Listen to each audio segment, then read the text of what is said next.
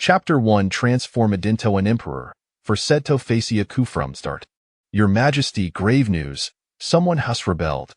Within the grand hall, Aphali Unjanik tumbled in, hastily kneeling before a throne. The commander of the Imperial Guard has defected, and Therbel force Shavial redestormed the palace. Your Majesty, we must fleetens. Upon hearing Thai's alarming news, Lysias fist drained off color, devoid of tracy off blood. Li Xiao, once Murayambla University student, had awakened to find himself transformed into the Emperor of Tang Dynasty. The Tang Dynasty, a once Semitai empire that dominated central plains and established was territories, had now entered in raw fragmentation and disarray, long past its golden age. But fear not. Li Zai remained undeterred. A Sadametravler, Hebelievid, thought no enough these challenges were insurmountable. He, Li Xiao, would resquet Tang Dynasty, restore its formery, and bring about renaissance. Yet, unexpectedly, just as she was brimming with ambition, a rebellion erupted for a night. The commander of the Imperial Guards, Woshudhovs warned to protect the emperor with his life, offered no resistance and instead surrendered to Thurbles. Before he could have zetteline to his reliance emperor, Li Ziyu found himself ensnared like a to lineager. Only a single loyally Unjanik remained by his side, while Atheris had long since fled without a trace. He had attempted to search for in his Crete escaperudis within the palace, Butilas, the ancestors of Tang Dynasty had evidently left no such meant for their descendants. Li Zai was splung into despair. What cold hedo? He had no Tevin had Thechan Satavisithi Harmons this consorts looked like. His reines ampera radiata trili begin, and wasito and so abruptly? Ding! Target detected. The 10,000 realms emperor system is bending Tothost. Lysias Lichipus system? An external arrived? The 10,000 realms emperor systembo astat wu main function signin and summoning, each sublian seementh. Host, would Iowa like to signine immediately? Sign in. Lysi responded without hesitation. Ding! Congratulations, host, for a successful signand. You have received the sign-in reward 100,000 greats, dragon riders. Great snow dragon riders? Those Zuer Reth elite cavalry under the command of Su Shao, the king of Belyong, in the world of snow in the world, renowned as hemist formidable cavalry. Themis celebrated battle-leafed greats, no dragon riders swaswan amory tint house and off team on a highlight, daniqual number of frorang cavalry and 300,000 bayman troops. One can lie imagine it had terrifying combat prowess of 100,000 greats, no dragon riders. Ta think this system had summoned them for him. 100,000 greats, no dragon riders swirl reassembling outside capital. With such a force, how cold hanodern the tide? A glint of sharpness flashed in Lysias' eyes. Ding! The host hastened summoning opportunity.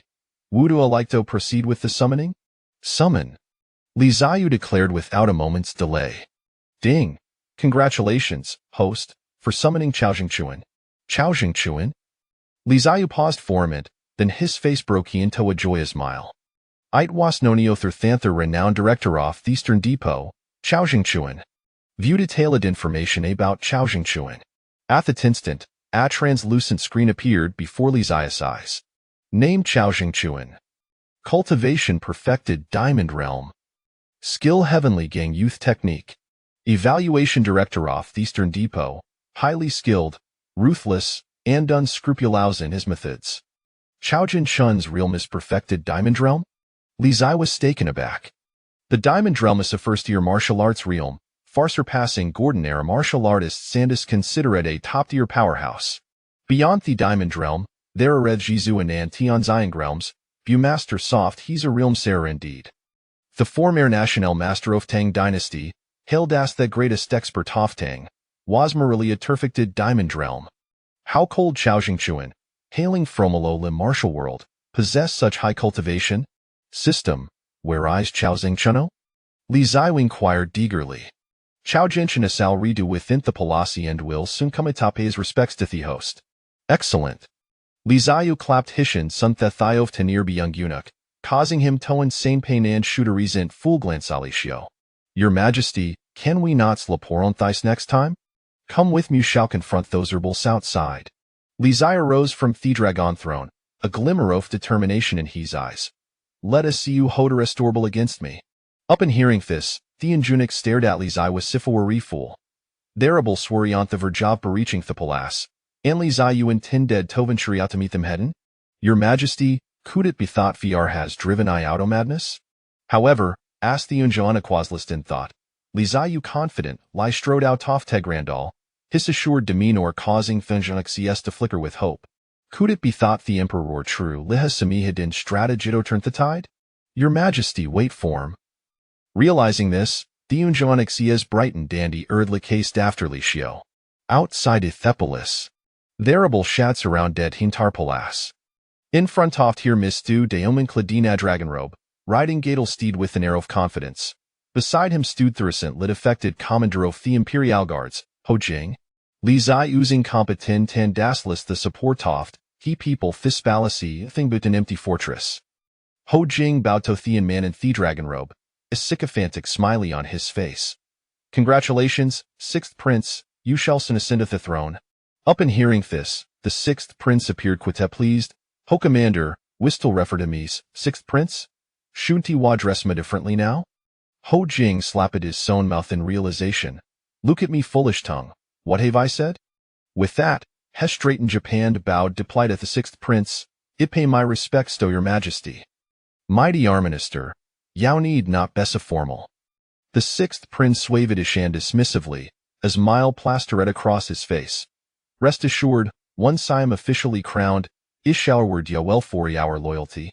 Then I shall thank your majesty for our great kindness in advance. Ho Jing Salegra Venmer obsequious. Just as their exchanger reachedite speak, Lizai you and Theunjoanich appeared atop the palace wall. You, sixth prince, I tis you? Lizaias narrowed slightly upon recognizing Thean man and the dragon robeting Thurbles, clear lie taken aback Thathis, rebellious figureus Theon conspicuous sixth prince. He, second brother, did Iano expect this? A half-smile played in the sixth prince slipst, the sixth prince Eufton Lucadau Nupan Haskami heredidatos easy our throne. Hehadelways been amary shadow among the princes, his presence negligible. 4 years, he had been biding his time, accumulating strength for this veride. Sixth prince, you may bear rejoicing to stun. Lizaiashukished with a calm smile. Second brother, Spirius the bravado. The sixth princess Mila twisted into a menacing grin. Soon, your kingdom, your harem, will belong to me no, the will all belong to him. Raising his word high, he proclaimed, Lizai oozing competent and unworthy today, I shall depose a this tyrant to nonero for ancestors. Asked the sixth prince prepared to take action. Hojinj interjected, there is no need for your majesty to dirt your hand salamato, hand this trivial matter. Fool, I shall take your life me's. Ho Jing shout discharged toward Licio. Seeing Ho Jing's murder intent, the Unjoanic trembled in fear, but when he glanced at Licio, he found him standing calmly with his hands clasped behind his back, exuding an air of tranquility. Your majesty, what is your contingency plan? It Bekamekli Ardaham Thatli Zayu had no backup plan. He peered ready Tophis if with dignity. Amidst this fear, the Unjoanic felt a twinge of pride.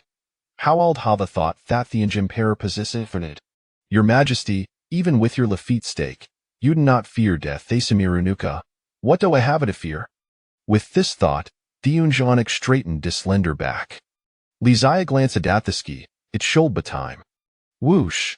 At that moment, a rushing wind pierced through the air, and Lizaya Sawashido dart past them, heading straight for Ho Jing.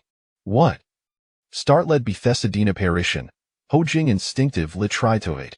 Yet, no matter how maneuvered, the figure was like a ghost, impossible to shake off.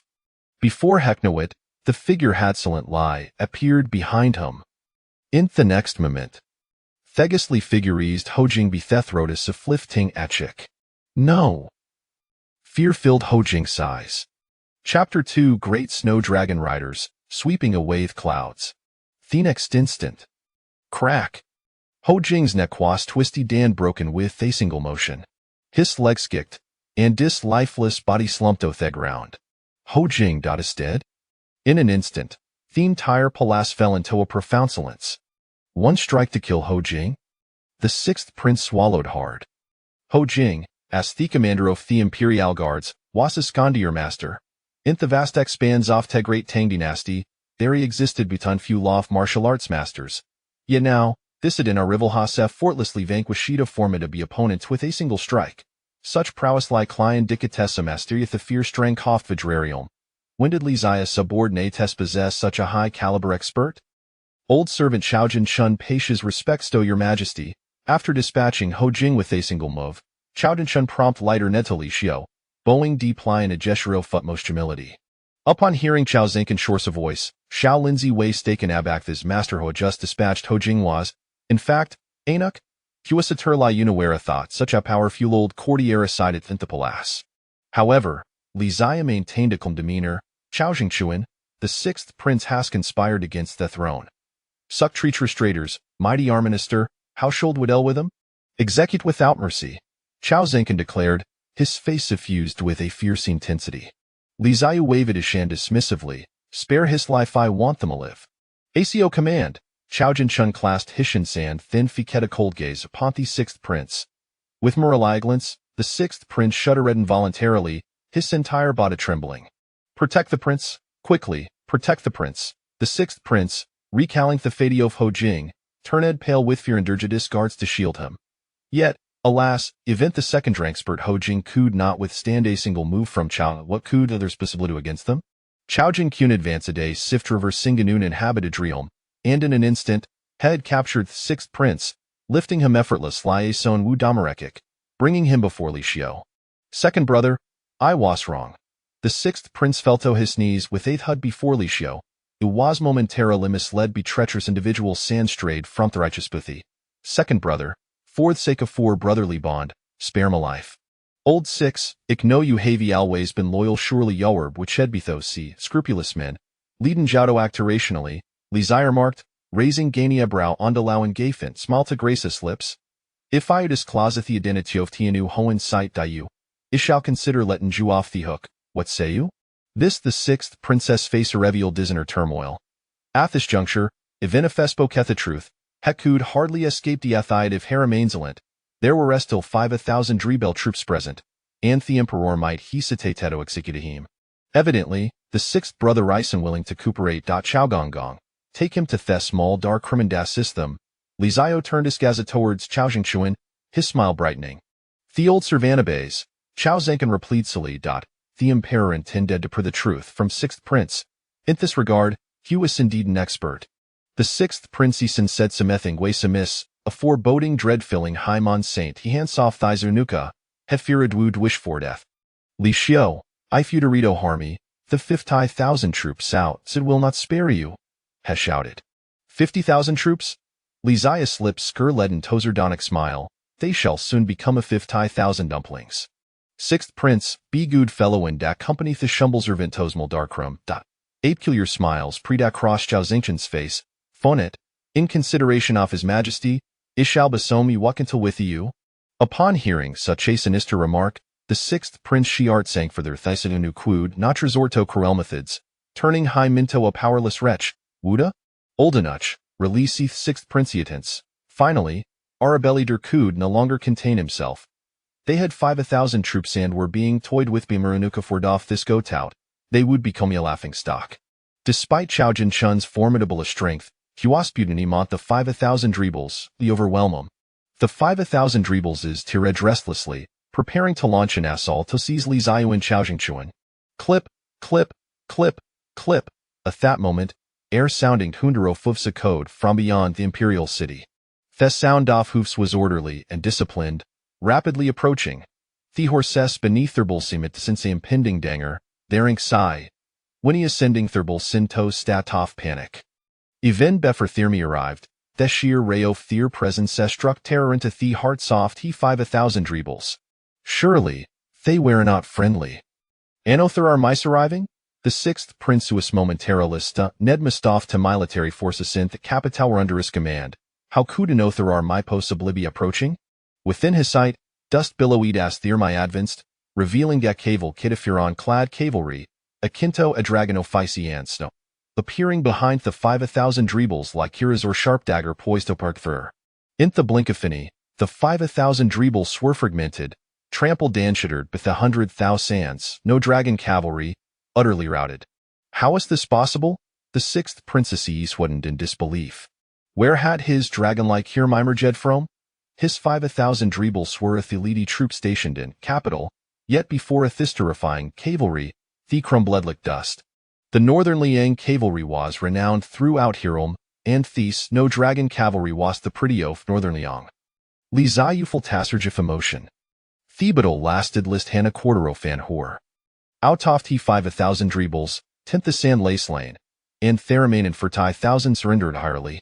Witnessing this scene, the sixth princess legs buckled, his facie a mask of despair. Herealized his scoofa dutterly failed. The sixth prince believed had concealed disintention swell, yet he had not considered that Li Zayud concealed plants of indiper. Thworld perceived the current temporora saw a condenept full hakud havi anticipated that Li Zayas weakness was merely a fad. Every onad been deceived behem. Who, truly, was ethereal old six? Yet before ye could ponder further, Chowjin Chunyadal Reedy wasted himu pandragid hymin toasmal darkroom. Half an her later. Chowjin Chun interred he impair Orsham holding gaslapov paper. Your Majesty, the sixth prince has confessed of everything here is the list off traitor, for Majesties review.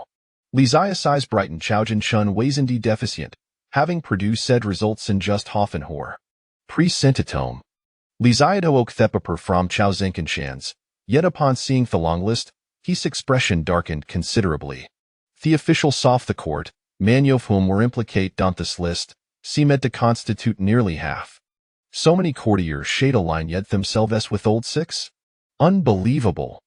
Chao Jingchuan, conveyment a command the 100,000, no dragon cavalry seal thesa to gites immediately noticing Fleischel escape. Li Zaya spoke in a low voice. Tomorrow morning scout session, intend to capture a Thispan doff traitor sin and Ethel swoop. The old Servana bays. Chao Zenkin clasped Hishans. He understood that the emperor was truly enraged. The upcoming court session would undoubted Libius enough bloodshed and turmoil. Chapter 3.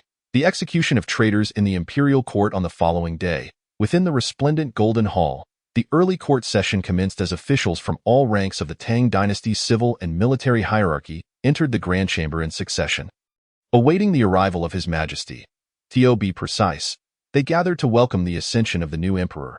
Among the assembled officials, nearly half were already privy to the coup attempt orchestrated by the sixth prince the previous night. Although they had not directly participated, they had, in varying degrees, contributed to this insurrection. Should the new emperor take the throne, they would undoubtedly share in the glory of his rise. At this moment, the most elated among them was likely General Su Lushan. General Su, congratulations. You are the uncle of His Highness the sixth prince. Once he ascends the throne, you shall be the country's esteemed uncle. One of the censors approached Su quietly, a sycophantic smile plastered across his face. Oh, it is not solely my merit that the new emperor rises. I shall rely on the esteemed support of all of you in the future, Su Lushan replied with a beaming smile. Though he feigned humility, inwardly, he was already reveling in his anticipated triumph. With the sixth prince's usurpation, he had played a pivotal role and was closest to the prince, who had promised him a promotion to Grand General and command over the military should he successfully ascend. This meant that during today's court session, he would soar to unprecedented heights, becoming the most powerful official in the court. His Majesty has arrived. Just as Su Lushan was lost in thoughts of his bright future, a sharp voice of a eunuch broke through. His Majesty? Su Lushan furrowed his brow. This sixth prince, how presumptuous to proclaim himself emperor before officially ascending. He shook his head, intending to have a word with his nephew later. However, as he caught sight of the figure ascending the throne, his pupils dilated in shock. For seated on the dragon throne was not the sixth prince, but Li Xiu. How could this be? Su Lushan's eyes nearly bulged out of their sockets. Your Majesty? The ministers who had covertly conspired with the sixth prince also felt their hearts race. Their faces paled in panic. My esteemed officials, are you not disappointed to see that I am still alive? Li Xiu beamed at the assembly. Yet the hearts of the ministers grew cold. Li Xiu's unscathed presence at the morning court indicated that the sixth prince's actions had failed. What is this you speak of, Your Majesty? Su Lushan managed to force a smile. Who would dare wish ill upon Your Majesty? We are overjoyed by your majesty's health. How could we be disappointed? Is that so? Li Xiu's lips curled into a smirk. General Su, I have heard you are the uncle of the sixth prince. Pray tell, how much do you know of his treasonous plot from last night? What? The sixth prince conspired against us. Su Lushan exclaimed in disbelief. The sixth prince had always been loyal and honest. How could he commit such a heinous act? Had I known earlier, I would have done everything in my power to prevent such a grave error. Su Lushan sighed heavily, his face etched with sorrow. To know a person's heart is a rarity.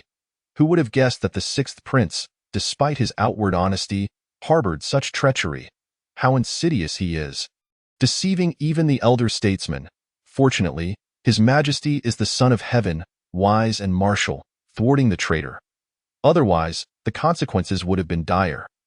Other officials quickly fell in line, denouncing the sixth prince, eager to distance themselves from any implication of treachery. Such an act, merely for show, thought Xiao Linzi, observing the theatrics of the officials below with undisguised disdain. They were all seasoned actors. At that moment, Li Xiu raised his hand to calm the ministers, stating, "There is no need for alarm. The list of traitors has already been fully confessed by the sixth prince. I am well aware of who among you is loyal and who is a rebel." Instantly, the officials' faces drained of color. The list of traitors has been disclosed? Oh, sixth prince, you have truly brought ruin upon us. They had been performing for nothing. Impossible. Su Lushan's heart was still in turmoil. He refused to believe Li Xiu possessed a list of traitors. Just then, Chao Zhengchun, who had remained silent by the throne, stepped forward, slowly unveiling a piece of paper, and began to read aloud. Court Counselor, Lu Ji, Guerrilla General, Su Kuan, Deputy Minister of War, Guatai. One by one. Names were pronounced in Chao Zhengchuan's eerie tone, and those summoned trembled, their faces etched with despair. The remaining officials were also on edge, holding their breath, fearful of hearing their own names. Treason is a crime punishable by the annihilation of one's clan. General Su Lushan. As the last name was called, Chao Zhengchuan's gaze fell upon Su Lushan, a chilling glint flashing in his eyes. These 17 officials are all the principal conspirators. Their entire families shall be executed. Execute their entire families. An elderly minister fainted upon hearing this proclamation. In an instant, the dozen or so named ministers collapsed to their knees. Your Majesty, we are wronged. Yet Li Xiu remained indifferent, waving his hand and commanding, "Take them away." For traitors, Li Xiu would show no mercy. You presumptuous child, you think you can annihilate my clan? You are not worthy. Realizing his imminent demise, Su Lushan suddenly sprang to his feet, charging toward the throne in a desperate bid to seize Li Xiu. At this moment, he believed that only by taking the emperor hostage could he hope to survive. Not good. Su Lushan is attempting regicide. Protect the emperor. Quickly, protect the emperor. Chaos erupted within the Golden Hall as numerous guards blocked Su Lushan's path. You think you can stop me with just this lot? Su Lushan grinned. Yet his momentum did not wane as he barreled forward, swinging his fists and sending the guards flying. With his near King Kong level prowess, who in the hall could withstand him? In the blink of an eye, he was less than 10 paces from Li Xiu, a glimmer of joy appearing on his face.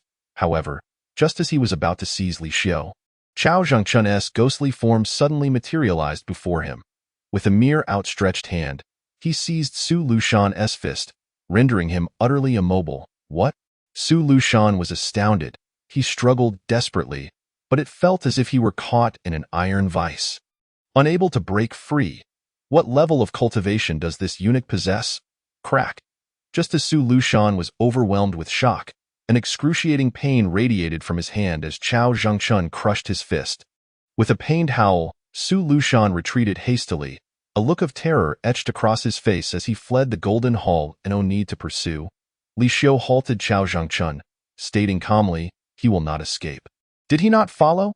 At that moment, Su Lushan had already fled the Golden Hall, glancing back in disbelief to see that Chao Zhengchun had not pursued him, a flicker of hope igniting on his face. Perhaps he still had a chance to escape, but at that instant, figures clad in silver armor suddenly appeared from all directions, crossbows aimed squarely at Su Lushan. The 3,000 great snow dragon riders had long awaited this moment. By the order of His Majesty, execute the traitor. A thunderous command erupted, reverberating like a tempest, and in the next instant, Su Lushan's form was engulfed in a deluge of arrows. Chapter 4. A new era for the Tang dynasty within the Golden Hall. Two elite members of the Great Snow Dragon Riders dragged in a body riddled with arrows, resembling a porcupine. We report to your majesty, the traitor Su Lushan has been slain. Many officials in the hall cast a glance at the corpse. Unable to stifle their gasps of shock, Su Lushan was a martial arts master, his cultivation level reaching the pinnacle of the second rank, perilously close to the King Kong level. They had assumed that once Su Lushan escaped the Golden Hall, he might yet preserve his life. Yet, to their astonishment, he had been turned into a sieve. It appeared that His Majesty had meticulously set a trap outside. Those who participated in the rebellion found themselves with nowhere to run. Seeing the officials rendered speechless, Li Xiu smiled and reassured, "Rest easy, my esteemed ministers. I only execute traitors. As long as you remain loyal to me, you shall face no harm. Your Majesty, we swear our unwavering loyalty to you." The ministers clamored. "Had we known of the sixth prince's treachery sooner, we would have willingly sacrificed ourselves for your Majesty. Your Majesty, all of the sixth prince's conspirators have been dealt with. The remaining officials are loyal to you." The ministers rushed to express their fealty to Li Xiu, but he merely smirked. "Loyal officials? I would not be so certain." A hint of mockery danced across Li Xiu's face as he added, "I forgot to mention, the list read by Lord Chao was merely a fraction of what the sixth prince confessed. Su Lushan and the others are indeed principal offenders deserving of extermination. I possess another list of accomplices yet to be revealed." "What? Another list?" The smiles on the faces of the ministers abruptly froze. They had assumed that His Majesty's purge had concluded for the day. Yet to their astonishment, the emperor held in his hand a list of accomplices. Moreover, this list was quite extensive. Li Xiu turned to the side and asked, "Chao Zhengchun, have you counted them? How many accomplices are there in total?" Chao Zhengchun cupped his hands and replied, "Your Majesty, there are a total of 108.108. Li Xiu mused, stroking his chin with a serious expression as he surveyed the ministers below in the Grand Hall.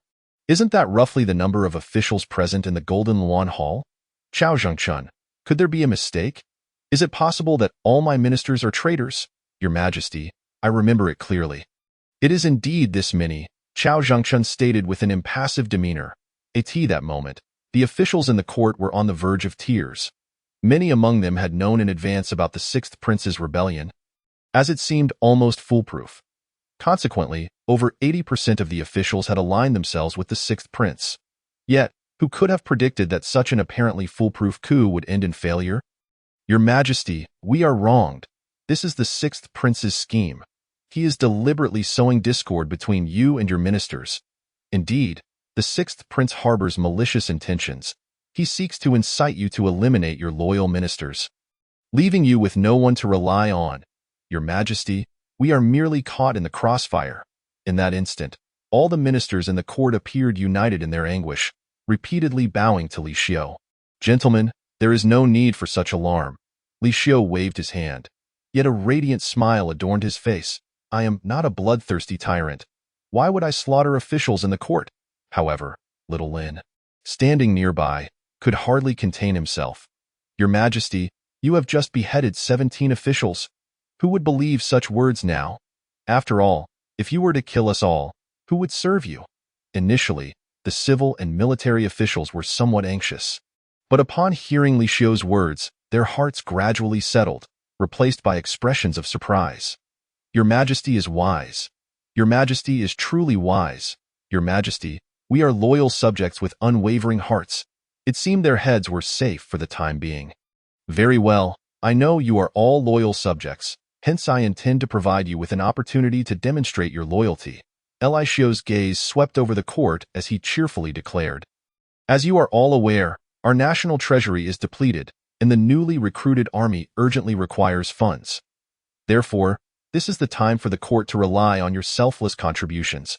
The ministers exchanged glances, unable to contain their dismay. "Your Majesty is asking us to pay for our safety.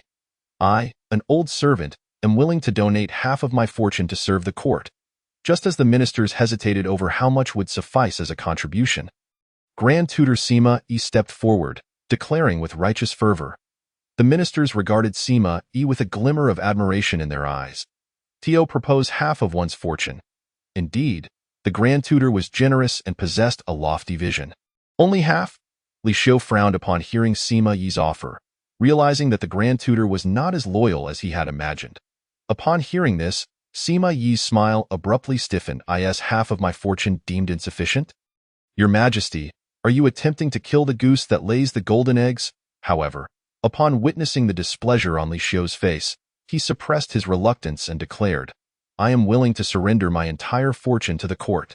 Excellent! Li Xiu clapped his hand on little Lin's thigh, causing the latter to grimace in pain. The Grand Tutor is indeed devoted to the nation, a paragon of loyalty, the foremost loyal minister in this court. Li Xiu lauded Grand Tutor Sima Yi highly, then turned his gaze to the other ministers. Surely, the court could not be devoid of loyal subjects besides the Grand Tutor, could it? As Li Xiu's gaze swept across them, the ministers felt a prickling sensation along their spines, internally lamenting. Given the current atmosphere, unless they donated their entire fortunes, it seemed impossible to satisfy the emperor. That would be a tremendous blow to their ancestral wealth accumulated over generations. Nevertheless, under Li Xiu's piercing gaze, the ministers began to make their choices. The court is in distress. Every citizen bears responsibility. I, the Minister of War, am willing to donate all my wealth to replenish the national treasury. I, the Minister of Justice, am also willing to contribute my entire fortune for the nation. All the civil and military officials present feigned loyalty to the nation, yet inwardly their hearts bled. However, they dared not voice their grievances. Today, Li Xiu executed 17 traitorous ministers and confiscated the fortunes of all officials, employing such a thunderous approach that it completely reshaped the ministers' perception of this young emperor. They struggled to believe that the once timid young emperor had transformed into a decisive and formidable ruler. Wielding both benevolence and cruelty, at this moment, many ministers found themselves harboring a flicker of reverence for this young sovereign. In recent years, the imperial authority of the Tang dynasty had waned, and order had deteriorated. For the officials, the emperor had become little more than a figurehead. In the court, any minister with a modicum of power would hardly regard the emperor with respect. They had not felt such reverence for the emperor in many years. Could it be that the Tang dynasty was truly on the verge of a transformation? Chapter 5 Your Majesty, did you not utter an additional myriad? The court session adjourned amidst the ministers' trepidation. As little Lin announced the conclusion of the assembly with a voice reminiscent of a duck's quack. Long live our emperor! Long live our emperor! After paying their respects, the ministers gradually exited the hall from both sides of the imperial path. Once outside the Golden Luan Hall, the officials immediately donned expressions of despair. Why the long faces, my lords? Is it merely a matter of donating some money to the treasury? Grand Tutor Sima Yi shook his head, his eyes glimmering with a hint of mockery. Grand Tutor, do you truly mean to suggest this is merely a donation? The Minister of Justice replied helplessly, that is our entire fortune. All those years have been in vain. The surrounding ministers expressed their shared sentiments. You lot, usually so cunning, how is it today you appear as foolish as pigs? Have you been rendered senseless by the emperor's intimidation? Sima Yi regarded them with an expression of deep disappointment, suggesting, how much wealth you possess is known only to you. Who else can ascertain it? Indeed. Upon Sima Yi's prompting, the ministers' eyes suddenly gleamed with realization. Their wealth, aside from the visible properties they owned, was far more intricate and considerable in private. Even they themselves were uncertain of the full extent. They would need to return home and consult their ledgers to ascertain their true assets, if even they were unaware of their total wealth. How could the emperor possibly know? Even if the emperor instructed the Ministry of Justice to investigate, they would uncover nothing. A cunning smile emerged on Sima Yi's face. The emperor is still too young. How much we choose to donate is ultimately at our discretion. Your words are indeed astute. The ministers, who had previously worn frowns, now beamed with joy, giving Sima Yi a thumbs up. The old fox indeed knows the game. Thus, this minor loss became but a trifling matter to them. Grand Tutor, thank you for your insight. Tonight, I shall host a banquet at the Drunken Immortal Pavilion. Might you honor us with your presence? Certainly, certainly. Sima Yi smiled broadly. Outside the Golden Luan Hall, the air was filled with mirth. Inside the Golden Luan Hall, however, Li Xiu wore a cold smile. This group of cunning old foxes, so readily agreeing to donate all their wealth, could be inferred to be up to no good. They were undoubtedly planning to contribute only a fraction of their visible assets, hoping to deceive the emperor. Li Xiu knew full well that these officials possessed a substantial amount of hidden wealth, which they would never willingly part with. With this thought, Li Xiu's gaze fell upon a figure beside him. Chao Zhengchun, I am here, Your Majesty. Chao Zhengchun immediately bowed. I intend to consolidate all intelligence agencies within the court to establish the Eastern Depot, tasked with monitoring the ministers and overseeing the realm. From the officials in the court to the common people, even the martial world, all shall be under your watch. Chao Zhengchun, you shall be the inaugural supervisor of the Eastern Depot. Li Xiu regarded Chao Zhengchun, the establishment of the Eastern Depot to oversee the realm. For reasons unknown, it seemed a deeply ingrained memory surged within Chao Zhengchun at this moment, as if the position of Eastern Depot supervisor had been tailor-made for him. I shall exert myself to ensure Your Majesty's satisfaction, Chao Zhengchun proclaimed, his heart racing with excitement. I entrust you with the responsibility of managing the contributions of the ministers. Li Xiu's eyes sparkled with intensity. I have no interest in the paltry offerings they present. I want their entire fortunes. Within 3 days, I expect a satisfactory outcome. Chao Aiqing, can you accomplish this? Little Lin, standing nearby, couldn't help but feel for Chao Zhengchun, pondering that the ministers likely hid a significant amount of private wealth. Even 30 days would not suffice to uncover the truth. However, Chao Zhengchun remained expressionless.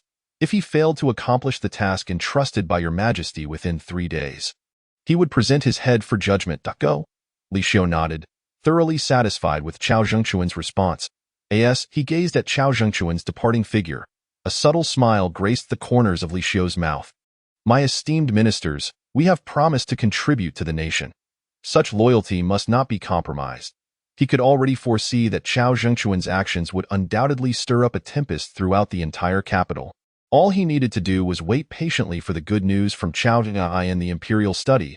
Li Xiu's desk was cluttered with various letters and documents. Each of these files had been submitted by Chao Zhengchun, with the name of an official inscribed on every one. Within those documents lay a detailed account of the officials' entire wealth. Without exception, these officials appeared to possess little in terms of public assets. Yet their hidden fortunes were alarmingly vast, truly overflowing with riches. For instance, the file in Li Xiu's hand detailed an official named Wang Ji, who outwardly seemed to live a modest life, his household assets totaling less than 100 taels of silver. However, this individual had transferred private assets under another's name, amounting to a staggering 500,000 taels. And Wang Ji was merely a minor player among many similar individuals in the court. Each one was a corrupt official, indifferent to serving the nation, accumulating wealth without restraint, all the while putting on a facade of integrity. A cold smile spread across Li Xiu's face. Among them were some officials whom Li Xiu regarded as honest and upright.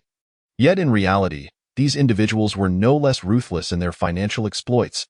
Notably, Grand Minister Sima Yi stood out, possessing private assets exceeding 10 million taels.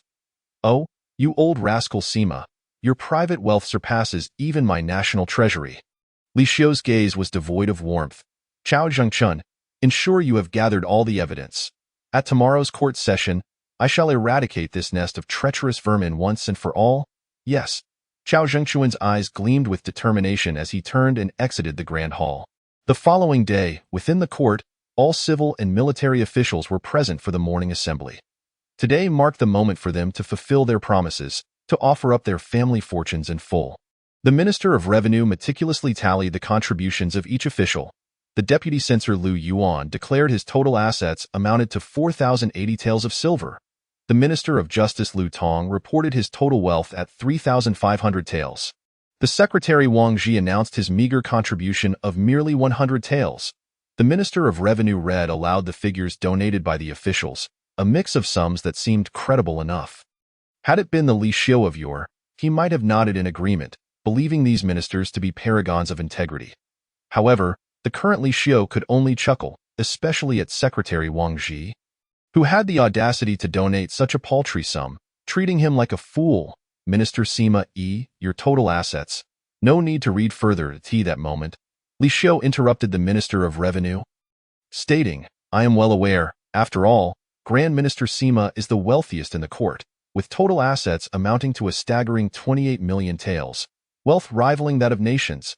Sima, he turned pale upon hearing this. Your Majesty, surely you misspoke by 1,000. Is that so? A slight smile curled at the corners of Li Xiu's mouth as he turned to Chao Zhangchun nearby. Chao Aiqing, do enlighten us if I have erred. Chao Zhangchun stepped forward, bowing respectfully to Li Xiu. Your Majesty, according to our investigations, Grand Minister Sima possesses over 40 grand residences scattered across the capital and various provinces, along with 300,000 acres of fertile land. Furthermore, within his private estate, we uncovered mountains of gold, jewels, and priceless antiques. It is conservatively estimated that Sima Yi's wealth exceeds 28 million taels. 28 million taels. Many officials gasped in astonishment. The annual revenue of the Tang dynasty's treasury was merely 800,000 taels. How could Sima Yi's private wealth be so monumental? Many courtiers instinctively distanced themselves from Sima Yi, wary of being implicated as his accomplices in such egregious corruption. 28 million taels.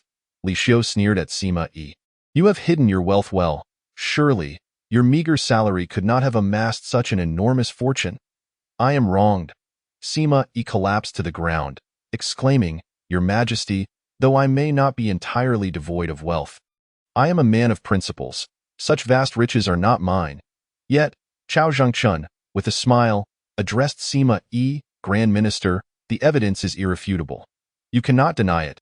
Moreover, we possess not only your private asset records but also those of other officials. It is clear to your Majesty and me who is truly righteous and who is obscenely wealthy. Upon hearing this, the officials felt as though they had been plunged into an icy abyss. Does this mean your Majesty has thoroughly investigated our assets? They pondered, realizing they might be guilty of treason against the Emperor. Your Majesty, do not trust Chao Zhangchun. His claims are likely fabricated. Indeed, your Majesty. Eunuchs have always been duplicitous. One must not heed their slander. In an instant, several officials rose in protest against Chao Zhangchun, even accusing him of treasonous intentions. Such absurdity made even Xiao Lin chuckle. Could a eunuch truly aspire to usurp the throne? It was utterly ludicrous. Bang! At that moment, Li Xiu slammed his hand down on the armrest of his dragon throne. The evidence is as solid as a mountain. Do you dare to argue? Seize Sima Yi at once, strip him of his title, confiscate his assets, and schedule his execution. Execution? Sima Yi was taken aback. Just then, 2 guards from the Eastern Depot rushed in, dragging Sima Yi from the hall. Your Majesty, you cannot kill me, Sima Yi shouted. My brother, Sima Chong, is the military governor of Huainan. If you dare to execute me, Huainan will surely rebel. The military governor of Huainan commanded a formidable force of 200,000 troops.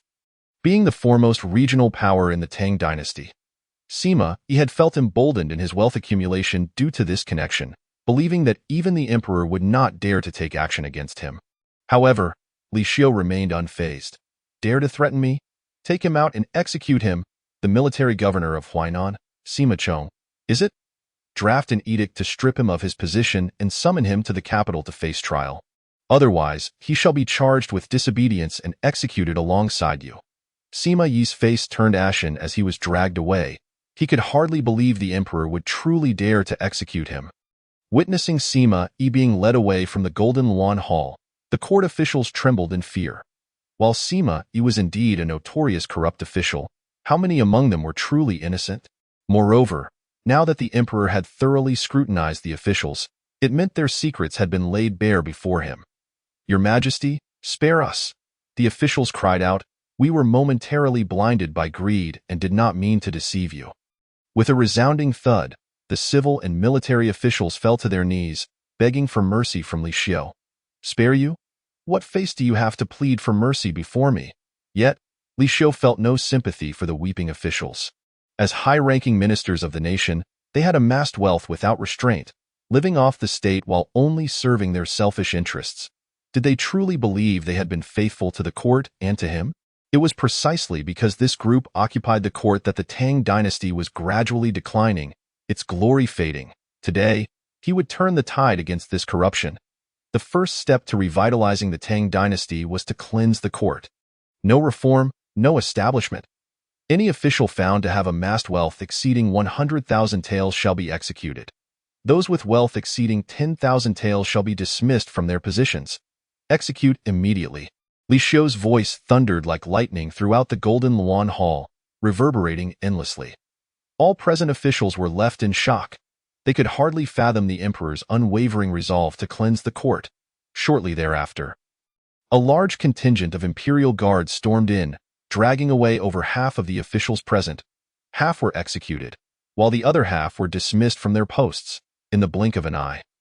The Golden Luan Hall seemed significantly more spacious. From now on, any official found secretly amassing wealth, regardless of the amount, shall be executed, Li Xiu declared solemnly. Executed.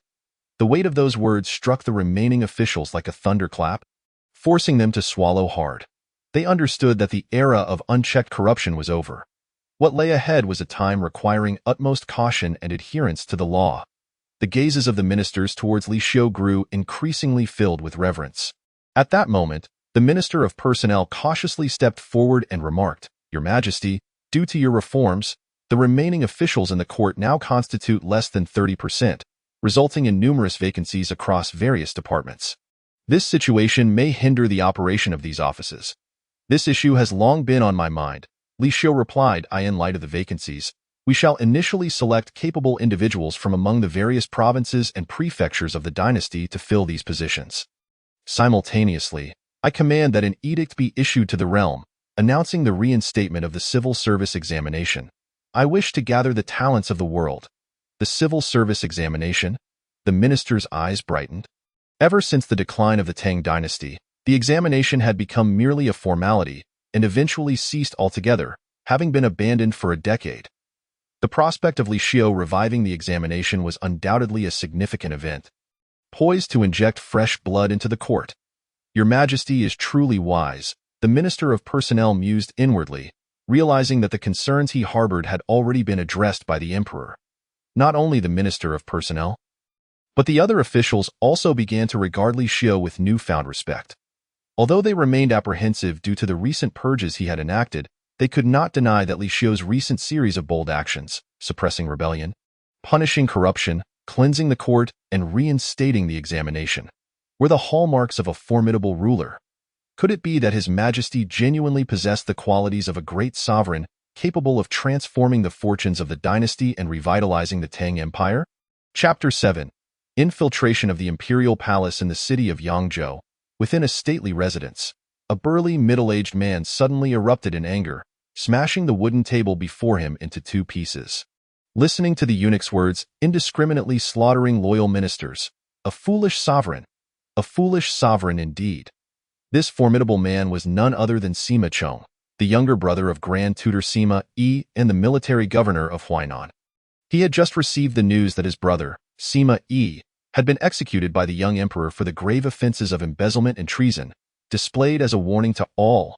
Furthermore, this young emperor had boasted of stripping Sima Chong of his governorship, demanding his presence in the capital to face punishment, threatening execution if he refused. That inexperienced boy, unaware of the vastness of the world, thinks that by eliminating a few civil officials, he can truly consider himself a great sovereign, capable of trampling upon my authority? A fierce glint flashed in Sima Chong's eyes as he sneered at the thought. Who is he? The military governor of Huainan, commanding an army of 200,000. I have never regarded the central court of the Tang dynasty with any seriousness, let alone this young emperor, who has yet to grow his first hair. The foolish young emperor dares to stir up trouble atop the very ground I stand upon. At that moment, a bearded subordinate stepped forward, clasping his fists in salute. Governor, I implore you to allow me to take the field. With our Huainan army's might, we can march northward, seize the capital, and install the governor as the new emperor. The old Li family has occupied the throne for far too long. It is time for a change. Sima Chong was undoubtedly intrigued by this suggestion. Though he was already a local overlord in Huainan, he still fell short of being a true emperor. The realm was rife with regional warlords, and among the military governors, few remained loyal to the imperial family. Should he rise in rebellion against the court, he would encounter little resistance. There was no need to mobilize the entire army. A clever plan could achieve the goal without bloodshed. At that moment, a voice, mysterious and profound, reverberated within the grand hall. Sima Chong turned to see a figure in gray robes approaching, and his demeanor immediately shifted to one of respect. What strategies does Mr. Su possess? Pray, enlighten me. This figure, known as Su Jingzong, was a master of the martial arts. Having reached the level of Vajra, the spring and autumn sect he led was a forbidden school of thought, yet in these turbulent times, such unorthodox teachings had begun to resurface. The spring and autumn sect had pledged to support Sima Chong in his quest for supremacy. And in return, Sima Chong permitted the sect to expand its influence in Huainan, recruiting disciples and practicing their arcane arts. Su Jingzong smiled gently. Our spring and autumn sect excels in the art of Qi Min Dunjia. I can infiltrate the capital and, without a soul being the wiser, eliminate the young emperor. However, merely removing the young emperor may not suffice. Sima Chong furrowed his brow. What do you mean? Su Jingzong waved his hand dismissively. Do not rush, Governor. I have stated that I am proficient in Qi Min Dunjia. Once the young emperor is dealt with, I shall employ my skills to transform my appearance to that of the young emperor, thereby usurping his position. At that point, the entire capital, and indeed the Tang dynasty itself, will be yours to command. Brilliant, simply brilliant, Sima Chong exclaimed, suddenly enlightened. With your assistance, how can my grand ambitions fail? When do you intend to set forth? I shall depart at once, if all goes as planned. I expect to succeed within 2 days, Su Jingzong replied. Then I shall await your good news. Sima Chong's eyes gleamed with fervor. With Su Jingzong's prowess at the Vajra level, infiltrating the imperial palace to assassinate an inexperienced young emperor would be akin to using a sledgehammer to crack a nut. Failure was inconceivable. Should Su Jingzong succeed, half of Sima Chong's imperial aspirations would already be realized. A radiant smile adorned Sima Chong's face as he envisioned himself donning the imperial yellow robe in the near future, in the capital of Chang'an. Within the Tang imperial palace, even in the deep of night, the palace remained brightly lit. Troops clad in iron armor patrolled the halls, leaving no corner unexamined. The imperial guards bore the heavy responsibility of safeguarding the emperor's safety, and under the reformation by Chao Zhengchun, their loyalty to Li Xiu was unwavering. Suddenly, in the vicinity of a patrol, a shadow deftly evaded the guard's scrutiny, silently merging with the darkness. I did not expect such stringent security within the palace. The shadow was none other than Su Jingzong, the master of the spring and autumn sect. Gazing at the heavily guarded soldiers, surprise flickered across his face. Had he not possessed the skills of a Vajra master and knowledge of unorthodox techniques? Infiltrating the Tang palace would not have been an easy task. Yet today, with my own hands, even if this palace were fortified like a copper wall or iron bastion, it shall not protect the young emperor from his impending doom. Su Jingzong grinned, his gaze fixed upon a nearby palace, the Yellow Dragon Hall, where the young emperor likely resided. A glimmer of cold light flashed in Su Jingzong's eyes as he prepared to infiltrate. However, just then, at the entrance of the Yellow Dragon Hall, an unexpected figure appeared. It was Chao Zhengchun. Who goes there? Su Jingzong's pupils constricted sharply. When had this figure appeared? He had not sensed his presence at all. Yet the other party clearly recognized him. Just as Su Jingzong was taken aback, Chao Zhengchun struck out with a palm towards him. Su Jingzong hastily countered, absorbing the force of Chao Zhengchun's blow. Bang! The resounding clash echoed as Su Jingzong spat out a mouthful of blood, hurtling backward, his face etched with horror. He was a master of the Vajra level. In the eyes of the world, he was undoubtedly a peerless expert, yet now, he had been struck to the ground by this individual. Ah! A somewhat sharp voice escaped Chao Zhengchun's lips, his fingers delicately poised, a look of surprise crossing his face. You didn't die? Impressive skill that I offer you a chance. Immediately castrate yourself and join my ranks. My Eastern Depot is in need of talents like you. You insolent eunuch, how dare you insult me? Su Jingzong seethed with rage. Viewing Chao Zhengchun's invitation as a grave humiliation, Chapter 8. Playing into the trap yin-yang transformation technique. Su Jingzong roared, as a dual force of yin and yang manifested between his palms, combining to amplify his power. Yet, Chao Zhengchun merely raised his hand and executed a simple strike. Bang! Su Jingzong's full-force attack crumbled before Chao Zhengchun as if it were made of paper, instantly shattered. The force of Chao Zhengchuan's palm continued unabated, striking Su Jingzong squarely in the chest. Crack! The sound echoed as Su Jingzong's chest caved in, his ribs shattered, and he collapsed to the ground. Impossible! Su Jingzong could scarcely believe that. After revealing all his trump cards, he still fell short against this old eunuch. When had such a terrifying powerhouse emerged within the Tang imperial palace? A wave of regret washed over Su Jingzong. Had he known, he would never have dared to storm the palace alone. Who sent you? What is your purpose? Chao Zhengchuan's eyes glinted like a venomous snake as he fixed his gaze on Su Jingzong. Yet Su Jingzong merely snorted disdainfully. If you wish to kill me, then do so. Spare me your prattle. Hee, no need to speak. I have ample means to make you talk. Chao Zhengchun grinned, his smile taking on a rather unsettling quality. Dream on, Su Jingzong. In a fit of rage, broke into laughter as the esteemed leader of the Spring and Autumn sect and a master of the Diamond Realm. He had encountered countless tempests. To think that mere torture could pry open his lips was nothing short of a delusion. Such a thought was an affront to his capabilities.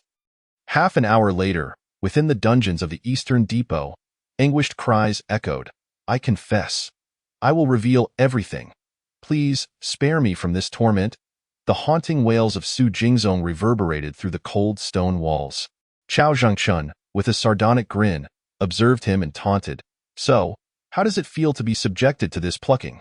Not quite pleasant, I presume. However, I still possess a more ruthless method yet to be employed. You are on the brink of succumbing. Even more ruthless? Su Jingzong swallowed hard. This old eunuch was truly twisted. In merely half an hour, he had endured no less than 20 forms of torment, leaving him utterly exhausted and teetering on the edge of despair. He simply could not withstand any further. Commander, I beg your pardon. In the Huanglong Hall, illuminated by brilliant lights, Li Xiu continued to peruse his books. He realized that his understanding of this world remained woefully insufficient, for this era's realm differed vastly from that of his past life in ancient times. The vastness of this world was far greater than he had ever imagined. At that moment, footsteps suddenly echoed from outside the hall. Chao Aiching, Li Xiu set down his book and turned his gaze to the newcomer. What brings you to me at such a late hour? Chao Zhengchun immediately bowed and replied, Your Majesty, I have just apprehended an assassin who infiltrated the palace. Oh? Li Xiu raised an eyebrow, intrigued. To have evaded the Imperial Guard's scrutiny and silently infiltrated the palace suggested that this person was no ordinary individual. Have you discerned his origins? Yes, Your Majesty, we have uncovered details. Chao Zhengchun presented a dossier.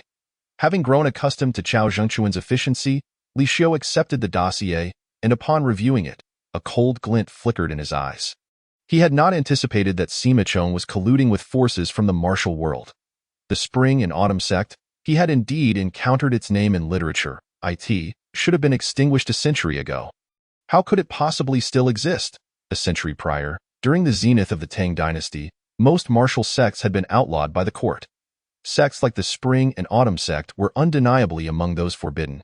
Yet, astonishingly, 100 years later, it had resurrected and even forged alliances with local military governors. This predicament was likely not an isolated incident. If Sima Chong aimed to usurp control over the capital, we shall turn the tables and ensnare them in their own trap. A smile curled at the corners of Li Xiu's mouth. Seeing the smile on Li Xiu's face, Chao Zhengchuan's eyes brightened. Comprehending the emperor's intent, Your Majesty, you wish to invite the monarch into the cauldron. I shall make the necessary arrangements at once. After bowing respectfully to Li Xiu, Chao Zhengchun exited the grand hall. Once he departed, Li Xiu unfurled a map of the Tang dynasty on the table. This map had been meticulously crafted by the palace cartographer as per his specifications. The map depicted the capital region in red while the rest was dominated by vast swathes of black. These black regions represented the various military garrisons entrenched within the Tang dynasty, occupying a staggering 70 to 80% of its territory. The decline of the Tang dynasty stemmed from two primary sources, the court and the military governors. Originally established to fend off foreign invaders, these military governors now wielded significant power, each commanding a formidable army and disregarding the court entirely. The slightest dissatisfaction, they would rebel, seizing territories and plundering the populace. The edicts of the court rarely extended beyond the capital. Dismantling the military governors and reclaiming military authority was imperative. Let us commence with the governor of Huainan. A glimmer of determination flashed in Li Xiu's eyes as he boldly marked a large cross over Huainan on the map. In the city of Yangzhou, within an imposing mansion, Sima Chong rejoiced as he read the letter from Su Jingzong. "Excellent," he exclaimed, clapping his hands with excitement. "Mr. Su's plan is proceeding flawlessly. He has successfully usurped the young emperor and ascended to the throne. The entire capital is now under his control, awaiting our grand entrance. Commander, could this be a ruse?" A subordinate questioned skeptically. "This letter was transmitted through the spring and autumn sex channels and is indeed in Mr. Su's own handwriting. It cannot be a deception." Sima Chong dismissed the concern with a wave of his hand, brimming with confidence. He knew Su Jingzong well. Even in failure, such strength would guarantee his escape. Now that a messenger had returned with good news, there could be no doubt. "Relay my orders. Mobilize the troops and advance at the utmost speed. We must reach the capital within 5 days." Sima Chong declared with grandiosity. "Yes." The Huainan commanders bowed in unison, responding fervently. Sima Chong nodded in satisfaction. Under his direction, preparations for the march had begun even before Su Jingzong's departure. Now, the army was nearly ready. With a single command, they could seamlessly advance northward towards the capital. Soon, the Tang dynasty would be under his dominion. Chapter 9. The Snow Dragon Cavalry, sent to suppress the rebels, the 200,000 troops of Huainan marched forth with great vigor. Reaching the gates of the capital in less than 5 days, they encountered no resistance, as if traversing through an unguarded expanse. Gazing upon the seemingly deserted yet majestic city, Sima Chong's face blossomed with delight. "Mr. Su is indeed a remarkable figure. His preparations have cleared the path for me, and I await only the moment to claim the fruits of victory." Upon the vast city walls, the sentinels were alarmingly few. Undoubtedly a result of Su Jingzong's meticulous planning to facilitate Sima Chong's entry. "Congratulations, Commander. You are soon to be the emperor." A sycophantic strategist behind Sima Chong chimed in. "Ha ha, once I ascend to the throne, all present shall be celebrated as great contributors to my success." Sima Chong replied, full of ambition. Suddenly, a thunderous sound erupted as the gates of the capital swung open and the drawbridge was lowered, seemingly welcoming Sima Chong's forces into the city. "Mr. Su has truly prepared a grand gift for me," Sima Chong remarked with gratitude. With a swift flick of his whip, he led his troops into the city. However, just as Sima Chong and his commanders surged through the gates, hidden soldiers sprang from the walls, unleashing a torrent of arrows upon the unsuspecting Huainan army. The arrows fell like rain, decimating the Huainan troops who were caught completely unprepared. In an instant, the 200,000 soldiers were thrown into disarray, and the gates crashed shut, trapping Sima Chong and his commanders within the city. "This is bad. We have fallen into a trap." Sima Chong's complexion paled as the realization struck him. "Oh, not panic. Follow me, and we shall carve a bloody path out." Sima Chong gritted his teeth, casting his gaze inward, still yearning for a desperate struggle. But at that moment, the ground quaked under the thunderous sound of galloping hooves. Sima Chong and his men felt the earth shake, as if every stone in the city was vibrating with dread. The steeds beneath them neighed in terror, exhibiting signs of profound fear. Sima Chong looked up to see a cavalry force, akin to silver dragons, surging towards them with an overwhelming ferocity, each rider embodying the essence of death, exuding a chilling aura of iron and bloodshed. He had never encountered such fearsome cavalry in all his years of warfare. The Snow Dragon Cavalry, sent to suppress the rebels. A voice filled with murderous intent echoed through the air. Shaking the heavens, the Snow Dragon Cavalry, Sima Chong's face turned ashen. When had such a formidable force emerged within the Tang dynasty? Yet, Sima Chong was no stranger to the battlefield. He would not surrender easily. "Fight! We would rather die than submit." Sima Chong drew his sword, ready to charge alongside his commanders. But unexpectedly, his own men turned against him, one striking him down from his steed. As Sima Chong scrambled to his feet, he gazed in disbelief at those once loyal commanders, their expressions now foreign and hostile. "You, Commander, we regret it, but one life must be sacrificed to save thousands. For the sake of survival, we must betray you." With that, A subordinate struck him on the back of the head, plunging him into darkness. In the imperial palace, within the Golden Luan Hall, Li Xiao and the court officials were engaged in their regular assembly when, suddenly, the commander responsible for defending the capital rushed in, flustered. "Your Majesty, grave news!" The commander of the 9 gates stumbled and crawled, his appearance one of utter disarray.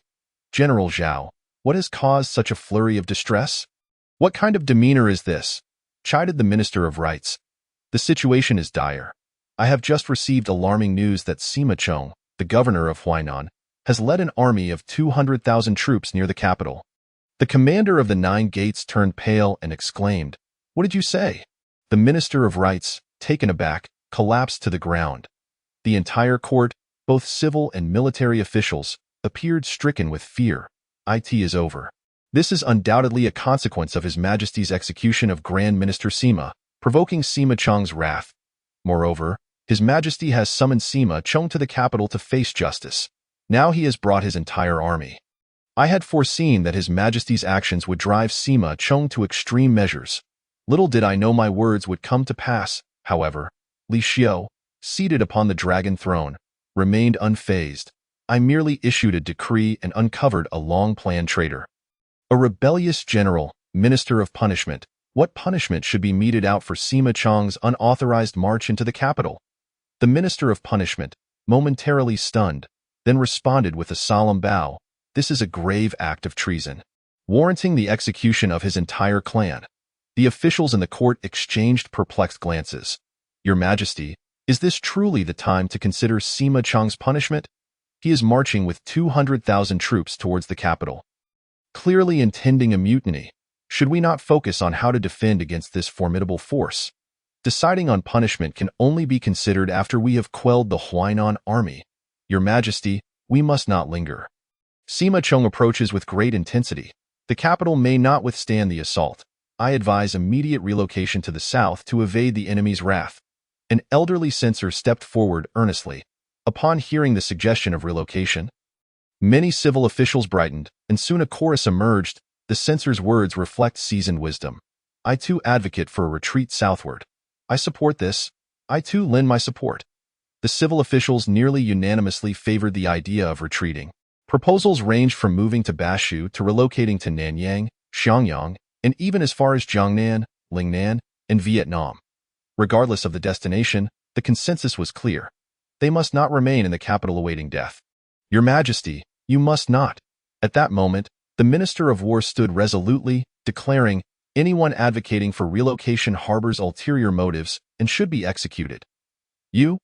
The officials advocating for relocation were rendered speechless, infuriated by the implication that their lives were at stake. "Your Majesty, all key regions across the realm are under the control of local warlords. If we leave the capital, you will become a mere pawn, vulnerable to their whims. I am willing to lead troops to defend the capital, pledging my life to protect your Majesty." Hearing this, Li Xiao's eyes sparkled with a hint of admiration. Amidst the chorus of retreat, the Minister of War's vow to resist was indeed a refreshing current. Chapter 10. The Emperor's resolution. As the censors and others prepared to argue further, Li Xiao raised his hand, declaring, "Anyone who dares to speak of relocation again shall be executed."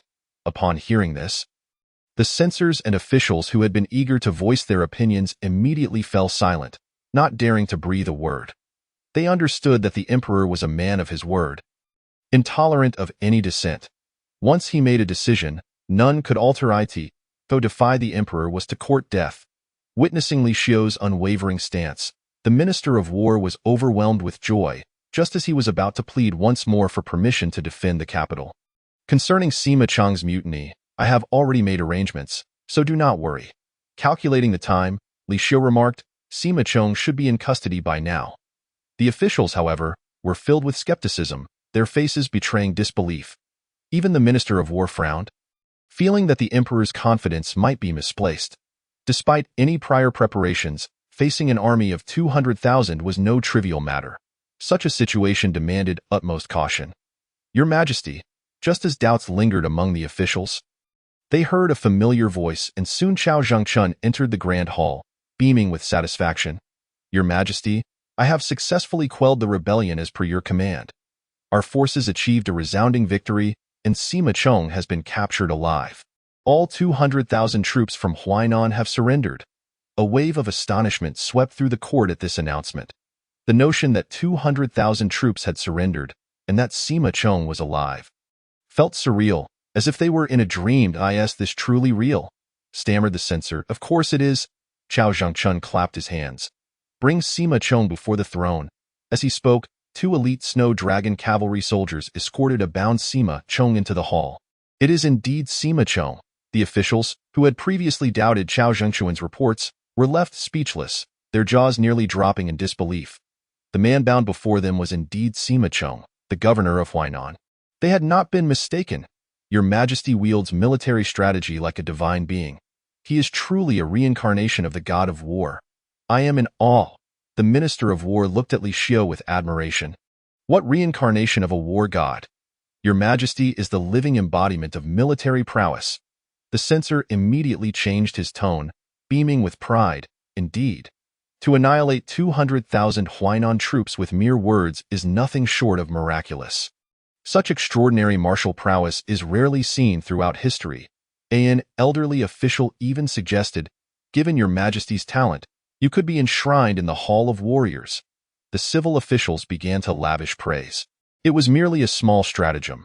I am no expert in leading armies. Li Xiu modestly shook his head, then turned his gaze to Sima Chong. Sima Chong, do you have anything to say, Your Majesty? Spare my life. Now, Sima Chong had nothing left to say but to plead for mercy. I was misled by that sorcerer Su Jingzong, and thus fell into this grave error. I recognize my mistake. I am willing to relinquish my military authority and retreat to the mountains, never to step foot in the court again. However, Li Xiu merely smiled, with 200,000 Huainan troops having surrendered. Do I still require you to relinquish your command? He then turned to Chao Zhangchun, instructing, take him outside and execute him at the Wumin. Yes, you command. Chao Zhangchun bowed. Your Majesty, you cannot do this. Sima Chong cried out, if you kill me, the other governors will surely be alarmed. All the local commanders will rise in rebellion against the court. Do you think I fear their rebellion? Li Xiu replied coldly with a smile. I intend to show them whose realm this truly is. The warlords must submit to the authority of the emperor. Those who dare defy my orders will meet but one fate, death. Glancing at the still defiant Sima Chong, Chao Zhangchun waved his hand impatiently. Take him away. The elite soldiers promptly dragged Sima Chong out of the Golden Luan Hall. The hall fell silent. Congratulations, Your Majesty, on quelling the rebellious forces and eliminating the traitor. The Minister of War stepped forward to congratulate Li Xiu, saying, now that Huainan is pacified, I believe Your Majesty should appoint a trusted individual to assume the role of Huainan governor and oversee the local warlords. Upon hearing this, many officials nodded in agreement. The Huainan warlord commands 200,000 troops. Now that they have been subdued, it is essential to appoint someone reliable for the position. However, choosing such an individual is no easy task. After all, while some may currently display unwavering loyalty, their fidelity cannot be guaranteed once they occupy the position of governor. Unexpectedly, Li Xiu shook his head, declaring, from this day forth, the title of Huainan governor shall be abolished. Abolishing the Huainan governor, I intend to eliminate the Huainan warlord. This statement immediately ignited a storm of shock throughout the court. The warlords had long been a source of dread within the Tang dynasty. Existing for over a century, over the years, several emperors had contemplated abolishing the warlords, yet they had all met untimely ends before realizing their intentions. The officials understood that these emperors had essentially died at the hands of the warlords. Yet now, the current emperor dared to speak of abolishing them. While they were astonished, they also worried for the emperor's safety. Executing a Huainan governor might not incite a widespread rebellion among the warlords, but abolishing the Huainan warlord would undoubtedly provoke them all. The governors understood that if the emperor abolished one warlord, the second and third would surely follow. They could never know when their own turn might come. Once the court initiated such actions, the powerful warlords would inevitably retaliate. Your Majesty, even the typically belligerent Minister of War urged Li Xiu to reconsider, stating that the current strength of the court was insufficient to confront the local warlords. This matter should be approached gradually, not hastily, lest it invite disaster upon the emperor. Your Majesty, The words of the Minister of War indeed reflect the wisdom of a seasoned statesman. I implore you to contemplate this matter with care. The scourge of the regional warlords has been festering for over a century, and it cannot be eradicated in a mere moment. You are a sagacious ruler, and with time and gradual accumulation of strength, you can dismantle these warlords one by one. Haste is not advisable. The other ministers are equally aware of the stakes and have voiced their concerns. Yet, Li Xiu, disregarding their counsel, waved his hand dismissively, declaring, "My mind is made up. No further words are needed. Dismiss the court." He then rose abruptly and left the assembly. A great calamity? Li Xiu merely curled his lips in a slight smirk. These ministers still underestimated him. With Chao Zhangchun and the Eastern Depot at his disposal, alongside an army of 100,000 snow dragons, what fear does he have of the world? The threat posed by the warlords is a chronic affliction of the Tang dynasty. Without eliminating them, he, as emperor, remains but a figurehead.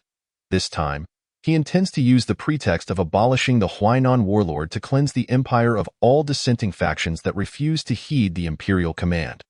Chapter 11. Sign in for the Vajra realm. The news of Sima Chong's failed coup soon spread across the Tang dynasty. Sima Chong himself was executed, and his entire clan was annihilated. The Huainan army, once numbering 200,000, was decimated to a mere fraction, with the remaining elite troops absorbed into the imperial guard. The Huainan warlord was abolished, and the position of Huainan Jidushi was eliminated.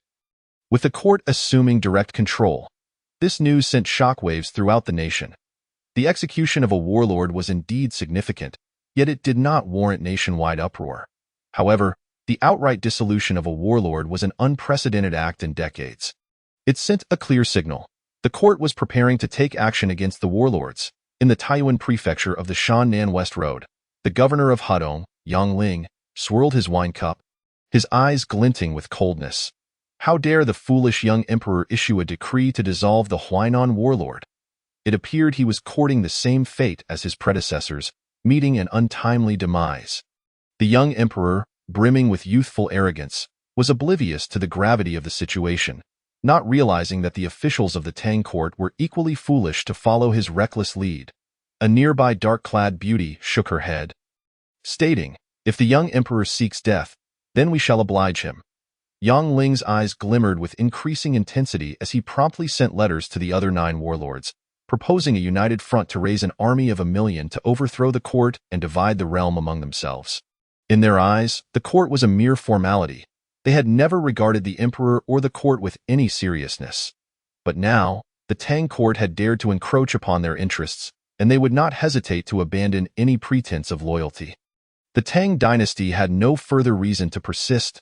"Master, the art of war teaches us. Battles are fought on the ground, but the true victory lies in the mind," the dark-clad beauty remarked. "Our moon worshippers have a hidden pawn within the imperial palace that can assist you in claiming the young emperor's head without bloodshed. Once he is gone, appointing a new emperor will render the court's policy of abolishing warlords untenable." "Oh?" Yang Ling's eyes gleamed with intrigue, astonished that the moon worshippers had embedded themselves so deeply within the Tang court. This cult's power exceeded his expectations. "Then let Elder Lian Yu handle this matter." Yang Ling bowed slightly to the dark-clad beauty, recognizing that now was not the time for hasty action. He needed to prepare provisions and equipment to secure a greater advantage in the impending conflict. "Rest assured, this matter will be entrusted to my moon worshippers.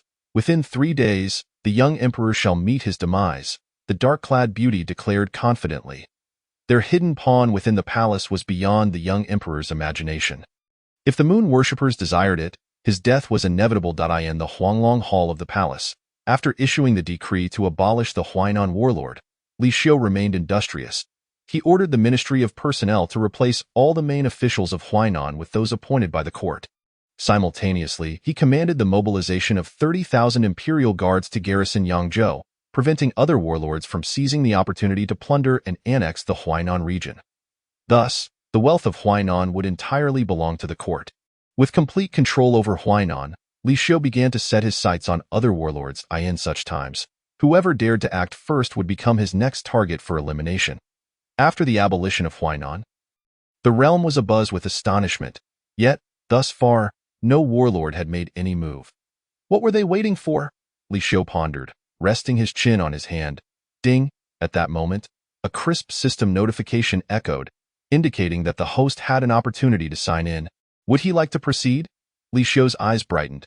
He hadn't realized a month had passed so swiftly. Sign in immediately. Ding! Sign in successful. Congratulations, host. You have received the sign-in reward. Vajra Realm Cultivation? Vajra Realm Cultivation? Li Xiu was momentarily taken aback. Before he could fully comprehend the situation, he felt a violent transformation within his body, as if a terrifying power erupted from within. Simultaneously, his aura surged rapidly. 9th grade, 8th grade, 2nd grade, 1st grade, Vajra Realm. Upon reaching the pinnacle of the Vajra Realm, Li Xiu's cultivation finally stabilized. Had he truly elevated from an utterly powerless mortal to the peak of the Vajra Realm? The overwhelming force coursing through his veins left Li Xiu in awe. Now, every movement exuded immense pressure, transcending that of an ordinary person. Such strength could rival that of Chao Zhengchun. Li Xiu's chest rose and fell with excitement. Chao Zhengchun, your servant is here. Chao Zhengchun appeared from nowhere. Bowing respectfully, I command you to unleash your full strength and attack me, Li Xiu instructed, gesturing. Your servant dares not? Chao Zhengchun was taken aback. As a master of the Vajra Realm, how could Li Xiu possibly withstand his strike? Fear not, I have just attained this cultivation. You shall not harm me, Li Xiu reassured him, waving his hand. Proceed. This is a royal decree. Then I shall dare to offend your majesty. Chao Zhengchun, resigned, began to gather his true energy, channeling the Tian Gang Tong Zi Gong, and then struck at Li Xiu.in that instant. Li Xiu rose confidently from his dragon throne and charged toward Chao Zhengchun. Your Majesty, be cautious. Chao Zhengchun, worried about injuring Li Xiu, hastily restrained his power, ultimately releasing only 10% of his strength. Bang! Their palms collided, producing a resounding thud, and Chao Zhengchun was sent hurtling backward, while Li Xiu stood firm, unmoved. How can this be? A look of disbelief crossed Chao Zhengchun's face. Even a mere 10% of his strength should not be withstood by anyone below the Vajra Realm. Your Majesty, when did you acquire such strength in the Vajra Realm? Congratulations, Your Majesty, on becoming a Vajra Realm warrior. Chao Zhengchun exclaimed, recovering from his shock and joyfully congratulating Li Xiu. Li Xiu was equally pleased with his newfound power. This matter should not be disclosed for the time being. Only you and I need to know. Your servant obeys, Chao Zhengchun replied respectfully. Li Xiu's attainment of the Vajra Realm was undoubtedly a hidden trump card, one that could prove decisive in critical moments. At that moment, a young attendant named Linzi entered the hall. Reporting, Your Majesty, eunuch Sun from the Empress Dowager's side has arrived. The Empress Dowager? Upon hearing that title, Li Xiu fell into contemplation. This woman had a story of her own. Chapter 12. The Late Arrival of the Loyal Servant. Please forgive me, Your Majesty. Under ordinary circumstances, the Empress Dowager should be the biological mother of the Emperor. However, the current Empress Dowager bore no relation to Li Xiu. She was the wife of the previous emperor, who had reigned for less than a month before suddenly passing away under mysterious circumstances, leaving Li Xiu, a mere 16-year-old, as emperor. Yet, this Empress Dowager was only of similar age to Li Xiu, necessitating that he address her as Mother Empress. Your Majesty, the Empress Dowager has summoned you to speak, eunuch Sun announced respectfully. Slightly surprised, Li Xiu nodded. Since ascending to the throne, he had yet to pay his respects to the Empress Dowager, which was indeed improper. Convey my decree. We shall proceed to the Yong'an Palace. Understood, Chao Zhengchun replied promptly, arranging the royal carriage to head toward Yong'an Palace. However, upon Li Xiu's arrival at the gates of Yong'an Palace, he was stopped by two palace maids. The Empress Dowager has permitted only His Majesty to enter.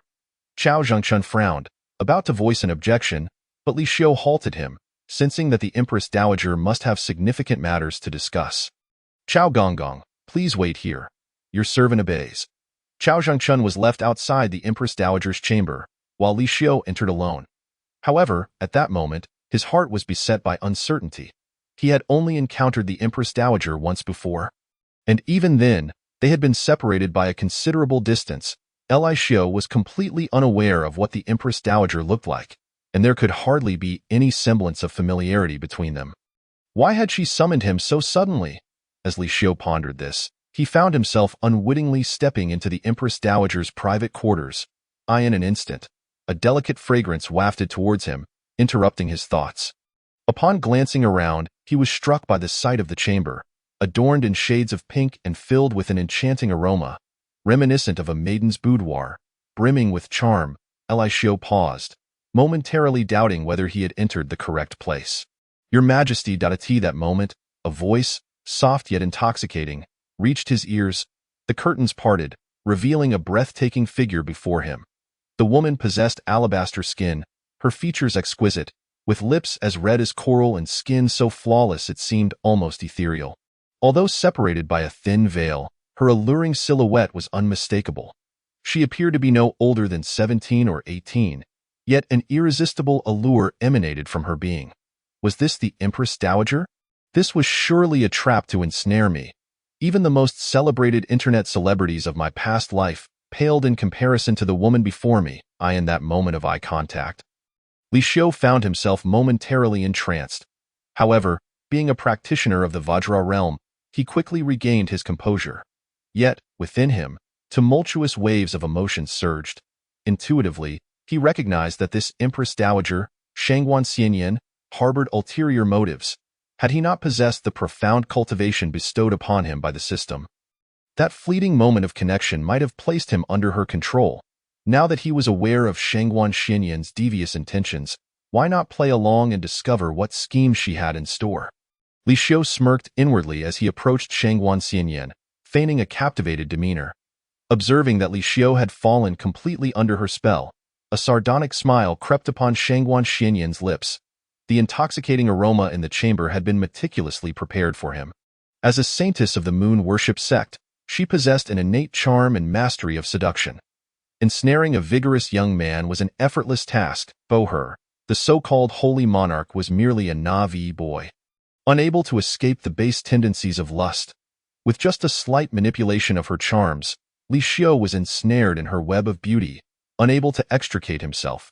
"Today, you've fallen into my hands. Consider yourself unfortunate." Shangguan Xianyan lifted a bowl of medicine, approaching Eliseo, gently blowing away the steam rising from it. "But you can only blame yourself. Instead of being a compliant puppet emperor, you chose to obstruct the moon worship sect. You reap what you sow. Now, be a good boy and drink this medicine." Just then, Eliseo suddenly struck, his finger pressing against a crucial point on Shangguan Xianyan's body. Her smile froze, her movements stilled, rendered immobile. "How is this possible? You weren't affected." Shangguan Xianyan's lips parted in disbelief. Her techniques had failed against Eliseo. Had he been pretending all along? Bound by his touch, she found herself utterly unable to move. This seemingly inexperienced young emperor was, in fact, a martial arts master. The unfortunate late emperor must have fallen victim to this vixen's schemes. Eliseo regarded Shangguan Xianyan with icy resolve. Who would have thought that the Empress Dowager of the Great Tang would be a witch from the moon worship sect? "Since I have fallen into your trap, I have no words left," Shangguan Xianyan coldly declared. "Do as you please." "Kill?" Eliseo raised an eyebrow, a smile playing on his lips. "While it would indeed be simple to end your life, I am far more curious to learn more from you. I am quite intrigued as to how a witch from the moon worship sect infiltrated the Great Tang Palace. Who within the court is colluding with your sect?" Shangguan Xianyan had managed to ascend to the position of the late emperor's consort, indicating that someone of significance in the court was aiding her. Upon hearing this, her expression shifted. She had underestimated Elisheo's intelligence. He sought to extract valuable information from her, intending to eradicate the influence of the moon worship sect entirely. "Your Majesty, I advise you that with your current strength, attempting to confront the moon worship sect is akin to striking a rock with an egg." "It would be a fool's errand," Shangguan Xianyan warned coldly. "Me? Striking a rock with an egg?" Eliseo chuckled. "You will soon understand who truly strikes a rock with an egg, Chao Zhangchun." With that, Eliseo called for Chao Zhangchun to enter the hall. Upon entering and witnessing the scene before him, Chao Zhangchun quickly grasped the situation and knelt, exclaiming, "I, your humble servant, apologize for my tardiness in protecting your Majesty." Chapter 13. This is an act of treason. No further inquiry is necessary. Though he had stood guard outside, with his prowess, he could easily sense the happenings within the palace. The Yong'an Palace had been eerily quiet, leading Chao Zhangchun to believe that all was well with Li Xiu. He had never anticipated that in the silence, Li Xiu had already engaged an enemy and subdued her. Truly, the Majesty is formidable. Yet, to have allowed your Majesty to fall into peril, this is a grave dereliction of duty on my part as the supervisor of the Eastern Depot. Enough, I harbor no grievances against you. Li Xiu waved his hand. I did not foresee that the Empress Dowager would be a figure from the martial world. How could you possibly know? Your Majesty speaks true. Chao Zhangchun nodded solemnly. Take this witch from the moon worship sect away, and conduct a thorough interrogation. Li Xiu cast a glance at Shangguan Xianyan. I grant you 3 days to uncover all information regarding the moon worship sect. Additionally, ascertain who in the court is in collusion with them. I expect a complete account. Your servant obeys. Chao Zhangchun replied respectfully, then approached Shangguan Xianyan with a smile, saying, Empress Dowager, please accompany me. I have prepared a private chamber for you. And tonight we shall have a thorough discussion. With that, Chao Zhangchun released Shangguan Xianyan's restraints. You insolent eunuch, you seek death. The moment her restraints were lifted, Shangguan Xianyan launched an attack, striking at Chao Zhangchun with a palm. However, Chao Zhangchun merely flicked his finger lightly, sending her flying backward. How is this possible? Shangguan Xianyan was incredulous. As a saintess of the moon worship sect, she could hold her own against a master in the early stages of the Vajra realm. Yet, she could not withstand Chao Zhangchun's single gesture. This old eunuch's cultivation was unfathomable, likely at the pinnacle of the Vajra realm. Hidden within the court of the Great Tang were such formidable figures. At that moment, she felt a twinge of concern for the moon worship sect. Li Xiu was not like the puppet emperors of the past. The moon worship sect's entanglement with him would likely lead to catastrophic consequences. 3 days later, within the imperial study, Li Xiu did not have to wait long. In just 3 days, Chao Zhangchun had uncovered the truth. Your Majesty, I have discovered that Shangguan Xianyan was sent to the palace by the Hadong Jidushi Yang Ling and the Minister of Rites Lu Kuan. Chao Zhangchun stood respectfully at the foot of the steps, his expression grave. What audacity from the Hadong Jidushi and the Minister of Rites to extend their hands into the Great Tang Palace. Upon seeing the names on the report, a fierce killing intent ignited in Li Xiu's eyes. Uncovering these 2 names was not unexpected. Without internal support from key officials, how could a witch like Shangguan Xianyan infiltrate the palace and ascend to the rank of consort? Did she name these 2? Li Xiu inquired. To his surprise, Chao Zhangchun shook his head. That witch is quite tight-lipped. I employed various forms of torture, yet she remained unyielding. I was only able to trace the connections through her entry records to Lu Kuan and Yang Ling. Oh? A hint of surprise flickered in Li Xiu's gaze. I did not expect there to be a mouth you cannot pry open. Chao Gonggong. Your Majesty, this witch has lost her value. Shall we? Chao Zhangchun gestured as if to cut her throat. Spare her life for now, Li Xiu interjected. I wish for her to witness the consequences of daring to lay plans against me. The moon worship sect shall pay a grievous price. Understood. Chao Zhangchun clasped his hands but inwardly harbored dark thoughts. In similar situations, His Majesty had always been decisive in matters of life and death. Why was it that only the wicked Empress Dowager was spared? Could it be that His Majesty was tempted by her allure? Chao Aiqing, what occupies your mind? Li Xiu, perceptive to Chao Zhangchun's unusual expression, inquired. Of course, I am contemplating the matters entrusted to me by His Majesty, Chao Zhangchun replied, his demeanor immediately shifting to one of seriousness. Your Majesty, the residence of Minister Lu Kuan has been sealed by the guards I dispatched. 62 members of his family, young and old, have all been apprehended, awaiting your judgment. This is an act of treason. What further inquiry is necessary? Li Xiu coldly remarked. I understand, and I shall attend to it at once. Chao Zhangchun nodded, interpreting His Majesty's directive as a call for total extermination. None were to be spared. To betray the emperor is to betray the nation. Those who commit treason shall face death and the extinction of their lineage. At the Western City, the residence of Minister Lu Kuan witnessed the arrest of his entire family by the Eastern Depot, who were then escorted to the marketplace for execution. The capital was thrown into an uproar. Lu Kuan, as minister, was a revered scholar in the Tang dynasty, respected by many literati. Now, faced with imminent execution, the entire Imperial Academy was in turmoil. What crime had Minister Lu committed to warrant such a fate for his entire family? The current sovereign's favoritism towards eunuchs and the Eastern Depot's arbitrary arrests and indiscriminate killings of court officials had become a recurrent nightmare. Indeed, the emperor's bloodshed had grown excessive. As scholars of the Tang, it was our duty to counsel him to cease this tyranny and restore benevolent governance. Well said. We cannot stand idly by while Minister Lu's family is annihilated. We must unite and seek justice from His Majesty. Let us go demand justice from the emperor. A wave of righteous indignation surged among the students of the Imperial Academy, who resolved to march to the palace to confront the emperor. However, as they journeyed partway, they were confronted by a captain of the Eastern Depot, Chao Zhengquan's underling. Step aside. We fear not the dogs of the Eastern Depot, declared one student. We, the scholars, possess iron wills and righteous spirits. You treacherous eunuchs shall not compel us to submit. Upon seeing the obstructing captain, many students' expressions changed, for the Eastern Depot was notorious for its brutality, having executed numerous court officials recently, with the literati's denunciations deeply ingraining its malevolent reputation. Yet, these students considered themselves champions of justice, and the sight of the captain only ignited their resolve. The captain, however, merely glanced at the indignant students and inwardly scoffed. A bunch of ignorant scholars. Were it not for the emperor's command to return you to the Imperial Academy, I would have drawn my sword and begun a massacre already. He then raised the imperial edict high, proclaiming sternly, His Majesty has decreed that Minister Lu Kuan conspired with local warlords with intent to commit treason. And the evidence is irrefutable. Anyone who dares plead for Lu Kuan shall be deemed a traitor and executed without mercy. Treason? The students hesitated. They were accustomed to shouting slogans from a distance, penning satirical verses to gain notoriety.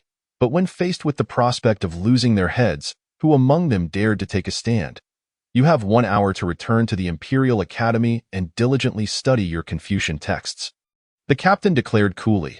His Majesty has also announced that the number of candidates accepted for this year's Imperial examination will be 10 times that of previous years. Gasps of astonishment erupted among the students.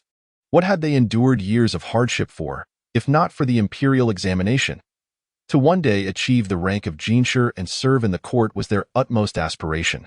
Now, His Majesty was granting them their dream. The number of candidates increased tenfold. This meant their chances of success had also multiplied 10 times. Long live His Majesty! The students cheered. Rest assured, esteemed captain, we shall return to the Imperial Academy within the hour. Anyone who refuses shall have their legs broken and be carried back. Why wait an hour?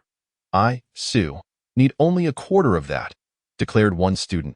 We shall immediately return to the academy and not step foot outside until the examinations commence. Like a 100-meter dash, the students of the Imperial Academy raced back toward their institution. The captain of the Eastern Depot stood dumbfounded, having anticipated a struggle to rein in the unruly students. Yet, a single decree from the emperor sent them dashing back. Truly, the emperor is a remarkable figure. In the Huanglong Hall, Li Xiu sat regally upon the dragon throne. Although he had dealt with Minister Lu Kuan, Li Xiu did not exhibit much joy, for the threat posed by Lu Kuan was trivial compared to that of his ally, Yang Ling, the military governor of Hudong. Yang Ling commanded an army of 300,000, far surpassing the strength of Sima Chong of Huainan, and with the assistance of the moon worship sect deeply entrenched in Hudong, uprooting them would be no small feat. The previous success in quelling the Huainan rebellion came from cunning stratagems. But such tactics could not be employed a second time. Presently, Li Xiu possessed a formidable force of 100,000 Dashua dragon riders, yet lacked a capable commander to lead them, which troubled him greatly. Surrounding Li Xiu were no trustworthy generals, and the unparalleled Dashua dragon riders required an extraordinary commander to unleash their true might. Should poor leadership result in significant losses for the dragon riders, it would be a grave miscalculation. Did he need to lead the charge himself? That was not out of the question. In his past life, he had perused a few volumes of Sun Tzu's Art of War and the 36 Stratagems. Just then, the system's notification chimed unexpectedly, and surprise flickered across Li Xiu's face. Congratulations, host! You have obtained this month's summoning opportunity. Would you like to summon immediately? Summon! A glimmer of anticipation appeared in Li Xiu's eyes. The system's offerings were always of exceptional quality. The first summoned entity was Chao Zhengchun, a master at the pinnacle of the Diamond Realm. Undoubtedly, the second summon would yield an even mightier ally to solidify the Tang dynasty's foundation. The summoning commenced. The host was requested to wait till Li Xiu focused intently, wondering which deity or demon from the myriad realms would manifest this time. Ding! Congratulations, host. You have successfully summoned the formidable Chu Bawang. Xiang Yu. The system's emotionless voice rang out. Li Xiu was momentarily taken aback. Xiang Yu, the esteemed Chu Bawang, who rose against the tyrannical Qin during the late Qin period, nearly annihilating the main forces of the Qin army and partitioning the realm among 18 warlords. Declaring himself the hegemon of the West? He, who throughout his life in battle faced nary a defeat, even the so-called god of war Han Exine dared not confront him directly. His only defeat at Gaixia stemmed from his obstinacy. Disregarding Fan Zheng's counsel, leading to his encirclement, Shi Lu Kuan conspired with the local warlords, intending to assassinate your majesty and betray the court. He deserves nothing less than death. The Minister of Personnel stepped forward and spoke solemnly. Your Majesty's decision to execute the traitors has been met with unanimous approval from both civil and military officials. Lu Kuan occupies a high position yet harbors treacherous thoughts against the nation. His crimes are indeed unforgivable.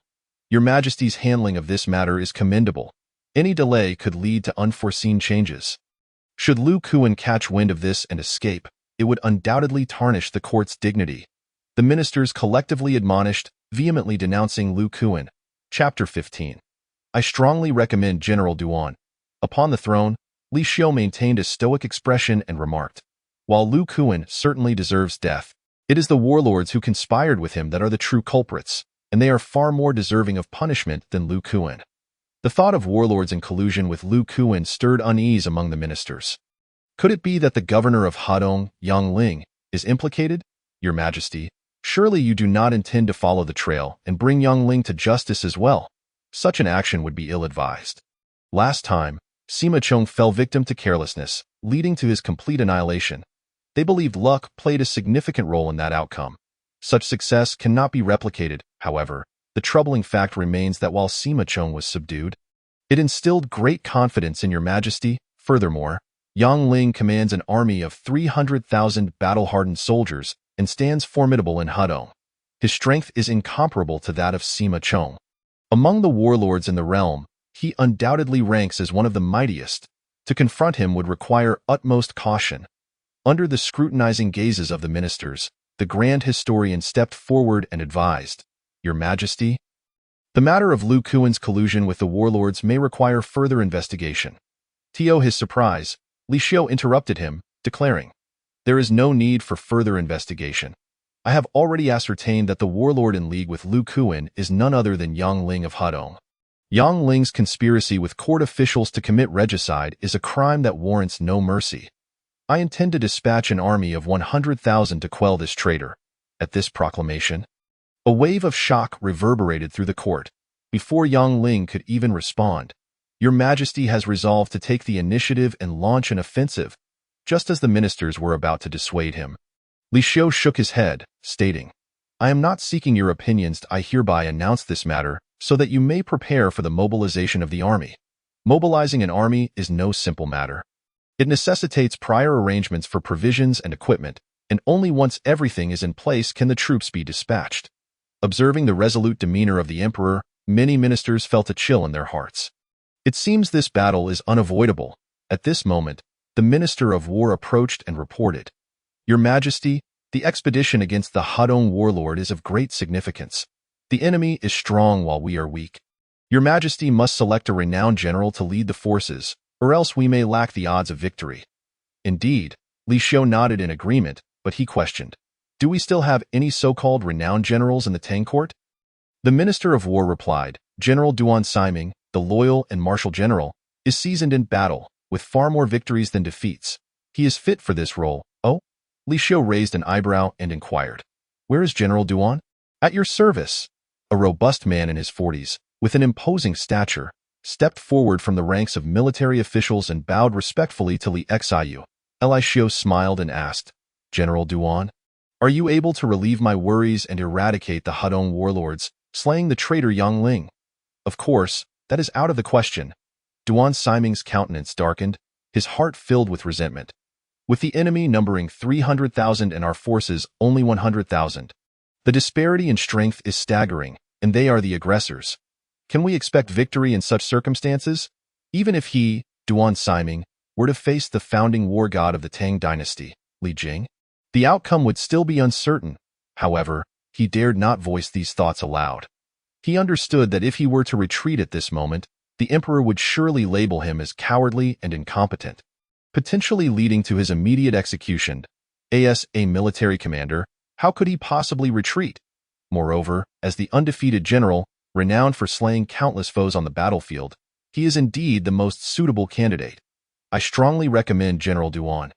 Duan Siming felt a surge of frustration. Brother, we have had no grievances in the past and none now. Why do you wish to ruin me? Yes, he is an undefeated general, but those victories came against peasant armies and bandits. While the Tang warlords have long been engaged in conflict with foreign tribes, these foes are no trifling matter. If he were to confront the elite soldiers of the warlords, he would stand no chance. What to do? After a fierce internal struggle, Duan Siming finally summoned the courage to speak. Your Majesty, fighting for the nation is my duty. However, just yesterday, while training, I accidentally broke my right arm. The physician has advised it may take 2 to 3 months for recovery. Upon hearing this, the Minister of War looked at Duan Siming's right arm with skepticism. Your right arm is broken? It does not appear so. What do you mean it doesn't appear so? Duan Siming gazed at the Minister of War with a look of despair. In truth, he had been pretending since the beginning. His arm had long since lost its strength, as evidenced by its limpness. Enough! Li Xiu stifled a laugh, fully aware that Duan Siming was too afraid to confront the Hudong warlords. Yet, this worked to his advantage, for he already had someone else in mind. Even if Duan Siming were willing, he could not entrust the command of 100,000 elite Snow Dragon cavalry to such an inept leader. Since General Duan is indisposed, you may return home to recuperate. For the expedition against the Hudong warlords, I shall select another. Thank you, Your Majesty. Duan Siming immediately expressed his gratitude, his face reflecting profound relief. He had expected to face severe punishment, yet today, the emperor displayed such magnanimity, allowing him to return home for rest. Your Majesty, you are truly benevolent. From now on, who would dare to label the emperor a tyrant? The Minister of War had not anticipated that Li Xiu would so easily let Duan Siming off the hook. It was evident that his performance was merely a faade. Such poor acting was unbearable to witness. How could the emperor, so wise and formidable, fail to see through it? However, the Minister of War held no personal animosity towards Duan Siming. He simply could not conceive of a more suitable candidate to lead the army than him. Duan Siming had at least achieved victories against the rebel forces, while the other military leaders in court would flee at the mere sight of them, proving even less reliable than Duan Siming. Could one truly rely on such individuals to battle the 300,000 elite soldiers of Hudong? Rest assured, my loyal ministers, the commander I have appointed for the army will soon arrive. Li Xiu said with composure. The Minister of War and others exchanged glances, their expressions shifting. The commander personally selected by His Majesty? Who could possibly be favored with such distinction? Your Majesty, at that moment, a palace guard hurried into the Golden Luan Hall, reporting, outside, there is a man claiming to be Xiang Yu, stating that he has come to pay his respects to Your Majesty. Our brothers were unable to stop him, and he is about to break in. What? Such audacity! How dare he intrude upon the imperial palace? The Minister of War fumed. How many are with him? Only 1.1. The officials were left in stunned silence. 1 man dares to storm the imperial palace. And the guards could not stop him? Is this a jest? Yet, upon hearing this, Li Xiu's face broke into a smile. Let us go. He rose from the dragon throne and walked towards the palace entrance. Your Majesty, it is dangerous. Though the ministers felt fear in their hearts, seeing Li Xiu remain unfazed, they could only follow with trepidation. Chapter 16. Within 10 days, the conquest of Hudong. Outside the Golden Luan Hall, a towering figure, akin to an iron tower, strode purposefully towards the palace. The figure's physique was formidable, resembling a human beast. With each step, the very earth seemed to tremble beneath him. Surrounding him were over 100 palace guards, rushing to impede his advance, but their efforts proved utterly futile. Is this truly a human? The ministers gazed upon Xiang Yu with a mixture of fear and awe upon catching sight of Li Xiu. Xiang Yu's eyes gleamed with fervor. He lifted his foot and, with a sudden forceful push against the ground, an astonishing shockwave erupted, sending the 100 palace guards sprawling.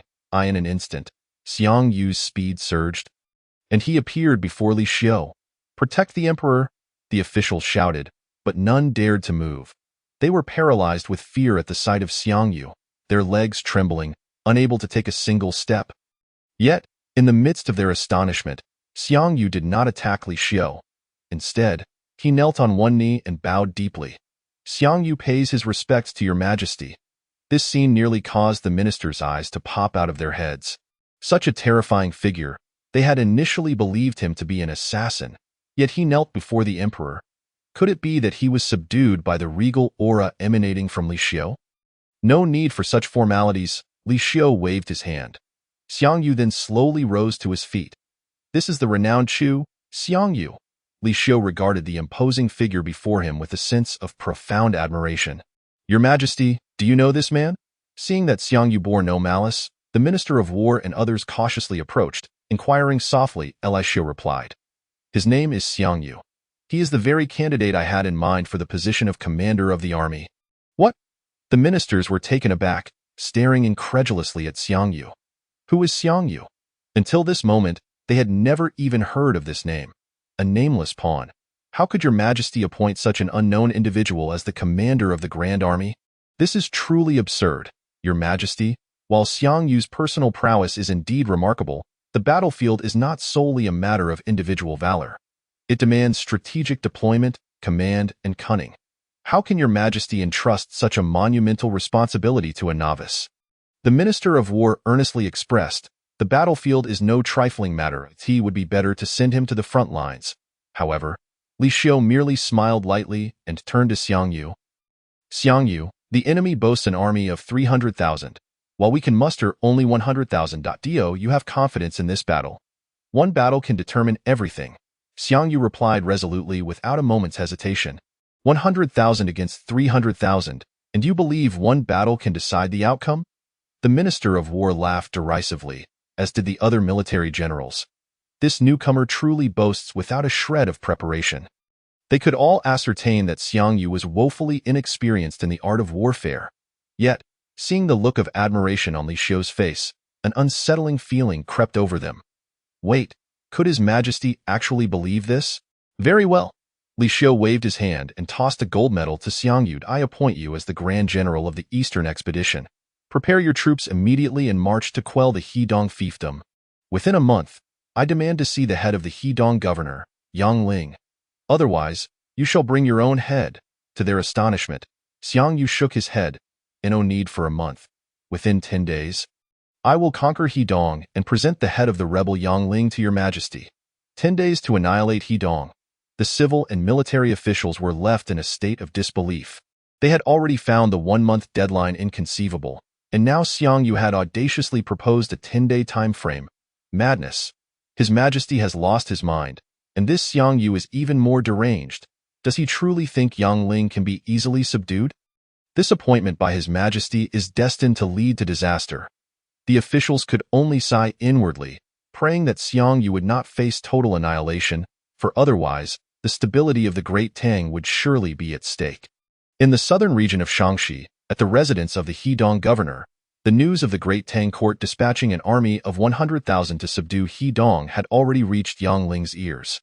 However, upon receiving the news, Yang Ling merely smiled wryly. "What a foolish little emperor! I had not yet sought trouble with you, and you dare to send an army to attack me." Beside him, a beautiful woman clad in black furrowed her brow and said, "Since the emperor of the Great Tang dares to send troops, he must be well-prepared, my lord. You should remain cautious. A mere 100,000 troops is hardly enough to fill the gaps in my 300,000 army." Yang Ling scoffed. Moreover, the one leading them is a nameless rookie, Xiang Yu, if I recall correctly, rumored to be on the battlefield for the first time. You say the little emperor sends such a person to command? Which is tantamount to delivering a meal to me on a platter. As the Hedong governor, Yang Ling frequently clashed with the northern tribes, and was undoubtedly among the most formidable generals in the entire Great Tang Empire. With a threefold advantage in numbers, if he could not defeat a nameless youth, he would be utterly disgraceful. Yang Ling retained a measure of confidence. By the way, Elder Lin Yu, you previously mentioned wanting to activate your hidden agents from the Moon Worship sect within the Great Tang Palace to assassinate the little emperor. Why has there been no movement thus far? Yang Ling inquired, casting a curious glance at the black-clad beauty. From what he knew of Elder Lin Yu, she was not one to boast without substance. Given the time that had elapsed, the little emperor still thrived. It seemed the assassination plan had encountered complications. I was just about to report this to my lord, the black-clad beauty replied solemnly. After the order was given, our agents within the palace lost contact, and the assassination mission has likely failed. I suspect there may be masters of the Vajra realm stationed within the Great Tang Palace. The failure of this assassination attempt had caused the black-clad beauty to reassess her view of the Great Tang dynasty and develop a sense of trepidation towards the emperor. It appeared the Great Tang dynasty still possessed some depth. However, it matters little as long as we annihilate the little emperor's 100,000 troops this time. The Great Tang dynasty will effectively be reduced to a mere shell, and the little emperor's life or death will be of no consequence. Yang Ling declared with confidence. The Great Tang court could mobilize no more than 20,000 troops. If he annihilated 100,000, they would be effectively crippled and unable to contend with him any further. Convey my orders. Closely monitor the movements of the court's army, and in the meantime, let our troops rest and recuperate, preparing to take advantage of their fatigue. Yes. Several trusted generals bowed to Yang Ling before departing the residence. I will ensure that the little emperor's 100,000 troops are buried in Hedong. A glint of coldness flickered in Yang Ling's eyes. Chapter 17. Burning the boats, Xiang Yu's resolve in the palace of Chang'an. In the hall of the Yellow Dragon, Li Xiu sat majestically upon the throne. Outside the hall, a figure stealthily entered. It was Chao Zhengchun. I pay my respects to your majesty. Chao Zhengchun bowed to Li Xiu. Chao Zhengchun, take your capable subordinates from the eastern factory and head to Hedong immediately, Li Xiu instructed. This old servant obeys. Chao Zhengchun responded promptly, then cautiously inquired, Is your majesty not at ease regarding General Xiang Yu? Not at all, Li Xiu shook his head. I have complete confidence in Xiang Yu. What concerns me is the Moon Worship sect. I am sending you to Hedong to ensure that when Xiang Yu eradicates the Hedong fiefdom, you also eliminate the Moon Worship sect. The Moon Worship sect has colluded with Yang Ling, and in our quest to eradicate the Hedong fiefdom, we must not overlook the Moon Worship sect. This old servant understands. A glint of determination sparkled in Chao Zhengchun's eyes. I will undoubtedly clear the remnants of the Moon Worship sect. A chilling, killing intent surfaced in his gaze. The Moon Worship sect has offended your majesty. Their good days are numbered. It won't be long before they cease to exist in this world. At this moment, Xiang Yu was leading his 10,000 Snow Dragon Riders, approaching the Hedong region. The Snow Dragon Riders were elite cavalry, and with Xiang Yu as their commander, they were undoubtedly a formidable force. Xiang Yu had always emphasized speed in battle. He once defeated Liu Bang's 56,000 troops with merely 30,000 light cavalry, leaving Liu Bang with nothing but a hasty retreat. Now, with 10,000 Snow Dragon Riders at his command, his combat power was tenfold that of those 30,000 cavalry. Bearing the banner of the Great Tang Court, the 10,000 Snow Dragon Riders reached the banks of the Yellow River. Gazing at the vast expanse of the Yellow River, Xiang Yu pondered briefly before addressing his aide. Relay my orders. Divide the army into two. 7,000 troops will be under your command. Do not cross the river. Remain here to set up numerous banners and deceive the enemy, ensuring they believe our entire army is present. This subordinate obeys. The aide bowed respectfully. However, a hint of confusion crossed his face. General, are you intending to lead the remaining 30,000 troops across the river? Indeed. Xiang Yu nodded. Speed is of the essence. I will lead 30,000 cavalry to flank the enemy and strike directly at their stronghold. Taiyuan Prefecture. The aide's eyes brightened at this declaration. This strategy was brilliant. Initially, having heard that Xiang Yu was merely a rookie general, they felt some skepticism. Yet after spending time with him, they realized he was a master of warfare. Now, with this plan to divide forces, he had showcased exceptional ingenuity.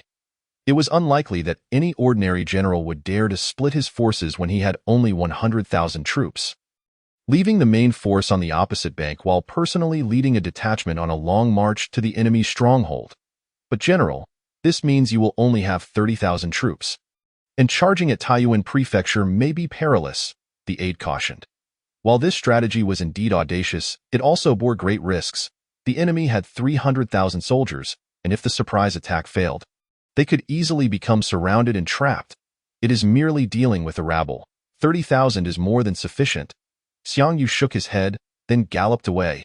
He had his reasons for leading only 30,000 troops. On one hand, leaving 70,000 here would create a facade of their entire army's presence, which would be difficult for the enemy to detect. On the other hand, 30,000 troops could march far more swiftly than 100,000. This was the primary consideration. He had promised His Majesty that he would eliminate the Hedong fiefdom within 10 days. If he failed to achieve victory within 10 days, how could he face His Majesty again? Under Xiang Yu's command, the 10,000 Snow Dragon Riders were soon divided into two groups. Xiang Yu selected 3,000 elite Snow Dragon Riders and flanked westward, crossing the Yellow River under the cover of night.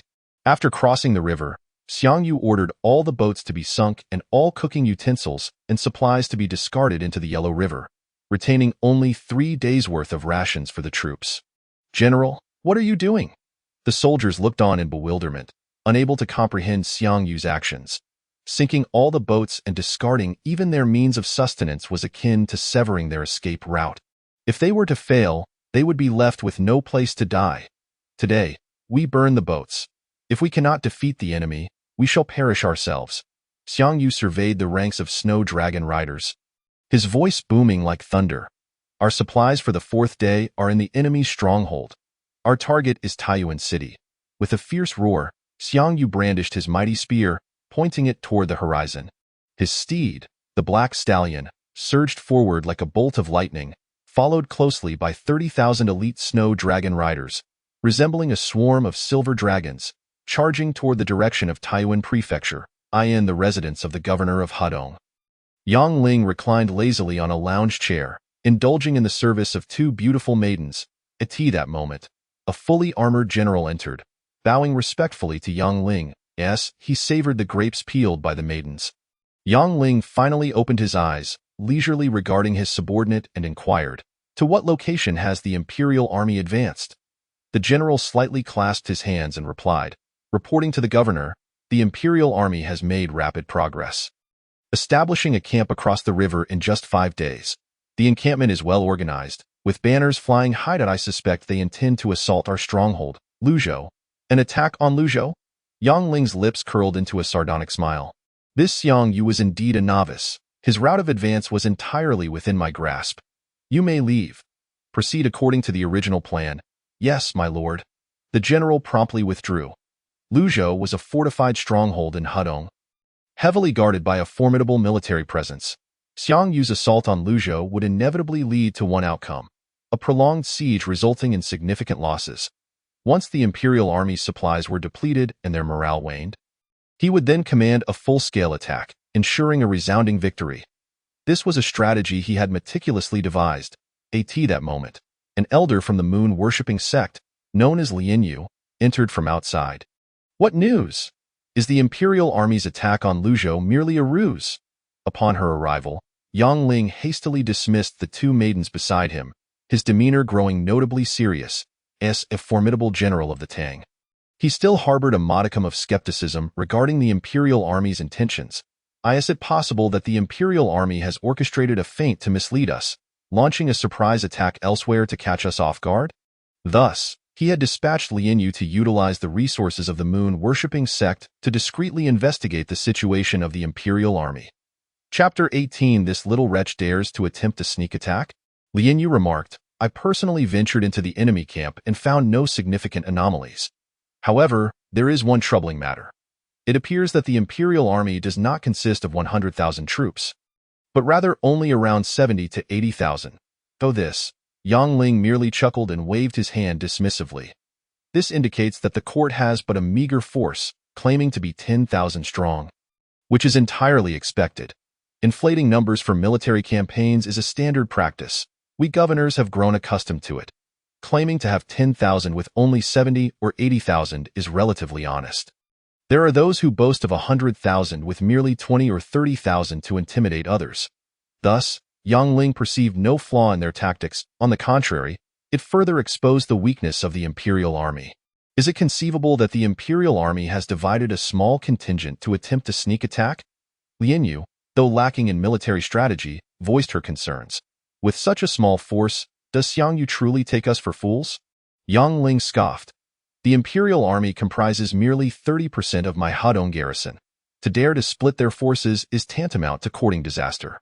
Moreover, even if they wish to divide their troops for a surprise attack, a mere 20 or 30,000 cannot accomplish anything of significance. At best, they might cause a minor disturbance, but nothing more. However, if you remain apprehensive, take my token and inspect the other nearby strongholds closer to the front lines. Ensure they remain vigilant against any disturbances from the imperial army. With that, Yang Ling tossed a token to Lian Yu. I shall attend to it immediately.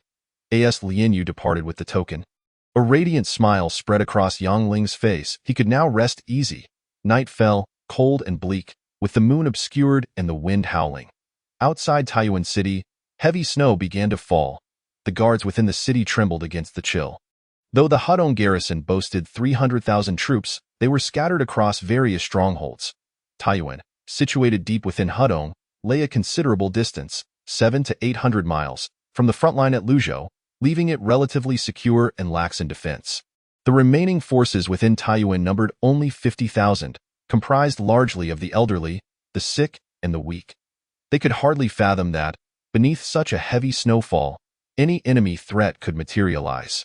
Yet, unbeknownst to them, Xiang Yu and his 30,000 snow dragon riders had traversed hundreds of miles, circumventing the main force of the Hadong garrison, emerging amidst the snowy night outside Taiyuan City. The snowstorm not only concealed their approach, but also muffled the sound of their hooves. Allowing such a large cavalry force to close in on the city unnoticed, at that moment, a sentry atop a tower yawned and suddenly heard rustling sounds from below. Glancing down, he was horrified to see the dense ranks of snow dragon riders at the city gates. Not good. An enemy attack. Just as the sentry attempted to raise the alarm, a swift arrow pierced the air, striking him squarely in the throat. What? An enemy attack! A flurry of voices erupted atop the city walls as the defenders scrambled to their feet. Realizing the gravity of the situation, this was Taiyuan City, the heart of their Hadong stronghold. Wasn't the enemy engaged with their main force at Luzhou? How could they suddenly appear here? Before the defenders could fully comprehend the situation, a torrential hail of arrows rained down upon them, transforming them into mere targets. A significant number of enemy troops had already seized the city walls, with the foremost among them being a figure of unparalleled dominance. Wielding the mighty spear and mounted on the black stallion, none other than Xiang Yu himself, stopped them. The commanding officer of the defenders, accompanied by his personal guards, bravely charged into the fray. Yet, before they could even approach Xiang Yu, a sweeping strike from his spear obliterated them into a gruesome tableau of shattered bodies and blood. With their leader fallen, chaos erupted atop the city walls. The defenders, caught off guard by the sudden attack, quickly crumbled into disarray. The city gates swung open, and the drawbridge was lowered as 30,000 snow dragon riders surged into the city. Inside the governor's residence, Yang Ling was engaged in a game of cards with the two maidens when, suddenly, a blood-soaked general stumbled in, panic-stricken. "Governor, it's bad. Enemies everywhere. They've breached the city." "What did you say?" Yang Ling's legs went weak with shock, hastily throwing on his clothes, utterly bewildered. "Aren't the enemies in Luzhou? Where could they possibly come from?" "Governor, we have been deceived." The general's face was a mask of despair. The court likely executed a feigned assault on Luzhou, while their main force surged straight toward our stronghold in Taiyuan. "Governor," at that moment, from the ranks of the great snow dragon riders, a towering and heroic figure abruptly emerged, exuding an aura of unmatched valor. Wherever he passed, the forces of the great snow dragon riders fell into disarray. Their gazes towards this figure filled with profound respect. It was evident that this individual was none other than the commander of the imperial army. If I can eliminate him, I might still have a chance to turn the tide. Yang Ling's eyes suddenly sparkled with hope as he swiftly seized a bow from the hands of a fleeing soldier nearby. Drawing the bowstring taut, He aimed at the distant Xiangyu. Death! With all his might, Yang Ling released the arrow. The projectile sliced through the air, hurtling towards Xiangyu, who was mounted on his steed. A hit? A smile of joy spread across Yang Ling's face. His archery skills remained as impeccable as ever. However, just as the arrow was about to strike Xiangyu's chest, the latter unexpectedly extended his hand, effortlessly catching the arrow in mid-flight. What?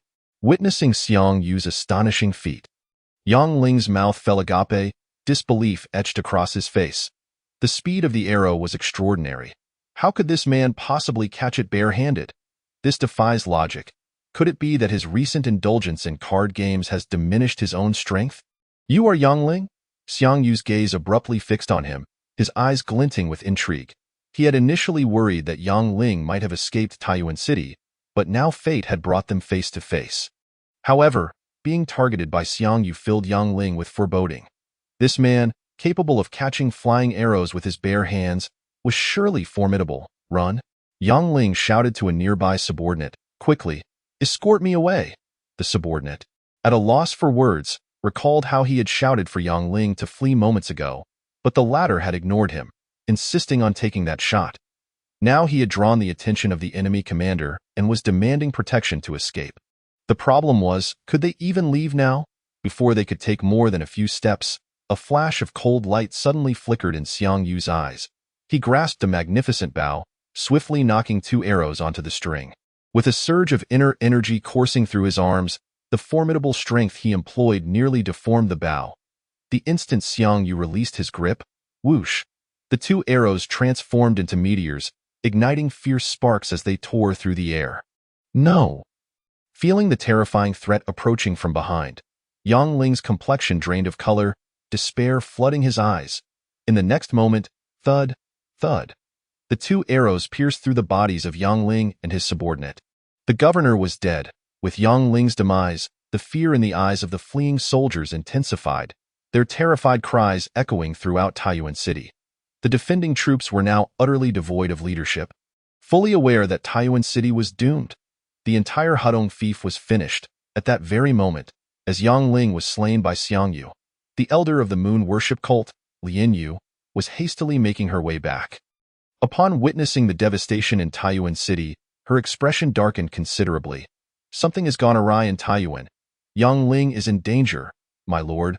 Hold on a little longer. I shall arrive shortly. Elder Lian Yu's heart raced with urgency as she quickened her pace.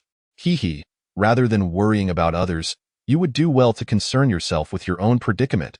Just then, a voice, dripping with sarcasm, suddenly echoed from the shadows. Who? Lian Yu's pupils constricted. When had this person approached her without her noticing? Even now, she could only hear the voice, yet felt no trace of their aura. A master. Just as Elder Lian Yu was gripped by alarm, a dark figure suddenly appeared behind her, akin to a serpent lurking in the shadows. A chill ran down her spine, and goosebumps prickled her skin. She instinctively swung her palm to strike, clashing with the shadow. Yet the result was catastrophic. Blood spewed from her mouth as she was sent flying. Her bones shattered. Elder Lian Yu's eyes brimmed with horror. This shadow had incapacitated her, a formidable warrior of the Diamond Realm, with just a single strike. The power was utterly terrifying. As the shadow stepped forth from the darkness, it was revealed to be Chao Zhangchun, his expression chilling as he regarded Elder Lian Yu. Your moon worship cult has foolishly provoked his majesty, he continued. Come along. I find your cult quite intriguing. Dream on if you think you can extract information about the cult from me. Aware that escape was futile, Elder Lian Yu summoned her last ounce of strength and bit down on a concealed poison pouch. Swallowing the toxin to end her own life? No. Chao Zhangchun had clearly not anticipated that this woman would harbor a poison pouch in her mouth. Having shattered her bones, he was taken aback that she still possessed a means of self-destruction. By the time he reached her side, she had already breathed her last. A grim expression settled on Chao Zhangchun's face. This Elder Lian Yu had been a crucial lead in tracing the moon worship cult. With her demise, the trail had gone cold. It seemed he would have to pursue that demoness instead. Chao Zhangchun's gaze shifted, his thoughts lingering on the former empress, now a captive of the Eastern Depot. Shangguan Xianyan. This matter must be reported to His Majesty. I seek His Majesty's decree. Grasping the lifeless body of elder Lin Yu, Chao Zhengchun leaped into the night, vanishing from sight. In the capital, Chang'an, within the Golden Luan Hall of the Imperial Palace. The court meeting had been underway for some time, yet the civil and military officials were preoccupied, their thoughts far removed from the proceedings, fixated instead on the situation in Hedong. The outcome of the battle in Hedong directly impacted the survival of the court. At such a critical juncture, however, His Majesty seemed unperturbed, engaging them in discussions about reforms to the imperial examination system. "Your Majesty, your heart is indeed vast," exclaimed one official. "The imperial examination has always focused on poetry and prose. A sudden change could incite discontent among scholars across the realm." The Minister of Rites furrowed his brow. "The poetry and prose of the Tang dynasty have reached their zenith. Today's scholars take pride in composing verses. A sudden alteration may provoke outrage," Li Xiu interjected. "What I mean is not to abolish poetry and prose entirely, but to reduce their weight, incorporating practical subjects such as policy analysis, economics, mathematics, and law, so that both poetry and practical subjects hold equal importance. This way, after the examinations, the Ministry of Rites can better understand the strengths of the successful candidates and assign them appropriate official positions." Hearing this, the official's eyes brightened slightly. His Majesty's proposal indeed held merit, allowing for the selection of specialized talents rather than merely those proficient in literary composition. The time for newly appointed officials to acclimatize would also be significantly shortened. However, such a move would certainly alienate the scholars who had devoted themselves to studying the 4 books and 5 classics. Chapter 20. Enshrined as the Overlord. Suddenly, an array of subjects had been added to the examination. Who could possibly bear that? Yet, Li Xiu was indifferent to the opinions of the scholars. He paid no heed to the feudal lords wielding real power, let alone a group of mere wordsmiths. "What I require are talents beneficial to the court. Should one wish to enter the court as an official, they must adhere to the regulations I establish." Li Xiu stated coolly, "Minister of Rites, immediately draft the specifics for the examination reform according to my wishes, and select a day to issue a decree to announce it to the realm." "Yes, Your Majesty." The Minister of Rites complied with a bow. After discussing the examination reform, the officials exchanged glances, and eventually, the Minister of War stepped forward. "Your Majesty, it has been 9 days since General Xiang Yu led his troops into battle. Is there any news from the front lines?" "None," Li Xiu replied succinctly. Upon hearing this, the hearts of the officials sank. Initially, Xiang Yu had boasted in the court that he would pacify the Hedong fief within 10 days. Now, with 9 days past and no word, their concerns deepened. While they did not believe Xiang Yu could accomplish such a feat in 10 days, they at least expected some form of communication. The absence of any news was perilous, suggesting a possible defeat, perhaps even a total rout. The officials' minds raced with dreadful scenarios. Seemingly sensing their anxiety, Li Xiu smiled gently, saying, "Rest assured, my loyal ministers. Since General Xiang Yu has proclaimed 10 days, it shall be 10 days. The time has not yet elapsed. Why the urgency? Furthermore, it takes a day or 2 for news to travel. I expect General Xiang's victory report will arrive shortly. He claims he will conquer within 10 days? Anyone with common sense would know he is boasting. Your Majesty, do you truly believe him?" Observing Li Xiu's unwavering trust in Xiang Yu, the officials silently shook their heads. They could not fathom what sort of enchantment Xiang Yu had cast over His Majesty, leading to such unwavering faith. Xiang Yu is nothing but a brute. Just then, a figure stealthily entered from outside the hall. It was Chao Zhengchun.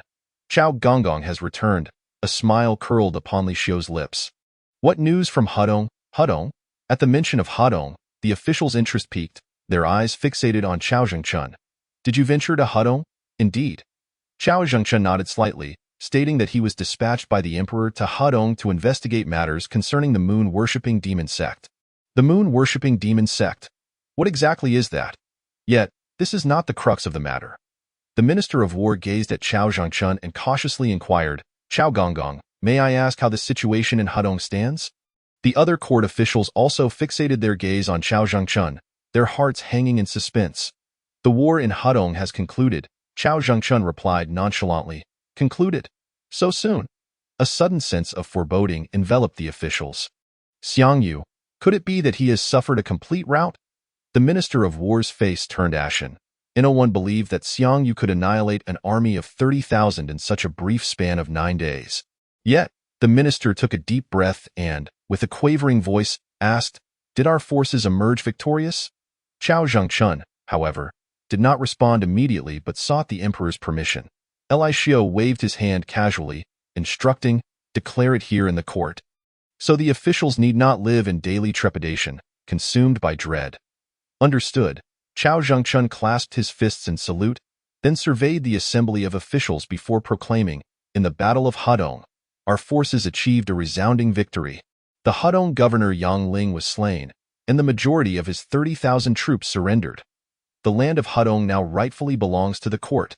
Each word resonated like thunder, echoing throughout the grand hall, leaving the officials in a state of disbelief. Had they truly triumphed? Moreover, it was a stunning and decisive victory. 100,000 against 300,000, and Xiangyu had indeed eradicated the formidable Hudong stronghold in merely 10 days. Such a feat was nothing short of legendary.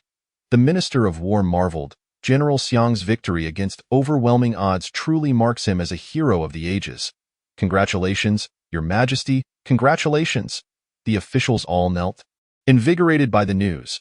Although this battle was a miraculous triumph led by Xiangyu, it was ultimately the emperor's bold decision to appoint him as commander that made this victory possible. Thus, it was the emperor's wisdom that shone through. Truly, Your Majesty deserves to be hailed as the rejuvenator of the Tang dynasty. Xiangyu's great defeat of Hudong and the eradication of the traitor Yang Ling, reclaiming the lands for the court, is indeed a monumental achievement. Li Xiao, seated upon the dragon throne, was also in high spirits.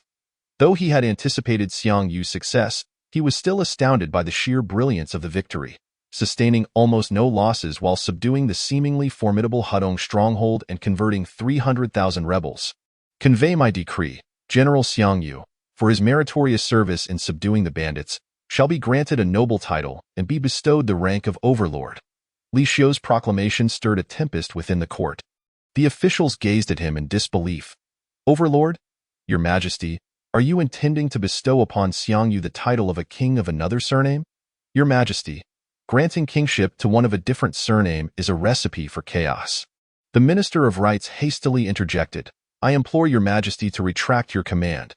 Indeed, Your Majesty, with Xiangyu commanding a substantial army, should he be granted kingship, we cannot guarantee he will not harbor ulterior motives." Another minister added, "I believe a marquis title would be more than sufficient. Kingship is truly unnecessary. We beseech Your Majesty to reconsider." The officials clamored for counsel. They would not oppose rewarding the meritorious. But granting Xiangyu the title of overlord was simply too significant a matter for them to accept. However, Li Xiao remained unfazed. "I bestow upon Xiangyu the title of overlord to bolster his prestige, instilling fear in all the regional governors. From now on, Overlord Xiangyu shall become their nightmare, a Damoclean sword hanging over their heads. The annihilation of the Hudong stronghold is merely the beginning.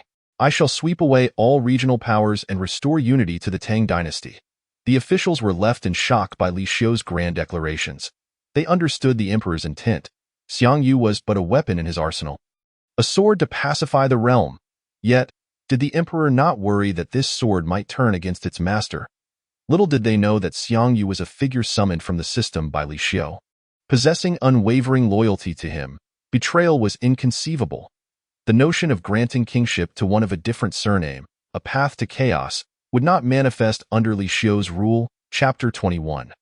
I, your humble servant, pledge my loyalty to Your Majesty. In the imperial study, Chao Zhengchun entered and bowed before Li Xiao. Li Xiao waved his hand, getting straight to the point. "How has the matter regarding the moon-worshipping demon sect been handled?"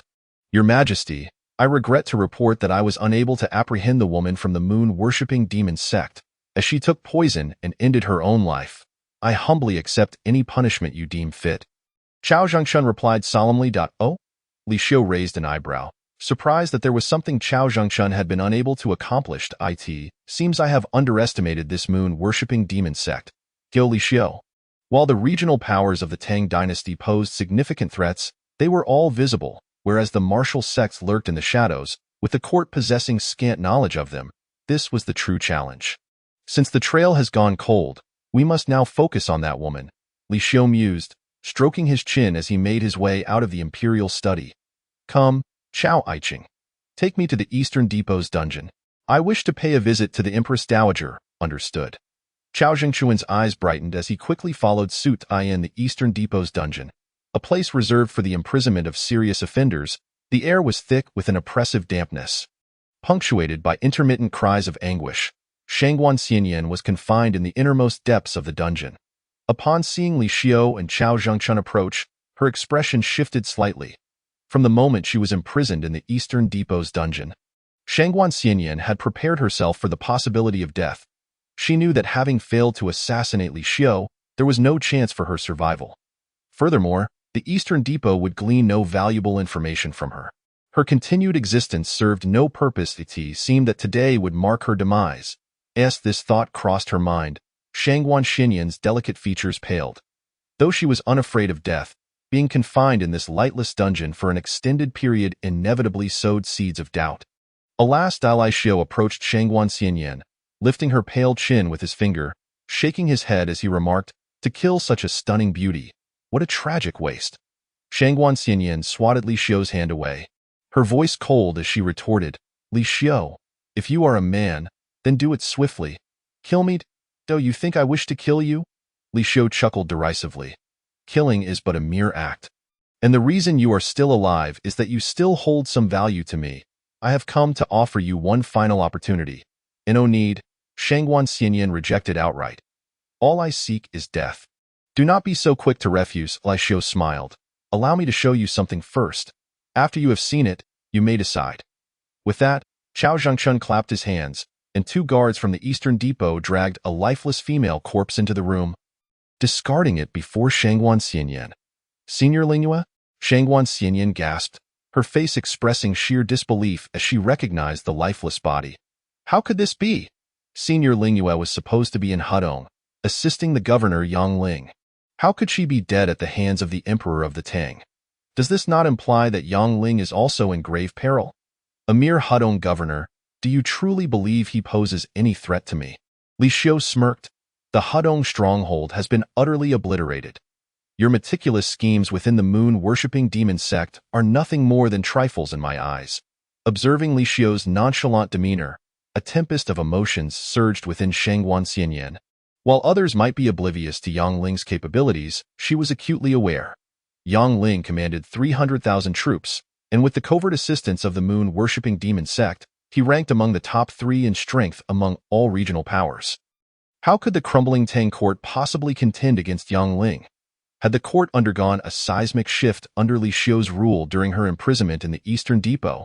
I shall ask you one final time, Li Xiu declared, rising and stepping to the dungeon's entrance, pausing to glance back. If you pledge your loyalty to me, I can make you the leader of the moon-worshipping demon sect. Otherwise, you shall die. And the moon-worshipping demon sect will be erased from the martial world. Trust me, even without your allegiance, I will still annihilate the moon-worshipping demon sect, and by then, I will show no mercy. Shangguan Xianyan's expression shifted dramatically. Li Xiu's words struck a chord of panic within her. It was not that she doubted the power of the moon-worshipping demon sect. Rather, she understood the true terror of Li Xiu. Others might boast, but Li Xiu was a man of his word. It was worth noting that Senior Lingyue had contacted her, urging her to assassinate Li Xiu, a matter that had transpired over a week ago. In less than half a month, not only had she found herself imprisoned, but the body of Senior Lingyue had also been presented before her. Regarding the ruthless and efficient actions taken against Li Xiu, Shangguan Xianyan felt a deep sense of horror within her heart. She harbored no doubt that if she were to refuse, Chao Zhengchun, standing nearby, would swiftly sever her head without uttering another word. After a fierce internal struggle, Shangguan Xianyan clenched her silver teeth and ultimately chose to bow to Li Xiu, proclaiming, "This humble servant is willing to pledge loyalty to your majesty. Master, please forgive me. My actions are solely to preserve the integrity of the Baiyue demon sect." "Very well," Li Xiu nodded in acknowledgement, casting a glance at Chao Zhengchun. The latter understood immediately, drawing his sword to sever the chains binding Shangguan Xianyan. "For now, I shall place my trust in you, but should you ever dare to betray me, do not blame me for my cruelty. Li Xiu's eyes glinted with a coldness, "In my heart, there will be only your majesty." Shangguan Xianyan replied, bowing respectfully, "I shall vigilantly monitor the movements of the Baiyue demon sect, assisting your majesty in completely subjugating them." Li Xiu slightly inclined his head, a benign smile gracing his features. "From this moment forth, you shall continue to be the Empress Dowager of my Tang dynasty." "Mother, let us return to the palace," she urged. "Your majesty, please." Shangguan Xianyan gestured gracefully, and the two, embodying the tenderness of a mother and son, walked hand in hand from the dungeon. Yet, within their hearts lay a web of schemes. Though Shangguan Xianyan outwardly feigned submission, she seized this opportunity to restore her identity as Empress Dowager. The elder Lian Yu, who had previously transmitted orders to her, was now deceased, and only Li Xiu and Chao Zhengshun remained aware of her failed assassination attempt and exposed identity. Naturally, they would not leak this information. This meant that Shangguan Xianyan could still retain her position as a covert agent of the Baiyue demon sect. Furthermore, should she desire it, she could easily double as a spy, playing both sides. Li Xiu was well aware that Shangguan Xianyan did not genuinely submit to him, but rather maintained her own agenda. She was a rose with thorns, posing a potential risk of duplicity. Nevertheless, Li Xiu held confidence in himself. There was no individual in this world who could escape his grasp, especially not a mere woman. Those who dared to play tricks beneath his watch would only end up harming themselves. Chapter 22. Proclamation to the Governors. Pilgrimage to the capital the next day. Within the Golden Luan Hall, civil and military officials entered in succession, standing on either side of the imperial path. "Long live your majesty." The crowd chanted. "All rise," Li Xiu commanded. The officials slowly stood. "Your majesty, the withdrawal of the Hedong fief has been largely completed. As per your majesty's orders, we have eliminated all of Yang Ling's followers and replaced them with officials of the Tang court." As the morning court commenced, the Minister of Personnel stepped forward to present a report. Li Xiu nodded slightly. "With Xiang Yu commanding 100,000 cavalry stationed in Taiyuan, who would dare stir up trouble in Hedong? It is unlikely to provoke significant unrest. What has been the reaction of the various governors to the dissolution of the Hedong fief?" Li Xiu smiled at the Minister of War, who appeared solemn. "Your Majesty, as far as I know, the governors of Fanyang, Pinglu, Shuafeng, Hushi, and Longyu have shown considerable activity upon learning of the destruction of Hedong. They are mobilizing troops and frequently communicating with one another, which could pose a threat to the court. Your Majesty must remain vigilant." Upon hearing this, the faces of the court officials changed dramatically. "It is over. These governors clearly intend to rebel," the chief of the Nine Gates exclaimed. His face pale. If so many governors rise in rebellion simultaneously, it would mean half of the Tang Empire turning against the court. The combined military strength of these 5 governors alone likely exceeds 100,000. How could the court possibly withstand such a force? Even if Xiang Yu is a capable general, how could the court's meager troops resist the united forces of the governors? The officials lamented, having previously advised the emperor against taking action against the governors, but he had refused to listen. Now, despite having subdued the 2 fiefs of Huainan and Hedong, we have incited the ire of the other governors. It is a Pyrrhic victory. The remaining governors are likely to harbor murderous intents towards the court. Your Majesty, if all the governors were to rebel simultaneously, the Tang dynasty would be in grave peril. The Grand Inspector spoke urgently. Your Majesty, the court should promptly dispatch envoys to the various fiefs, outlining the benefits and sending gifts of gold and beautiful maidens to appease the governors and dispel their hostility towards the court. Indeed, the Grand Inspector speaks wisely. The Minister of Personnel added earnestly, "It is not too late to mend the fence. If we can salvage even a few of the fiefs, the crisis facing the Tang dynasty could be significantly alleviated. Your Majesty, I am willing to relieve your Majesty of this burden by negotiating peace with the fiefs, gold and beautiful maidens." Upon hearing the Grand Inspector's ill-conceived suggestion, Li Xiu let out a cold laugh. A group of disloyal and unworthy warriors who dare to enjoy the court's treasures. Even I, the Emperor of Tang, have never indulged in such luxuries. Yet these cowardly civil officials would offer riches and beauties to those treacherous governors? Any courtier who dares to speak of seeking peace with the fiefs shall face execution, Li Xiu declared with a fierce expression. The Grand Inspector and the Minister of Personnel promptly fell silent. Retreating to their positions, the other courtiers remained hushed, realizing that the emperor was resolute in confronting the governor's head. On Li Xiu's gaze swept across the officials before he proclaimed loudly, "Convey my decree. Summon all governors across the land to the capital for an audience. Those who fail to arrive within 7 days shall be regarded as rebels." His words echoed throughout the hall, leaving the officials in stunned disbelief. Summoning the governors to the capital at this juncture was akin to setting a trap. Once they came, escape would be impossible. Who would dare to attend? It seemed likely that this move would not only fail to bring a single governor to the capital, but would instead drive them all to rebellion.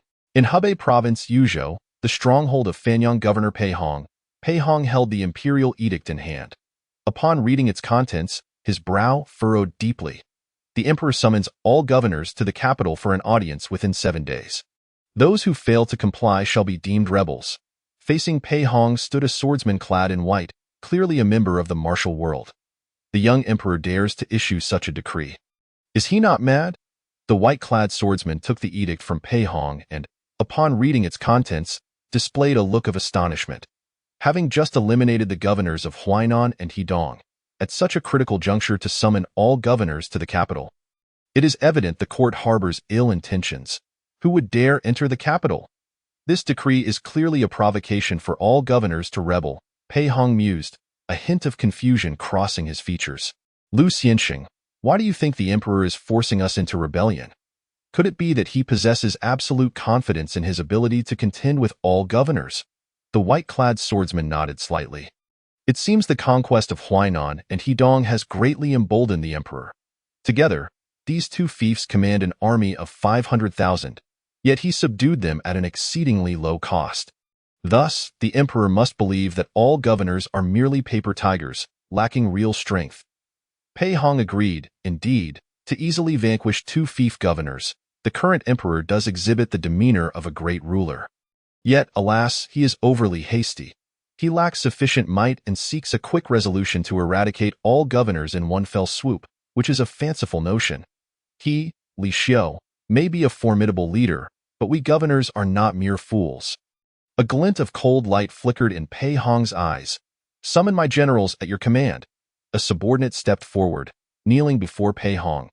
"Immediately contact the governors of Pinglu, Shuafeng, Heshi, and Longyu, inviting them to join forces and overthrow the Tang court." Pei Hong commanded coldly, "As you wish." The subordinate swiftly exited the hall. The Tang dynasty had endured for over 200 years. Its fate was drawing to a close, and it was time for a change of regime. Watching the departing figure of his subordinate, Pei Hong's eyes shimmered with a glimmer of resolve. Meanwhile, the governors of Pinglu, Shuafeng, Heshi, and Longyu were also dispatching envoys to the other fiefs, clearly preparing to unite against the court in rebellion. Amidst the tumultuous events unfolding across the land, the capital city of Chang'an remained deceptively tranquil. Yet beneath this facade of peace, currents of unrest were surging. In the imperial study, Li Xiu was surrounded by a mountain of official documents, all seized by the Eastern Depot, consisting of letters written by officials in Chang'an to the governors of various regions. Chapter 23. The emperor's machinations. It appears the ministers in court hold little confidence in me. Li Xiu mused, gazing at the towering mountain of documents before him. Li Xiu could not help but shake his head. It was evident that these ministers believed he stood no chance in the ongoing struggle between the emperor and the regional warlords. These officials were merely seeking to secure their own survival before the fall of the Tang dynasty. "Your Majesty, how should we handle these officials?" Chao Zhangchun inquired, standing beside Li Xiu. With but a word from Li Xiu, he could swiftly mobilize the Eastern Depot to apprehend these officials colluding with the warlords, annihilating their families. "This matter does not require the intervention of the Eastern Depot." Li Xiu waved his hand. "Tomorrow at court, I shall address it personally. I fear I shall need you to assist me in staging a performance." "As you command, Your Majesty," Chao Zhangchun replied with utmost respect. The following day, within the Grand Hall, civil and military officials entered in succession. However, upon entering the Golden Luan Hall, they were met with a massive brazier ablaze with fierce flames, raising the temperature within the hall significantly. The ministers gazed at the brazier with astonishment. What purpose does His Majesty have for a brazier in the court? Unease crept into their hearts. for they understood all too well that the emperor was intent on making a statement. This brazier likely held profound significance. As they pondered the implications, Chao Zhengchun began to pour forth a large box of letters onto the court floor, forming a veritable mountain. "Chao Gonggong, what are these?" Li Xiu inquired, feigning ignorance. "I report to your majesty. These are letters from the civil and military officials of the capital to various regional governors, intercepted by my spies in the Eastern Depot." With this declaration, the faces of more than half the officials in the Golden Luan Hall turned ashen. For within those letters potentially lay their own treachery. The audacious Chao Zhengchun had managed to intercept their correspondence to the governors? "Oh?" Li Xiu raised an eyebrow. "How could there be so many? This does not seem right. Are all officials of the Tang dynasty in league with the warlords?" Chao Zhengchun deliberately raised his voice. "Your Majesty, with the methods of the Eastern Depot, verifying the authenticity of these letters is child's play. These officials, who enjoy the court's salary and your Majesty's favor, secretly conspire against the state, truly unforgivable. I beseech your Majesty to allow the Eastern Depot to thoroughly investigate this matter, apprehend all treasonous ministers and annihilate their clans." Upon hearing the phrase "annihilate their clans," the court officials could no longer contain their composure. Several elderly ministers collapsed to the ground, their faces drained of color. In their minds, Chao Zhengchun was synonymous with death, for many officials had met their demise at his hands, their families obliterated. Fear gripped the court. It seemed they too were destined to fall into Chao Zhengchun's clutches, a path leading to certain death. The Grand Secretary's despairing gaze fell upon the enormous brazier, and he finally grasped its intended use. "Your Majesty, do you intend to employ the rumored and brutal punishment of boiling?" At this thought, the Grand Secretary's face lost all color. Yet, Li Xiu's next words left them stunned, offering a glimmer of hope. This matter need not be investigated further. From his imperial throne, Li Xiu waved his hand. "I trust my ministers. They are loyal and virtuous subjects of the Tang dynasty. How could they betray me and the realm at such a critical juncture? These letters must surely be forgeries from the warlords, intended to sow discord between the throne and its ministers." Each word echoed in the corners of the hall, leaving the officials speechless. Had they misheard? The emperor was defending them. This was a stark contrast to the ruler who once indulged the Eastern Depot's bloodshed among the officials. "Chao Zhengchun, I command you to incinerate all these letters in the brazier at once." Li Xiu ordered coldly with a wave of his hand.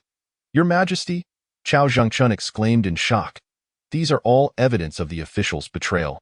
How can they be destroyed? I implore your Majesty to reconsider." Yet Li Xiu slammed his hand on the armrest in a fit of rage.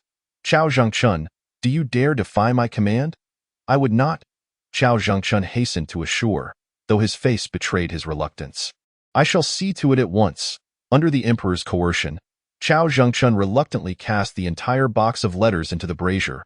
Watching them burn to ashes, the officials looked on with tears in their eyes, overwhelmed with gratitude. "Your Majesty!" They could hardly fathom that the emperor had placed such trust in them. Yet, in their quest for self-preservation, they had betrayed his trust by secretly corresponding with the warlords. "Your Majesty, I was wrong." The Minister of Personnel lamented, tears streaming down his face, consumed by guilt. "I am not worthy." The Grand Secretary echoed, filled with remorse for having engaged in such treacherous conduct. One venerable official even began to weep openly, tears streaming down his face. Seeing that the moment was ripe, Li Xiu passionately declared, "My loyal ministers, I do not know what thoughts occupy your minds, but I only wish for our Tang dynasty to unite as one. Standing resolutely against our common foes, we shall dedicate ourselves wholeheartedly, pledging our lives to serve and alleviate your Majesty's burdens."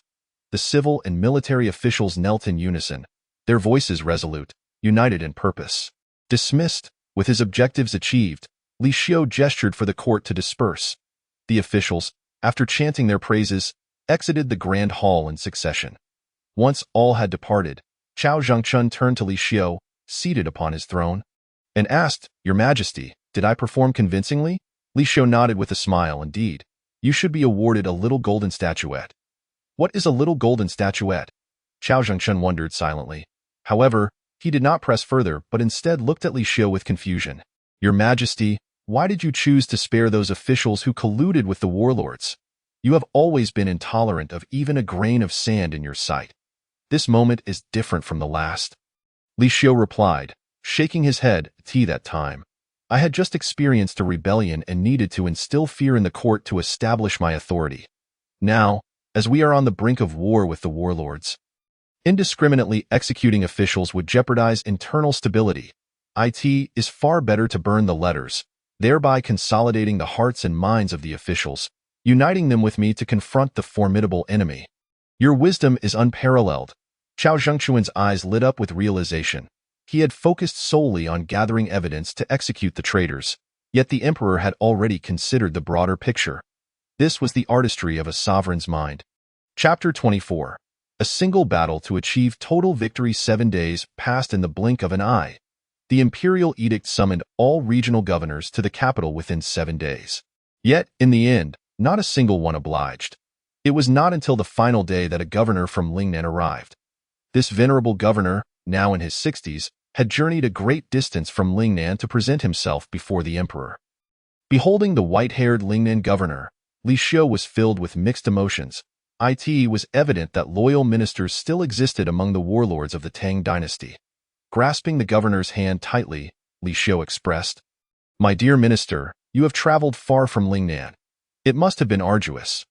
The emperor's summons had gone unheeded by every other governor, save for this one who had honored the emperor with his presence. How could Li Xiu not be moved? "Your Majesty, my family has served the Tang dynasty for generations. When summoned by your Majesty, how could a mere subject refuse?" With a respectful bow, the Lingnan governor declared, "It is enough for me to have this opportunity to behold your Majesty in my lifetime." Li Xiu nodded in agreement. Though flattery was woven into the governor's words, they held truth. Lingnan was far from Chang'an, and without the emperor's decree, the governor might never have had the chance to meet Li Xiu in his lifetime. Why loyal minister, despite being far from Lingnan, remains steadfastly devoted to the court. This greatly comforts me. Li Xiu looked upon the Lingnan governor with satisfaction, proclaiming, "Confer upon my loyal minister the title of Duke of Yu, and grant him a magnificent residence in the capital, along with 100 acres of fertile land." The Lingnan governor, trembling with gratitude, replied, "I thank your Majesty for your profound grace." He had anticipated that coming to the capital might spell disaster for him, fearing even confinement within Chang'an, yet the emperor had bestowed such generous rewards upon him. "My loyal minister, after such a long journey, you must be weary. Please go and rest," Li Xiu said with a smile. "Your servant obeys," the Lingnan governor replied, bowing deeply before exiting the grand palace hall. "Your Majesty, why bestow such favor upon a mere Lingnan governor?" At this moment, the Minister of War looked towards Li Xiu with a hint of perplexity. Lingnan, a remote and barren region, only had a pitiful 30,000 old soldiers under the command of the Lingnan military governor, ranking among the weakest of all military governors in the realm. He could not fathom why His Majesty placed such importance on this feeble vassal lord, even bestowing upon him the title of Duke, which seemed utterly incomprehensible to him. The title of Duke is a position of great prominence. How could a mere minor figure like the Lingnan military governor be deemed worthy of it? Although the Lingnan military governor was weak, he remained the only military governor loyal to the court. Li Xiu understood well that the forces in Lingnan were scant, and even if he pledged allegiance to the court, it would hardly bolster the imperial power. The act of conferring rewards upon the Lingnan military governor served more to convey a message than to confer genuine value. By generously rewarding the Lingnan military governor, I aim to impart a crucial lesson to all military governors across the realm. A glint of insight flashed in Li Xiu's eyes. "Those who align with me shall prosper, while those who oppose me shall face annihilation. Those who comply with him may attain high positions and abundant wealth, whereas those who defy him are destined for ruin. His Majesty is indeed wise." All officials bowed in submission, yet their hearts remained filled with trepidation. With the 7-day deadline approaching, should the military governors refuse to enter the capital, they would undoubtedly choose another course of action. At that moment, a heavily armored general rushed in with great haste and, with a thud, knelt before the imperial road. "Your Majesty, urgent military news," he exclaimed. "The military governors of Fanyang, Pinglu, Shuafang, Hushi, and Longyu have united in rebellion. 1 million vassal troops, divided into 5 routes, are marching directly towards the capital. Upon hearing this urgent report, all the civil and military officials turned pale. The inevitable had come to pass, with the 5 major vassal lords rebelling. A staggering 1 million traitorous soldiers were advancing towards Chang'an. Your Majesty, the 1 million vassal troops are approaching. While in the capital, there are merely tens of thousands of imperial guards. The court is in peril. The Minister of War's expression grew tense. I beseech your Majesty to issue an order to summon General Xiangyu back for reinforcement. The imperial forces in the capital had initially numbered only a few tens of thousands. Later bolstered by the incorporation of the capable soldiers from Sima Chang's surrendered troops, bringing their total to 100,000. Among them, 30,000 imperial guards were stationed in Huainan. With the presence of 100,000 Snow Dragon cavalry in Taiyuan, the available forces within the capital of Chang'an amounted to only 70,000. How could they possibly withstand 1 million rebellious soldiers? Even if General Xiangyu and his 10,000 Snow Dragon cavalry were recalled, it would still be a formidable challenge to reverse such a significant disadvantage.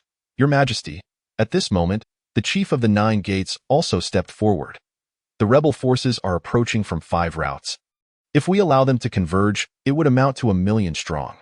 I suggest we dispatch troops to obstruct and harass them, preventing their unification. Ideally, we should utilize General Xiangyu's rapid advance to strike 1 or 2 of the routes before they merge, thus providing us with a glimmer of hope. The chief of the 9 gates suggestion caused many military officials in the court to brighten with hope. This indeed presented the only viable strategy to contend with the million rebellious troops. Even Li Xiu nodded slightly in agreement. The proposal from Chief Zhao was indeed a feasible approach. Upon hearing this, the chief of the 9 gates displayed a smug expression. He had never received praise from His Majesty before.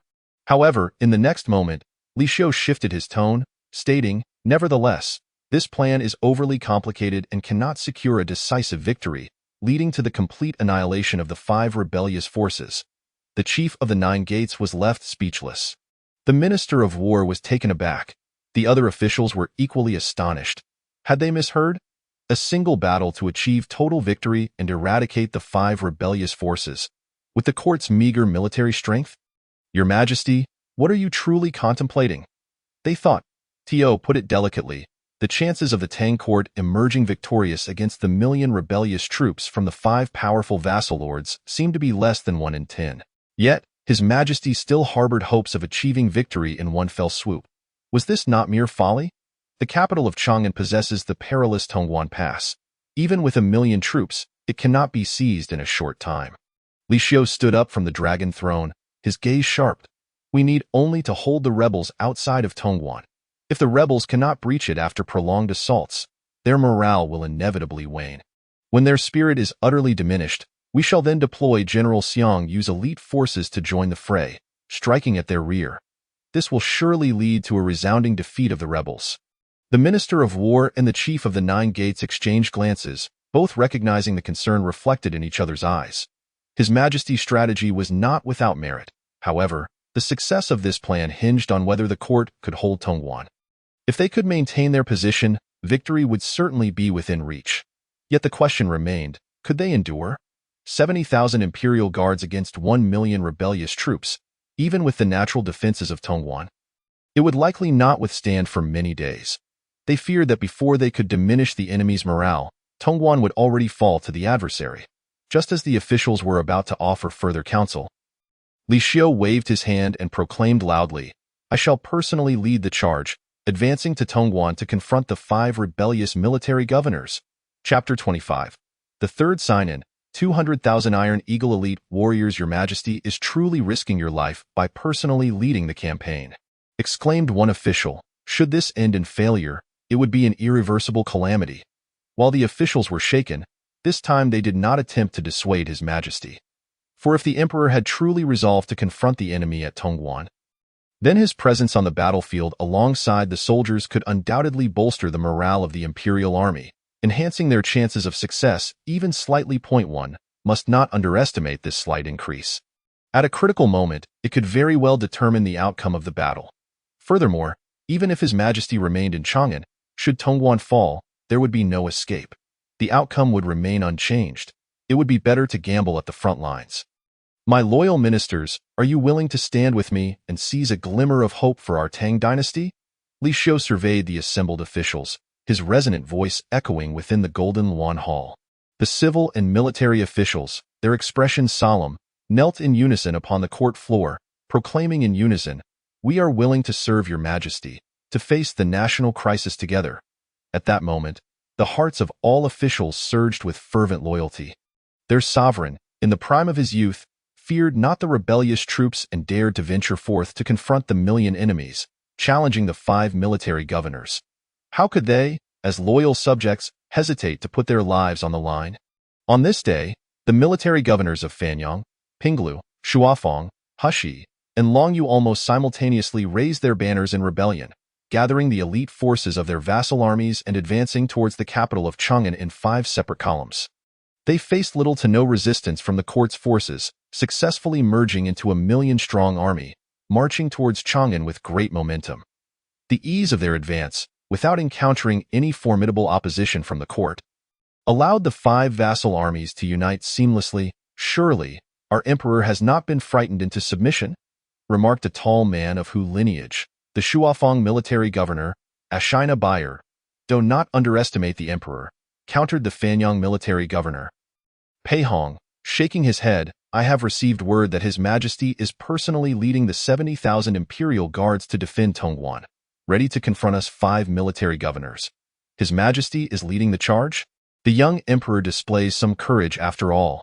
The Pinglu military governor, with a sinister glint in his eyes, sneered mockingly, "Yet, those mere 70,000 imperial guards are hardly enough to fill the gaps in our 1,000,000-strong army. Even with the emperor's personal leadership, it merely serves to bolster the court's morale. It cannot bridge such a vast disparity. The young emperor is far too arrogant," the Longyu military governor scoffed.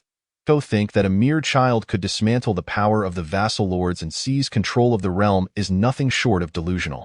The rebellion we have raised with our 1,000,000-strong vassal army to attack Chang'an is nothing more than a moth drawn to flame, a path to self-destruction," the Hushi military governor added. Pei Hong nodded in agreement. "Li Xiu is the most audacious emperor I have ever seen in the Tang dynasty. It is a pity he is born in such troubled times. Now, before our 1,000,000 vassal troops, he has no hope of turning the tide. Only a dead end awaits him. Increase our marching speed. We must reach Tongguan by noon tomorrow." Pei Hong's eyes glimmered with determination. Tongguan awaited. Li Xiu, leading the charge with the 70,000 imperial guards, took his position at the pass. Upon the arrival of the court's forces, he immediately began to repair the fortifications and build defenses under the guidance of his ministers. They aimed to establish a formidable line of defense before the 1,000,000 vassal troops arrived, resolutely holding Tongguan. Though the court's forces numbered only 70,000, the presence of the emperor and all the officials at the front line undoubtedly elevated the morale of the army. Observing the bustling scene below the pass, Li Xiu's face brimmed with satisfaction. In such a united front, even facing an enemy of 1,000,000, he felt confident in challenging them. Moreover, Li Xiu had not neglected his contingencies. Calculating the time, it seemed that the day for system sign-in was also approaching. Ding! At that moment, a clear system notification rang out. "New sign-in opportunity detected for the host. Would you like to proceed with the sign-in?" As expected, a smile spread across Li Xiu's face as he resolutely issued the command. "Sign in." Ding! Sign-in successful. Congratulations, host. You have received a sign-in reward. 200,000 elite Iron Eagle warriors. Iron Eagle warriors? That, indeed, is the most elite force of the entire Qin Empire.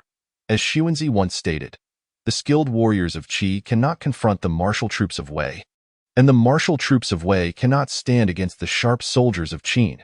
The Qin Empire's ability to annihilate the 6 states and unify the realm relies upon this formidable force that instills terror in the hearts of all. The Iron Eagle warriors are undoubtedly the most elite army of the Warring States period, and now, astonishingly, the system has summoned 200,000 of them. 200,000 Iron Eagle warriors have already assembled outside Tongguan. With such a formidable force at his disposal, what does Li Xiu have to fear from the 1,000,000-strong army of the feudal lords? 2 hours later, the civil and military officials of the Great Tang Court were still laboring alongside the 70,000 imperial guards, diligently constructing defensive fortifications. Suddenly, The ground began to tremble violently, as though an earthquake had struck. What is happening? Many officials and soldiers of the Imperial Guards paused their tasks, their gazes slowly drifting towards the source of the sound. There, countless dark dots began to emerge. Is that an army? Everyone's eyes widened in disbelief. Atop the pass, Supervisor Zhao hastily ascended to the highest point, and to his astonishment, he beheld a terrifying force of ferocious warriors advancing like a dark cloud towards the gates. Wind, wind! A fierce gale howled. The earth-shattering roar reverberated, causing the entire Tongguan to tremble. This is bad. The enemy is here. Supervisor Zhao was taken aback. How could they arrive so swiftly? Wasn't it said they wouldn't reach here until tomorrow at the earliest?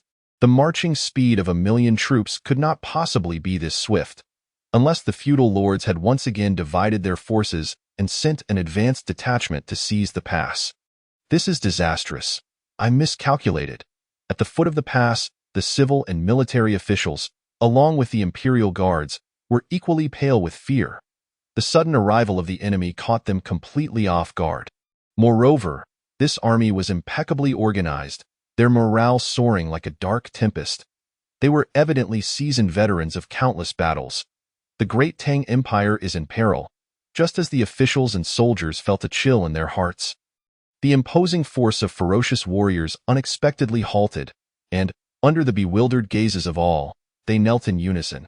Iron Eagle warriors, we pay our respects to your majesty. Long live your majesty, long live, long live. Chapter 26. The fierce battle at the pass, the thunderous cries echoed, soaring into the heavens. Yet, this astonishing display left the civil and military officials somewhat bewildered. Were their ears deceiving them? Was this fearsome army bowing before their sovereign? At ease, on the pass, Li Xiu waved his hand dismissively, stating, "Thank you, your majesty." The army, having received the imperial edict, slowly rose. This army truly obeys the emperor's command. Nearby, Supervisor Zhao's jaw dropped in disbelief. Just moments ago, he had mistaken this Iron Eagle warriors for the invading army of the feudal lords. He had been pondering when such a terrifying force had emerged among the feudal lords. He had nearly made a fool of himself. Yet, to his astonishment, this Iron Eagle warriors turned out to be the army of the great Tang court. When had the emperor amassed such an elite force? Truly, the emperor is exceedingly secretive. The Minister of War shook his head, sighing. First, the great Snow Dragon cavalry. Now, the Iron Eagle warriors. These were forces he had never heard of before. How many hidden cards does the emperor possess that he remains entirely unaware of? It turns out the emperor had long prepared this army. No wonder he remained unflustered. The Minister of Justice shot a resentful glance at Li Xiu. Your Majesty, it is rather inconsiderate to possess such trump cards without informing us in advance, leaving us, the civil and military officials, to fret for no reason. Humph, have you already forgotten the previous correspondence among the officials and the feudal lords? The Minister of War replied with a cold smile. The emperor must be wary of potential traitors among the officials, fearing that any leaked information would allow the enemy to prepare in advance. Currently, the feudal lords remain unaware that the emperor has 200,000 Iron Eagle warriors ready to strike, catching them completely off guard. Understanding dawned upon the Minister of Justice, and he gazed at Li Xiu in astonishment. So, the emperor's foresight is indeed profound. He comprehended that the emperor had deliberately feigned weakness, allowing the world to believe that the court possessed only 70,000 imperial guards, thus necessitating his personal involvement in the battle, even driving the civil and military officials to the front lines. This created the illusion that the court was on the brink of collapse. In reality, however, the emperor had stealthily prepared this army to ambush the 5 feudal lords. Catching them by surprise, brilliant, truly brilliant. The emperor's title as the Sage of War is not merely a facade. The Minister of War cast a sidelong glance at the Minister of Justice, feigning astonishment. Your Majesty, it seems you have already devised a strategy to defeat the enemy. Our fears were merely the anxieties of an overactive imagination. Minister of War, you truly are the emperor's most trusted advisor. Possessing keen insight into his thoughts, the Minister of Justice nodded, admiration evident on his face. Had he been able to discern the emperor's intentions earlier, he would not have needed to live in fear. With the emperor present, The feudal lords posed no threat. The Minister of Justice straightened his back. He now brimmed with confidence regarding the impending war. The following day, at noon, Li Xiu sat at the pass, meditating quietly. Suddenly, the teacup on his table began to tremble violently. "They are coming." Li Xiu abruptly opened his eyes and gazed into the distance beyond the pass. Clop, clop, clop, accompanied by the thunderous sound of hooves. 5 routes of feudal lord armies, numbering 1,000,000 strong, surged toward Tongguan. The 1,000,000-strong army stretched for hundreds of miles, a vast ocean of soldiers, so dense they could not be counted. Many officials of the Great Tang could not suppress their pallor. They had never witnessed such a staggering force. It was as if the mountains and plains were teeming with an unending tide. The ominous black mass of soldiers halted before Tongguan, and from among them, the Fanyang Jidushi Pei Hong rode forth. Among the 5 feudal lords, he was the strongest, and thus, during this united rebellion, he had been elected as the leader, taking command of the 1,000,000-strong force. Pei Hong merely cast a glance at the defending troops before directing his gaze toward Li Xiu atop the pass, proclaiming loudly, "Your Majesty, we know that you have been deceived by treacherous individuals into believing you must eliminate the feudal lords of the realm, and in doing so, you have turned against your loyal ministers. We have no choice but to rise in self-defense. If your Majesty and the officials are willing to open the gates and surrender, we will not harm you." Pei Hong commenced his psychological warfare, hoping to persuade Li Xiu and the officials of the Great Tang to surrender. After all, in his view, anyone with common sense would recognize the vast disparity in forces and that surrendering was the only sensible choice. However, Li Xiu did not respond at all, merely waving his hand and stating coolly, "Release the arrows." As soon as he spoke, a rain of arrows descended upon Pei Hong from the pass. Realizing the peril, Pei Hong quickly turned his horse to flee, but an arrow struck his steed's rear, nearly throwing him off and leaving him in a pitiful state. Refusing to heed the warning, "Then let us see how long you can endure." Pei Hong's eyes gleamed with cold determination. He ordered, "Pass down the command to attack the pass. Divide the army into 5 groups, rotating every 6 hours to assault day and night." "Yes." All the generals clasped their fists in salute. As the 5 feudal lords faced the 1,000,000-strong army, Li Xiu would undoubtedly not be able to withstand 3 days. With Pei Hong's command, a fierce battle of attack and defense commenced. The feudal army began to assault the pass with all their strength, yet under the coordination of the Minister of War and the commander of the 9 gates, the defenders displayed remarkable bravery. Repelling wave after wave of attacks from the feudal lords, hot oil, falling stones, and arrows rained down from the pass. Countless soldiers of the feudal lords perished, tumbling from the ladders, their bodies shattered. However, more soldiers surged forth, evidently determined to use sheer numbers to force their way through the defenses. Yet, 3 days passed, and despite the heavy losses incurred by the feudal lords, Tongguan remained unyielding. Pei Hong's expression darkened to an extreme. The 1,000,000-strong feudal army, attacking day and night without respite, had been held back by a mere 70,000 imperial guards for 3 full days.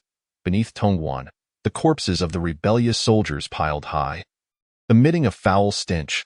Pei Hong knew that if this continued, disease would likely break out among the troops. Moreover, one matter plagued him like a thorn in his side. He had yet to see Xiang Yu and his 10,000 iron cavalry. This great snow dragon cavalry should not be underestimated. It was known that the Hadong Jidushi Yangling had been defeated by this cavalry, and with Xiang Yu and the great snow dragon cavalry yet to make their appearance, Pei Hong could already surmise that they intended to flank them from behind. Chapter 27. The brutality of the Iron Eagle warriors. What would happen if the 1,000,000-strong army were to be flanked? They would undoubtedly collapse like a house of cards. Thus, they must seize Tongguan at the earliest opportunity. Otherwise, if they become ensnared here, they will undoubtedly face a fate worse than death. Tomorrow, Tongguan must be taken. Pei Hong's palm slammed heavily on the table, his eyes ablaze with murderous intent as he glared at the other 4 military governors. With each passing day of delay, our situation grows increasingly perilous. The other 4 governors understood Pei Hong's concerns all too well. As the saying goes, 1 burst of energy leads to decline, and 3 leads to exhaustion. A mere Tongguan, yet it has resisted capture for so long. The casualties among our troops are regrettable, But the most critical impact on our million-strong army is the decline in morale. A drop in morale is far graver than the loss of 100,000 lives. Over the past 3 days, our 5 armies have taken turns besieging the city, while the Imperial Army has also suffered heavy losses. They possess a mere 70,000 troops, unable to withstand such attrition. And they are now at their breaking point. The governor of Shuafeng spoke up. Furthermore, after 3 days of fierce defense, their siege equipment must be nearly exhausted. If our forces strike with even greater intensity tomorrow, we will surely capture Tongguan. The governors of Pinglu, Hushi, and Longyu all nodded slightly, a glint of determination flickering in their eyes. Tomorrow, we shall seize Tongguan at any cost. Otherwise, our situation will become dire. Under the collective pressure from Pei Hong and the other 4 governors, the 4th day's assault was indeed far more ferocious than the previous days. The defending soldiers, as Pei Hong had anticipated, were utterly exhausted, on the brink of collapse. The losses among our troops were severe, and their siege equipment was about to run out. It appeared they were teetering on the edge of disaster. Sensing the weakening of the defending forces, a glimmer of joy appeared on Pei Hong's face. The defenders were finally about to falter. Tongguan was on the verge of being breached. Just as Pei Hong was enveloped in the joy of impending victory, on the battlements, Li Xiu stretched lazily. A glint of sharpness flashing in his eyes, it was nearly time to counterattack. The 70,000 Imperial Guards defending Tongguan were nearing their limits, and the rebel forces outside the gate, seeing victory within reach, would inevitably grow complacent. Now was the perfect moment for a counteroffensive. Chao Zhangchun immediately stepped forward. This old servant is here. Order the 200,000 Iron Eagle elite soldiers to mobilize immediately. Li Xiu commanded in a deep voice. Yes. Chao Zhangchun's eyes lit up. After hiding for so many days, would His Majesty's 200,000 Iron Eagle elite soldiers finally reveal themselves? The real spectacle was only just beginning.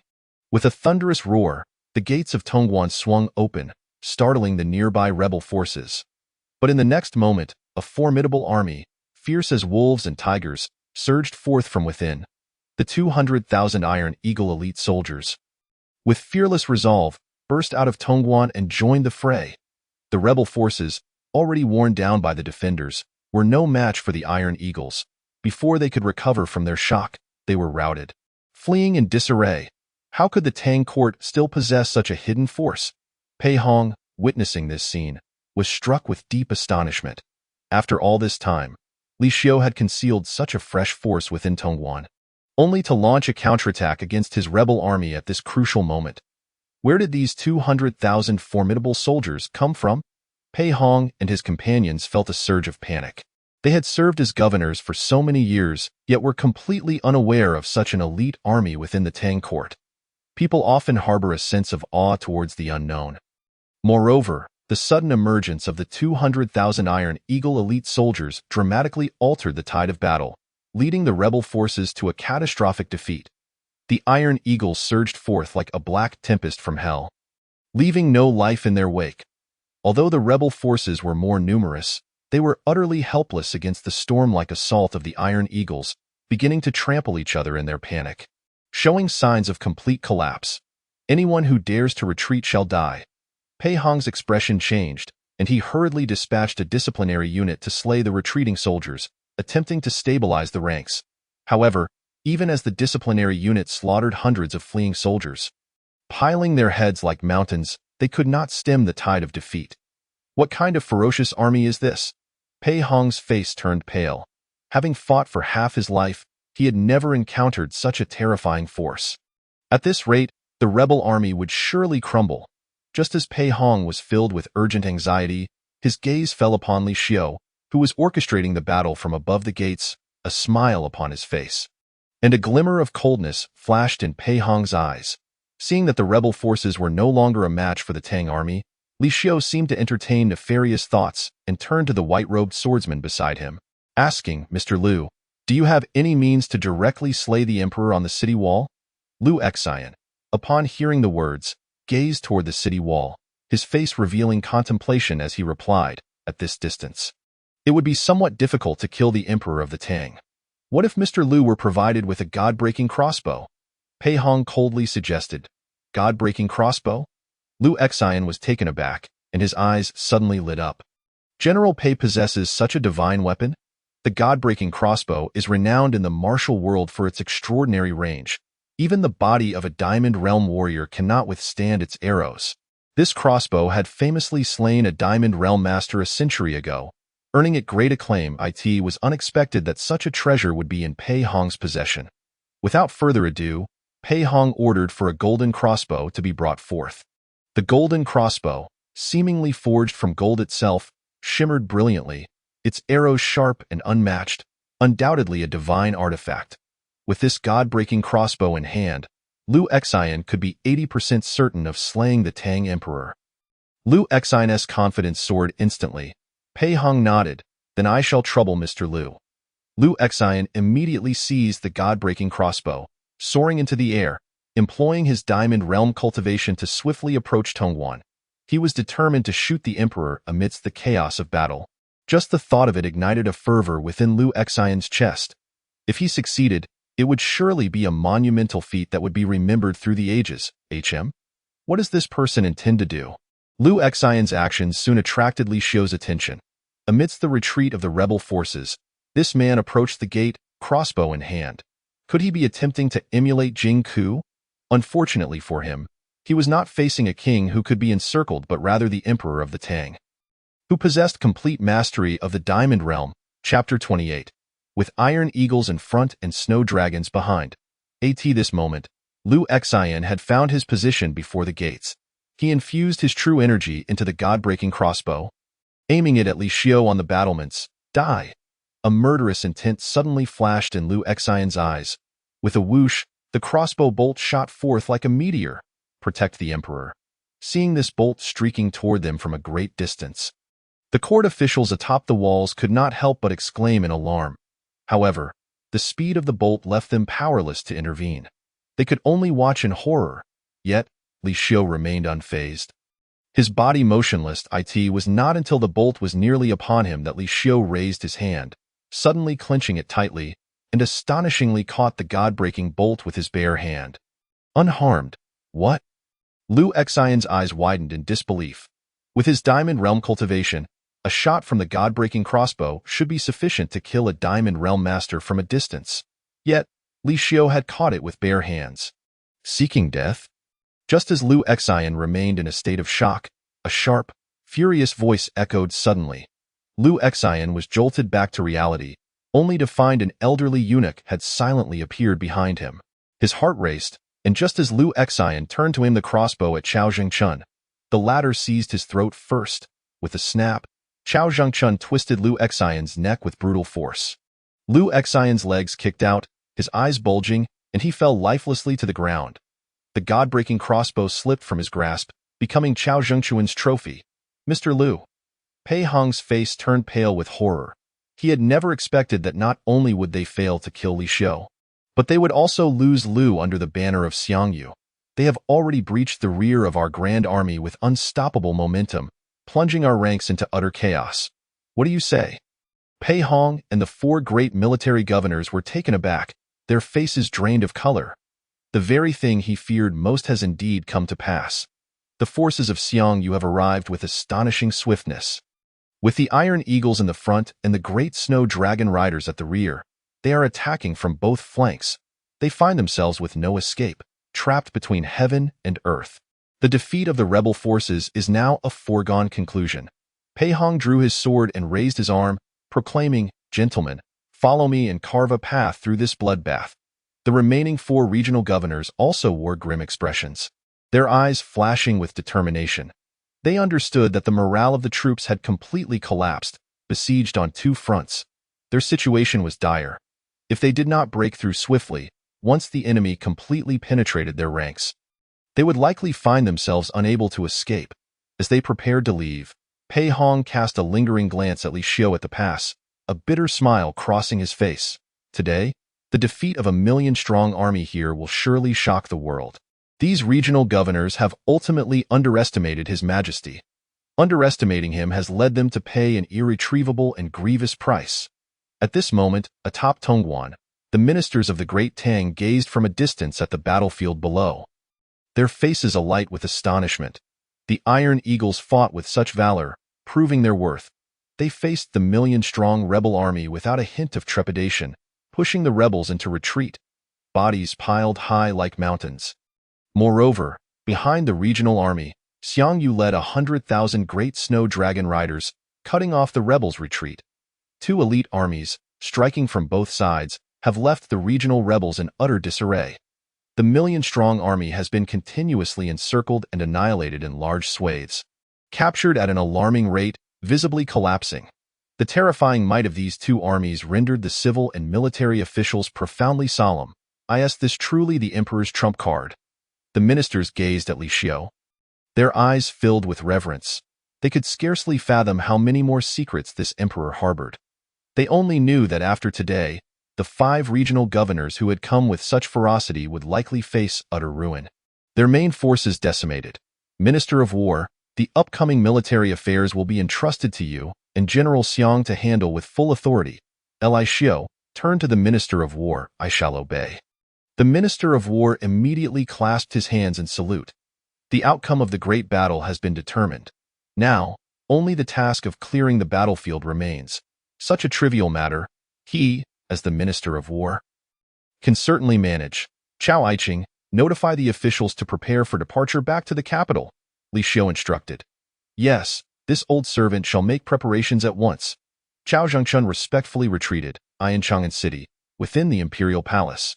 2 days have elapsed since the conclusion of the Battle of Tongguandai in the court.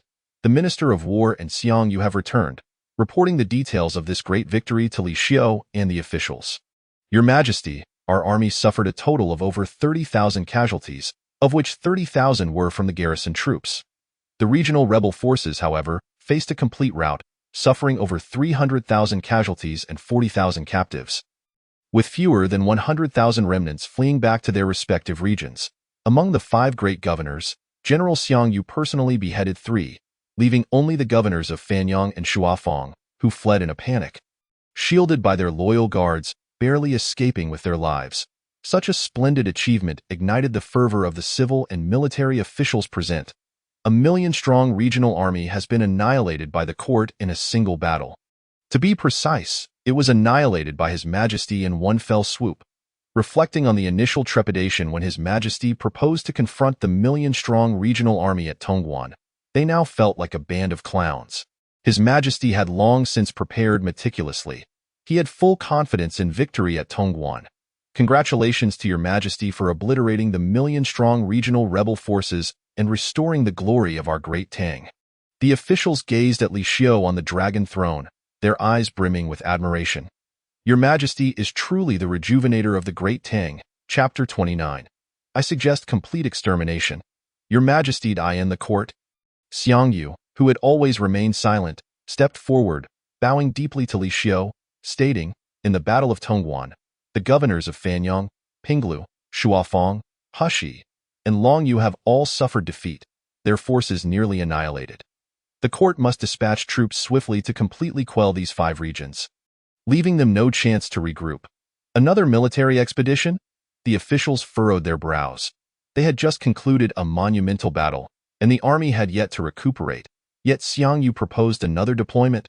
This man is indeed a war fanatic. However, Li Xiu on the throne nodded in agreement, acknowledging the reason in General Xiang's words. If they were allowed to regain their strength, it would only add to the difficulties of the campaign. Xiangyu, I command you to lead 100,000 great snow dragon riders at the fastest pace to sweep through Fanyang, Shuafang, and Pinglu. This subordinate obeys. Xiangyu's voice was resounding. Minister of War. Li Xiu turned to the Minister of War. I am here.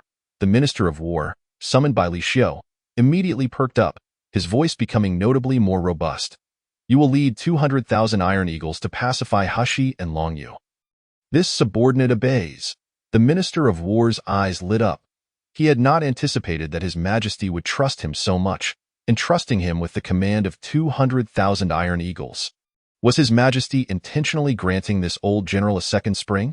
However, Li Xiu's decision was merely because, in the Battle of Tongguan, Hushi and Longyu suffered the heaviest losses, their forces diminished.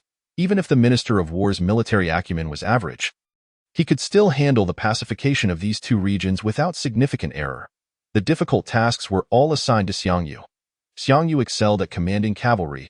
If he were to lead the 200,000 Iron Eagles, it would only slow his progress. At that moment, the Minister of Revenue suddenly spoke up, "Your Majesty, before the army embarks on its expedition, there is a pressing issue that must be addressed first." "Oh?" Li Xiu raised an eyebrow, urging him to elaborate. In the Battle of Tongguan, the court achieved a resounding victory, the million rebels vanquished, with a staggering 40,000 prisoners taken. The daily sustenance for these 40,000 captives is an enormous expense. If we do not deal with these prisoners promptly, the court may struggle to support the army's expedition. The Minister of Revenue spoke solemnly. The officials fell into deep contemplation. The food required for 40,000 captives was undoubtedly a colossal figure. Moreover, to leave such a vast number of captives unattended is akin to setting a ticking time bomb, uncertain when it might explode. Should a rebellion occur, the consequences would be even graver. 40,000 disorderly troops could pose a significant threat to the capital's safety. Even Li Xiu felt a hint of difficulty. Managing 40,000 captives was indeed a conundrum. It is impossible to simply release them. Once freed, these captives might very well incite further chaos. I suggest complete extermination. A glint of coldness flashed in Xiang Yu's eyes. Since the court could not afford to support these 40,000 captives, they should be utterly exterminated to eliminate future threats. The officials in the court immediately revealed expressions of incredulity. 40,000 individuals. Total extermination? What a shocking act of brutality. How could Xiang Yu propose such a thing so casually? Your Majesty, this cannot be done. The Grand Inquisitor knelt on the ground, exclaiming, "To exterminate 40,000 captives is an act of unimaginable cruelty.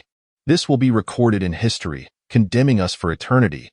I implore your Majesty to reconsider."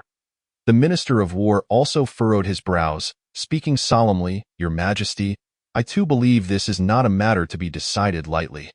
In warfare, can one exhibit such womanly compassion?" Xiang Yu remained indifferent, stating, "If a rebellion occurs, jeopardizing your Majesty's safety, who will bear this heavy responsibility?" The ministers exchanged glances, falling into a profound silence. Xiang Yu shook his head, asserting thus, "The best course of action is to take no chances and exterminate them all, leaving not a single one alive. Extermination of captives is a last resort." At this moment, Li Xiu finally spoke. "Moreover, these captives are ultimately subjects of our great Tang. To exterminate them all would be contrary to the principles of a sovereign. Xiang Yu, I hope you will direct your ferocity towards foreign foes rather than our own people." Xiang Yu's powerful frame trembled, and he promptly knelt, stating with solemnity, "This subordinate shall heed your Majesty's counsel." Li Xiu nodded in satisfaction. Xiang Yu's bloodthirsty nature was evident from his slaughter of 20,000 Qin captives. Moreover, his countless campaigns and city slaughters were, in Li Xiu's view, bad habits that needed correction. "Let us do this," Li Xiu pondered briefly, as if devising a solution. "We shall divide these 40,000 captives into 40 camps, assigning them to regions such as Lingnan, Huguang, and Huainan for reclamation and cultivation, establishing military settlements. Let these captives toil for the Great Tang, increasing our grain yield." Upon hearing Li Xiu's words, the officials' eyes brightened. This approach is brilliant. By dispersing the 40,000 captives to unfamiliar territories, the likelihood of rebellion diminishes significantly. Furthermore, as the captives cultivate the land, not only will they contribute to increasing the Great Tang's grain production, but they will also resolve their own sustenance issues. With enough food to fill their bellies, who would still contemplate rebellion? 3. The Ministry of Revenue need no longer worry about the sustenance of these captives. This move can be described as killing 3 birds with 1 stone. Your Majesty is indeed wise. The Minister of War and the esteemed generals and officials, including Xiang Yu, all knelt in reverence upon the ground. To resolve the intricate dilemma of 40,000 captives, who would have thought that your Majesty could conceive a prudent solution in but a fleeting moment? Once the myriad of feudal lords has been swept away, the Tang dynasty shall surely rise to its former glory. In Hebei province, within the prefectural residence of Fanyang, Pei Lang, it is time for your medicine. Pei Hong lay in bed, his body swathed in bandages. Beside him stood a beautiful concubine, carefully assisting him in taking his medicine. In the Battle of Tongguan, though Pei Hong managed to escape with his life, he was grievously wounded, barely clinging to half of his vitality. Yet, No sooner had he swallowed half a bowl of medicine than a subordinate rushed in, breathless with urgency. "Prefect, urgent news." The subordinate fell to his knees, his expression fraught with alarm. "The court has appointed Xiang Yu as commander, leading 100,000 iron cavalry to subdue Fanyang, Shuafeng, and Pinglu. Our Fanyang has become the primary target. Xiang Yu and his iron cavalry are already on the direct march towards our Yuzhou city." With a splutter, the medicine Pei Hong had just ingested erupted from his mouth, his countenance turning ashen. "Your Majesty intends to exterminate us completely," though he anticipated that Li Xiu would undoubtedly dispatch a great army for suppression. He never expected such a swift advance. Chapter 30. The third summoning, with the sun rising in the east, I remain unconquered. The Emperor aims to strike while the iron is hot, granting them not a moment's respite. To thoroughly eradicate the feudal lords, Li Xiu, how ruthless. Li Xiu, you think you can easily eliminate me? A fool's dream. A glint of coldness flashed in Pei Hong's eyes. Even in defeat, I shall ensure you pay a price. He then turned to his subordinate and sternly instructed, "Immediately inform the Mingjian villa that Lu Exine has perished at the hands of the court, and that the imperial forces are about to sweep through Hebei. Urge them to swiftly devise a means to assist me in defending Yuzhou city and repel the imperial army." Yes. The subordinate departed to carry out the command. His Fanyang feudal lordship maintained a close cooperation with Mingjian villa. As their fates were intertwined, Lu Exine was an elder of Mingjian villa, sent as their representative to aid him. However, now that Lu Exine had fallen to the court's machinations, Mingjian villa would undoubtedly not stand idly by and would extend their support. Li Xiu, prepare to witness the power of the martial world. A sharp determination glimmered in Pei Hong's eyes. 5 days later, within and around Yuzhou city, flames of war raged. Xiang Yu's army had breached Yuzhou city. Prefect Pei Hong took his own life, and all remaining troops within the city surrendered. This was indeed a great victory, yet not a trace of joy could be seen on Xiang Yu's face. Instead, he appeared somewhat grim.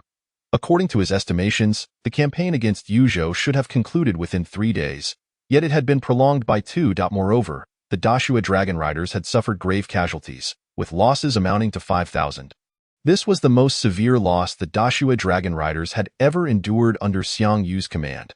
Such heavy losses were not inflicted by the remnants of the Fanyang feudal forces, but rather by a group of highly skilled martial artists.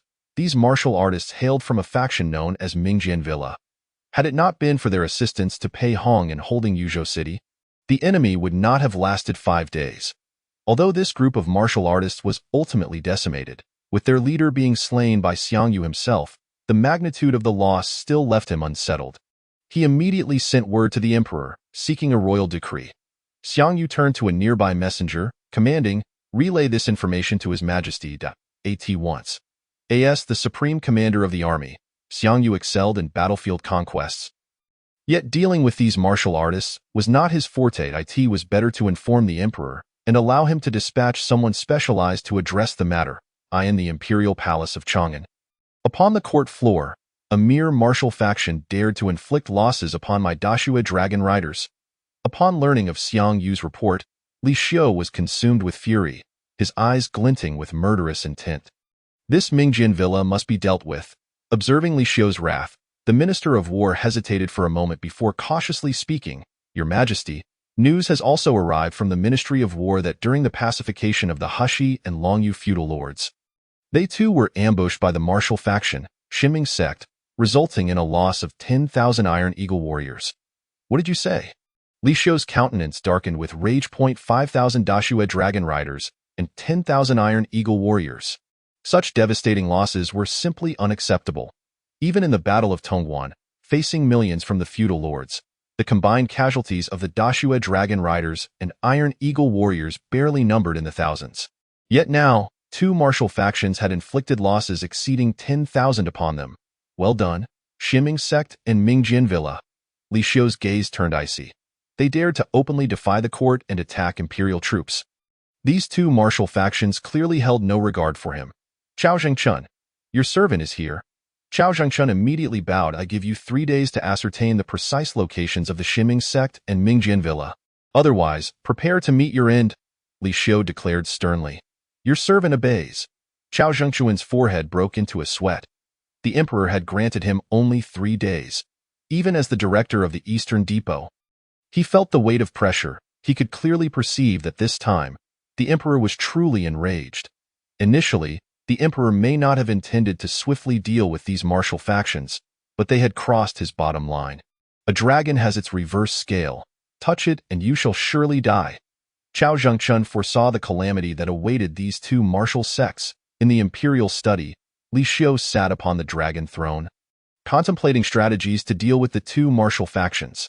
The Ximing sect and Mingjian Villa had already violated his bottom line, and they must be eradicated without a doubt.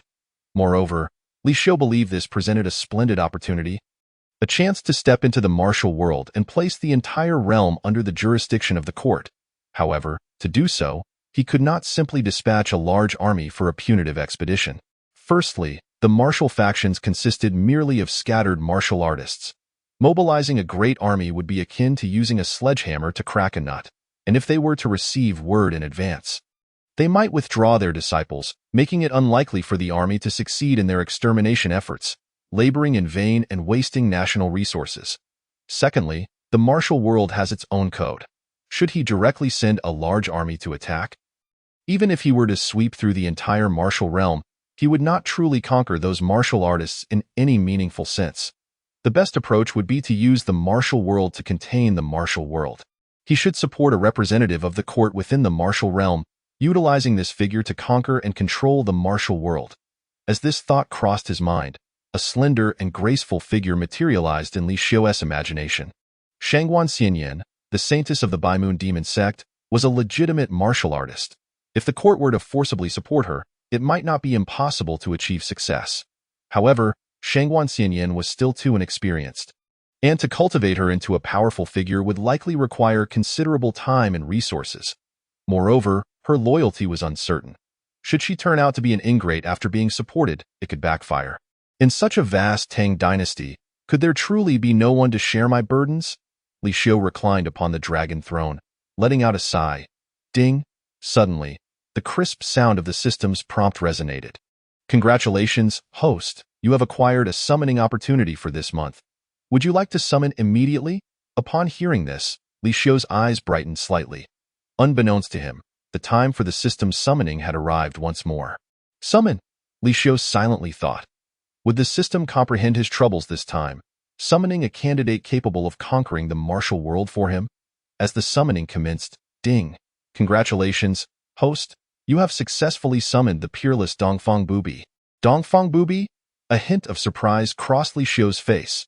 The one renowned for his literary grace and martial virtue, the leader of the Sun Moon Holy Cult.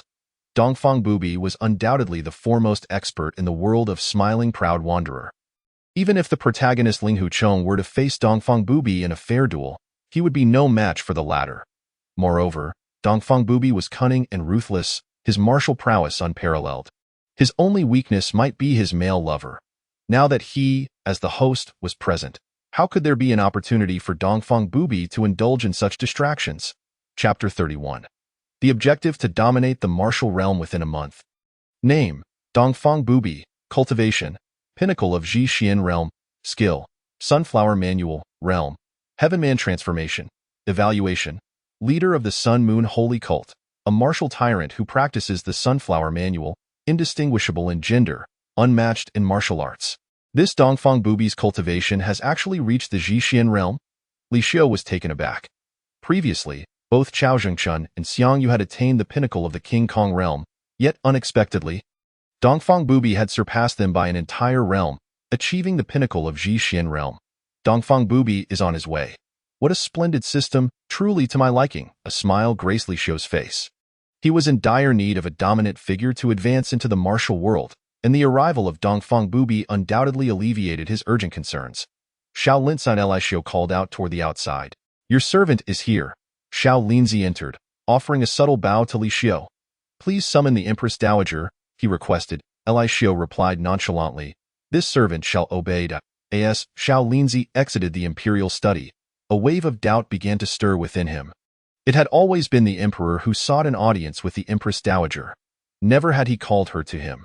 Moreover, at this late hour, what could the young, beautiful, and non-blood-related Empress Dowager be summoned for? The Emperor, in the vigor of his youth, surely would not be calling her for companionship, would he? A bold thought suddenly crossed Xiao Linzi's mind. Impossible. The Emperor could not be that kind of person. He quickly shook his head, dispelling the unclean thoughts, for if the Emperor were to discover such musings, his head would surely be at stake. Yet, despite his protests, Xiao Linzi's imagination ran wild, growing more twisted with each passing moment. Your Majesty, as a wise ruler, such a fundamental error in judgment must not be made. Before long, Xiao Linzi returned to the imperial study, accompanied by Shangguan Xianyan, where they greeted the Emperor. Shangguan Xianyan bowed gracefully to Li Xiu. Xiao Linzi, you may withdraw, Li Xiu gestured. Yes. Xiao Linzi cast a meaningful glance at Li Xiu, then sighed deeply as he exited the chamber. What could be troubling that young man? His manner suggested he had committed some grievous transgression. Wait a moment. Could it be that Xiao Linzi believed the Emperor had summoned Shangguan Xianyan for companionship? Li Xiu's expression instantly shifted to one of intrigue. Your Majesty, may I inquire why I have been called to your presence at this late hour? Not only Xiao Linzi, but also Shangguan Xianyan felt a sense of unease, as the solitude of a man and woman together at such an hour inevitably stirred emotions. Surely, it cannot be that I am to serve you in that capacity? Shangguan Xianyan's body tensed, her heart racing with apprehension. I have summoned you to discuss matters regarding the martial world. At that moment, Li Xiu interrupted Shangguan Xianyan's swirling thoughts. So, the Emperor sought her for serious matters. Shangguan Xianyan let out a quiet sigh of relief, yet simultaneously felt a twinge of disappointment. Did she truly possess no allure in the Emperor's eyes? In that instant, self-doubt began to creep in.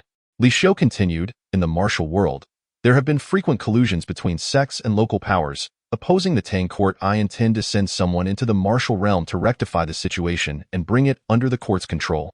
Upon hearing this, Shangguan Xianyan's beautiful eyes widened in shock. Your Majesty, do you intend to conquer the entire martial world?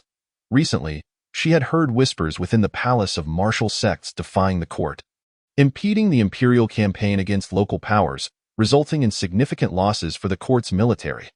These sects had undoubtedly provoked the Emperor's ire, inciting a desire for vengeance against the martial realm. However, to advance into this realm, the Emperor would need someone well-versed in its intricacies.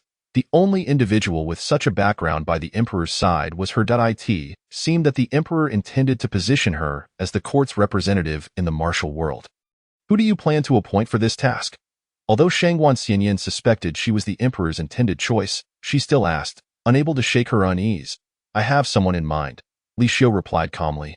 I summoned you here so that you may meet him and assist him in his endeavors within the martial realm. Shangguan Xianyan was about to express her gratitude when Li Xiu's next words left her stunned. The chosen individual was not her, but someone else entirely. Her delicate features clouded with concern. Your Majesty, I believe there is no one more knowledgeable about the martial world than I. Who is it that you have appointed? And is he truly a more suitable choice than I? Or do you still harbor doubts about my loyalty? That is not the case, Li Xiu replied, smiling and shaking his head. Trust is an essential principle in governance. I had indeed planned to appoint you had this individual not presented himself.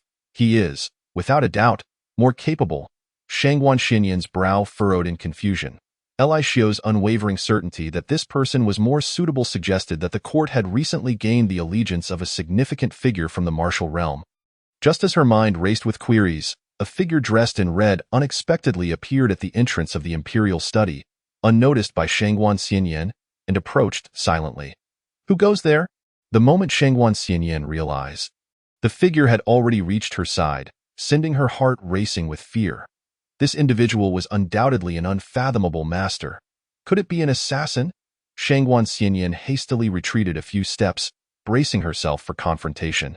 However, the figure in red knelt before Li Xiu. Dongfang Bubi pays his respects to your Majesty. Stunned, Shangguan Xianyan watched as this enigmatic figure bowed before the Emperor. This mysterious master, whose aura was so profound, was indeed one of the Emperor's allies? Rise, leader Dongfang. Li Xiu inclined his head slightly. Thank you, your Majesty. Dongfang Bubi slowly stood up, and Shangguan Xianyan began to scrutinize him. With her keen intellect, She quickly deduced that this individual was the emperor's chosen candidate for conquering the martial world. Yet, her brows knit together in confusion as she realized she could not discern whether this person was male or female. Not only she, but even Li Xiu seemed unable to tell. However, for Li Xiu, this distinction was trivial. What mattered was Dongfang Bubi's capabilities and the loyalty he would command in the martial world. Li Xiu's gaze fixed upon Dongfang Bubi, and he declared with gravity, "Leader Dongfang, I order you to immediately establish the Sun and Moon sect and advance into the Central Plains martial world. You are given 1 month to eradicate the Shiming sect and the Mingjian Villa, thereby asserting dominance over the martial realm. Can you accomplish this?" Chapter 32. Establishing the Sun and Moon sect. 1 month to annihilate the Shiming sect and the Mingjian Villa? Shangguan Xianyan could hardly fathom the audacity of such a command. Despite Dongfang Bubi's formidable prowess, he was ultimately a solitary figure with no foundation in the martial world. How could he possibly extinguish 2 centuries-old sects within such a short time frame? Yet, without a hint of hesitation, Dongfang Bubi proclaimed, "I accept the decree." The martial world was a domain he was intimately familiar with. To him, the task of demolishing 2 major sects within a month might seem daunting. But it was merely a thrilling challenge. Shangguan Xianyan, Li Xiu turned his attention to her. "Present. As leader Dongfang advances into the martial world. You shall serve as his deputy and assist him in his endeavors." Li Xiu instructed. Although Dongfang Bubi was a formidable figure, he lacked knowledge of the Tang's martial landscape. By appointing Shangguan Xianyan as his aide, Li Xiu effectively provided Dongfang Bubi with a guide well-versed in the terrain.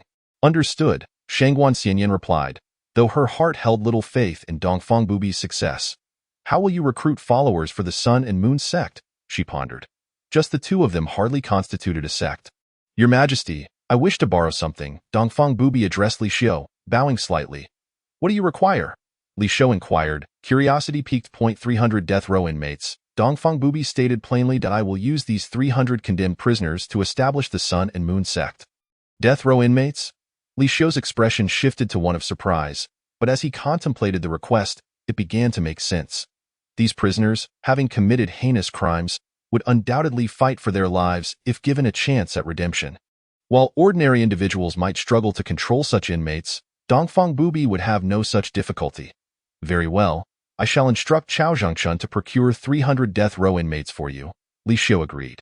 "Do you require anything else?" "Nothing more," Dongfang Bubi replied, shaking his head. Meanwhile, Shangguan Xianyan furrowed her brows. Just 300 death row inmates? She wondered whether Dongfang Bubi was genuinely confident in his plan or merely boasting. However, since he dared to make such a commitment before the emperor, he must possess some form of assurance. She was keen to witness Dongfang Bubi's capabilities firsthand. 10 days later, in the Hushi region. Within a treacherous canyon, 300 individuals clad in matching red robes gathered in this location. These martial figures, adorned in fine attire and riding spirited steeds, raised their banners high, upon which the words Sun and Moon sect were boldly inscribed. "With the rising sun in the east, we shall remain undefeated. Leader Dongfang, with virtue and martial prowess, shall unify the martial world for eternity." 300 members of the Sun and Moon sect raised their voices in unison, their shouts echoing throughout the canyon. Beneath this thunderous roar, 2 figures materialized atop a mountain peak above the gorge. Dongfang Bubi and Shangguan Xianyan. At this moment, Shangguan Xianyan gazed down at the 300 followers in the canyon, her delicate face revealing a hint of astonishment. Just 10 days prior, these 300 individuals had been condemned prisoners facing execution. Yet now they had undergone a remarkable transformation, becoming devoted adherents of the Sun and Moon sect. Loyal disciples of Dongfang Bubi. This group had undergone rigorous training under Dongfang Bubi, who had imparted certain martial arts secrets, and they were no longer a rabble. They had evolved into a formidable force. At this moment, all the followers looked at Dongfang Bubi with fervent admiration. This was not merely a matter of loyalty cultivated in a span of 10 days. Rather, it was the promise made by Dongfang Bubi that should they succeed in obliterating the Shiming sect and Mingjian Mountain Manor, thus achieving supremacy in the martial world, they would be absolved of their death sentences. Moreover, should they truly follow Dongfang Bubi to glory, they would soar to great heights, enjoying wealth and prestige. Saintess, how fare the intelligence regarding the Shiming sect? Dongfang Bubi inquired of Shangguan Xianyan. During this period, he had been focused on training the followers, leaving the gathering of intelligence on the martial world to Shangguan Xianyan in the Eastern Depot. Reporting to the sect master, Shangguan Xianyan replied with a slight bow, "The Ximing sect has recently faced internal turmoil. Following the sudden demise of their leader, the Ming Emperor, factional strife has intensified within the sect, with the two ancestors of Xinming and the four ghost kings vying for the position of sect master. Now is the opportune moment to eradicate the Ximing sect." Saintess, a title bestowed by Dongfang Bubi upon her within the Sun and Moon sect, denoting a position just below that of the sect master. Shangguan Xianyan, sent by Li Xiu to assist Dongfang Bubi, had no choice but to accept this role. Dare they engage in infighting while under my scrutiny? Dongfang Bubi scoffed, shaking his head. He then cast a glance at the followers below, his voice, neither distinctly masculine nor feminine, resonating throughout the canyon. "Let us move forth and flatten the Ximing sect. Flatten the Ximing sect." The followers of the Sun and Moon sect shouted their earth-shattering battle cry as they surged toward the direction of the Ximing sect. The Ximing sect, originally a major force of the demonic path, had its roots in the western regions and flourished in the central plains, boasting hundreds of thousands of followers at its zenith. However, with the Tang dynasty's martial prohibitions and a subsequent crackdown on the martial world, coupled with internal conflicts within the demonic sect, the Ximing sect gradually declined in the last 20 years. As the Tang Empire waned, previously hidden martial sects began to emerge, colluding with local warlords to grow in power. Under the leadership of the Ming Emperor, the Ximing sect rapidly expanded in the Hushi region, amassing over 10,000 followers and a formidable presence. Yet, following the Ming Emperor's untimely death due to his practice of sinister arts, the sect found itself leaderless, with various factions embroiled in fierce disputes over the sect master position. Amidst the Grand Hall, an elder, aged and stern, proclaimed, "Following the demise of the former sect master, the position rightfully belongs to the two ancestors of Ximing, not to the four ghost kings. The four ghost kings are the future of the Ximing sect. How can a group of decrepit old men lead the sect against the court?" retorted the strongest among the four ghost kings, the Tongtian Ghost King, flanked by the other three kings. "If you truly have the sect's interests at heart, you should step aside and allow the capable to take the lead, lest you hinder our grand designs. Should this quarrel continue, it may take another year or so before a sect master is determined." At this moment, a neutral elder stepped forward and suggested, "Why not have each faction nominate a representative to duel before all the followers? The victor shall be declared the sect master, and the defeated must submit. What say you?" "Such a proposal aligns perfectly with my thoughts," exclaimed the Tongtian Ghost King. "Which of you old geezers will dare to face me in battle?" "Let it be me." One of the two ancestors exchanged glances before the Ming ancestor stepped forward to confront the Tongtian Ghost King. "Let the battle determine our fates," the Tongtian Ghost King grinned, his dark energy surging forth, transforming into swirling black ghost flames that danced around him. "Humph!" The Ming ancestor responded with a cold snort, emanating a chilling aura from his being. Just as the two were about to clash, an explosive sound erupted as the main door of the Ximing sect's grand hall was shattered into pieces, sending several members flying into the hall. "Who dares?" Inside the hall, the two ancestors and the four law kings were taken aback, their gazes immediately drawn to the entrance, where two rows of followers clad in crimson robes strode boldly into the grand hall. "Master Dongfang, with virtue in both civil and martial matters, may your reign endure for millennia and unify the martial world." As the followers bowed in reverence, two figures gracefully entered the hall, Dongfang Bubi and Shangguan Xianyan. Dongfang Bubi merely glanced at the gathered members of the Ximing sect before speaking with an air of indifference. "From this day forth, the Ximing sect is to be removed from the martial world and merged into my Sun and Moon sect. This place shall now serve as the headquarters of the Sun and Moon sect." As his words fell, a tumultuous uproar ensued within the hall. The faces of the two ancestors and the four law kings darkened ominously. "What nonsense is this? A mere insignificant sect, one we have never even heard of. Dares to covet our Ximing sect? Preposterous. Where do these hillbillies come from, to have the audacity to threaten us? Come forth and meet your demise." The Tongtian Ghost King's eyes gleamed with malice as he summoned the raging ghost flames around him. Charging at Dongfang Bubi, This was an excellent opportunity to establish his dominance. Should he vanquish this intruder, his prestige would undoubtedly soar, leaving the two ancestors powerless to contest his claim to the sect master position. "Curse him for stealing a march on us," the Ming ancestor shouted in frustration. Yet, in the face of the Tongtian Ghost King's fierce assault, Dongfang Bubi merely raised his hand and casually waved it. In an instant, the once advancing black ghost flames turned back upon the Tongtian Ghost King, enveloping him entirely. No. The Tongtian Ghost King's eyes widened in horror as he witnessed the inferno engulfing him. And with a wretched scream, he was reduced to a charred husk. Tongtian Ghost King. The Ming ancestor and the other three Law Kings were left aghast, their expressions akin to seeing a ghost. How could a formidable master of the King Kong realm be so effortlessly slain? To Dongfang Bubi, it was as simple as crushing an ant. Unperturbed, Dongfang Bubi regarded the remaining masters of the Shiming sect. "Will you yield or continue to resist?" However, the Ming ancestor and the other three Law Kings responded to his offer of surrender with a resolute formation, unwilling to capitulate. "What a pity," Dongfang Bubi mused, shaking his head as he flicked his fingers, causing a needle to shoot forth with remarkable speed. A subtle sound echoed as the needle pierced through the formation erected by the five masters of the Shiming sect. Swiftly penetrating each of their bodies, the five warriors faltered momentarily before collapsing in sequence, lifeless. The grand hall was plunged into an eerie silence, leaving the remaining members of the Shiming sect gasping for breath. This Dongfang Bubi had dispatched 5 of their elite masters with nothing but a single needle. Even their former leader, the Ming Emperor, a master of the Finger Realm, paled in comparison to such overwhelming prowess. Before Dongfang Bubi, he would have seemed like a mere novice. How could he be so terrifying? Shangguan Xianyan, equally astonished, found herself grappling with the reality that she had initially believed Chao Zhangchun was the strongest aide beside Li Xiu.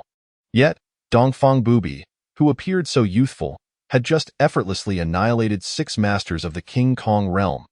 It was a feat beyond the capabilities of any ordinary master of the Finger Realm. It dawned on her that Dongfang Bubi was the true trump card by the Emperor's side. And she now understood why the Emperor had chosen him over her. A profound sense of helplessness welled within Shangguan Xianyan. "Will you persist in your defiance?" Dongfang Bubi asked, an enigmatic smile gracing his lips. The atmosphere in the grand hall turned frigid, as if they had been plunged into an ice cavern. Suddenly, with a thud, one of the judges from the Shiming sect fell to his knees, exclaiming, "I am willing to join the Sun and Moon sect and serve Master Dongfang diligently, even if it costs me my life." With the judge's declaration as the catalyst, the remaining masters of the Shiming sect began to fall like dominoes. Kneeling before Dongfang Bubi in unison, "We are all willing to forsake the darkness and embrace the light, joining the Sun and Moon sect." Suddenly, a voice emerged from the crowd, leading the charge. The Eastern sect leader, with civil virtue and martial prowess, shall reign supreme over the martial world for countless ages. Gazing upon the throng of Xinming sect elites kneeling before him, all fervently chanting the Sun and Moon Divine sect's mantra. The Eastern sect leader nodded in satisfaction. His patience, however, was finite. Should this assembly prove increasingly ungrateful, not a single soul would remain alive within this grand hall by the day's end. Yet, given the Sun and Moon Divine sect's current manpower shortage, their ambition to dominate the martial world could not be achieved with such limited forces. The Shiming sect must be subdued. With the Shiming sect's nefarious agents at their disposal, the subsequent task of annihilating the famed Jian Mountain Manor would undoubtedly become far more manageable. In the capital of Chang'an, within the royal palace at the Huanglong Hall, Li Xiu, having concluded his review of official documents, received a message from the emissaries of Dongfang Bubi. A smile crept across his face. "Your Majesty, is there good news?" inquired the curious Chao Zhangchun. "Dongfang Bubi has swiftly eradicated the Shiming sect," Li Xiu replied with a grin. "So soon?" Chao Zhangchun exclaimed in astonishment. As the inspector of the Eastern Depot, he had long been gathering intelligence on the Shiming sect and was well aware of their formidable strength. He was taken aback that Dongfang Bubi could accomplish such a feat in merely a few days. Even he would find it challenging to achieve such swiftness. Dongfang Bubi's capabilities are indeed remarkable. Even Chao Zhangchun felt a tinge of admiration for Dongfang Bubi, but then seemed to recall something and whispered, "Your Majesty, Will it pose a risk to have the Empress Dowager remain in his company? Although Shangguan Xianyan was merely a nominal Empress Dowager, her title still held significance. If any mishap were to occur, it could tarnish the emperor's and the court's reputation. You need not worry about that, Li Shou chuckled. He, like you, is a rootless individual. Chapter 34. This old man shall use this sword to take my own life. As a gesture of gratitude to your majesty, a rootless individual like me. Chao Zhangchun was momentarily stunned before being struck with astonishment. So, Dongfang Bubi was also one of them. No wonder he found a semblance of familiarity in Dongfang Bubi's voice. The mystery is solved. Thus, his concerns were entirely unfounded. They were indeed kindred spirits. Given the opportunity, he would seek out Dongfang Bubi to engage in profound discussions about life. It appears that granting Dongfang Bubi a month's time is more than sufficient. Li Shou mused with a smile. Congratulations, Your Majesty.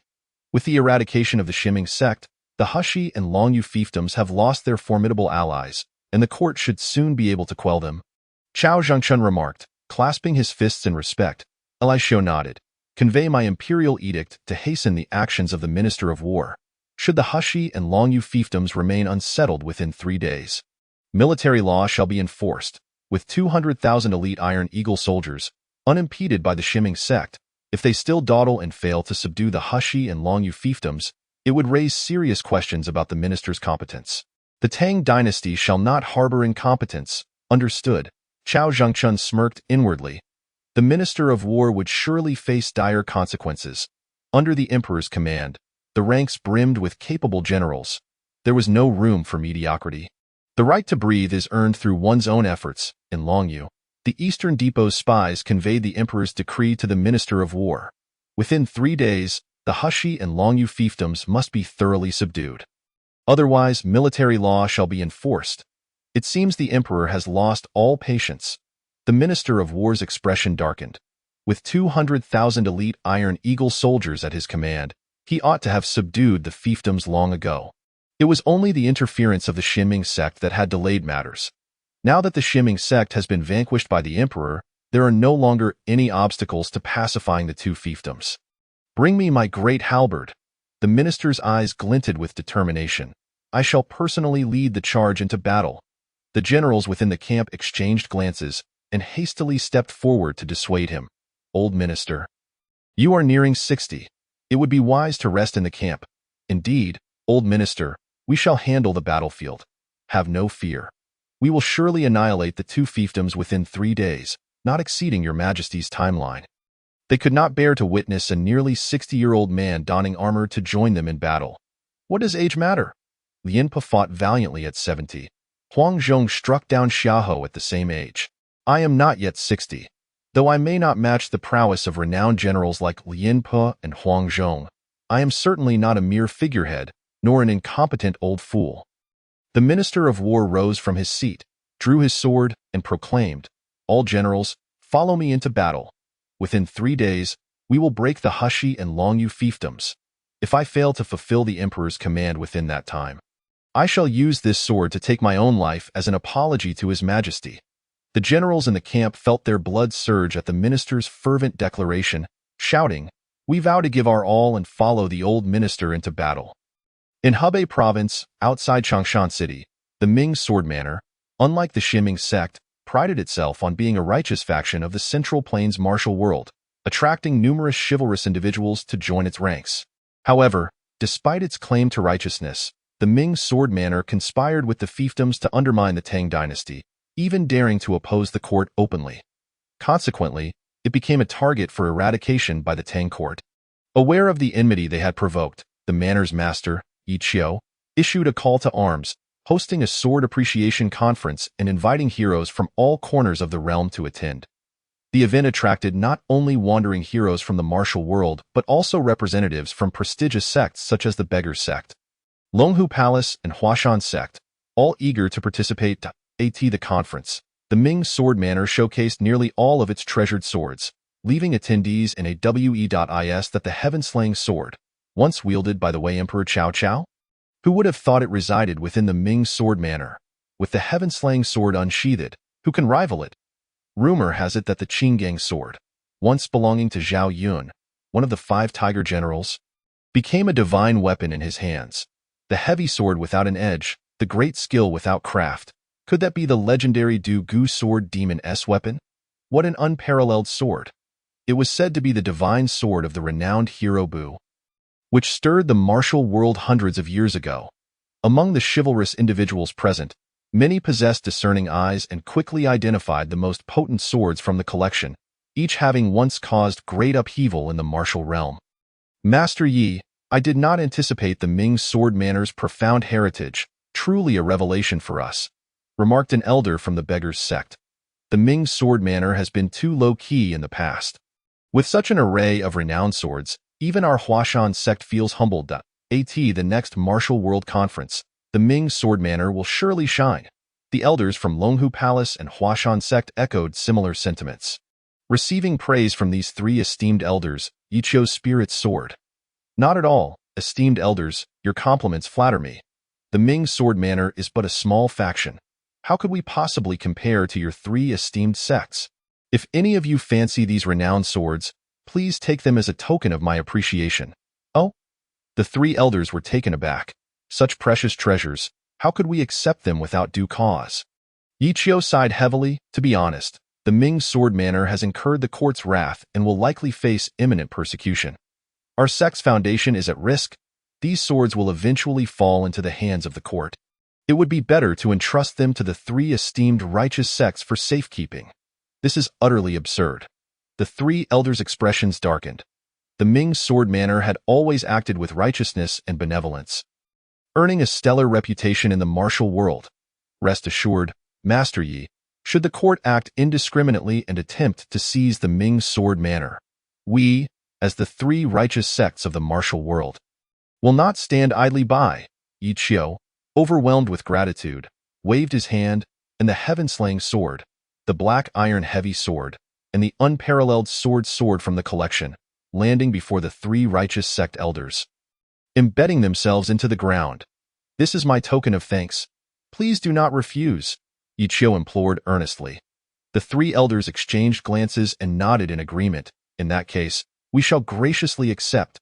They quickly withdrew the three swords, their eyes gleaming with avarice. Chapter 35. The Fall of the Ming Sword Manor. The three men examined the swords in their hands, their faces aglow with delight.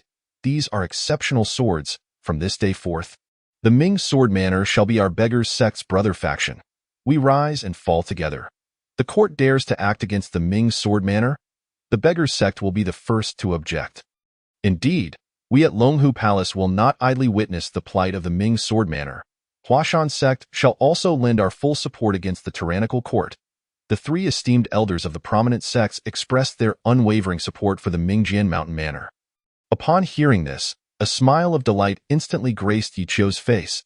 A mere rabble dares to oppose the imperial court, utterly oblivious to their impending doom. However, at that moment, an enigmatic voice, difficult to discern between yin and yang, suddenly wafted through the air, causing the smile on Yichio's face to abruptly freeze. Who goes there? Yichio's gaze darkened as he hastily turned towards the source of the voice. There, an ethereal figure clad in red had unknowingly appeared atop the colossal stone sword in the central square of Mingjian Mountain Manor, surveying the martial heroes below. All those attending the sword appraisal conference were taken aback. When did this person ascend to such heights? Even our Day and Moon sect's Eastern leader does not recognize you. You self-satisfied practitioners of the righteous path are indeed a bunch of frogs in a well. Just as the crowd was engulfed in astonishment, a voice laced with mockery rang out, followed by the sight of a contingent brandishing the Day and Moon sect's banner arriving at the venue. The speaker was a middle-aged man draped in a crimson robe, flanked by another in a black robe, both resembling twin brothers. One exuding a fiery aura, the other a chilling presence. I recognize you. Suddenly, a realization dawned upon the nine-bagged elder of the Beggar's sect, his face alight with understanding. You two are the water and fire judges of the Xianming sect. So, they are from the Xianming sect? Yichio and the others furrowed their brows. But why do the Xianming sect members refer to themselves as the Day and Moon sect? That's a matter of the past. The water and fire judges both grinned, stating, the Xianming sect has long been integrated into the Day and Moon sect. We are now the left and right luminaries of the Day and Moon sect. The crowd's expressions turned incredulous at the news of the Xinming sect's amalgamation into the Day and Moon sect. The Xinming sect was a formidable cult of the demonic path, renowned for its powerful practitioners, with its 2 ancestors and 4 great being experts of the Diamond Realm. Such a potent sect was unexpectedly consumed by this so-called Day and Moon sect. Gazing at the figure of Dongfang Bubi atop the stone sword, Yichio's expression darkened as he spoke. It seems my Mingjian Mountain Manor has no enmity with the Day and Moon sect. Pray tell, why have you come to provoke us? Why? The water and fire judges grinned widely, because our Day and Moon sect aims to unify the martial world. Our Eastern leader aspires to become the supreme ruler of the martial realm. I advise your Mingjian Mountain Manor to surrender swiftly, or face utter annihilation. Surrendering to the Day and Moon sect is nothing short of a jest. Yichio's visage grew cold at him. Why Mingjian Mountain Manor is a renowned sect of the martial world. How could we bow to an obscure cult like the Day and Moon sect? After all, Mingjian Mountain Manor has a legacy spanning a century. How could one simply submit? Moreover, beside him stood 3 elders from the Beggars sect, Longhu Palace and Huashan sect. The Day and Moon sect may not easily prevail against him today. It appears you have chosen a path to your own demise. Atop the stone sword, Dongfang Bubi narrowed his eyes slightly and declared, then perished. As soon as the words left his lips, Dongfang Bubi moved with astonishing speed, flicking his fingers towards Yichio. Demonic practitioners, with the 3 of us present, you shall not prevail. In that instant, the 3 elders from the Beggars sect, Longhu Palace, and Huashan sect leaped into action, launching a 3-pronged assault on Dongfang Bubi. Having accepted 3 treasured swords from Yichio, they naturally could not remain idle while Mingjian Mountain Manor faced peril. It was the perfect opportunity to test the might of these divine swords against this demon. The 3 elders wore cold smiles as they activated their true energy, combining their sword techniques to attempt to vanquish Dongfang Bubi. However, Dongfang Bubi suddenly halted, and his crimson robe billowed dramatically. In the next instant, a flurry of needles pierced forth from beneath the robe, resembling a torrential downpour that enveloped the 3 elders. As the relentless barrage of needles fell, the confidence on the 3 elders' faces evaporated, replaced by overwhelming despair. Yet, before they could utter a single cry of anguish, their bodies transformed into a mass of punctured flesh, collapsing to the ground. The 3 treasured swords clattered onto the earth. Witnessing the instantaneous demise of the 3 esteemed elders, Yichio's mouth fell agape. The 3 elders from the Beggars sect, Longhu Palace, and Huashan sect, representatives of the 3 great righteous sects of the Central Plains, had perished just like that? They had barely done anything before falling before Dongfang Bubi, now mere cold corpses. The scene before him extinguished any fighting spirit Yichio had left. Terror filled his eyes as he gazed at Dongfang Bubi. I surrender. With a thud, Yichio knelt before Dongfang Bubi, pleading for mercy. Too late. Without sparing a glance, Dongfang Bubi simply flicked his finger. A needle, delicate as a flower, pierced through Yichio's brow. Observing the manor lord kneeling before Dongfang Bubi in desperation only to be slain with a mere gesture, the entirety of Mingjian Mountain Manor fell into a profound silence. The 3 esteemed elders and manor lord Yichio had been ruthlessly exterminated in the blink of an eye. All resistance had been extinguished. Taking advantage of the moment, the water and fire judges shouted, Eastern leader, civil and martial virtues. Those who submit shall prosper, those who resist shall perish. Surrender, and you shall not be harmed. At the proclamation of surrender, the formidable individuals within Mingjian Mountain Manor, without a hint of hesitation, knelt in unison, yielding to the Day and Moon sect. Gazing at the multitude of kneeling figures before him, Dongfang Bubi's expression remained indifferent as he declared, from this day forth, Mingjian Mountain Manor shall cease to exist. This place shall become the Hebei branch of the Day and Moon sect. At those words, a tremor coursed through the hearts of all present. They understood that the century-old legacy of Mingjian Mountain Manor had been irrevocably extinguished. Chapter 36. A scholar's treachery against the nation is a crime not worthy of death in the imperial palace of Chang'an. Within the study, the news of Dongfang Bubi's conquest of Mingjian Mountain Manor had reached the throne. This Dongfang Bubi is indeed a remarkable talent for managing the martial world. Li Shilong's face beamed with delight. In less than a month, Dongfang Bubi had completed his task, eliminating 2 martial sects that opposed the imperial court, thereby spreading the name of the Day and Moon sect throughout the Central Plains. Other martial sects trembled in fear. Both righteous and demonic factions alike were struck with dread. Convey my edict, instructing Dongfang Bubi to continue expanding the Day and Moon sect. I shall grant him 3 more months to unify the entire Central Plains martial world. Li Xiaolong then glanced at Chao Zhangchun beside him. The old servant obeys. Chao Zhangchun immediately cupped his hands in respect. Even Chao Zhangchun was astonished by Dongfang Bubi's speed. After all, conquering the martial world is no less challenging than subduing the feudal lords. Moreover, among the various martial sects, powerful experts abound. That Dongfang Bubi, having risen from nothing, could vanquish 2 major sects within a month was truly astonishing. Now, the Day and Moon sect's influence in the martial realm was burgeoning. Akin to the sun at its zenith, in Chao Zhangchun's view, it would not be long before Dongfang Bubi unified the Central Plains martial world. The following day, within the imperial court, civil and military officials entered the palace in succession, standing on either side of the imperial path. Among the court officials, the left minister of war stepped forward, proclaiming loudly, "Your Majesty, we have received good news from the front lines. General Xiang Yu has successfully quelled the rebellions in Fanyang, Pinglu, and Shuafang, annihilating all remnants of the former governors. Furthermore, the Minister of Works has also successfully pacified the Heshi and Longyu regions, with only scattered remnants of rebellion remaining, which will soon be completely eradicated." Upon hearing the left Minister of War's report, the court erupted in jubilation.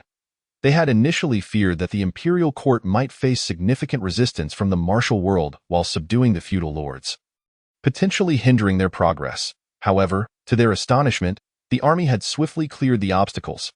Now, the 5 feudal regions had been essentially pacified, significantly alleviating the long-standing issues of the Tang Empire.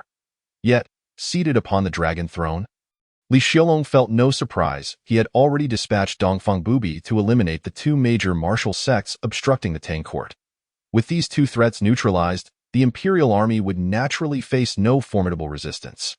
Xiang Yu, a skilled general, would find it no difficult task to subdue the 3 regions, and the Minister of War, under his 3-day ultimatum, had also fought valiantly, yielding considerable results.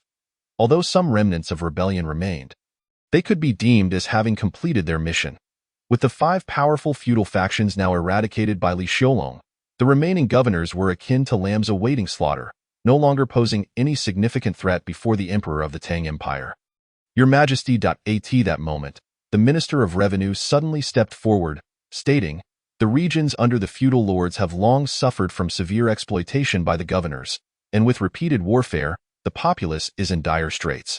Struggling to survive, I humbly beseech your Majesty to alleviate the burdens borne by the people of the vassal states, to provide shelter for the displaced, and to restore agricultural practices." Li Xiao nodded and granted permission. The sustenance of the people is paramount. Agriculture is the foundation of the great Tang dynasty.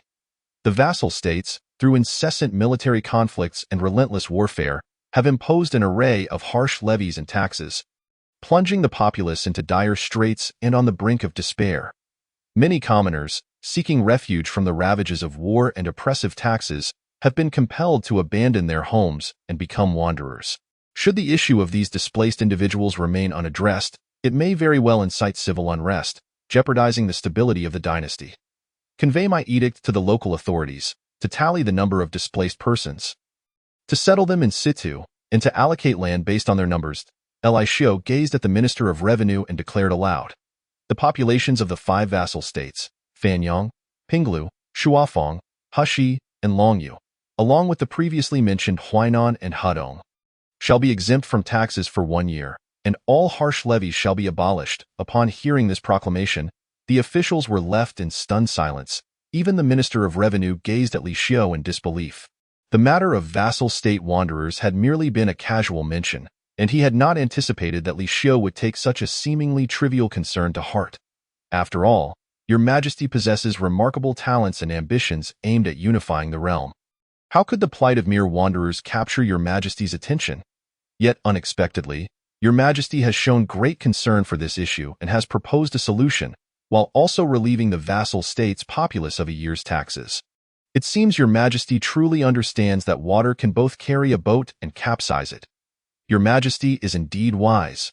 The Minister of Revenue inhaled deeply, his gaze towards Li Xiu filled with genuine admiration.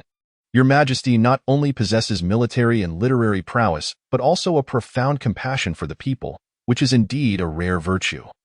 After the Minister of Revenue withdrew, among the ranks of civil officials, the Minister of Personnel stepped forward and said, Your Majesty, since your last purge of the court, many official positions remain vacant, and the issue has yet to be fully resolved. I suggest we expedite the recruitment of scholars to fill these vacancies. The matter of the imperial examination is indeed urgent. Li Xiu nodded, and then turned to another courtier, saying, Minister of Rights, how is the reform of the examination system progressing? The Minister of Rights hurriedly stepped forward. Bowing as he replied, Your Majesty, I have already announced the reform of the examination system to the world, and am promoting it throughout the vast territories of the Great Tang. However, it has encountered considerable resistance at the local level. Resistance? Li Xiu's expression darkened. This is a national policy. Who dares to oppose it?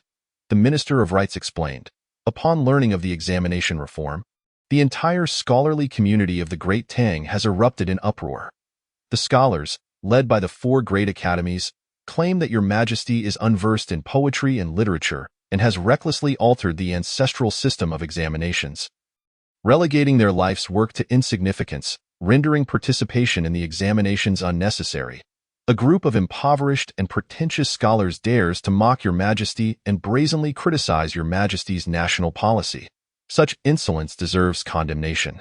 Chao Zhengchun immediately bowed to Li Xiu and solemnly said, I implore Your Majesty to permit me to personally lead the Eastern Depot to eradicate the 4 great academies and execute these pretentious scholars as a warning to others. Surely that is excessive? The Minister of Rights' countenance shifted slightly. The scholars are merely expressing a bit of discontent. It does not warrant such extreme measures. To slander the state is a serious crime. But it should not lead to death. Li Xiu waved his hand, signaling Chao Zhengchun to withdraw, allowing the Minister of Rights and others to breathe a sigh of relief. Yet, they dare to ridicule my literary knowledge, claiming I am unlearned in poetry? How utterly absurd! The courtiers exchanged glances, perplexed. Had they spoken incorrectly? In their understanding, they had never heard of Your Majesty composing any poetry or literature. Chapter 37. They know nothing of me. They are utterly ignorant of my literary accomplishments. Li Xiu shook his head. However, the civil and military officials secretly harbored doubts. Your Majesty, what literary accomplishments could you possess that even your own ministers are unaware of? How could ordinary people possibly know? In truth, I have long studied poetry. However, as the sovereign of all under heaven, it would not befit the Great Tang for me to immerse myself in such trivial pursuits. Hence, I have never revealed my poetic talents before the world. Yet I did not expect to be belittled by this group of scholars. The assembled officials were momentarily taken aback, their eyes filled with skepticism. Could it be true? Is there really someone capable of possessing profound knowledge while revealing nothing to outsiders? If one can indeed contain such mastery, they must be a sage. Yet, despite the officials' lingering doubts, none dared to challenge Li Xiu's words. Whatever Your Majesty declares shall be accepted as truth. As mere subjects, how could we undermine Your Majesty's authority? Where is the Grand Scholar of the National Academy?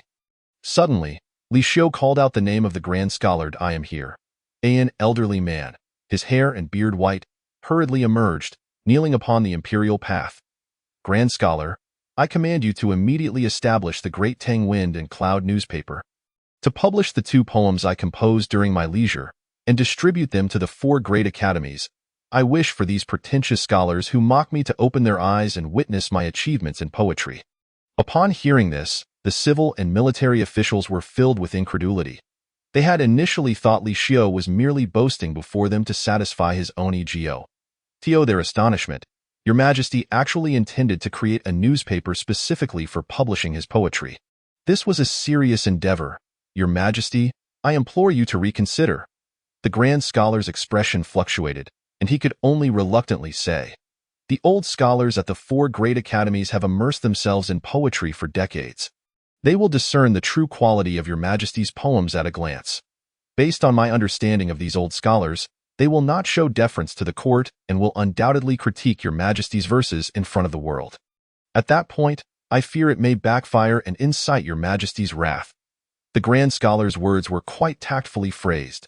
Your Majesty, as someone who has never composed poetry, to suddenly produce 2 poems will surely raise doubts about their quality. Should those old scholars expose you before all, your Majesty and the court will lose face. Perhaps it would be best to abandon this endeavor. Your Majesty, I too believe this matter requires further deliberation. The Minister of Rights cautiously added. Are you doubting me? Li Xiu furrowed his brow. Then listen well. I shall compose 2 poems right now. Grand Scholar, you quickly procure paper and ink and prepare to take notes. The old scholar was momentarily stunned. Your Majesty intends to compose poetry on the spot. Such confidence, after all, if it is merely to be published in a newspaper, your Majesty could have discreetly enlisted someone to ghostwrite. However, to compose poetry on the spot leaves no room for hidden arrangements. Despite his myriad doubts, the old scholar complied with the imperial command and quickly obtained paper and ink from a nearby eunuch. Under the watchful eyes of the entire court, Li Xiu remained composed, casting a glance over the officials before slowly beginning. Ancient scholars exerted every effort in their learning. Youth and vigor yield wisdom in old age.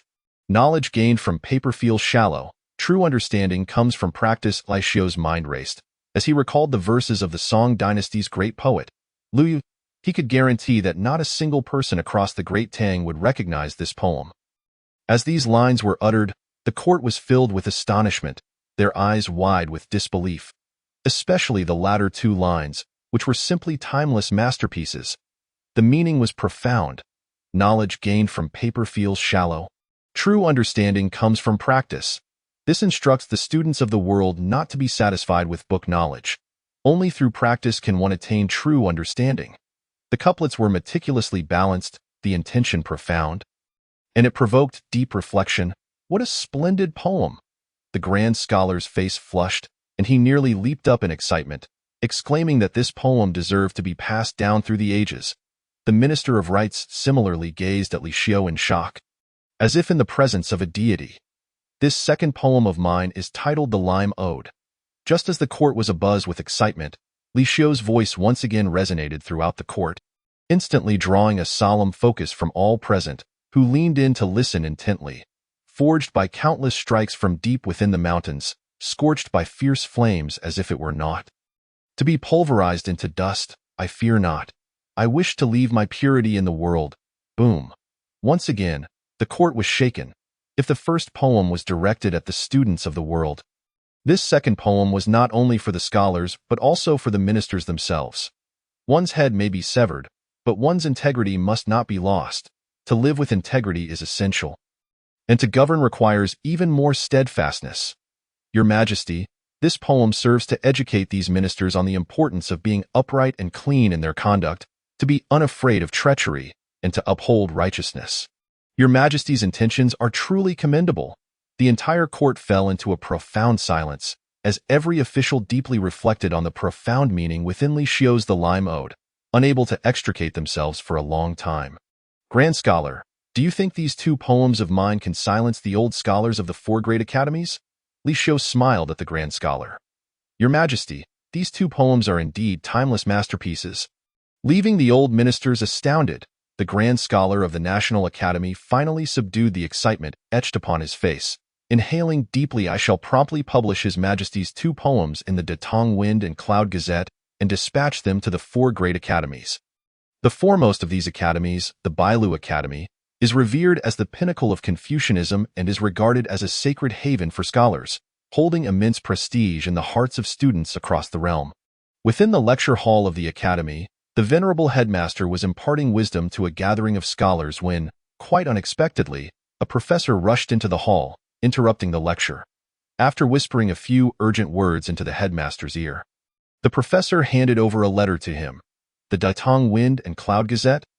The headmaster was momentarily taken aback as he accepted the document from the professor, unfolding it to reveal the prominent title.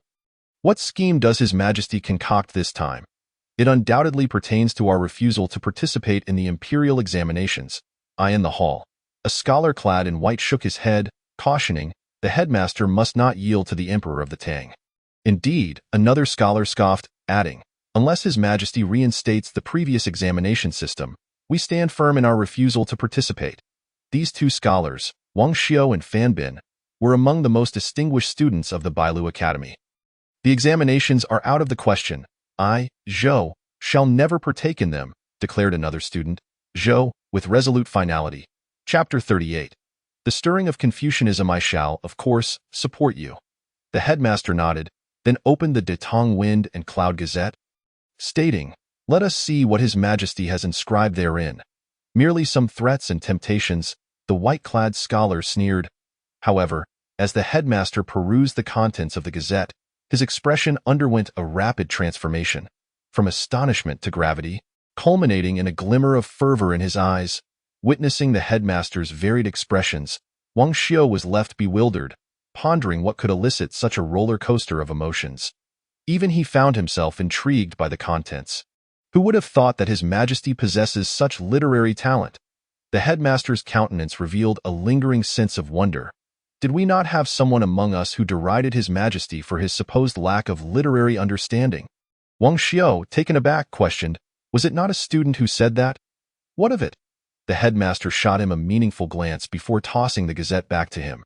"You may read for yourself." Wang Xiu, puzzled, took the Gazette and his gaze fell upon the printed words, causing his pupils to constrict in shock. Two poems, pinned by the emperor?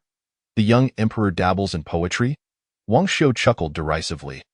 Dismissing the notion in front of his fellow scholars, he proceeded to recite the emperor's verses aloud, intending to incite criticism of the Tang emperor's clumsy poetry.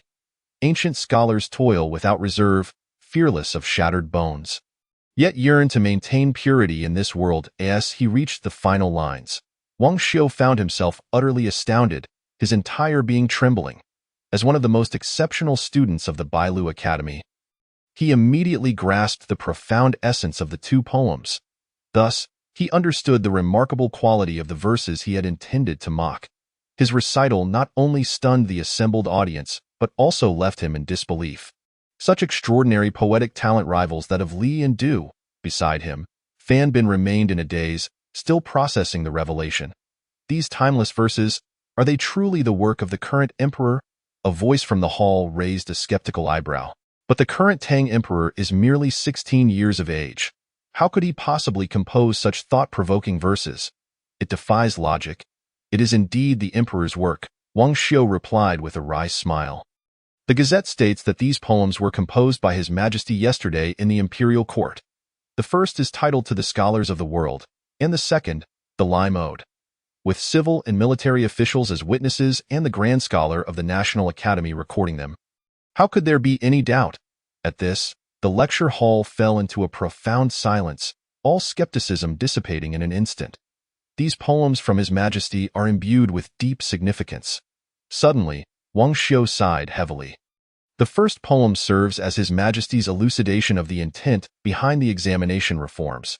I shall refrain from stating the title, but the final couplet, "What is learned from paper is but shallow. True understanding comes from practice," is quite explicit. His Majesty fears that we might become so engrossed in literary pursuits that we neglect practical knowledge, hence the incorporation of various practical subjects into the examinations. Upon hearing Wang Xiu's explanation, the students of the Bailu Academy found their eyes alight with revelation, as if a veil had been lifted. "Indeed, it seems quite reasonable," they murmured, "and this Lime Ode also imparts lessons on virtue." Wang Xiu's expression grew solemn as he continued his analysis. His Majesty praises our noble spirit in the poem, yet it is evident that we have misapplied this spirit.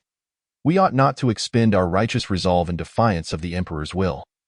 Rather, we should direct it toward the pursuit of noble character. His Majesty subtly indicates that we have strayed from the righteous path. Ah, it is clear now. The students nodded earnestly, their gazes shifting to Wang Xiu with admiration. Truly, Wang the great talent, you have perfectly interpreted the profound intent His Majesty has woven into these verses. The headmaster, observing his talented student, nodded in approval. Wang Xiu had indeed lived up to expectations, demonstrating unparalleled comprehension. His Majesty's deliberate crafting of these two timeless verses, infused with such earnest intent, will undoubtedly inspire scholars across the realm to engage in the imperial examinations, becoming a tale for the ages. The headmaster addressed the gathered students, proclaiming, as the foremost academy of the Tang, Bailu Academy must lead the way. We must not disappoint His Majesty's goodwill. Henceforth, all students shall prepare earnestly for the upcoming examinations, ensuring we exhibit the true spirit of Bailu Academy. Yes, Wang Xiao, Fan Bin, and the others responded with fervent enthusiasm, their spirits ignited. To serve under such an emperor of unparalleled poetic prowess is indeed an honor. Only moments ago, they had vehemently opposed the examination reforms, yet in the blink of an eye, all the scholars of Bailu Academy had performed a complete turnaround. The examination is the spirit of the people. It elevates us above the rest. Zhou, with newfound conviction, declared his unwavering support for the reforms. After encouraging his students, the headmaster discreetly summoned the professor to a corner, whispering, "Quickly inscribe His Majesty's 2 poems onto a stone tablet and place it prominently in our academy." As a treasured legacy of Bailu Academy? Yes. The professor nodded and hurriedly departed. Meanwhile, the other 3 great academies of the Tang received the Datong Wind and Cloud Gazette, their reactions mirroring that of Bailu Academy, with their attitudes undergoing a monumental shift. After all, within these academies, there were also students with exceptional comprehension skills, capable of grasping the profound meaning embedded in the emperor's verses. Thus, all 4 great academies found themselves captivated by the poetic genius of Li Xiu. As his 2 poems spread widely within the Tang scholarly circles, becoming renowned phrases, the heads of the 4 academies even took the opportunity to annotate Li Xiu's 2 poems, capitalizing on the momentous occasion. The poem to the scholars of the world transformed into an advertisement for the examination reforms, paving the way for the upcoming examinations as it resonated throughout the realm. Chapter 39. The decision of the Jiannan Jidushi in the southwestern region of Bashu. Chengdu, the residents of the Jiannan Jidushi. Jiannan Jidushi Xinyu Tong felt a weight of anxiety upon him, unable to eat or sleep peacefully. The governors of the 5 towns, Fanyang, Pinglu, Shuafang, Heshi, and Longyu, had all been subdued by the court. Now, among the remaining Jidushi, he stood as the most formidable of the last vestiges. When His Majesty summoned all Jidushi to the capital for an audience, only the governor of Lingnan attended. The governors of Fanyang, Pinglu, Shuafang, Heshi, and Longyu had chosen outright rebellion. While they did not rise in open revolt like the others, they had nonetheless defied imperial will and acted in insubordination. Xinyu Tong feared that he had already landed on His Majesty's list of targets for elimination. Without a doubt, he would be the next to be purged by the court. He sensed that disaster was looming. "No, I cannot sit idly by." A glimmer of determination flashed in Xinyu Tong's eyes. Rather than await the court's military encirclement, it would be wiser to take the initiative. Deputy Commander, Xinyu Tong called to his aid. Yes. The deputy commander hurriedly stepped forward, intending to journey to Nanzhao and inform the ruler of Nanzhao that this governor of the circuit is willing to offer the lands of Bashu to assist him in conquering the Central Plains. He must urgently send forth his grand army to collaborate on this grand scheme. Xinyu Tong spoke in a deep voice. Previously, he had his reservations. After all, Nanzhao was a foreign regime, and allowing outsiders into Han territory could lead to his eternal infamy. However, upon witnessing the successive annihilation of various garrisons, Xinyu Tong could no longer afford such concerns. Even if it meant bearing the weight of historical condemnation, he would still invite the wolf into his home. Prioritizing his own survival? Yes. The deputy commander immediately clasped his fists and swiftly departed. After the deputy left, a flicker of determination ignited in Xinyu Tong's eyes. As the governor of Jiannan, he possessed the bountiful lands of Bashu, the land of milk and honey, rich in resources. Xinyu Tong had established a formidable army of 300,000 there, fortified by natural barriers. Thus, even if the court sought to act against him, he had confidence in his ability to defend himself. Should he manage to garner the military strength of Nanzhao, he would be well equipped to confront the central authority, and he was even confident that he could render the invading forces of the Tang dynasty's court into a futile endeavor. In the capital of Nanzhao, within the royal palace, the ruler of Nanzhao held in his hands the secret letter sent by Xinyu Tong, the governor of Jiannan, a broad smile gracing his face. This young man, Xinyu Tong, has finally come to his senses and is willing to collaborate with Nanzhao to plot against the Central Plains. In front of the court officials, the Nanzhao king, beaming with joy, announced this delightful news. Previously, he had sent emissaries multiple times to establish contact with Xin Yutong, hoping to persuade him to guide them into the Central Plains. Yet at that time, Xin Yutong had refrained from openly betraying the Tang dynasty, responding with vague refusals each time. Now, with the Tang Emperor's relentless campaign against the garrisons, Xin Yutong has finally changed his mind and decided to ally with Nanzhao against the Tang. Congratulations, Your Majesty. Congratulations, Your Majesty. The officials of Nanzhao, their faces alight with joy, all congratulated the ruler.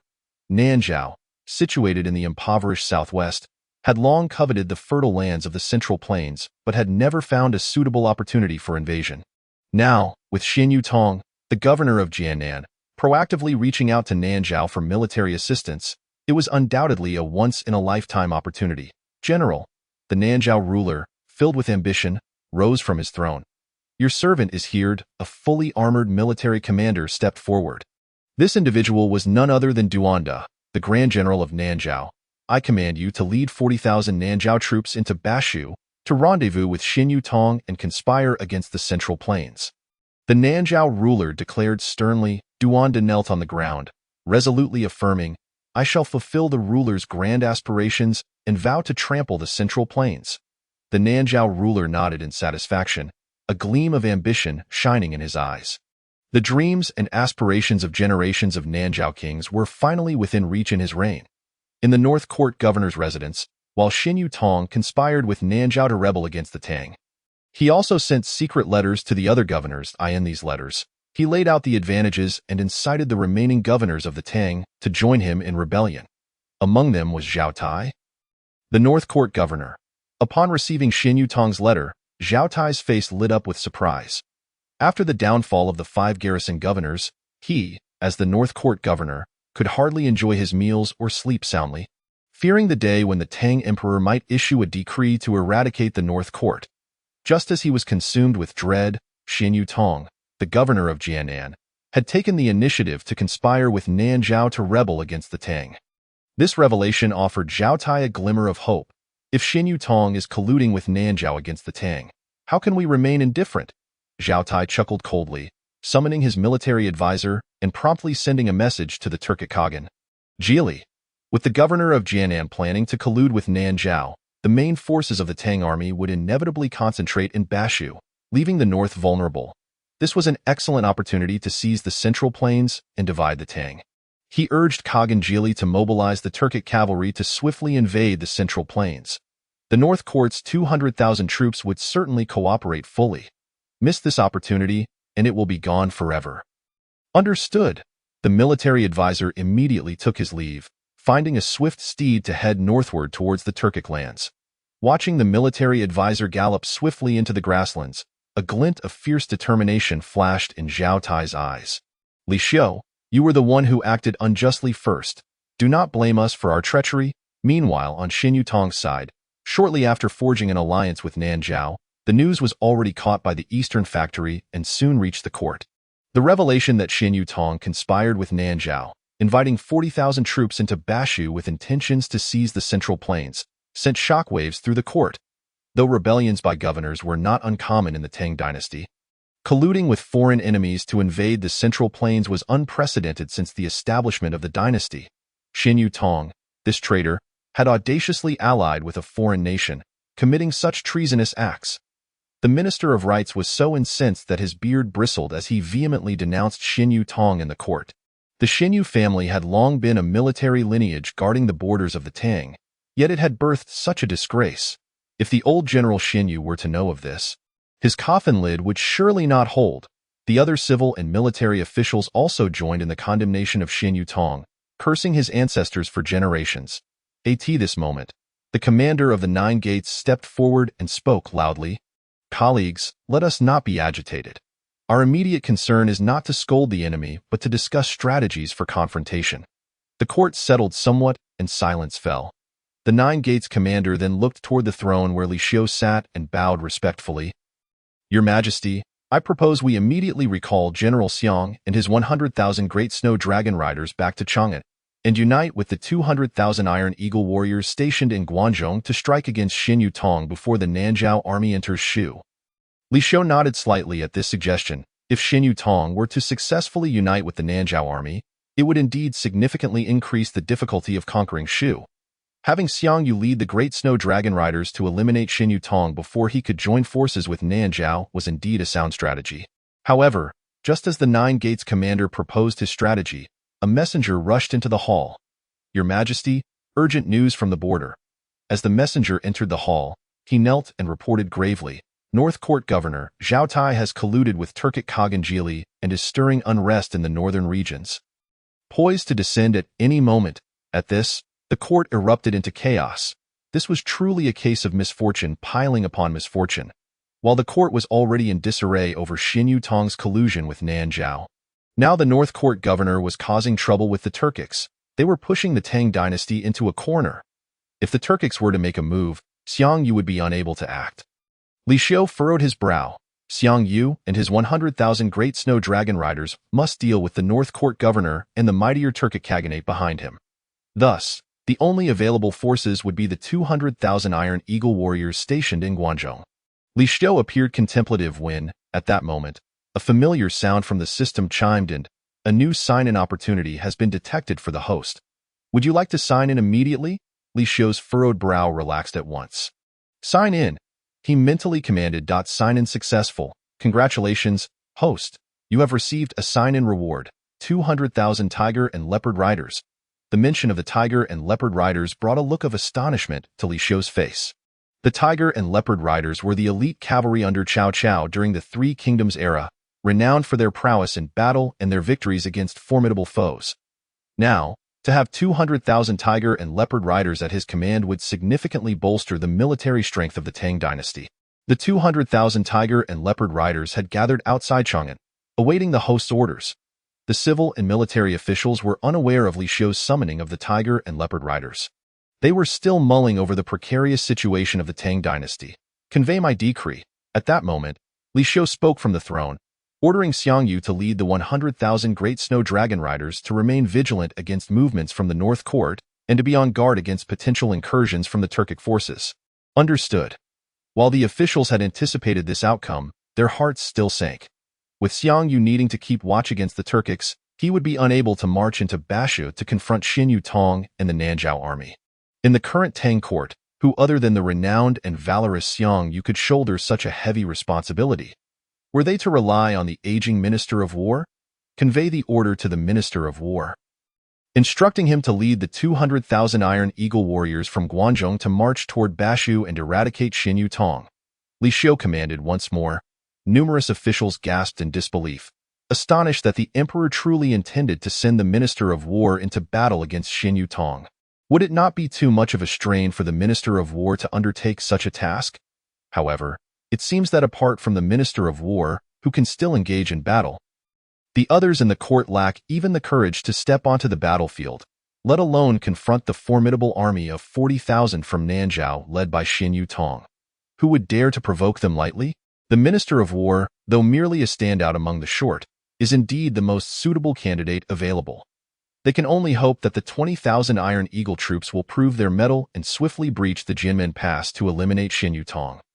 Yet, unbeknownst to the ministers, Li Xiu has long been assured of victory. The true trump card against Xin Yutong is not the 20,000 Iron Eagle troops led by the Minister of War, but rather the 200,000 Tiger and Leopard cavalry in the land of Shu, Chengdu, within the residence of the Jidushi of Jinnan.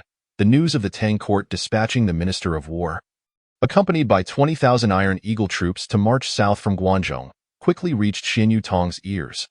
The Tang dynasty truly has no capable leaders left, dispatching an old fool to attack me in Bashu. Showing utter disregard for my Xin Yutong, he scoffed coldly. The Iron Eagle troops, though elite, posed little threat in Xin Yutong's eyes, especially with the impregnable Jinmen Pass at his disposal, as long as he was not facing Xiang Yu. He harbored no fear of the Tang army. The Shu road is perilous, more daunting than ascending to the heavens. While their offensive may be insufficient, their defenses are ample. Issue my command. My 300,000 troops from Shu shall set out at dawn tomorrow to secure Jinmen Pass against the enemy. Xin Yutong declared sternly, yes. His officers bowed in unison, responding in chorus. After the officers had withdrawn, A flicker of brilliance shone in Xin Yutong's eyes. As long as his forces could withstand the main contingent of the Tang army at Jimin Pass. They merely needed to await the arrival of reinforcements from Nanzhao to launch a counteroffensive.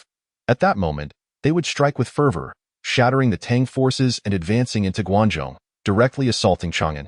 It was a flawless strategy. In Yuzhou, Li Xiu ordered Xiangyu to remain vigilant against the northern court and to take precautions against the Turks advancing south.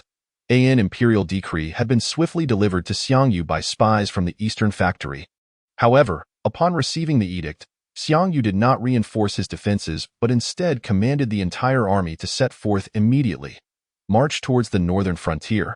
His deputy was taken aback by the order.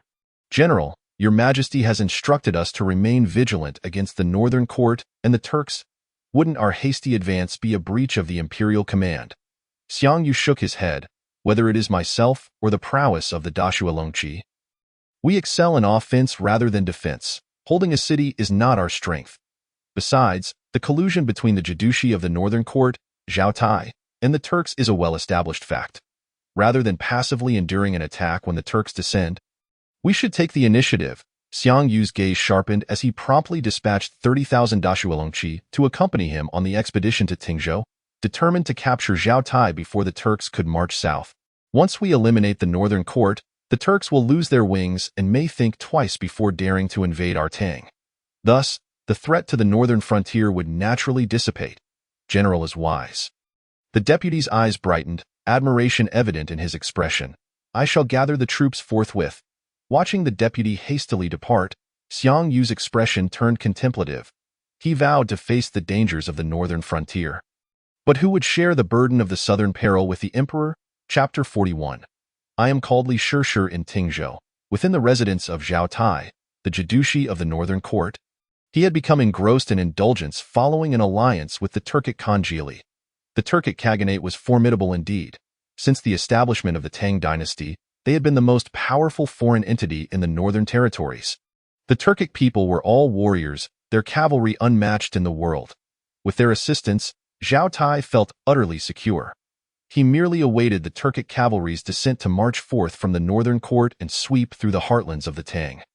At that moment, a messenger rushed in, breathless, reporting to Zhao Tai, "Your Excellency, the latest military report indicates that the son of the Turkic Khan, Prince Ili, is leading 20,000 Turkic cavalry southward, now less than 500 miles from our Tingzhou." "Excellent!" Zhao Tai exclaimed, slapping his thigh. Though the Turks had not sent their entire might, 20,000 cavalry, combined with his northern court forces, should be more than sufficient. After all, the main strength of the Tang Empire was occupied with Xin Yutong and Nanzhao in the south. Leaving little to contend with them, "Prepare a banquet to welcome Prince Ili," Zhao Tai commanded his subordinates. "Let the music play and the dance commence." He fully relaxed, reveling in the festivities. However, his revelry was short-lived as cries of alarm suddenly erupted from outside. Just as Zhao Tai sensed something amiss, a northern court officer stumbled into his presence. Panic etched across his face. "Your Excellency, it's bad. The Tang army is here." "What? The Tang army? How can that be?" Zhao Tai sprang to his feet, disbelief flooding his eyes. "Shouldn't it be the Turkic forces arriving first?" "It is Xiangyu." The officer spoke solemnly. "Xiangyu has disregarded Yuzhou and Taiyuan, leading his cavalry straight towards our northern court." "Xiangyu! That damned Xiangyu!" Zhao Tai erupted in fury. "Quick, bring me my weapon. I shall confront Xiangyu." "It is too late." The officer grasped Zhao Tai's sleeve. "Your Excellency, the Tang army has already breached the city. We must change our clothes and flee at once, or we will be captured and face certain death." Zhao Tai's face turned ashen. Had the situation deteriorated to such an extent? Yet recalling the fate of Yang Ling, he could not remain calm. If the city had not fallen, he could still make a stand. But if it crumbled, then all hope would be lost. With this thought, Zhao Tai swiftly scanned his surroundings and seized a dancer, killing her and donning her attire to escape among the dancers. The army of Xiang you would surely not suspect that the esteemed Jidushi of the northern court would attempt to flee in women's clothing. Perhaps he could blend in and slip away from Tingzhou. However, dreams can be deceiving. The residents of the Jidushi had long been surrounded, with no escape route in sight. Zhao Tai, now a cross-dressing figure, was promptly seized from among the dancers and brought before Xiangyu. You've made a mistake. I am not Zhao Tai. Though captured, Zhao Tai struggled desperately, even feigning a high-pitched voice. I am called Li Shishir, a dancer. Yet, tragically, the soldiers of the Dashuelongqi held a portrait of Zhao Tai, and with a mere glance, they recognized him. Reporting to General Xiang, this man is indeed Zhao Tai, the Jidushi of the Northern Court. Upon being identified, despair washed over Zhao Tai. General Xiang, I know I was wrong. I am willing to lead 20,000 troops from the Northern Court to pledge allegiance to the court and assist you in resisting the Turks. Zhao Tai pleaded for mercy no matter the cost. As long as he could preserve his life, he would not fear Xiangyu once Prince Ili's 20,000 Turkic cavalry arrived. Yet, Xiangyu did not spare him a glance. Simply ordering the soldiers beside him, take him out and execute him. Cut off his head and place it in a gift box to send to Prince Ili of the Turks. Yes, despite Zhao Tai's desperate cries. He was dragged away and executed on the spot, his head severed from his body. 300 miles from Tingzhou, Prince Ili of the Turks, leading 20,000 cavalry, had already arrived at that location. At the forefront of the army, Prince Ili brimmed with ambition. His father, Khan Jili, had entrusted him with the significant task of advancing into the Central Plains, clearly intending to cultivate him as a successor to the Khanate. In the Turkic Khaganate, the path to succession did not rely on noble birth, but rather on military achievements and capabilities. If Prince Ili could successfully invade the Central Plains and establish a foothold for the Turkic Khaganate within Tang territory, it would be a monumental accomplishment, silencing all within the Turkic royal family. Confident in his success, and with Zhao Tai's assistance, even if he could not annihilate the Tang, seizing all the land north of the Yellow River would pose no difficulty at all. Report, Your Highness, we have discovered traces of the Tang army.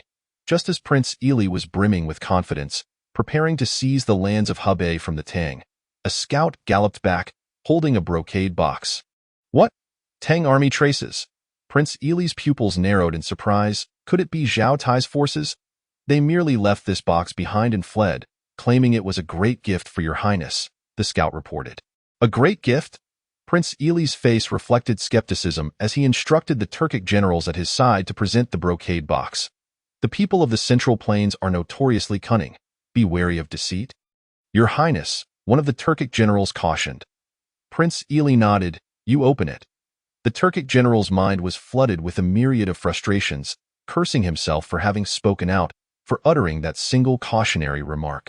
However, under the penetrating gaze of Prince Ili, the Turkic general could only slowly open the ornate box. To his relief, no hidden weapons sprang forth from within. Yet, upon discerning the severed head contained inside, the attendant gasped in shock.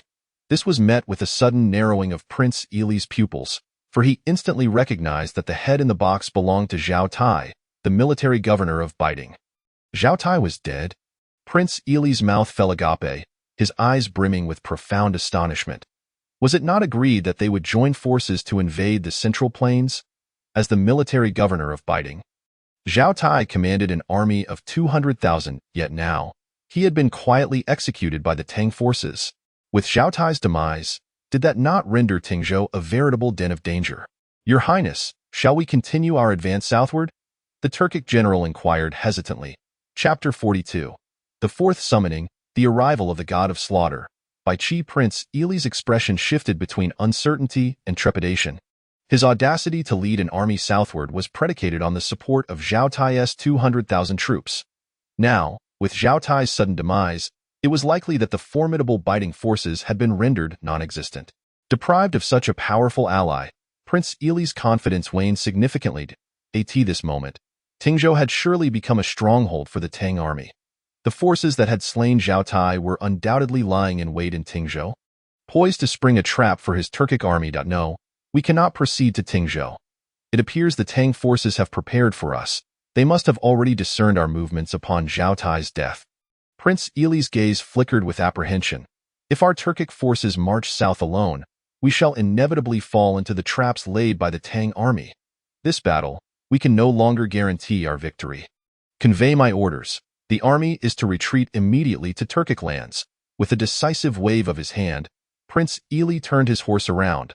leading his 200,000 Turkic cavalry in a grand withdrawal back to the northern steppes without having loosed a single arrow. In the distance, a Tang scout observed the retreat of the Turkic forces from a high vantage point, hastily relaying the news of their withdrawal to Xiongyu. However, Xiongyu seemed utterly unfazed by this development. He calmly regarded the messenger and replied, "Immediately draft a letter to His Majesty, stating that our northern borders are now secure. Should His Majesty call for my service, I shall hasten to Chang'an to aid in the southern campaign against Bashu." In the palace of Chang'an, within the imperial study, Li Xiu held the urgent report submitted by Xiongyu. Truly worthy of the overlord, Xiongyu has swiftly quelled the crisis in Baiting. Li Xiu's eyes gleamed with approval. The imperial decree he had issued merely urged Xiongyu to remain vigilant against incursions from Baiting and the Turkic forces, without commanding him to take the offensive. Yet, Li Xiu had not anticipated that Xiongyu would act with such alacrity. Directly slaying Zhao Tai, the military governor of Baiting, and using his severed head to intimidate 200,000 Turkic cavalry. Such a deft resolution had effectively defused the crisis at the northern borders of the Tang dynasty. General Xiong is indeed a pillar of the nation. Beside him, Chao Zhengchun lauded Xiongyu as well, noting that in his correspondence, Xiongyu had expressed his willingness to return immediately to assist His Majesty. Even from Baiting, "Your Majesty, should we not issue an immediate decree summoning General Xiongyu back?" Chao Zhengchun queried. Despite the northern front being stabilized, the Minister of War, leading 20,000 elite Iron Eagle troops, had yet to breach the formidable Jinmen Pass. Even with the veteran minister exerting his utmost efforts and personally rallying the troops, results remained elusive. The minister's limitations were evident. If only Xiongyu were to lead the charge, the outcome would surely be different. However, Li Xiu waved his hand, declining Chao Zhengchun's proposal. Xiongyu excels in commanding cavalry for rapid assaults. Should we summon him back to Chang'an, he would undoubtedly bring the Snow Dragon cavalry with him. This would grant the Turkic forces an opportunity to invade the south. Chao Zhengchun nodded, acknowledging the sagacity of the emperor's considerations. The Turkic forces posed a significant threat to the Tang dynasty's northern borders. Boasting an army of 500,000 elite cavalry, should they learn of the Tang's vulnerabilities in the north, they would undoubtedly launch another southern campaign. Previously, the Tang had established several garrisons to deter the Turkic incursions. Yet these had all been eradicated by Li Xiu. Thus, without a formidable general to guard the northern front, the Turkic forces would surely advance upon the central plains. Convey my decree. Let Xiongyu station troops in Baiting, stockpile provisions, and drill the army in preparation for future northern campaigns against the Turkic forces, Li Xiu commanded. Upon hearing this, Chao Zhengchun was taken aback. A northern campaign against the Turkic forces? Your Majesty already has such long-term plans in mind? Despite his myriad of questions, Chao Zhengchun maintained a respectful demeanor, bowing to Li Xiu. This old servant shall attend to it immediately. In Chao Zhengchun's eyes, the emperor's decisions were never to be doubted. After Chao Zhengchun departed, Li Xiu returned to his throne, muttering to himself, "System, this time, you must summon a formidable warrior for me." Li Xiu refrained from recalling Xiongyu because he anticipated another summoning opportunity. He was gambling, hoping that the deity or demon summoned this time would be a great general. Ding! At that moment, a crisp system notification chimed, revitalizing Li Xiu's spirits. "Congratulations, host! You have obtained a summoning opportunity for this month. Would you like to summon immediately? Here it comes. Summon!" Li Xiu declared without hesitation. "Summoning in progress. Please wait a moment. Please let it be a great general. The more formidable, the better." Li Xiu silently prayed in that instant. A multitude of renowned names from history flashed through his mind. Han Xian, Hu Yubing, Qin Qingji, Li Jing, Yu Fei, Qi Jiguang. Anyone from this list would suffice. Ding! Congratulations, host. Successful summoning of the god of slaughter, by Qi. By Qi?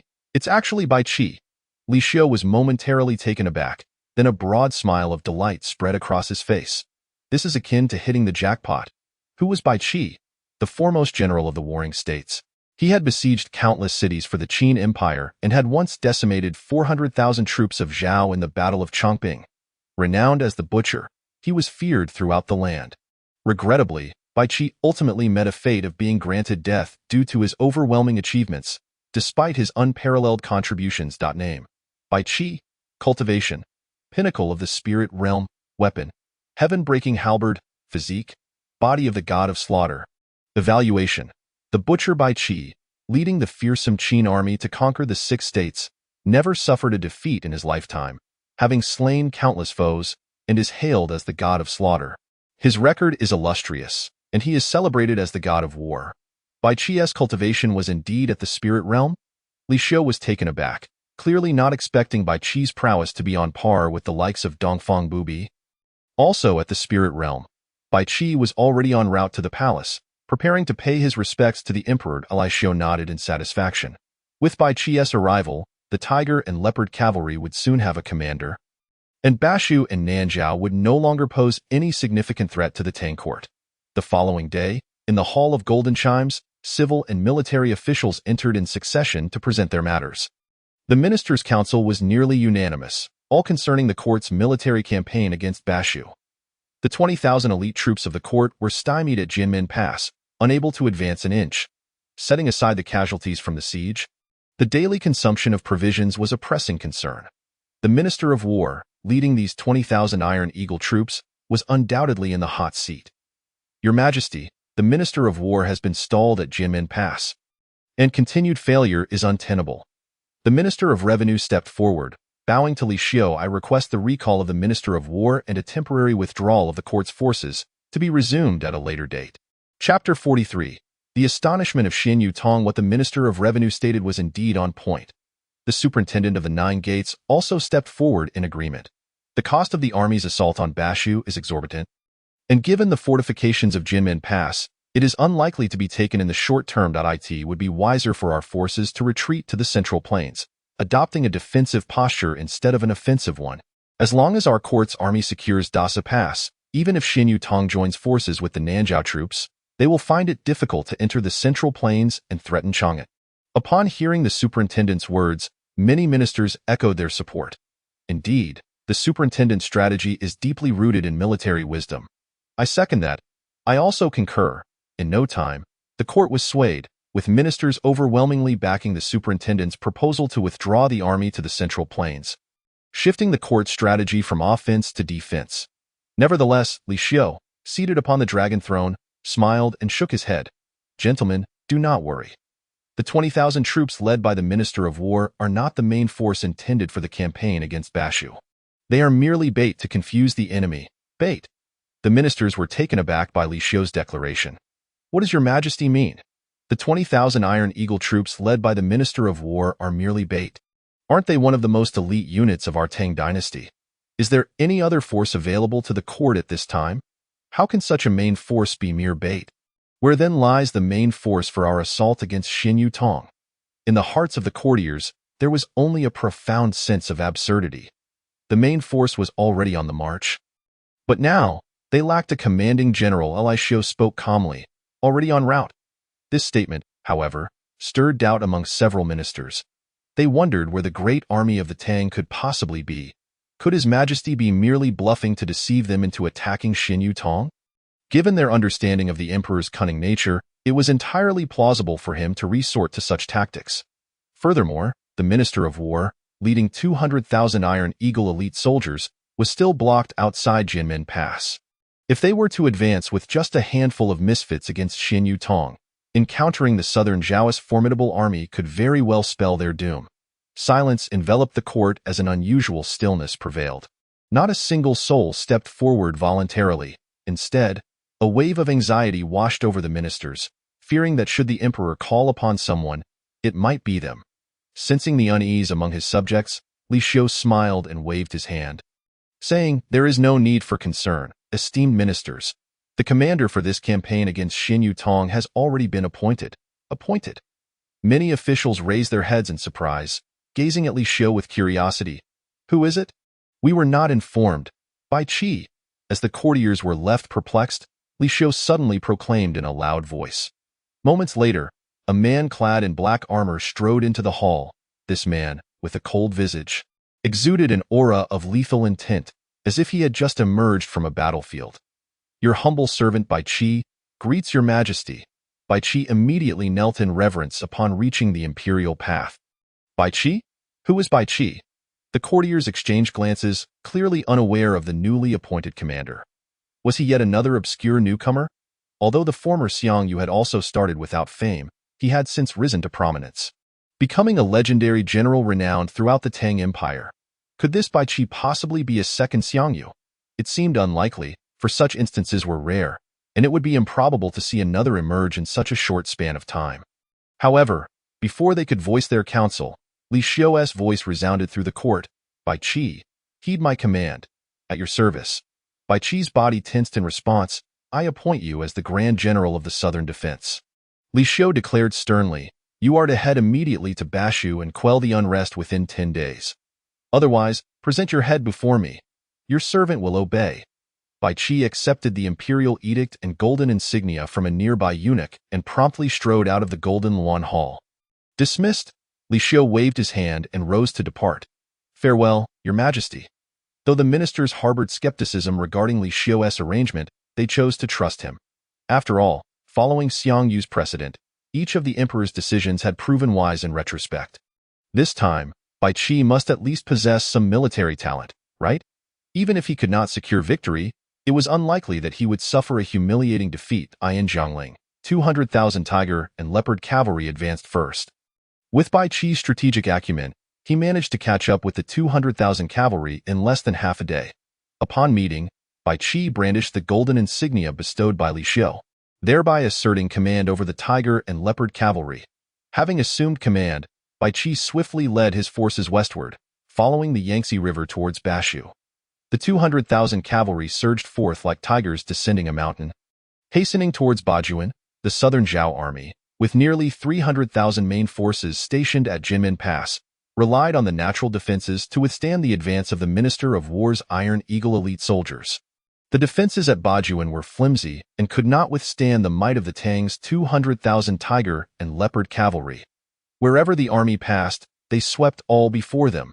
In just one day, Bai Qi captured Bajuan. After breaching Bajuan, he left 3,000 tiger and leopard cavalry to garrison the city while personally leading the remaining 170,000 cavalry towards the heart of Shu. News of Bajuan's fall quickly reached Xinyu Tong. What? A Tang army has come from the east and taken Bajuan? The previously relaxed Xinyu Tong, leisurely enjoying fruit, was abruptly startled into action, jumping up from his mat.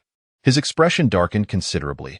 The Tang's main forces were concentrated at Jinmen Pass, and thus his 30,000 Shu army was also nearly all gathered there, confronting the 20,000 Iron Eagle elite soldiers. As long as he could hold off these 20,000, the Tang army would not breach Shu. He had only stationed a few thousand elderly and weak at Bajuan. How could it be that the Tang army managed to seize Bajuan? Where did this contingent of Tang forces come from? Xinyu Tong's face turned pale with fear. Could it be the dreaded Snow Dragon Riders led by that tyrant Xiangyu? The Tang's two elite forces, the Iron Eagle elite and the dreaded Snow Dragon Riders, were positioned at Jinmen Pass, while the dreaded Snow Dragon Riders, commanded by Xiangyu, were in the northern plains. Just days ago, he had received news that Xiangyu had defeated the northern court's Zhao Tai and repelled 20,000 Turkic cavalry. Now, Xiangyu was likely preoccupied. Could it be that the emperor of the Tang had truly summoned Xiangyu and his dreaded Snow Dragon Riders back post-haste to deal with him? The Jinsouth general? The thought sent Xinyu Tong's complexion to a ghostly white, devoid of any color. Chapter 44. Is this fellow even human? Reporting to the general, the Tang army that has captured Bajuan is not Xiangyu's dreaded Snow Dragon Riders. A nearby vice-general clasped his hands respectfully and reported to Xinyu Tong. According to frontline intelligence, the commander of this Tang army is a man named Bai Qi. Bai Qi? I have not heard of him. Xinyu Tong exhaled heavily, relieved that it was not Xiangyu, merely an unknown figure. Where is the southern Zhao army now? Xinyu Tong's expression darkened slightly. What in the world is the southern Zhao monarch doing? Why are they so slow? Even a tortoise would have arrived by now. The southern Zhao army has cited the treacherous terrain as the reason for their sluggish pace. I have sent people to urge them multiple times, but to no avail. The vice-general replied solemnly. Urge them again. Xinyu Tong, feeling frustrated, barked. Inform them that the two Tang armies have breached Bajuan and entered our Shu territory. I urgently require their assistance. If they do not arrive soon, I shall be wrapped in dumplings by the Tang army. Understood. In the vast plains of Shu, a mighty army was advancing northward, proudly bearing the banner of the southern Zhao kingdom. This force, dispatched by the southern Zhao monarch to assist General Xin Yutong in invading the Central Plains. Comprised 40,000 troops. However, the pace of this southern Zhao army was exceedingly slow, covering less than 30 miles a day, seemingly in no rush to reach the front lines and support Xin Yutong. At the heart of this army, a commanding standard stood out prominently, beneath which loomed a tall and imposing figure. The southern Zhao general, Duan D.At. That moment, the southern Zhao army's vanguard general rode forth on horseback. Stopping before Duanda to report, General, Xin Yutong has sent envoys with letters urging our army to hasten our march. This fellow keeps pestering us. Is he not tired? Duanda's expression soured upon hearing this. What did he write this time? Xin Yutong's letter stated that a second Tang army had appeared, advancing along the river and capturing Bajuan. The vanguard general clasped his fists. Xin Yutong is in danger of being attacked from both sides. He implores our forces to march at the fastest possible speed to fend off the Tang army advancing from Bajuan. A second Tang army has captured Bajuan. A look of astonishment crossed Duanda's face. How is that possible? The Tang army is so limited in number. Unless the emperor has redeployed troops from the northern defense against the Turks, how could they possibly amass the strength to take Bajuan? Could it be that Xin Yutong was fabricating military information? Duanda harbored serious doubts, suspecting that Xin Yutong was aware that the southern Zhao army was only there to deplete his forces. Hence the deliberate slow march. This wily fellow, seeing his repeated urgings yield no results, had concocted such a lie to hasten their advance and meet with his forces. This Xin Yutong was truly cunning. It was a pity that such petty schemes could not deceive a seasoned general like Duanda, well-versed in military strategy and battle. Ignore him. Duanda waved dismissively at the vanguard general. We shall continue at our own pace, understood. As the vanguard general withdrew, Duanda smirked coldly. Xin Yutong, you old rascal, you are too green to challenge me. If I do not let you and the Tang army exhaust each other, how can the southern Zhao benefit? Even if we cannot advance into the Central Plains, we shall certainly claim the fertile lands of Bashu. However, just as Duanda was reveling in his scheming, a sudden cacophony of battle cries erupted from the front. Duanda's smile abruptly froze. The unexpected outcry sent a chill of foreboding through him. General, trouble! Accompanied by a terrified shout, the very vanguard general he had just dismissed rushed back. Covered in blood and in a state of disarray. The Tang army is attacking. What are you saying? Duanda's expression changed dramatically, yet he still wore a look of incredulity. The Tang army has truly arrived. How could they be here so swiftly? Hadn't they just captured Bajuan? How could they have arrived here so quickly? Damn it. Even if Xin Yutong's report was accurate, if the two routes of the Tang army had taken Bajuan, shouldn't they be attacking Xin Yutong's stronghold instead? Why are they instead making a mad dash to confront our forces in Nanzhao? This has completely disrupted his plans for the Nanzhao kingdom. Duanda's face darkened. Since the Tang army had come knocking at their door, he could not blame the general. The Tang forces approached with ferocity, like wolves and tigers. Before Duanda could finish speaking, the vanguard general interrupted him. We were caught off guard. Our brothers can no longer hold the line. The forward troops have already collapsed. We have lost the initiative in this battle. We must quickly issue orders to retreat. Nonsense, Duanda immediately rebuked the vanguard general. We have a formidable army of 400,000 Nanzhao troops. Why should we fear a mere detachment of the Tang army? Relay my orders post-haste. Prepare the entire army for battle. Anyone who dares to flee will be executed without mercy. This time, Xin Yutong led a rebellion against the Tang, inviting Nanzhao into Shu. It was a rare opportunity for Nanzhao to rise to prominence. The Lord of Nanzhao commanded him to lead 400,000 troops into the Central Plains. He must fulfill the ambitions of the Lord of Nanzhao and realize the grand vision of the Nanzhao kingdom. Yet now, this grand army had barely stepped out of Nanzhao and into Shu, without accomplishing anything, only to flee back in panic, becoming a laughingstock for the world. Duanda's illustrious reputation would be utterly ruined. What face would he have left to return to the Lord? However, just as Duanda was preparing to organize the army for a great battle, a cacophony of anguished cries suddenly erupted from the front. Upon looking, Duanda saw that the once orderly ranks of the Nanzhao army were collapsing at an almost visible speed. Countless Nanzhao soldiers were being slaughtered outright. More soldiers turned into panicked fugitives. fleeing in disarray. Amidst the chaos, there appeared a figure reminiscent of death itself, leading a cavalry as fierce as tigers, mercilessly reaping the lives of Nanzhao warriors. This figure was none other, however, just as Xin Yutong raised his hand, poised to issue a command to lead his troops into the territory of Tubo. A sudden cacophony of hurried footsteps echoed from the front. The smile on Xin Yutong's face abruptly froze. A figure, akin to the harbinger of death, charged forth from the shadows on horseback, revealing a cold visage brimming with the promise of slaughter. A hoarse voice slowly emerged from his throat. Bai Qi has been awaiting you for quite some time. Chapter 46. The Decree to Enshrine Bai Qi as the King of Wuan. Bai Qi. The pupils of Xin Yutong contracted sharply. Was this the nameless individual who had recently been appointed as the commander of the Tang army? Yet, Xin Yutong understood that this so-called nameless figure had single-handedly obliterated an army of 400,000 from Nanzhao, forcing him to flee to Tubo. Now, just as he was about to seek refuge within Tubo's borders, Bai Qi had been lying in wait at this critical juncture, seemingly having anticipated his escape route. The expression on Xin Yutong's face darkened significantly. Bai Qi, one should leave a thread of life for future encounters. Do you not know that a cornered dog will leap over walls? Today you have forced this general into such a desperate position. Do you not fear that I might perish alongside you? I only know that His Majesty seeks your head, Bai Qi replied, his eyes devoid of emotion, and to perish together with me is likely beyond your capabilities. Thief General, you underestimate me greatly. Fury surged within Xin Yutong's eyes as he brandished his spear and bellowed to his loyal officers behind him. Charge with me and slay this thief general. We shall carve out a path. Bai Qi appeared to be surrounded by few men, presenting what seemed to be an opportune moment for Xin Yutong to strike. After all, he was a warrior nearing the realm of Diamond. His loyal officers were also endowed with formidable combat prowess. If they coordinated effectively, even a powerful diamond warrior could be slain. However, as Xin Yutong and his officers closed in, Bai Qi's frigid countenance revealed no sign of trepidation. It was not until they were within 10 paces of him that Bai Qi made his move. He raised the celestial breaker spear in his hand and swept it outward with blinding speed. In the next instant, Xin Yutong and dozens of his loyal officers found their bodies frozen in place.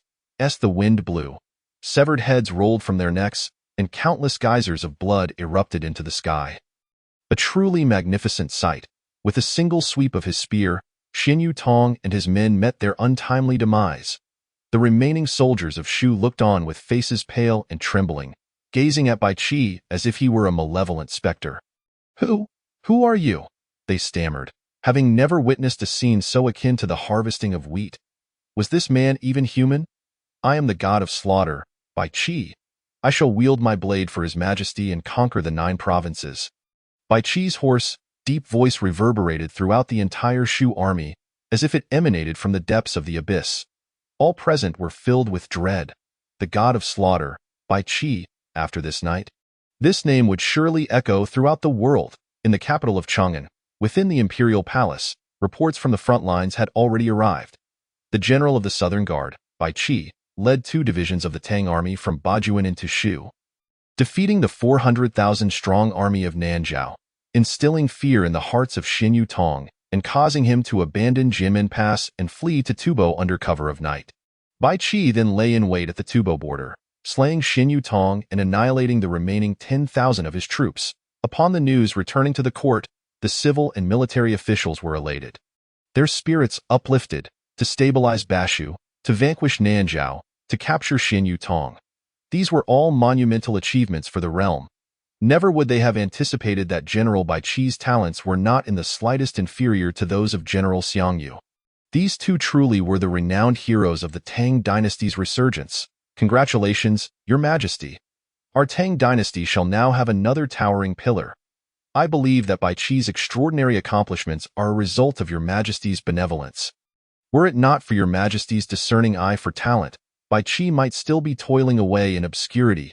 Indeed, it is only because of Your Majesty, a sagacious sovereign, that both Xiangyu and Bai Qi have found their places in the world. Only a ruler of Your Majesty's caliber could wield their power. The officials praised Bai Qi profusely, while also lavishly flattering Li Xiu. Once the flattery reached its peak, Li Xiu raised his hand to signal for silence. In this battle, General Bai Qi has truly achieved remarkable success. Issue a decree to enshrine Bai Qi as the King of Wuhan. Li Xiu's voice suddenly echoed across the court. King of Wuhan. The officials were visibly shaken. The court fell into silence. Following Xiang Yu's enfeoffment as the overlord, another general was to be proclaimed king. This time, the officials did not voice their objections in their view. Since a precedent had already been set, it mattered little whether one or two were crowned. Moreover, King Bai Qi could serve as a counterbalance to overlord Xiang Yu, thereby alleviating the threat to the court. The decree of King Wuhan commanded him to station troops in Bashu, to gather strength, and to await the imperial command for an assault on Nanzhao. Li Xiu declared sternly. The officials were taken aback. Your Majesty intends for Bai Qi to station troops in Bashu, preparing to wage war against Nanzhao. This is to engage in hostilities against foreign tribes. The emotions of the officials were inexplicably stirred. During the prosperous era of the Tang dynasty, the Turks, Tubo, and Nanzhao had all shown great respect towards the Tang court and had not dared to act rashly. However, since the decline of the Tang, these foreign tribes had repeatedly invaded the Central Plains, plundering wealth and slaughtering the people of the Tang. Even the capital, Chang'an, had fallen to foreign hands multiple times, resulting in immense casualties among both military and civilians. Now, with Li Xiu emerging as a rejuvenating leader for the Tang dynasty, it was imperative that these foreign tribes no longer be allowed to run rampant. The Tang was poised to strike back. Your Majesty, just as the officials were swept up in their fervor, the Minister of Revenue stepped forward, bowing deeply to Li Xiu.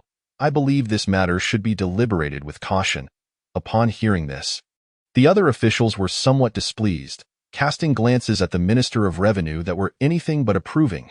At this moment, they were all aflame with excitement over the resurgence of the Tang dynasty, while the Minister of Revenue seemed intent on dousing their enthusiasm with cold water.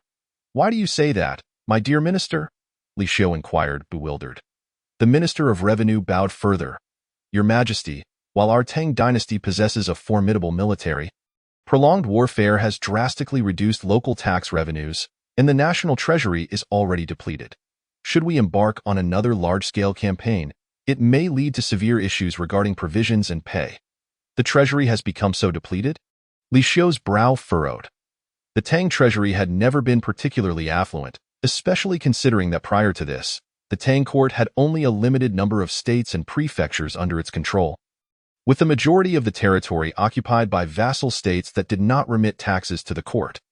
Moreover, during this period, he had summoned several elite armies in quick succession, leading to a significant increase in military strength, followed closely by the pacification of various vassal states and a large-scale tax exemption for the people, which indeed placed immense pressure on the treasury.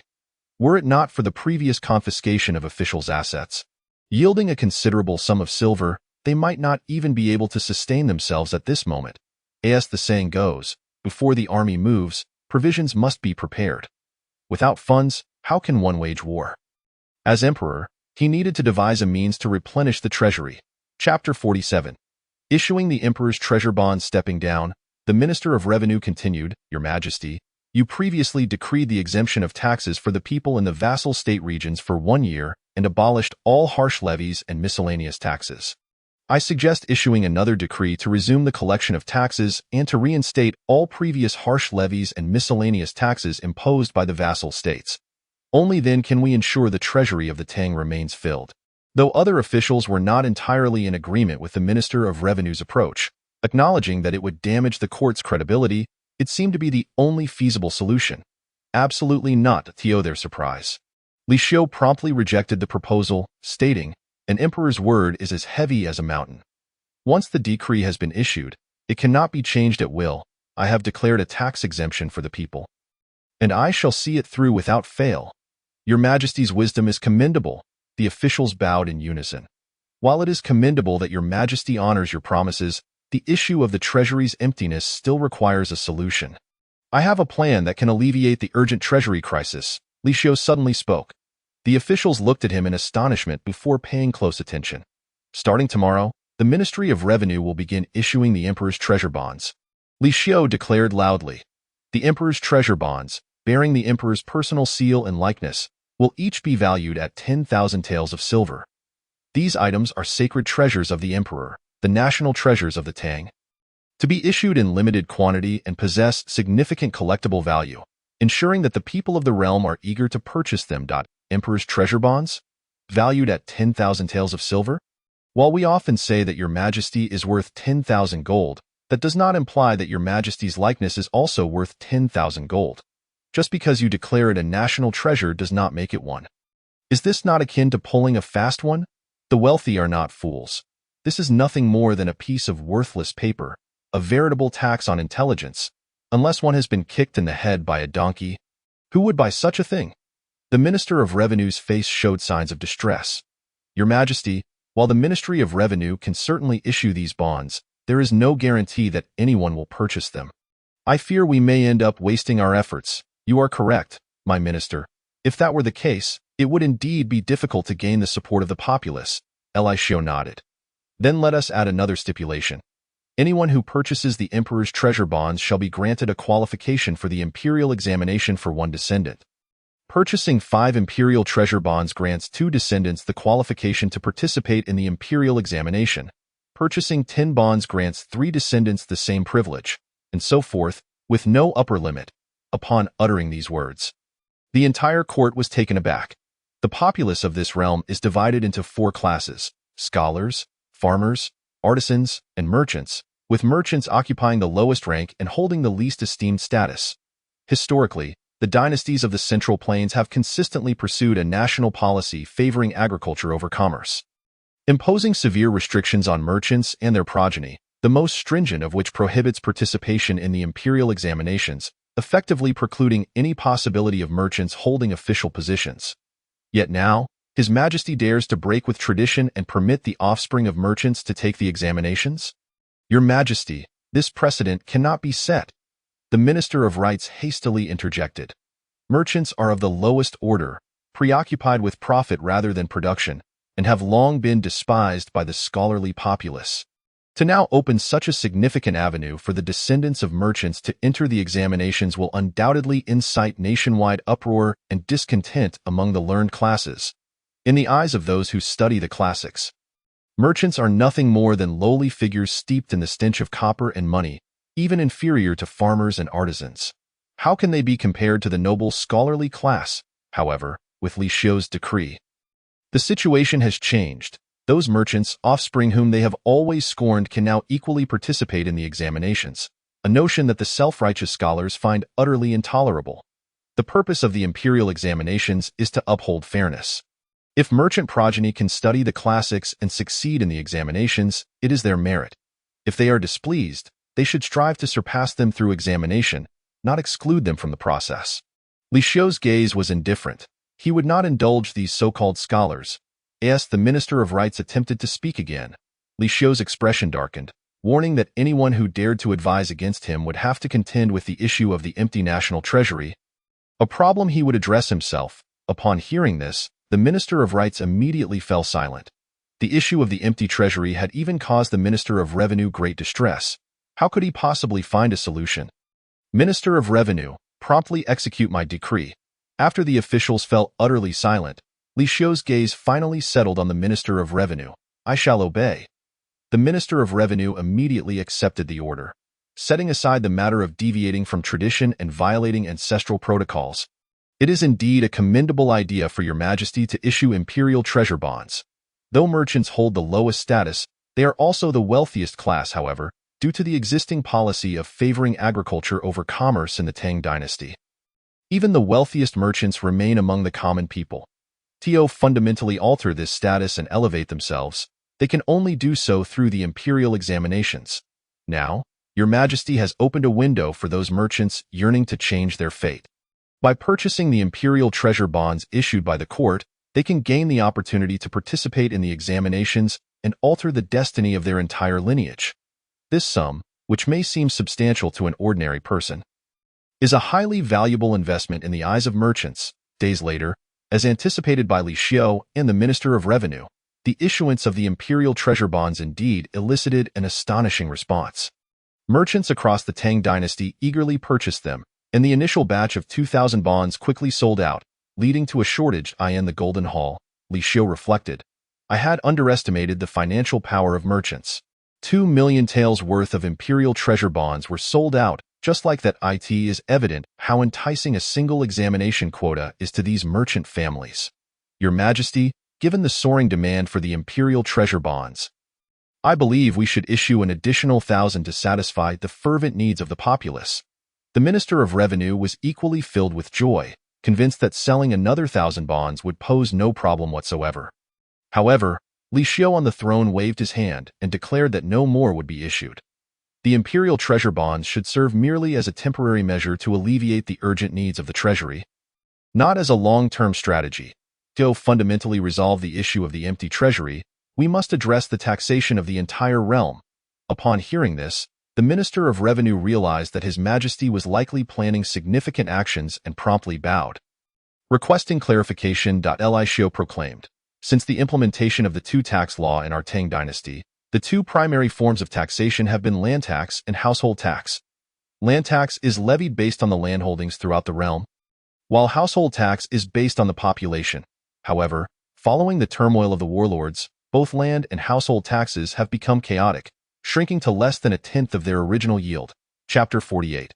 Measuring the lands of the realm. Li Xiu's words resonated powerfully in the court as they touched upon a critical issue. The two-tax law has been in place for nearly a century, yet it has suffered severe degradation. The Treasury's ability to collect taxes has dwindled to a mere fraction. This decline is largely due to the fact that during this lengthy period, the lands held by the common people have been appropriated by powerful families, who, despite their vast holdings, fail to report them, resulting in a significant loss of revenue for the court. Furthermore, many landowning farmers have lost their ancestral lands to these powerful families, becoming mere tenants or even slaves. These families have gone to great lengths to conceal their lands and populations, leading to a considerable depletion of the court's revenue, which has all fallen into the hands of these powerful clans. Minister of Revenue, I command you to remeasure the lands of the realm, conduct a thorough population census, compile a detailed atlas, and reassess the taxes. Li Xiu spoke firmly.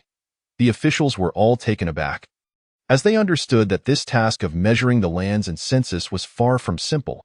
If carried out, it would undoubtedly stir immense waves throughout the Tang dynasty. The Minister of Revenue knew all too well the difficulties of this undertaking. His expression faltered as he bowed to Li Xiu, saying, Your Majesty, our Tang has only just quelled the warlords, and the nation remains unstable. Should we not postpone the surveying of land and census? To remeasure the lands and conduct a population census would undoubtedly infringe upon the interests of the powerful families. Those who have appropriated vast tracts of land and populations will not allow the court to encroach upon their profits. If the court persists in its course, it will undoubtedly offend the noble families. Those powerful clans are not to be trifled with. Why postpone? Li Xiu narrowed his eyes, his expression cold. The sooner this is done, the better. The sooner we can gather the data, the sooner our Tang court can resume taxation and restore our finances. The Minister of Revenue bowed once more and solemnly replied, If this is rushed, I fear it may shake the very foundations of the Tang dynasty. You worry too much. Li Xiu waved his hand. The foundation of the Tang dynasty lies with me and the people of the realm, not with those powerful clans. Minister of Revenue, you are to execute my policies without hesitation and proceed with confidence, without concern for consequences. I, as Emperor, will bear all repercussions. I shall obey, Your Majesty. The Minister of Revenue took a deep breath, determination gleaming in his eyes. Given His Majesty's unwavering stance, he resolved to risk everything. The noble families of the Tang dynasty, Old Wang shall contend with you. A look of defiance appeared on the Minister of Revenue's face. Observing his expression, Li Xiu couldn't help but chuckle. Such a demeanor was unnecessary. Though he was strict with his ministers, he would not push them to the brink of death. After the court adjourned, Li Xiu summoned Chao Zhengchun, with the Minister of Revenue at the helm of the grand strategy, to survey the lands and census throughout the realm. Such actions would surely provoke resistance from the powerful families. Li Xiu fixed his gaze on Chao Zhengchun, stating coldly, I want you to keep a close watch and see who dares to obstruct us. I shall obey, Your Majesty. Chao Zhengchun replied respectfully, Your Majesty, what shall we do with those noble families that obstruct the minister's efforts? The usual approach. Execute. Li Xiu's expression was icy. The noble families have become a malignant tumor in the Tang dynasty. Those who dare to oppose the court and act in defiance are beyond redemption. I understand, old servant. Chao Zhengchun smiled broadly. Let the noble families make their moves. I shall see if they are enough to withstand the might of the Eastern Depot. After the court issued the decree to survey lands and conduct a census, the Minister of Revenue began mobilizing the full power of his department to commence the action across the Tang dynasty. This operation would begin in the capital, with the city of Chang'an at its center, sweeping through the entire Tang Empire. In the land of Jiangyi lies the most powerful aristocratic families of the entire Tang dynasty, who are undoubtedly the primary targets of this sweeping investigation. The four prominent clans of Guanzhong are the Wang, Liu, Cui, and Yang families.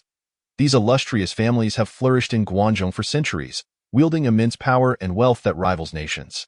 Many members of these four clans have served as officials throughout generations, with some even producing high-ranking ministers and chancellors of the Tang dynasty. It is precisely due to their astonishing influence that these four noble families have amassed incredible fortunes, coupled with their connections and sway in the imperial court, rendering their status nearly unassailable within the Tang dynasty. However, whether it be land or household registrations, these four noble families have not shied away from annexation. Conversely, should an investigation indeed commence, the extent of land and populace unlawfully appropriated by these four clans would be a staggering figure, one that could scarcely withstand scrutiny. In Huayin County, a lavish residence is situated in the most prominent area of the county town. Its gate adorned with the name Yang Residence emblazoned in bold characters. This estate belongs to the Yang family, one of the four great clans. Within the residence, the surroundings are meticulously designed, resembling a royal garden. Resplendent and extravagantly luxurious, before a crystal-clear pond, a middle-aged man clad in opulent attire is engaged in fishing. This man is none other than the head of the Yang family, Yang Zhong. At this moment, an elderly servant hastens toward Yang Zhong, bowing respectfully as he speaks. Master, officials from the Ministry of Revenue have unexpectedly arrived, requesting your cooperation in their investigation of our family's land and populace. Upon hearing this, Yang Zhong's brow furrows in concern. This person knew? How could such matters fall upon my Yang family? He continues, just offer them some money, submit a false report, and let them be satisfied. However, the elderly servant shakes his head, replying, the individuals who have come this time are different from those before. They have outright rejected our bribe. It appears they are serious about this investigation. Preposterous, Yang Zhong exclaims in anger. If they dare to overstep their bounds, they shall be driven out of our residence. Yet, the old servant, wearing a troubled expression, responds, I have heard that this time it is an order from His Majesty himself, mandating the ministry to remeasure all lands and scrutinize the populace. It is said that not only our Yang family, but also the Wang, Liu, and Cui families are under focused investigation by the ministry. This young emperor truly knows no bounds. Yang Zhong scoffs, a hint of disdain flickering in his eyes. We, the noble families, have been established for centuries, far surpassing the mere lifespan of the Tang dynasty. If it were not for our support, could the Li family ascend to the throne? Even the emperors of the Tang, our forebears, have treated the Yang family with the utmost respect. And now, a mere child has the audacity to covet our family. How laughable. Chapter 49. Are you teaching me how to rule? Bring me paper and a pen at once. I shall compose a memorial to present to this young emperor. Yang Zhong commands coldly. As you wish. The elderly servant replies, retreating. A gleam of cunning flashes in Yang Zhong's eyes. It seems he must teach this young emperor a lesson, to make him comprehend that there are certain powers beyond his reach. In the capital, Chang'an, within the royal palace's study, Li Xiu holds a memorial in his hands, the very one submitted by Yang Zhong. As he peruses its contents, a cold smile spreads across his face. The memorial is rife with arrogance, as if a senior were admonishing a junior. The essence of its message is clear. Li Xiu should refrain from making waves merely days after securing the throne and learn to turn a blind eye. For only then could he be a long-lived emperor. Yang Zhong, are you teaching me how to govern? Li Xiu scoffs, tossing the memorial into the fire. Yet, a chilling, murderous intent surges within his eyes. To think such a bold and audacious figure exists in this world. Chao Zhengchun promptly steps forward, his tone sinister as he inquires, "Your Majesty, please issue an order." The Eastern Depot's guards have already surrounded the entire Yang family in secret, awaiting your command to obliterate them. Go. Li Xiu waves his hand dismissively. From tomorrow onward, I do not wish to hear this family's name again. A cold smirk curves Chao Zhengquan's lips. Rest assured, Your Majesty. The Yang family shall not witness the rising sun of tomorrow. Having spoken, Chao Zhengquan exits the study with a cruel expression. Your Majesty. Just as Chao Zhengquan departs, the Minister of Revenue rushes in, his face awash with distress. He intends to lament to Li Xiu regarding the Yang family, but Li Xiu raises a hand to halt him. I am already aware. The Minister of Revenue is momentarily taken aback, swallowing the multitude of words he had prepared. With Chao Zhengquan and the Eastern Depot keeping a watchful eye, it is indeed impossible to conceal such matters from the Emperor's ears. The Minister of Revenue cautiously asks, Your Majesty, shall we proceed with the land measurements and household registrations? Of course, we shall continue. Li Xiu's tone brooks no dissent as he looks at the minister, adding, however, there is no need to visit the Yang family anymore. Focus instead on the other three noble families. Upon hearing this, the minister's face darkens. The four prominent clans of Guangzhou essentially breathe as one. Having stumbled with the Yang family, does he expect a smoother process with the other three? It would merely be a change of venue for humiliation. Your Majesty, I have served diligently and faithfully. Why must you subject me to such torment? The minister laments internally. Yet, Li Xiu, with unwavering conviction, reassures him. Do not worry. I guarantee that this time, the other three families will not dare to make things difficult for you. Really? The Minister of Revenue is half convinced. Were anyone else to make such an unreliable promise, he would not believe it, but this is the Emperor, lending it a modicum of credibility. Then I shall bravely undertake this venture once more. With gritted teeth, the minister resolves to confront the four noble families again. Steeling himself for the challenge, in Huayin County, at the Yang residence, the night is dark and ominous. Yet, deep within the estate, the lights burn brightly. Yang Zhong is engaged in an amorous escapade with two of his concubines when suddenly, a shadow silently appears at the entrance. Who goes there? Although Yang Zhong is the head of the Yang family, he is also a second-tier martial arts master with keen hearing. The moment the shadow emerges, he senses it immediately, swiftly pushing his two concubines aside. A glint of cold light flashes within the shadow's eyes as it brandishes a sword, instantly cleaving the two concubines in half. Blood gushes forth, innards spilling across the floor. A formidable foe. Yang Zhong's expression pales in horror. With his years of training, he deduces that this cloaked figure is likely a master of the Vajra realm. Die. The cloaked figure offers Yang Zhong no respite. Upon hearing this, the man in black removed the cloth covering his face, revealing his true identity. You. Just as Chao Yangzhong was about to utter the name Chao Zhengchun, he did not have the chance to finish his words before Chao Zhengchun had already snapped his neck. Chapter 50. My Lord Minister, does this meet your approval? After eliminating Yang Zhong, a captain from the Eastern Depot stepped forward and reported, My lord, the entire Yang family, numbering over 800 souls, has been apprehended. Not a single one remains. A flicker of coldness flashed in Chao Zhengquan's eyes. Understood. The captain of the Eastern Depot departed with his weapon drawn. Soon after, the residence of the Yang family was engulfed in a chorus of wails and cries. The once mighty Yang clan of Huayin, which had dominated Guangzhou and instilled fear throughout the Tang dynasty, was annihilated overnight. The following day, upon receiving the report, the Jing's Huayin rushed to the Yang residence with a dozen constables. However, upon entering the estate and witnessing the horrific aftermath, even the seasoned Jing's Huayin turned pale. The entirety of the Yang family, over 800 individuals, had been slaughtered. Bodies lay piled together, and rivers of blood flowed. Men, women, and children alike had been mercilessly executed. The stench of blood permeated the entire Yang residence. Such a shocking atrocity had never been heard of before. Taking a deep breath, the Jing's Huayin called for the head constable behind him, saying in a grave tone, Quick, hurry to Chang'an and report this shocking case to the court. This was a matter far beyond the capabilities of a mere Jing's Huayin. It would undoubtedly cause a stir in both court and society, sending shivers throughout the realm. At this time, the Minister of Revenue was visiting another prominent family in Guangzhou, the Wang clan. intending to initiate a thorough investigation into land and population matters. Yet, the minister was extremely anxious. The fate of the Yang family had placed immense pressure on him. If he were to be expelled from the Wang residence today, not only would he lose face, but the Tang court would also suffer disgrace. Nonetheless, it was the emperor's decree, and as a loyal subject, he had no choice but to comply. Taking a deep breath, the Minister of Revenue steeled himself and knocked on the door of the Wang residence.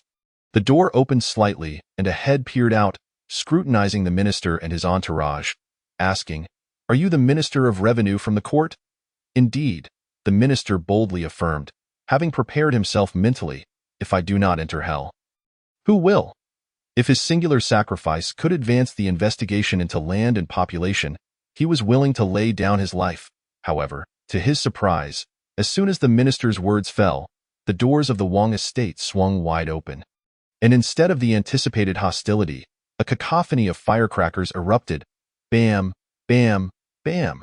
A row of servants stood in perfect formation, holding up a banner that boasted, "We welcome the Minister of Revenue's esteemed visit." Another group of servants beat drums and gongs, displaying an exuberant and respectful demeanor towards the minister and his entourage. The sight before the minister and his companions left them bemused. When they had visited the Yang residence, it was far from such a grand affair. Old Yang Zhong had nearly had them beaten to death by his servants, yet now, the Wang clan was rolling out such an extravagant welcoming ceremony. As fellow prominent families of Guangzhou, the disparity was staggering. "Do not let your guard down. This could very well be the Wang family's scheme," the Minister of Revenue cautioned solemnly. "We must remain vigilant and not fall into the enemy's trap." The members of the Revenue Ministry silently nodded in agreement. The minister was indeed astute. He had immediately discerned that the Wang family harbored ulterior motives. Clearing his throat, the minister raised his voice, "Head of the Wang family, I have come here on behalf of the emperor." Yet, before he could finish his statement, Wang Luan, the head of the Wang clan, presented a box filled with documents, saying, "Minister, here are all the land deeds and population records under the Wang family's name. Please review them." "Ah?" The Minister of Revenue was momentarily taken aback. He had not even completed his sentence, yet this individual had everything prepared. How accommodating!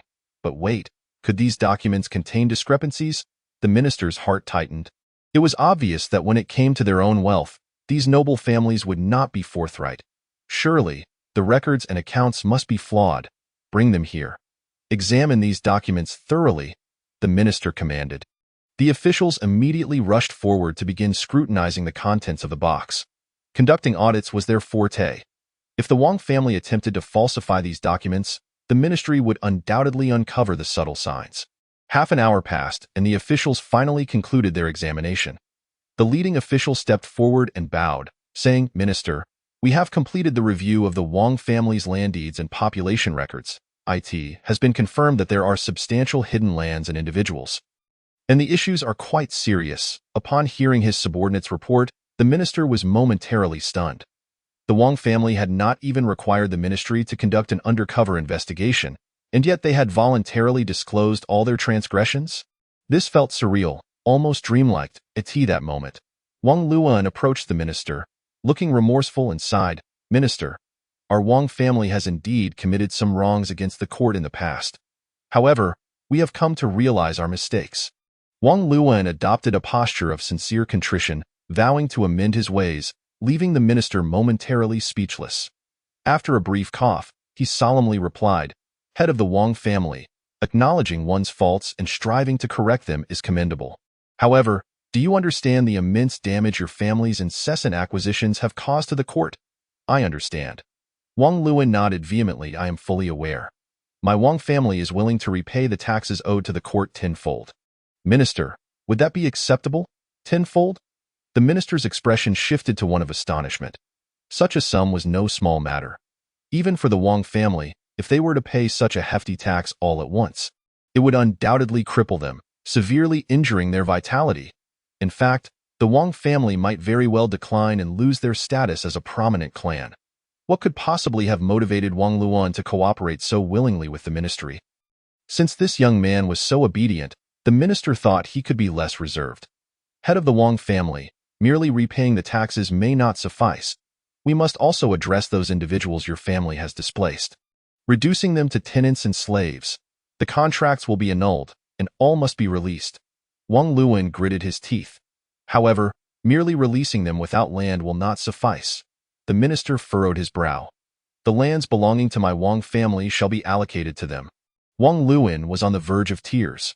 The minister's expression brightened. Head of the Wang family, you are truly benevolent and generous. I admire your willingness to help. Given the Wang family's cooperation with the ministry, upon returning to Chang'an, he would certainly report to the emperor and recommend the Wang family as a model clan for public commendation. Your kindness is overwhelming, Wang Luan insisted, repeatedly expressing his gratitude. I only hope that you can speak favorably of my Wang family before the emperor, ensuring the safety of our clan. What are you saying? With such cooperation, the court would never seek your demise. The minister waved his hand dismissively, "Oh, not be swayed by the rumors circulating outside. Rest assured, I can responsibly inform you that our emperor is, in fact, a benevolent ruler." Upon hearing this, Wang Luan could not help but twitch at the corners of his mouth. The emperor is a benevolent ruler. He leaned closer to the minister, whispering, "What did you say? The Yang family has been exterminated." The Minister of Revenue's astonished voice echoed throughout the entire Wang residence. In Chang'an, the news of the Yang family's massacre had reached the court. Such a brutal incident undoubtedly sent shockwaves through the assembly. Your Majesty, the Yang family is a prominent clan in Guangzhou, comprising over 800 individuals, all mercilessly slaughtered in a single night. This is truly a tragedy of monumental proportions. A young censor spoke with righteous indignation, his emotions running high. If we cannot resolve this case swiftly and bring the perpetrator to justice, how shall we answer to the people of the realm? Well said. On the dragon throne, Li Xiu nodded. This matter was indeed shocking and had far-reaching implications. His gaze then fell upon the Minister of Justice. Minister, I entrust this grim case to your department for thorough investigation. Ah? The Minister of Justice was caught off guard. What do you mean? Ah? Li Xiu's expression turned displeased. This is your responsibility. I command you to spare no effort in investigating this case. Within 10 days, you must identify the culprit and provide an account to the court and the people. The Minister of Justice was utterly perplexed. Just moments after the Yang family had violently assaulted an official from the Ministry of Revenue, obstructing the court's grand scheme to investigate land and household registrations, they were annihilated as a clan. Who, precisely, had the Yang family offended? Was the answer not glaringly obvious? The Ministry of Revenue certainly lacked the capability for such an act. And moreover, it was merely a facilitator. The one who initiated the resurvey of the realm's lands and the investigation of households was none other than His Majesty. The extermination of the Yang family must surely have been at the behest of the emperor. There was a high probability that this matter was orchestrated by the Eastern Depot. How could he possibly conduct an investigation under these circumstances? Just as the Minister of Justice contemplated evasion, he suddenly caught a glimpse of the emperor's expression, which seemed to betray a hint of impatience. The Minister of Justice shuddered and immediately declared with solemnity, "Your servant shall comply. Within 10 days, I will surely uncover the perpetrator." His tone was resolute. Only then did Li Xiu nod in satisfaction. A young censor nearby even gestured encouragingly towards the Minister of Justice, as if to say, "Come on, Sir Minister." The Minister of Justice managed to force a smile. "Tio, investigate the Eastern Depot? What a farce. It would be a miracle if Chao Zhengshun didn't have him killed. Moreover, if His Majesty truly wished to investigate, why would he entrust such a matter to the Ministry of Justice? What the emperor desired was merely an answer, a result that could placate the whispers of the populace and the palace. Within the imperial study, Li Xiu was perusing the memorials submitted by the Minister of Revenue. Following the execution of the Yang family as a warning, the remaining noble clans had indeed become much more compliant. They cooperated fully with the officials of the Ministry of Revenue, even voluntarily presenting their land contracts and household registers to assist in the investigation of their own lands and populations.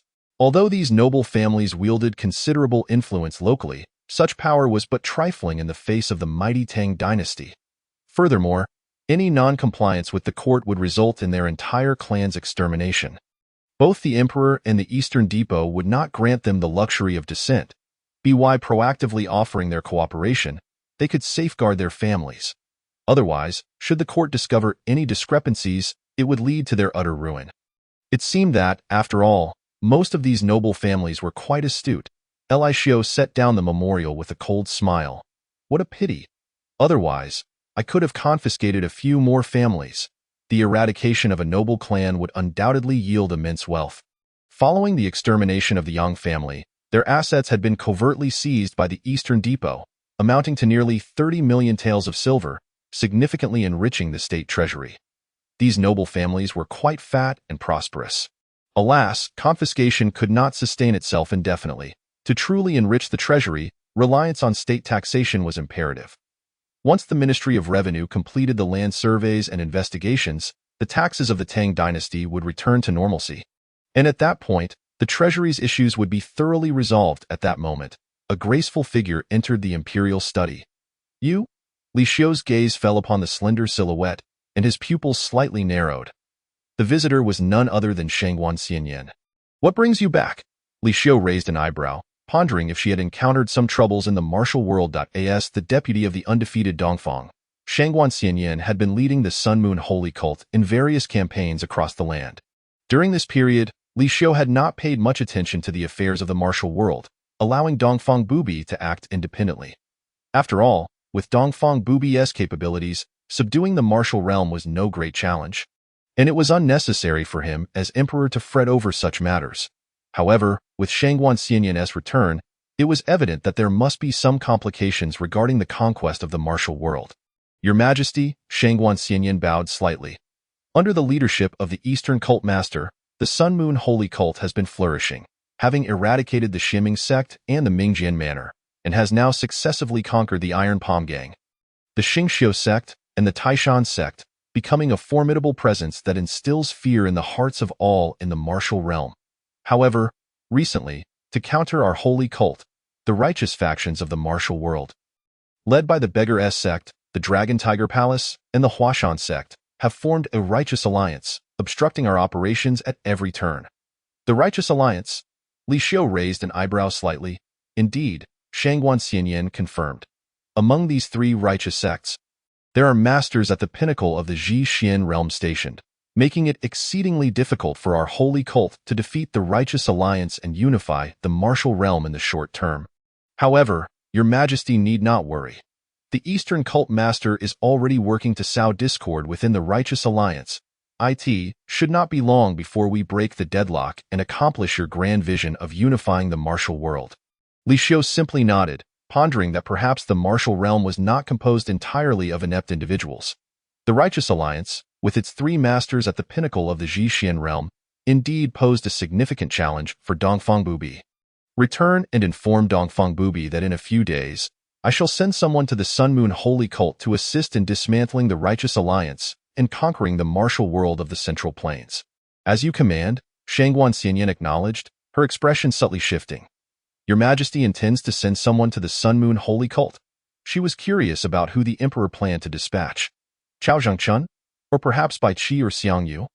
None of them seemed particularly suitable, or did the Emperor have other candidates in mind?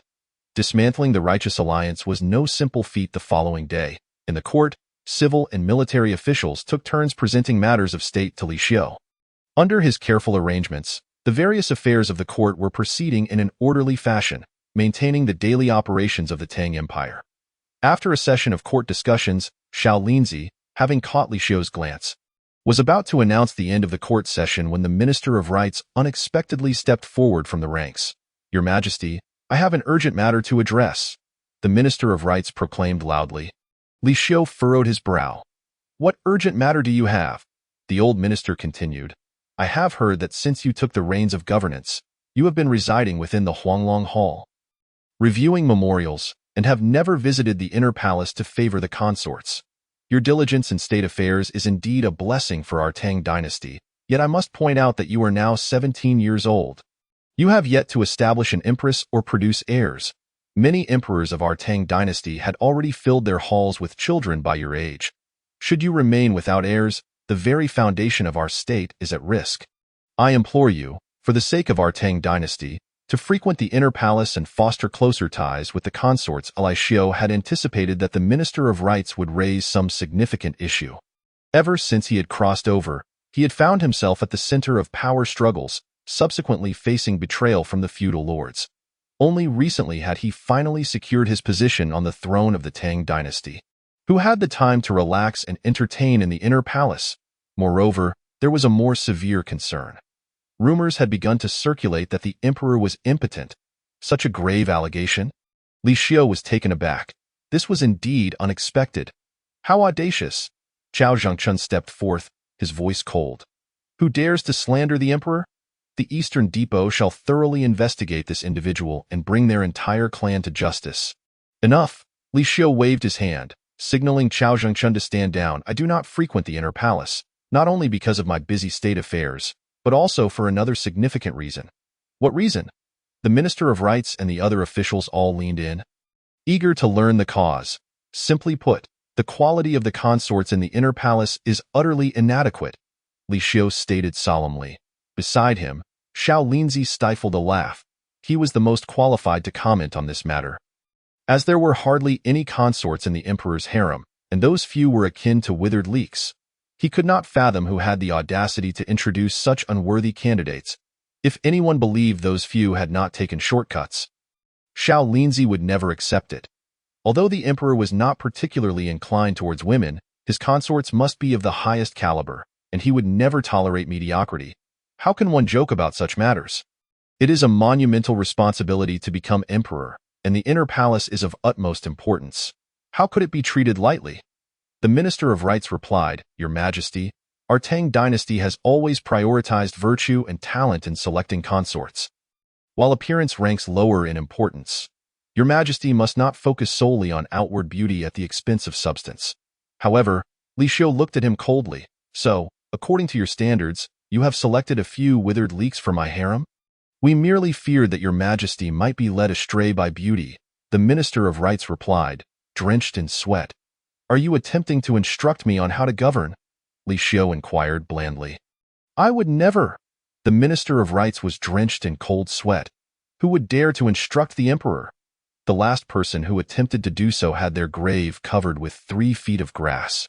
Your Majesty is the great restorer of our Tang dynasty, a ruler ordained by heaven, yet the inner palace remains empty. This is truly a remarkable anomaly. If this were to spread, what face would our Tang dynasty have? At that moment, Supervisor Zhao stepped forward, appearing aggrieved on behalf of Li Xiu. Among my clan, I have a niece who is a mere 18 years old, beautiful as a goddess, skilled in the arts of music, chess, calligraphy, and painting, willing to offer herself in service to the inner palace, to be at Your Majesty's side. Upon hearing the words of Commander Zhao, the ministers could not help but express their astonishment. This Commander Zhao is audaciously placing his own people beside His Majesty. Such petty schemes, how could they possibly escape the discerning eyes of our wise and formidable emperor? Surely, this act of overreach will earn Commander Zhao a reprimand from His Majesty. To their surprise, Li Xiu nodded with evident satisfaction, stating that Commander Zhao's loyalty and willingness to share the burdens of the throne brought him great comfort. If only the entire court were filled with officials as loyal as Commander Zhao. What could I possibly worry about? How could our great Tang not flourish? Li Xiu sighed and continued, Your Majesty, I have a daughter whose beauty rivals that of Diao Chan. It is precisely because of her extraordinary beauty that she has refrained from participating in the selection of consorts, fearing she might be labeled a harbinger of disaster by the stubborn old officials in court. Furthermore, within my clan, there exists a distant niece, possessing both beauty and talent, who remains unmarried and could serve in the palace to attend to Your Majesty. In an instant, numerous officials began to emulate Commander Zhao, eager to alleviate Li Xiu's concerns and enrich the imperial harem. In times past, the selection of consorts by the emperor would invariably involve candidates from noble families or high-ranking officials, with great emphasis placed on lineage. After all, daughters of the ministers, once admitted into the harem, would become imperial relatives, able to cling to the great tree that is the emperor. The emperor, for his part, would seek powerful familial alliances to solidify his throne. However, for Li Xiu, such considerations were utterly irrelevant. The so-called high-ranking officials and noble families, in his eyes, were as inconsequential as dust. Life and death hung solely on his words. With this constraint lifted, any official, regardless of rank, with a beautiful young woman in their family, could harbor hopes of being chosen by the emperor to become a consort. Consequently, dozens of officials presented their candidates to Li Xiu. Your loyal subjects speak without evidence. It is indeed difficult for me to discern, Li Xiu remarked, shaking his head. Let them all be sent to the harem first, and I shall take my time to select. Only children make choices. Adults, of course, desire everything. The ministers gazed at Li Xiu in disbelief. Just a moment ago, the officials had collectively offered at least 30 or 40 candidates. To send them all to the harem? Your Majesty, can your health withstand such a burden? Did we not agree to refrain from close associations with women? Chapter 53. Signing in again, 300 years of cultivation atop a mountain shrouded in ethereal mist. There stood palaces resembling celestial abodes. This place is the sacred gateway of the Taoist sect, Longhu Palace. Within the palace, an elderly Taoist, exuding an air of otherworldliness, sat in meditation upon a mat. Shortly thereafter, a woman clad in white, possessing an ethereal beauty that seemed untouched by the mortal realm, entered the palace. The white-clad woman, graceful and pure, approached the old Taoist and bowed, saying, I have come to see the sect leader. Qingcheng, you have arrived, the old Taoist replied, a smile gracing his visage upon seeing the white-clad woman. She was their most outstanding disciple, known as Luo Qingcheng, revered as the heavenly maiden within Longhu Palace due to her unique constitution. Master, may I inquire why you have summoned me from seclusion? Luo Qingcheng asked, gazing at the leader of Longhu Palace. There are pressing matters to discuss, the leader replied, nodding. Qingcheng, you have been in seclusion for many days and may not be fully aware of the current situation facing our sect. Recently, the martial world in the Central Plains has been tumultuous, with the Sun and Moon sect rising rapidly, forcing us to ally with the Beggars sect and the Huashan sect to form a righteous alliance against this threat. The menace posed by the Sun and Moon sect to our Longhu Palace grows ever more formidable, keeping me awake at night. Luo Qingcheng nodded slightly, acknowledging, I have indeed heard of this. The Sun and Moon sect is a grave concern for us. They have emerged only months ago yet have already annihilated numerous prominent sects, stirring chaos in the martial world. Their sudden rise is heralded as the greatest calamity the martial world has faced in nearly a century.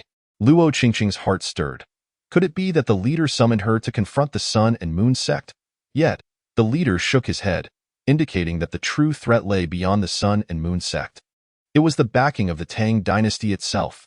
Without addressing the dangers posed by the Tang court, the ambitions of the Sun and Moon sect would never be extinguished. Luo Qingcheng inclined her head slightly, asking, what would you have me do? Recently, the Emperor of the Tang is fervently selecting consorts. I wish for you to seize this opportunity to infiltrate the imperial harem and find a way to control the young emperor, thus gaining dominion over the entire Tang dynasty, the leader instructed. Infiltrate the Tang harem? Luo Qingcheng paused, finding the notion absurd. What a ludicrous idea! As the heavenly maiden of Longhu Palace, a divine figure of the Taoist sect, pure and unsullied, she had already reached the threshold of the half-step Jishuan realm at such a young age. With time, it was merely a matter of when she would ascend to the pinnacle of the Tianxiang realm. Surely, the position of sect leader would one day be hers. Yet now, the old leader suggested she enter the emperor's harem to seduce him. Was this not preposterous? Longhu Palace was a prestigious sect in the martial world. How could the leader consider such a base tactic that would tarnish their century-old reputation? Luo Qingcheng frowned. However, the leader of Longhu Palace coldly snorted. If not for the Sun and Moon sect's collusion with the court, how could we have been forced into such a predicament? The Tang dynasty is flourishing, and with the court's support, the Sun and Moon sect will only grow more powerful if we do not cut off the source. I fear for the future of Longhu Palace. Qingcheng, for the sake of our sect's grand strategy, you must endure this humiliation. If we can control the Tang emperor, we can not only turn the tide but also leverage the court's strength to supplant the Sun and Moon sect and ascend to the pinnacle of the martial world. The leader's ambition was palpable. He did not merely want Luo Qingcheng to eliminate Li Xiu. Rather, he sought to control Li Xiu's mind, transforming this emperor of the Tang into a mere puppet of Longhu Palace. Are you not concerned that, should something go awry, it would tarnish our sect's reputation, given that Qingcheng is a heavenly maiden? Luo Qingcheng replied coldly. Ha! If it were anyone else, I would have my reservations. But with your half-step Jishuan prowess and unparalleled illusionary skills, the Tang Emperor would scarcely be able to lay a finger on you before bowing beneath your influence. The leader of Longhu Palace chuckled. I am merely sending you to control the young emperor. Why would I truly place you in peril? Once the task is complete, you may return to the sect and continue your role as the Heavenly Maiden. Upon hearing this, Luo Qingqing contemplated briefly before bowing to the leader, stating, if the sect is in peril, as the Heavenly Maiden, it is my duty to act. Excellent. The leader of Longhu Palace immediately beamed with delight. Qingqing, the fate of Longhu Palace now rests entirely upon your shoulders. Luo Qingqing merely nodded slightly, yet in her heart, she found the matter trivial. To her, this was no challenge. She had initially regarded it with disdain. Dealing with a character like the Tang Emperor, she only needed to exert a little influence to manipulate him entirely. There was no need for sacrifice. She could easily turn Li Xiu into her most obedient pawn. O Tang Emperor, you ought to have been a ruler of great renown, leaving a legacy throughout history. Alas, you should never have meddled in the conflicts of the martial world and incurred the ire of Longhu Palace. Thus, your untimely demise is now inevitable. Luo Qingqing mused silently. In Chang'an City, within the Tang Imperial Palace, Li Xiu was reviewing memorials when a notification from the system suddenly rang out, prompting him to sign in. Would you like to sign in? Let us proceed with the sign-in, Li Xiu replied, nodding. Compared to the excitement he felt during previous sign-ins, he was now much more composed. His current command included 4 divine beings and 3 elite armies, granting him the power to dominate the realm. Yet, what left Li Xiu feeling somewhat inadequate was his own insufficient strength. He was still at the perfected level of the King Kong realm. And with experts at the Jishuan realm emerging within the martial world, his safety was undoubtedly at great risk. If at this moment, the 3 Jishuan realm experts from the Righteous Alliance were to disregard all else and storm the Tang Imperial Palace, he would surely be in grave danger. However, martial cultivation could not be achieved in a day, and rapid advancement relied on the system. Ding! Sign-in successful. Congratulations, host, for receiving 300 years of cultivation. 300 years of cultivation? Li Xiu's eyes widened in astonishment. With his extraordinary aptitude, having reached the perfected level of the King Kong realm, if he were to cultivate for another 300 years, would he not ascend to immortality? As Li Xiu's emotions surged, an immense surge of pure power suddenly flooded into his body from an unknown void, instantly erupting within him and merging with his very flesh and blood. Chapter 54. She, and Li Xiu's body underwent a breathtaking transformation at an astonishing speed. He directly broke through from the King Kong realm to the Jishuan realm, ultimately reaching the perfected level of the Tianxiang realm. Unable to transcend to the realm of the earth immortal, Li Xiu's smile abruptly froze. Despite signing a contract for 300 years of cultivation, he was still unable to enter the domain of the earth immortal. It seemed that his aptitude was not as extraordinary as he had hoped. With a sigh, Li Xiu mused that the completion of the celestial phenomenon realm should suffice for now. Your Majesty, the 52 talented maidens offered by the court have been delivered to the imperial harem. You may proceed to select among them. At that moment, Xiao Linzi entered, bowing before Li Xiu. Let us go and take a look. Li Xiu rose immediately, following Xiao Linzi out of the Huanglong Hall. Within the imperial harem, the 52 maidens stood in a neat line before Li Xiu and Xiao Linzi. These maidens were recommended by the officials, and regardless of their beauty or family background, they were all of first-rate caliber. Their appearances varied from innocent to dignified, and from mature to alluring, embodying every ideal type desired by men. They lowered their heads, daring not to meet Li Xiu's gaze. The man before them was none other than the emperor of the Tang dynasty. The sovereign of the realm, though be favored by him, would undoubtedly elevate them to the pinnacle of fortune and glory, allowing their families to bask in the same light. However, they were aware before entering the palace that the current emperor was a formidable ruler, perhaps beyond their reach. If even one out of the 52 could garner his favor, it would be a remarkable achievement. Most would likely spend their lives in solitude within the harem if they failed to win his affection. Li Xiu surveyed the maidens, nodding in satisfaction. This time, the officials had not deceived him. If the quality were akin to the previous lackluster selections, the court would surely face turmoil once more. Your Majesty, do any catch your eye? Xiao Linzi inquired. You may select one from these maidens to serve you tonight. Having accompanied Li Xiu for so long, Xiao Linzi understood that his sovereign remained a novice in matters of intimacy. Faced with such a multitude of maidens, he appeared composed, yet there was a hint of bashfulness beneath the surface. Unexpectedly, before Xiao Linzi could finish speaking, Li Xiu pointed at 3 maidens, declaring, her, and her. Let it be these 3 for tonight. Xiao Linzi's face flushed with embarrassment. Your Majesty, please take care of your health. To choose 3 at once. Will you manage? Will you still be able to attend the morning court tomorrow? Li Xiu shook his head. To ensure the continuation of the Tang bloodline and the stability of the dynasty, I must endure some fatigue. Your Majesty, must you not retain a semblance of dignity? Xiao Linzi silently lamented. However, among the 3 maidens chosen by Li Xiu, one of them revealed a flicker of disdain in her eyes. This maiden was none other than the celestial maiden from the Longhu Palace. Luo Qingcheng at that moment, her heart brimmed with murderous intent toward Li Xiu. What a wise ruler, she mused, merely a lecherous fool. With this realization, she felt no qualms about taking action against him as night fell. The bright moon illuminated the starry sky. Inside the Huanglong Hall, the 3 maidens had bathed and donned fragrant robes, preparing themselves for Li Xiu's arrival. Save for Luo Qingcheng, the other 2 maidens were filled with trepidation, for it was imminent that they would receive the emperor's favor, perhaps even be elevated to the rank of consort. Success or failure hinged upon tonight. They were determined to perform well. In stark contrast, Luo Qingcheng wore a frosty expression.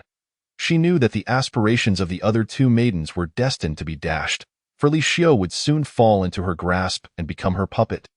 With a mere wave of her sleeve, she released an intoxicating fragrance, causing the 2 maidens to collapse to the ground. They were merely an obstruction. At that moment, Li Xiu entered the room. Luo Qingcheng's charming face immediately transformed into a welcoming smile as she approached him.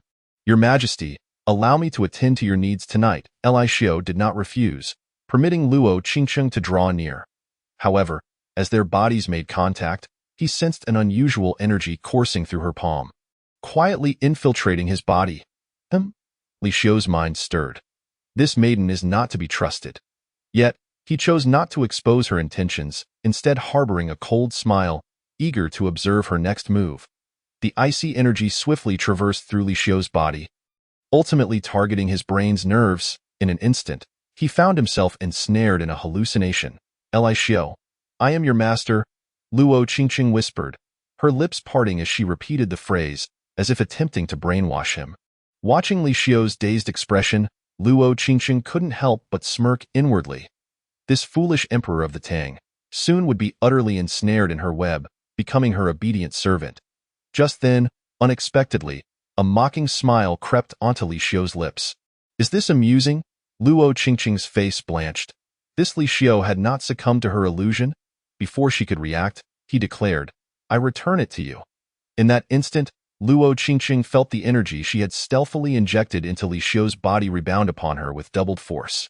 Buzz! In a heartbeat, her consciousness began to blur, plunging her into an endless illusion. Before her, Li Xiu rapidly transformed into a towering figure, exuding an irresistible masculine charm.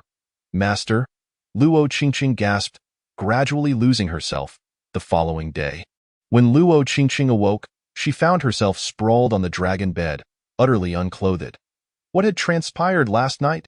Panic flooded her delicate features as she sensed an ominous premonition. She had intended to control Li Xiu but had unexpectedly been outmaneuvered. Her memory of the subsequent events was a hazed.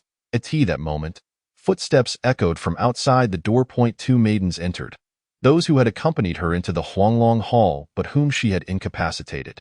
Congratulations, Lady Luo. Upon seeing Luo Qingcheng, the 2 maidens hurried forward to offer their congratulations. Lady Luo? Luo Qingcheng's complexion shifted. Indeed. One maiden replied with a smile. You served His Majesty throughout the night and received his praise. He has decreed that you are to be elevated to the rank of noblewoman. With that, Luo Qingcheng's face drained of all color, devoid of any trace of blood. How could she, the celestial maiden of the Longhu Palace, have served Li Xiu for an entire night? The overwhelming sense of humiliation nearly drove her to the brink of madness. Li Xiu, you wretched emperor, I shall make you pay. as Luo Qingqing spiraled into despair. Within the imperial study, Li Xiu was inscribing a line of text on paper with a brush, sending 1,000 miles away, a gift light in weight but heavy in sentiment. Chapter 55. The Fifth Summoning. The Fire Enchantress, Yinlingji.in. The Central Plains Martial Arts World. Li Xiu, you beast. Inside the Longhu Palace's main hall, the headmaster of the sect smashed a chair to splinters, his body leaping up in a fit of rage. Just moments ago, Luo Qingqing had returned to the Longhu Palace, her complexion pale and dazed, as if she had lost her soul. Even the headmaster's furious outburst fell on deaf ears as Luo Qingqing retreated to her quarters. This left the headmaster feeling uneasy. Could it be that Luo Qingqing's expedition to Chang'an had met with failure? He promptly dispatched a female elder to investigate. Soon, he received shocking news from the elder. Not only had Luo Qingqing's mission failed, but she had also lost her purity. This meant that the celestial maiden of the Longhu Palace had succumbed to Li Xiu. Li Xiu, we of the Longhu Palace shall not let this stand. The headmaster was so enraged he nearly spat blood. This was a complete loss. Not only had their plans failed, but they had also sacrificed Luo Qingqing's virtue. Bring someone in. In his fury, the headmaster summoned an elder. Quickly send word to the Beggars sect and the Huashan sect, declaring that from this day forth, the Longhu Palace and the Tang dynasty are irreconcilable. Request the leaders of both sects to come to the Longhu Palace to discuss the eradication of the Sun and Moon God sect. A glint of coldness flashed in the headmaster's eyes. Yes, the Longhu Palace elder was taken aback. It seemed the Righteous Alliance was now preparing to take action against the Sun and Moon God sect. A seismic shift was about to occur in the martial world. In Chang'an City, inside the palace's study, Li Xiu held a report sent by Dongfang Bubi's envoy. Your Majesty, Chao Zhengchun bowed respectfully. It seems the Righteous Alliance has been stirred by something, as they have shed their previous reticence and now appear aggressive, ready to confront the Sun and Moon God sect in a life-or-death battle. Chao Zhengchun's heart was filled with profound confusion regarding the sudden madness of the Righteous Path Alliance. Li Xiu quietly scoffed to herself, pondering the cause. Was it not because he had bedded the celestial maiden of the Longhu Palace? Your Majesty, the Righteous Path Alliance is advancing with ferocity. The Eastern sect leader may find it difficult to stand alone. Chao Zhengchun stated, the court should promptly dispatch reinforcements to assist the Sun-Moon Divine Cult. Although the Sun-Moon Divine Cult's influence in the martial world is surging, the Righteous Path Alliance is a coalition formed by the three major martial sects, Longhu Palace, the Beggar sect, and Huashan sect, wielding power far exceeding that of the Sun-Moon Divine Cult. If the court remains indifferent, the Sun-Moon Divine Cult could face imminent annihilation. In such a case, Your Majesty's long-standing efforts in the martial world would be rendered null and void. I understand, Li Xiu nodded. You may leave. The old servant takes his leave. Chao Zhengchun exited the imperial study. It seemed the matter concerning Luo Qingqing had incited the Righteous Path Alliance into a furious rage. Li Xiu's lips slowly curled into a smile. What folly possessed the Longhu Palace to send their celestial maiden to seduce him? A lamb delivered to the slaughter could hardly be spared. Yet, the consequences of toppling a beauty were now laid bare, and faced with the Righteous Path Alliance's fierce counterattack, the court must support the Sun-Moon Divine Cult. But who should be sent? Li Xiu fell into contemplation. Should he take matters into his own hands? With his perfected celestial phenomenon realm, the Righteous Path Alliance would be insufficient to challenge him.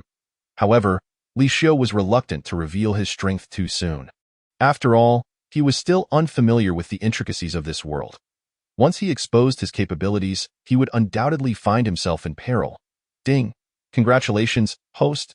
You have obtained a summoning opportunity for this month. Would you like to summon immediately? Li Xiu's eyes brightened. Unbeknownst to him, yet another summoning opportunity had presented itself. He wondered what divine or demonic being he might summon this time. Summon? Li Xiu murmured in his heart, initiating the summoning process. Please hold on, host. Li Xiu's focus sharpened, eagerly anticipating the outcome of this summoning. Ding! Congratulations, host. You have successfully summoned the divine demon Flame Spirit Princess. Flame Spirit Princess? In the realm of Tianqing, she was the enchanting assassin under the command of the red-browed dragon snake Tianzi, who later joined Han Fei's Flowing Sand organization. Possessing a body of fire spirit, she excelled at manipulating flames and was renowned for her unparalleled beauty and mastery of illusion. To his astonishment, the system had summoned the Flame Spirit Princess. With a thought, Li Xiu accessed her information panel. Name: Flame Spirit Princess. Cultivation: Perfected Celestial Phenomenon Realm. Weapon: Fire Spirit Hairpin. Physique: Fire Spirit Body. Divine Ability: Fire Enchantment Technique. The Flame Spirit Princess's cultivation matched his own, having reached the Celestial Phenomenon Realm. A smile graced Li Xiu's face. Her strength exceeded his expectations. The Flame Spirit Princess was already en route to the palace to pay her respects to His Majesty. Li Xiu nodded slightly. With her arrival, the ideal candidate to assist the Sun Moon Divine Cult was undoubtedly her. Half an hour later, outside the Imperial Study, a delicate and alluring figure clad in fiery red approached, seemingly gliding silently toward the study. Who dares intrude upon the Great Tang Imperial Palace? Chao Zhangchun, stationed nearby, abruptly opened his eyes, locking onto the fiery red figure. His expression darkened as he swiftly leaped into action. Employing his lightness skill to close the distance, the palace's security had deteriorated alarmingly. Was it a woman? As he drew closer, Chao Zhangchun discerned the silhouette, a woman adorned in a flowing red robe and long boots. Her stunning visage seeming otherworldly, with blue eyes that exuded a captivating depth. Her slender waist and shapely legs moved gracefully, her swaying hips creating an enchanting curve that could easily ensnare any man's senses. Yet, Chao Zhangchun remained unperturbed, observing the woman in red continue her approach to the imperial study without any intention of halting. A glimmer of coldness flashed in his eyes as he struck at her back with a palm. However, the woman in red paid no heed to Chao Zhangchun's assault. When his palm struck her back, a tremendous force rebounded, sending him hurtling backward. Meanwhile, the woman transformed into a burst of flames, darting into the imperial study. "Your Majesty!" Upon witnessing the woman in red breach the imperial study, Chao Zhangchun's expression shifted dramatically, and he immediately followed her inside. Chapter 56. By the Emperor's command, I shall take your heads, Your Majesty. There are assassins. Chao Zhangchun rushed into the imperial study in a flurry. Yet, when he beheld the woman in red, kneeling respectfully before Li Xiu, he was taken aback. Assassin. The woman's face blossomed with a smile that could topple kingdoms. Chao Gonggong, are you referring to me? Li Xiu then glanced at Chao Zhangchun and said, Chao Zhangchun, allow me to introduce you. This is the Flame Spirit Princess. Henceforth, you shall be colleagues. Colleagues? The mysterious woman was, in fact, one of His Majesty's allies. She is the reinforcements I intend to send to the Sun Moon Divine Cult, Li Xiu added casually. Chao Zhangchun's face registered astonishment, then furrowed his brow. With the multitude of experts in the Righteous Path Alliance, if only the Flame Spirit Princess were dispatched, it would likely be insufficient to turn the tide. Oh? Li Xiu raised an eyebrow. So the Righteous Path Alliance is indeed that formidable? Not even a master of the Celestial Phenomenon Realm can subdue them. Your Majesty, do not underestimate the Celestial Phenomenon Realm Master. Chao Zhangchun's head snapped up, disbelief etched across his features. This young and beautiful woman was, astonishingly, a master of the Celestial Phenomenon Realm. Is this some kind of trick? Yet, recalling the earlier encounter with the Flame Spirit Princess, her strength was indeed unfathomable. Your Majesty, from whence did you acquire such a terrifying woman? Flame Spirit Princess, Li Xiu addressed her, at your service. Her voice was sultry and enchanting. I command you to immediately proceed to the headquarters of the Sun Moon Divine Cult, meet with Dongfang Bubi, and assist him in annihilating the Righteous Path Alliance, unifying the martial world of Zhongyuan. Li Xiu ordered, understood. The Flame Spirit Princess bowed in compliance, preparing to depart. By the way, Li Xiu seemed to recall something. Bring back Luo Guerin from Longhu Palace. Luo Guerin? The Flame Spirit Princess's beautiful eyes revealed a hint of confusion. She is the celestial maiden of Longhu Palace, Luo Qingsheng, and is a consort of His Majesty. Old Chao hastily interjected. Realizing the situation, the Flame Spirit Princess nodded slowly, her brows slightly furrowed. Your Majesty, what if Luo Guerin is unwilling to return? Then she shall be dealt with accordingly, Li Xiu replied nonchalantly. The woman who does not wish to remain by his side is better off eliminated than left to tarnish his reputation. The Flame Spirit Princess's eyes sparkled with intrigue, reflecting a hint of admiration for such decisiveness from His Majesty. who could even dispose of his own consort without hesitation in the martial world of Zhong'an. The headquarters of the Sun Moon Divine Cult faced a massive onslaught from the Righteous Path Alliance in recent days, having breached the outer defenses and surrounded the headquarters to the point of being impenetrable. Yet, under the command of the Holy Maiden Shangguan Xianyan and the Left and Right Light Saints, despite being outnumbered, the Sun Moon Divine Cult held their ground, utilizing terrain and formations to prevent the enemy from advancing even a single step. At this moment, atop the main hall of the Sun Moon Divine Cult, 4 figures stood prominently. Among them was Dongfang Bubi, the leader of the Sun Moon Divine Cult, while the other 3 were the leaders of the Beggar Sect, Longhu Palace and Huashan Sect. Each of these 3 was a titan of the Zhongyuan martial world, their strength having reached the pinnacle of the Zhixian realm. Any one of them could entangle Dongfang Bubi, and with all 3 joining forces, they aimed to overwhelm him. Dongfang Bubi, your time is up. Why not surrender? Do you truly believe you can stand against 3? The Huashan sect leader glared icily at Dongfang Bubi, speaking in a low, menacing tone. Time is up. To everyone's surprise, Dongfang Bubi merely smiled derisively. It seems you have yet to grasp the true situation. Opposing the court, you 3 righteous sects, with your centuries-old lineage, are on the brink of destruction by your own hands. Spare us your dire predictions. The Longhu Palace leader scoffed. Dongfang Bubi, it is your reliance on the court's backing that has emboldened you to slaughter the martial world with impunity. Today, the Righteous Path Alliance shall act on behalf of heaven, first extinguishing your Sun Moon Divine Cult, and then eliminating that tyrannical monarch, Li Xiu. The Longhu Palace leader's eyes burned with fury. He was resolute in his vow to not let Li Xiu escape unscathed. Having silently resolved to even ally with foreign tribes such as the Turks and Tibetans to overthrow the Tang dynasty and eliminate the shameless Li Xiu. Ha! You think this rabble can kill His Majesty? A voice, alluring yet chilling, suddenly echoed throughout the headquarters of the Sun Moon Divine Cult. Who? The expression of the leader of the Longhu Palace shifted dramatically as he hastily scanned his surroundings. There, the leader of the Beggar sect suddenly shrieked. Both the leader of the Longhu Palace and the leader of Huashan immediately turned in the direction of the voice. Within their line of sight, a blazing inferno roared to life, seemingly materializing from thin air. From amidst the flames stepped a captivating woman, whose beauty could sway the hearts of all. The leader of the Longhu Palace's pupils constricted sharply. At that moment, he had no inclination to admire the woman's allure. For with her arrival came an overwhelming pressure that enveloped his heart. Who might you be? The leader of the Longhu Palace felt an ominous premonition gnawing at him. I am the servant of His Majesty. Flame Spirit Princess. The Flame Spirit Princess smiled gently, her charm disarming. Be why His Majesty's command. I have come to claim the heads of the 3 of you. However, the leader of the Longhu Palace's countenance darkened. So, this was the reinforcement sent by that little wretch.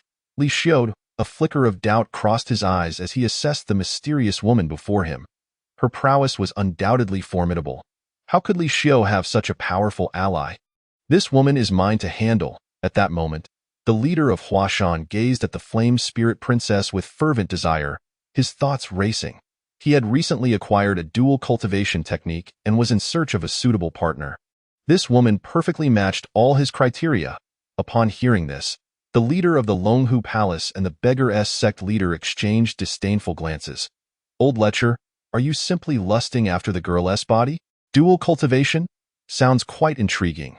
The Flame Spirit Princess's voice, sweet and enchanting, stirred the senses. If you can defeat me, I shall accompany you in dual cultivation every day.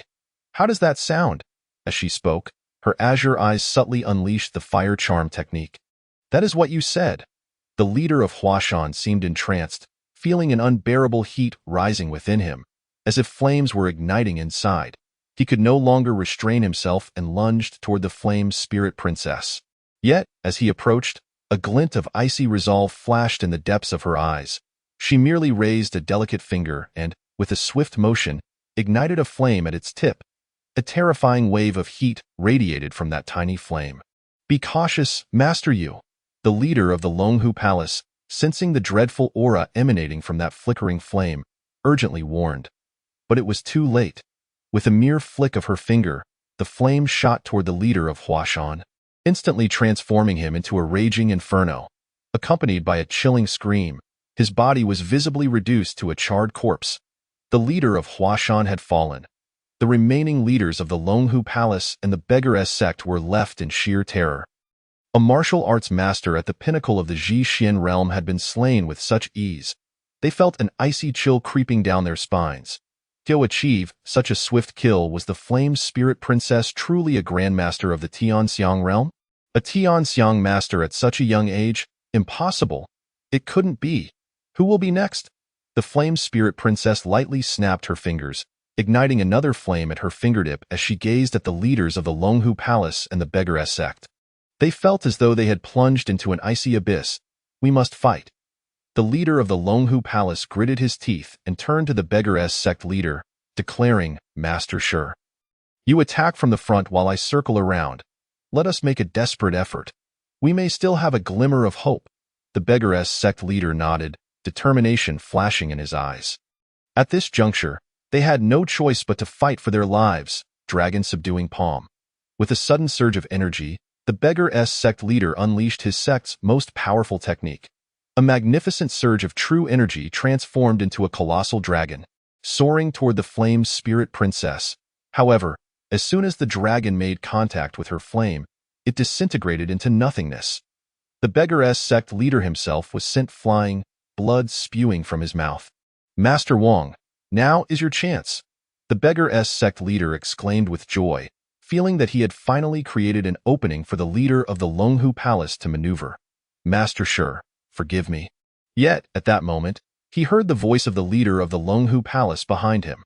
The Beggaress sect leader sensed something was amiss and quickly turned to see that the leader of the Longhu Palace had already fled several hundred meters away. Damn it! The Beggaress sect leader cursed in exasperation, but before he could utter another word, a torrent of flames surged toward him. No! With a heart-wrenching scream, the Beggaress sect leader was reduced to cinders. The leader of the Longhu Palace was now utterly terrified, cursing himself for not having grown a few more legs. Yet, the Flame Spirit Princess's cultivation was at least a tier above his own.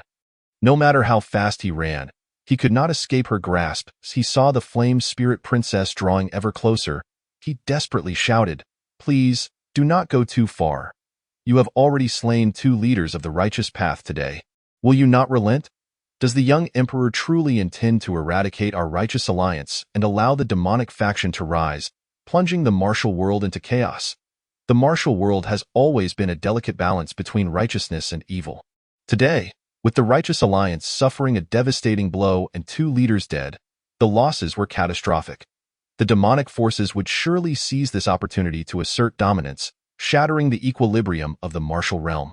Surely, this is not the outcome the court desires? To his surprise, the Flame Spirit Princess dismissively replied, The chaos of the martial world is for His Majesty to decide. I cannot concern myself with such matters. All I know is that His Majesty desires your head. As her words fell, the Flame Spirit Princess removed the Fire Spirit hairpin from her head, which instantly transformed into a sword before their very eyes. With a single stroke, she aimed at the leader of the Longhu Palace. He attempted to evade, but found his limbs unresponsive, ensnared by an invisible force. Crack! A pristine head was suddenly sent soaring into the air. In his final moments, the leader of the Longhu Palace could only think one thought: regret. Why hadn't he submitted to the court after Luo Qingsheng was taken as a consort by the emperor? If he had, both his life and the fate of his sect could have been preserved. But alas, there are no pills for regret in this world. Meanwhile, near the headquarters of the Day and Moon Divine sect, the members of the Righteous Alliance watched in horror as the 3 leaders of their faction were struck down like helpless children, one after another, by the Flame Spirit Princess. They were 3 titans of the martial world. Yet they were dispatched as easily as chickens. Despair filled the eyes of all present. They understood that the Righteous Alliance was finished. News of the complete annihilation of the Longhu Palace and the Righteous Alliance soon reached the gates of the Longhu Palace. Luo Qingsheng's face turned ashen. The Righteous Alliance has suffered a catastrophic defeat at the headquarters of the Day and Moon Divine sect. All 3 leaders have perished. How could this happen? Luo Qingsheng murmured to herself. Grappling with disbelief. Three masters at the pinnacle of the Ji-Xian realm had vanished without a trace, not even having the chance to flee. Was the power of the Great Tang Court so terrifying? Had Li Xiu intervened personally? Luo Qingqing's expression changed as she pondered deeply. Upon returning to the mountain, she realized a chilling possibility. With her half-step Ji-Xian strength, how could she have been so easily subdued by Li Xiu? Even if it were a master at the Ji-Xian pinnacle, it would be impossible for them to handle her so effortlessly. There was only one explanation. Li Xiu's strength far surpassed her own. Perhaps even reaching the Tianxiang realm, a 17-year-old Tianxiang master. Luo Qingqing felt her scalp tingled. As an 18-year-old half-step Ji-Xian, she had been regarded as a peerless prodigy in the martial world. Viewed as the future hope of the Longhu Palace, it was for this reason that she was revered as the celestial maiden of the Taoist sect. But what terror lay in the existence of a 17-year-old Tianxiang master? The immense gap between her and Li Xiu shattered all her pride in an instant. She had believed herself to be a proud phoenix, only to find that before Li Xiu, she was but a deluded chicken. Just then, a scream echoed from outside the palace, accompanied by the acrid scent of charred flesh. A sensual woman clad in a fiery red gown stepped inside. "Are you the esteemed Lady Luo?" The flame spirit princess scrutinized Luo Qingqing with keen interest, nodding slightly. "Your appearance is indeed striking. No wonder you caught His Majesty's eye. Are you one of Li Xiu's subordinates?" Luo Qingqing's beautiful eyes narrowed slightly, but before she could finish her sentence, the flame spirit princess struck her across the face. Even the noble ladies of the court should not speak His Majesty's name so casually, lest you show disrespect. "You?" Luo Qingqing's fury ignited, and she was about to return the slap in kind. However, the flame spirit princess effortlessly seized her wrist. In the next moment, a terrifying force belonging solely to a Tianxiang grandmaster surged forth, instantly binding Luo Qingqing in place, rendering her utterly immobile. This is the power of the Tianxiang realm? Another Tianxiang master? Luo Qingqing felt numb. When did the Tianxiang realm become so commonplace?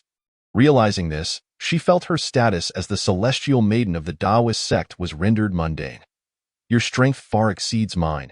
If you wish to kill me, then do so." Luo Qingqing had completely relinquished her resistance. However, Yin Lingji released Luo Qingqing's wrist, chuckling softly as she patted Luo Qingqing's fragrant shoulder, saying, "What are you talking about, esteemed Lady Luo? You are a person favored by His Majesty. How could he bear to harm you? This time, His Majesty has sent me to invite you back to the palace." Back to the palace? Luo Qingqing was taken aback. Li Xiu had actually granted her another chance. Was it due to their past intimacy? Indeed. Yin Lingji nodded, her smile brightening as she continued. "However, His Majesty, being compassionate, knows that your sect has been annihilated and surely harbors some resentment. Therefore, His Majesty specifically instructed me to respect your wishes. If you do not wish to return, you may sever ties and leave freely." Did he truly say that? Luo Qingqing's delicate face revealed a flicker of emotion. How could there be any doubt? Yin Lingji's smile deepened as she regarded Luo Qingqing, stating, "So, esteemed Lady Luo, will you choose to depart?" Unexpectedly, Luo Qingqing shook her head. "No, I choose to return with you." "Why?" Yin Lingji asked, puzzled. "Do you not harbor any hatred towards His Majesty for the annihilation of your sect? In the face of absolute power, all love and hate are but fleeting illusions," Luo Qingqing replied coolly, gazing at Yin Lingji. "Moreover, if I am not mistaken, choosing to leave would likely lead to a dead end. Wouldn't it? Li Xiu, as the emperor of the Tang dynasty, is a person who rules with an iron fist, incapable of tolerating even the slightest disobedience. There is no way he would allow his woman to escape his sight. The options he presents are likely to be either to obediently return to the palace or face death. Indeed, you are a wise woman. No wonder His Majesty is willing to grant you a chance at life."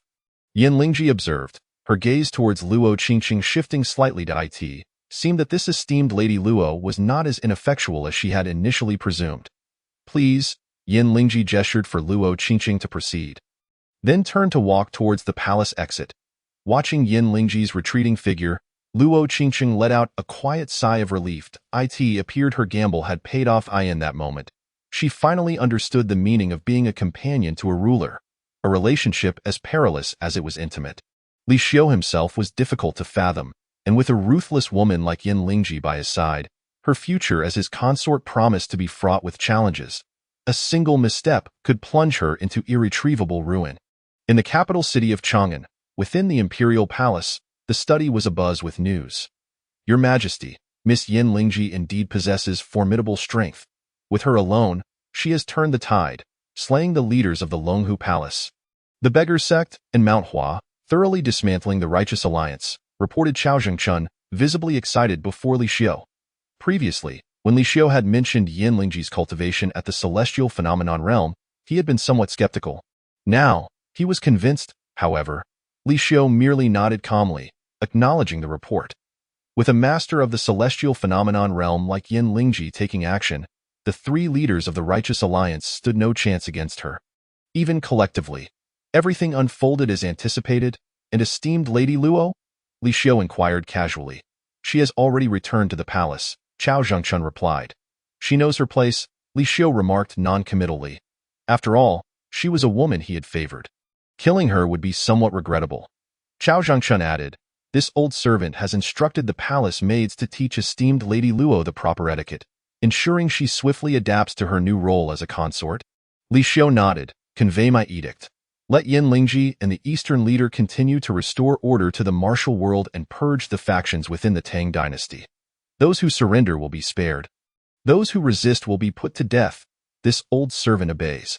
Chao Zhengchun bowed and exited. Once Chao Zhengchun had departed, a glimmer of determination flickered in Li Xiu's eyes, with the martial world stabilized. It was time to initiate a new phase of expansion for the Tang dynasty.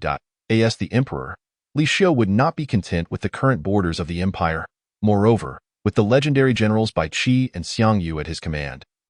Alongside the elite forces of the Snow Dragon Cavalry, Iron Eagle Warriors, and Tiger Leopard Riders, it would be a waste not to sweep across the land and conquer the seas. The following day, within the Golden Throne Hall, civil and military officials entered one after another, lining the sides of the imperial path. After chanting "Long live the Emperor," the Minister of Revenue stepped forward, bowing before Li Xiu on the dragon throne. Your Majesty, the Ministry of Revenue has completed the first round of land and household registration audits. We have uncovered vast amounts of hidden land and households from the powerful families across the realm, all of which have been meticulously documented for retaxation.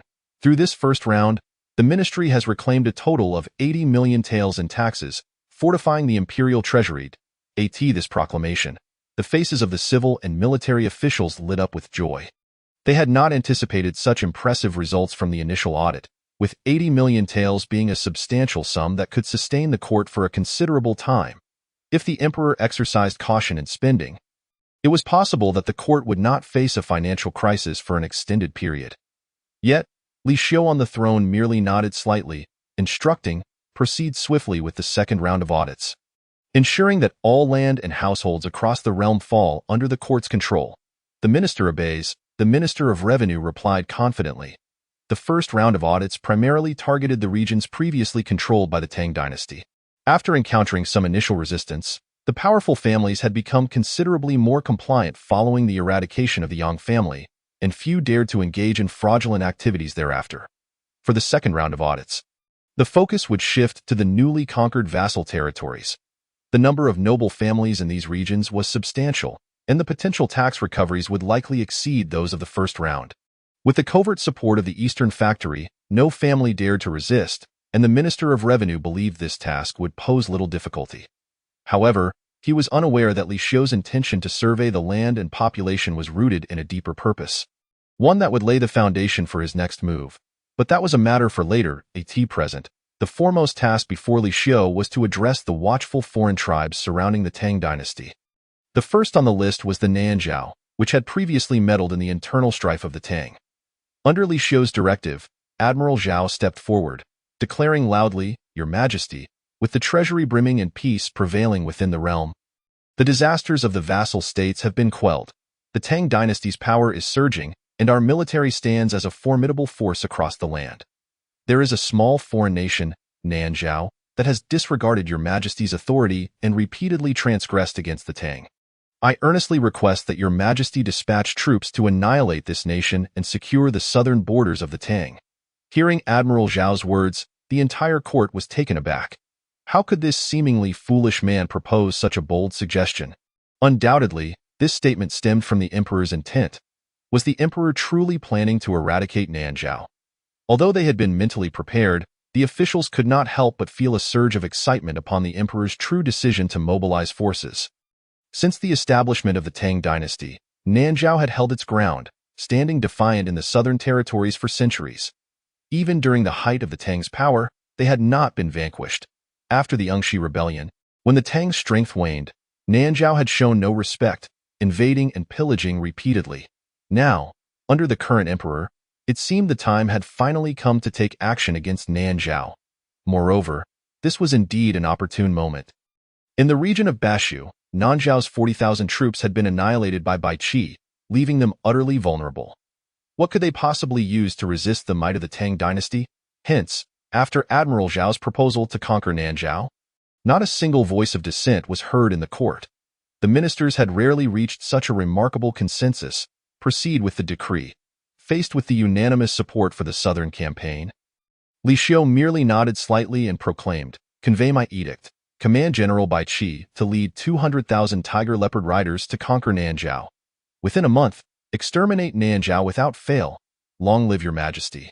In the region of Bashu, in Chengdu, the Eastern Factory's spies hurriedly arrived, presenting Li Xiu's imperial decree to Bai Qi. "Your majesty has finally issued the command," Bai Qi said, taking the edict with a flash of excitement in his eyes. He had been waiting here for a month. After annihilating Duan's 40,000 troops, Nanzhao was now ripe for the taking. However, during this time, Bai Qi had not been idle. He personally surveyed the terrain and routes in Nanzhao, becoming thoroughly familiar with the land over the past month. His army was already stationed at the borders of Nanzhao, poised to advance as soon as the emperor's command was given. "General Bai Qi, His Majesty has limited your time to 1 month to annihilate Nanzhao," the Eastern Factory spy stated solemnly. 1 month is unnecessary. Bai Qi replied without hesitation. 10 days will suffice. At this declaration, many of the surrounding generals changed their expressions. 10 days? The terrain of Nanzhao is treacherous and difficult to traverse. Surely 10 days will not be enough for the march alone. However, with General Bai Qi so confident, naturally, no one dared to voice dissent. After all, Bai Qi is the war god of the current Tang army, having annihilated 400,000 troops of the Nanzhao in a single battle. What chance does the now beleaguered Nanzhao kingdom stand? "All generals, heed my command," Bai Qi declared in a commanding tone. "I await your orders." The generals responded in unison as they stepped forward. "I command the Minister of War to lead 20,000 elite Iron Eagles from the eastern route to engage in a feigned attack at Huichuan. I shall personally lead another 20,000 tiger and leopard cavalry through the Dadu River, marching day and night to strike directly at the heart of the Nanzhao capital." Bai Qi's voice resonated throughout the grand hall. The subordinate obeys. All the generals bowed deeply, their voices echoing like thunder. In the Nanzhao kingdom, within the royal palace of Taihe City, the sovereign sat in despair. "Your Majesty, Bai Qi leads 400,000 Tang troops against us, divided into 2 routes, and has already breached our borders. The Eastern Tang forces of 20,000 elite soldiers are attacking our vital stronghold of Huichuan, while we can muster only 30,000 troops. Utterly inadequate for defense, Bai Qi's iron cavalry, having advanced from the Dada River, has already captured 19 of our cities, leaving a path of destruction in their wake, with no one able to withstand them. At this rate, in less than 5 days, Bai Qi's 20,000 iron cavalry will reach Taihe City." The Nanzhao monarch slumped on his throne, pallor draining from his face upon hearing urgent reports from his generals. The annihilation of 400,000 Nanzhao troops in Bashu was a devastating blow to the nation's strength. Now, the entirety of Nanzhao could scarcely gather even 100,000 soldiers. Under the relentless assault of Bai Qi's 2 armies, they crumbled, unable to mount any defense. The court was in a state of panic, with Bai Qi's name haunting them like a nightmare. It was he who had previously decimated 400,000 of their soldiers, and now he threatened their very existence again. Was it as if heaven had sent this man to bring about their doom? The Nanzhao ruler appeared to age a decade, but as the sovereign of a nation, he could not resign himself to such an end. "Why, esteemed ministers, Bai Qi's forces are upon us, and our ancestral temples and state are in peril. Do any of you have a strategy to repel the enemy?" The ministers exchanged glances, each looking to the other, realizing they faced a certain demise. What could be done in such a hopeless situation? At that moment, the newly appointed General Duan Qingyun stepped forward and bowed to the Nanzhao sovereign.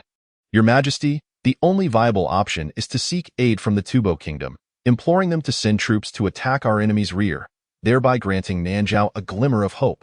Duan Qingyun's suggestion momentarily illuminated the Nanzhao monarch's eyes, as if he had glimpsed a ray of hope.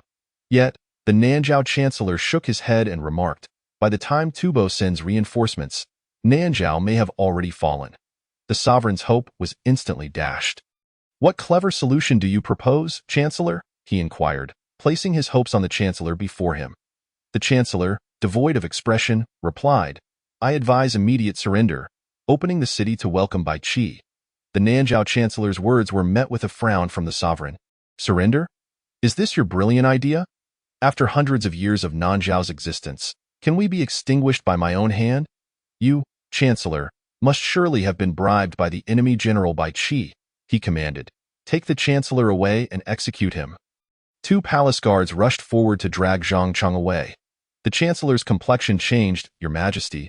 What I say is the only way out for Nanzhao. Please reconsider. Drag him away. The sovereign's expression grew increasingly grim. Amidst a cry from outside the hall, the ministers fell silent, sensing the atmosphere. Witnessing the sovereign's demeanor, none dared to mention surrender. How could they voice opinions when they could neither fight nor surrender? At that moment, the previously silent Nanzhao state advisor stepped forward and bowed to the sovereign.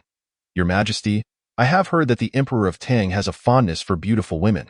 Perhaps we could consider a marriage alliance, which would require no soldiers to repel the Tang army. A marriage alliance. The Nanzhao monarch's expression softened slightly, though his brow still furrowed. Are you suggesting I offer one of my princesses to the Emperor of Tang? This plan seemed somewhat plausible. Why, several daughters are indeed stunningly beautiful, each possessing a unique charm, sure to captivate that Li Xiu fellow beyond measure. Upon hearing this, the courtiers could not help but twitch at the corners of their mouths. Your Majesty, do you perhaps misunderstand the term stunningly beautiful? Are your daughters not a sight to behold? And you, state advisor, what do you mean by marriage? The Emperor of Tang may have a penchant for beauty, but he is not blind. To rashly present your daughters could provoke the Emperor, hastening the demise of our Nanzhao.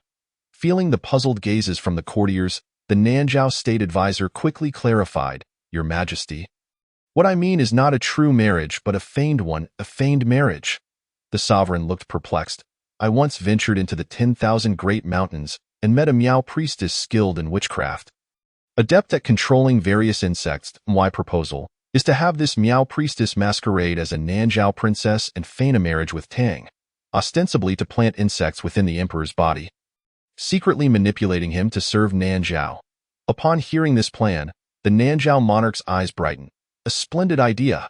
We need not sacrifice my princesses while managing to repel the Tang army and control their emperor. However, the state advisor inwardly scoffed. Even if you wish to sacrifice your daughters, do you truly believe the Emperor of Tang would find them appealing? State advisor, I entrust you entirely with this feigned marriage matter. I am elated. Should you have any requests, do not hesitate to voice them and ensure swift action. The sovereign's face was alight with joy. The state advisor nodded. Rest assured, Your Majesty, I have already made all necessary arrangements. And the envoy for the marriage alliance shall depart for Chang'an tomorrow. Excellent. The Nanzhao monarch's countenance glowed with delight, his eyes flashing with cold determination. Li Xiu, you dare covet my Nanzhao? I shall make you experience what it truly means to wish for death. In the Tang dynasty, within the palace of Chang'an, the right minister of war stepped forward and bowed to Li Xiu, proclaiming, Your Majesty, General Bai Qi has divided his forces and launched a vigorous assault on Nanzhao.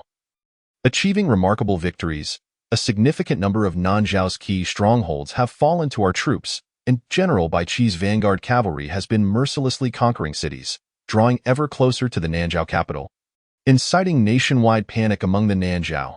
Upon hearing the report, the officials displayed expressions of astonishment and delight. The timeline set for Bai Qi by the emperor was 1 month, yet in less than 5 days, Nanzhao was already engulfed in fear. It appeared that Nanzhao could withstand no more than 10 days against Bai Qi's onslaught. Truly worthy of being my Wuan Wang, Li Xiu remarked approvingly, satisfied with Bai Qi's progress. He had deliberately considered the treacherous terrain of Nanzhao, which was difficult to conquer, thus granting Bai Qi a month to subdue it. However, he never anticipated that the formidable mountains and rivers of Nanzhao would be unable to halt the advance of the killing god Bai Qi. In just 5 days, Nanzhao found itself on the brink of ruin, soon to be trampled beneath the iron hooves of the Tang army. Just then, the Minister of Rites unexpectedly stepped forward, bowing respectfully. Your Majesty, the ruler of Nanzhao has sent envoys bearing a national decree, expressing a desire to pay homage to our Tang dynasty, cede territory, and offer a princess in marriage, beseeching your approval. A marriage alliance? Li Xiu scoffed coldly. Nanzhao is already on my plate, soon to be devoured. The Nanzhao monarch, deluding himself into thinking he can negotiate. Once Nanzhao is vanquished, any Nanzhao princess shall be but a slave, subject to my will.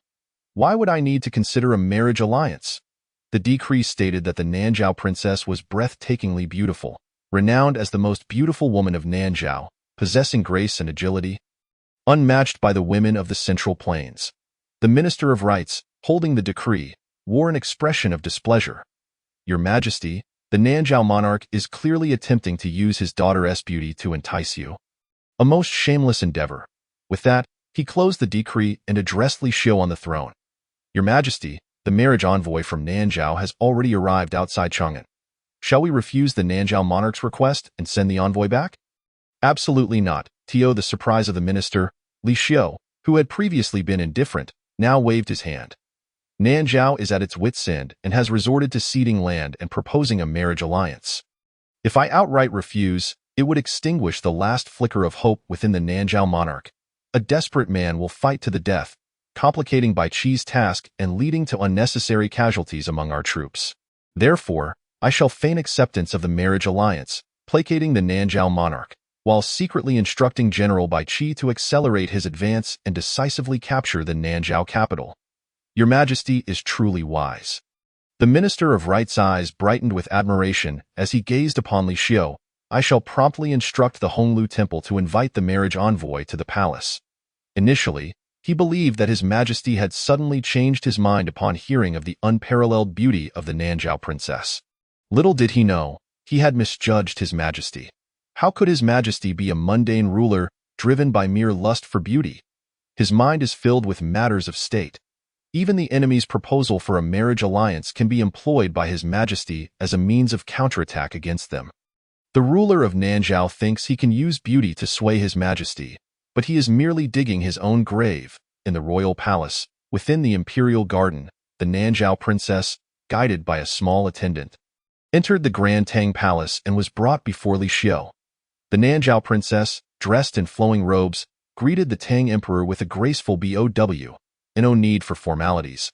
Li Xiu replied nonchalantly, thank you. Your Majesty, the princess said as she slowly rose. She scrutinized the young emperor before her, and upon realizing he was merely a youth, a flicker of disdain crossed her beautiful eyes. It was difficult for her to comprehend how such an inexperienced young emperor could have forced their Nanzhao kingdom into a dire predicament. Your Majesty, the Nanzhao princess beamed, her voice sweet and delicate. My father has sent me to express our kingdom's sincere submission to the Tang. If Your Majesty agrees to the marriage alliance, we are willing to cede half our territory and pledge loyalty for generations, serving as guards for the southern borders of the Tang dynasty. The proposition of a marriage alliance is certainly worth consideration. Li Xiu merely glanced at the Nanzhao princess and replied, however, my conditions differ significantly from those proposed by your ruler. If your ruler can accept my terms, then I may consider the marriage alliance. Please, Your Majesty, speak, the Nanzhao princess said with a submissive demeanor, approaching Li Xiu, her breath fragrant as she added, as long as Your Majesty agrees to the marriage, we can accept any conditions. Is that so? Li Xiu's lips curved into a slight smirk. My condition is the dissolution of the Nanzhao kingdom's title, with the entire nation pledging allegiance to my Tang. As for your ruler, I shall grant him the title of Duke Anil and provide him with fertile lands and a beautiful residence, allowing him to spend his twilight years in Chang'an. Otherwise, when Bai Qi breaches the city, not a single soul shall remain. Not think that even your ruler's dogs will escape. Chapter 61. Princess, Come visit the Eastern Depot with this old servant. Once Bai Qi sets out, not a blade of grass will remain. Should the capital of Nanzhao fall to Bai Qi, it will undoubtedly become a dead city, with not even a live chicken left behind. If the ruler of Nanzhao were wise enough to surrender completely, Li Xiu would not mind granting the people of Nanzhao a path to survival. Upon hearing this, the Nanzhao princess's heart jolted. The Tang Emperor's appetite seems insatiable to dissolve the kingdom's title and demand unconditional submission. How is this any different from annihilation?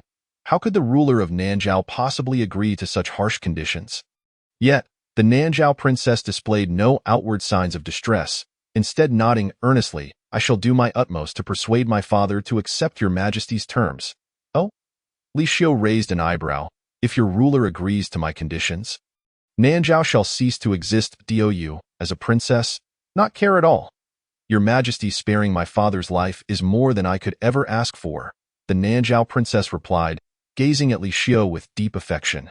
"Moreover, I am now devoted to your majesty. Your significance in my heart surpasses that of anyone else, including my father." This woman adapts to her role quite swiftly. She has potential, Xiao Linzi thought to himself, secretly complimenting her. However, a smirk of mockery crept onto Li Xiu's lips. "What if I were to command you to kill the ruler of Nanzhao and wipe out the entire royal family? Would you comply without hesitation?" With a sultry glance, the Nanzhao princess seized the opportunity to settle into Li Xiu's embrace, saying, "I would not dare defy your majesty's decree. For you, I would be willing to commit the ultimate betrayal." This Nanzhao princess is quite ruthless. Xiao Linzi felt a chill run down his spine. But at that moment, while seated in Li Xiu's embrace, the Nanzhao princess suddenly turned hostile, just as Li Xiu was captivated by her beauty. She produced a black dagger, lunging it toward his heart. However, mere inches from piercing his chest, the dagger was caught between two fingers, halted in its advance. "What?" The Nanzhao princess's face paled in shock. "It is such a close distance." The Tang Emperor managed to react. With a slight exertion, Li Xiu snapped the dagger in half between his fingers. The Nanzhao princess, now pale with fear, recoiled. "This Tang Emperor is a formidable master?" Li Xiu's expression remained calm. "I knew that the proposal for marriage from Nanzhao would harbor treachery. If I am not mistaken, you, Nanzhao princess, are merely an impostor, are you not?" His gaze fell upon her alluring visage. Astute, the Nanzhao princess clapped her hands, her demeanor shifting. "You are remarkably clever for one so young. If not for the dire circumstances facing my Nanzhao, I would truly hesitate to take your life." "Old woman?" Li Xiu detected a hint of something amiss. Before his eyes, the Nanzhao princess's appearance began to morph. Her once supple skin visibly withered before him in the blink of an eye. The Nanzhao princess transformed from a captivating young maiden into a hunchbacked crone. "What the?" Li Xiu's lips twitched at the sight of this aging hag who had just been in his embrace, sending a wave of revulsion coursing through him. "Old hag, do you realize you have committed a grave crime against the emperor? The consequences shall be dire." A shadow of darkness crossed Li Xiu's face. Yet, the Miao priestess seemed unfazed, her expression mocking as she said, "Little emperor, do you know that you have already fallen victim to my brainworm curse? Soon, the worm will burrow into your brain, devouring your essence and turning you into a mindless shell." During their brief interaction, she had stealthily implanted the curse within Li Xiu. This brainworm, a rare and precious creation that took her decades to cultivate, was incurable once inside the body. Even if this Tang Emperor were a martial arts expert, he would still meet his end. However, Li Xiu merely rubbed his hand across his body and, before the Miao priestess's eyes, extracted a wriggling worm. "Is this what you refer to as the brainworm?" he mocked, waving the creature before her. "Impossible! My brainworm." The Miao priestess's complexion drained of color, her eyes wide with disbelief. She had clearly implanted the worm within Li Xiu's body. Once inside, it would integrate with the blood. How could he so easily extract it?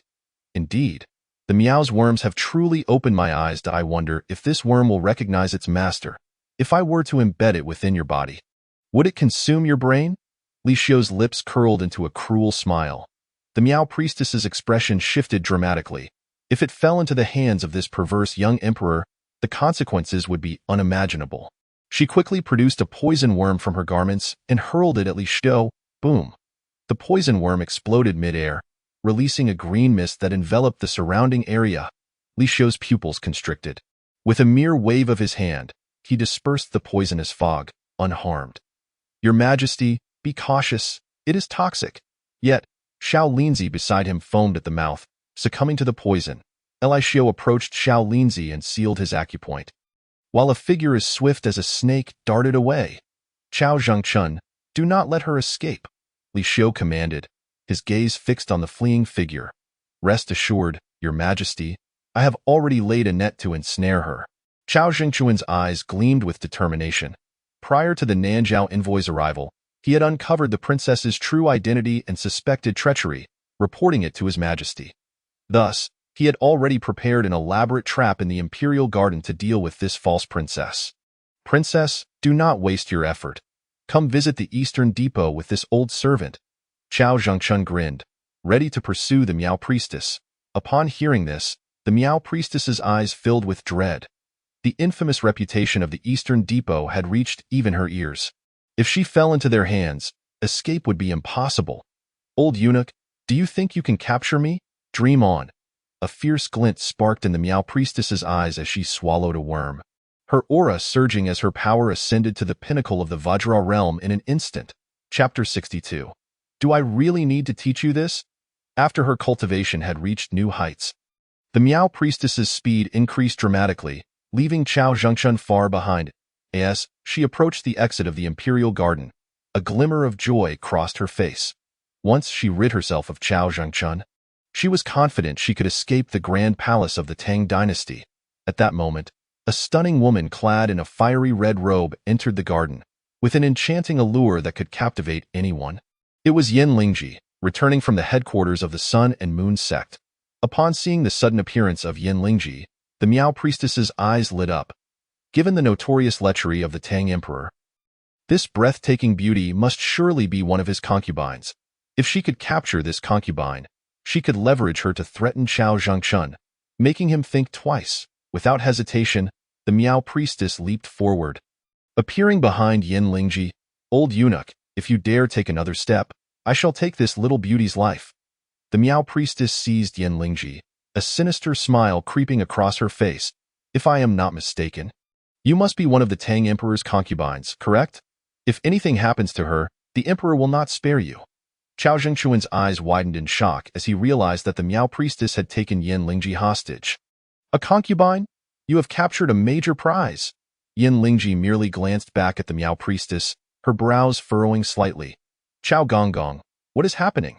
Are there assassins in the palace again? The mere mention of again made Chao Zhengchun feel utterly humiliated. With a sharp retort, Yin Lingji turned her attention back to the Miao priestess, a hint of mockery in her voice. A mere golden body realm warrior dares to attempt an assassination on the emperor? Truly, you must not know how to write the word death. The Miao priestess's expression changed slightly in the next moment. A formidable aura, belonging only to a grand master of the celestial realm, erupted from Yin Lingji. Celestial realm? The Miao priestess was horrified. She hastily attempted to flee, only to find her body frozen, unable to move an inch. Before she could process the shock, Yin Lingji extended her slender, jade-like finger and pointed directly at her. With a soft thud, a blood hole appeared in the Miao priestess's forehead, and her body collapsed with a thud. You dare offend His Majesty and still wish to escape? Yin Lingji cast a cold glance at the Miao priestess's lifeless body before turning back towards the depths of the imperial garden. Chao Zhengchun shook his head and sighed. I invited you to the East Factory, yet you insisted on running around. Now look, you've encountered someone you shouldn't have and lost your life. With that, he picked up the Miao priestess's corpse and hastened to follow Yin Lingji deeper into the garden. Your Majesty, I have arrived late and caused you alarm, Yin Lingji said as she approached Li Xiu, her lovely face filled with self-reproach. Tea is of no consequence. That old witch could not harm me. Li Xiu waved his hand dismissively. With his celestial realm cultivation, how could a mere goo insect possibly injure him? It is unfortunate for little Linzi. She will likely be bedridden for several days. Your Majesty, what shall we do about the marriage envoy from Nanjiao? Chao Zhengchun inquired. Do I need to instruct you on this? Li Xiu cast a faint glance at Chao Jingchun. I understand.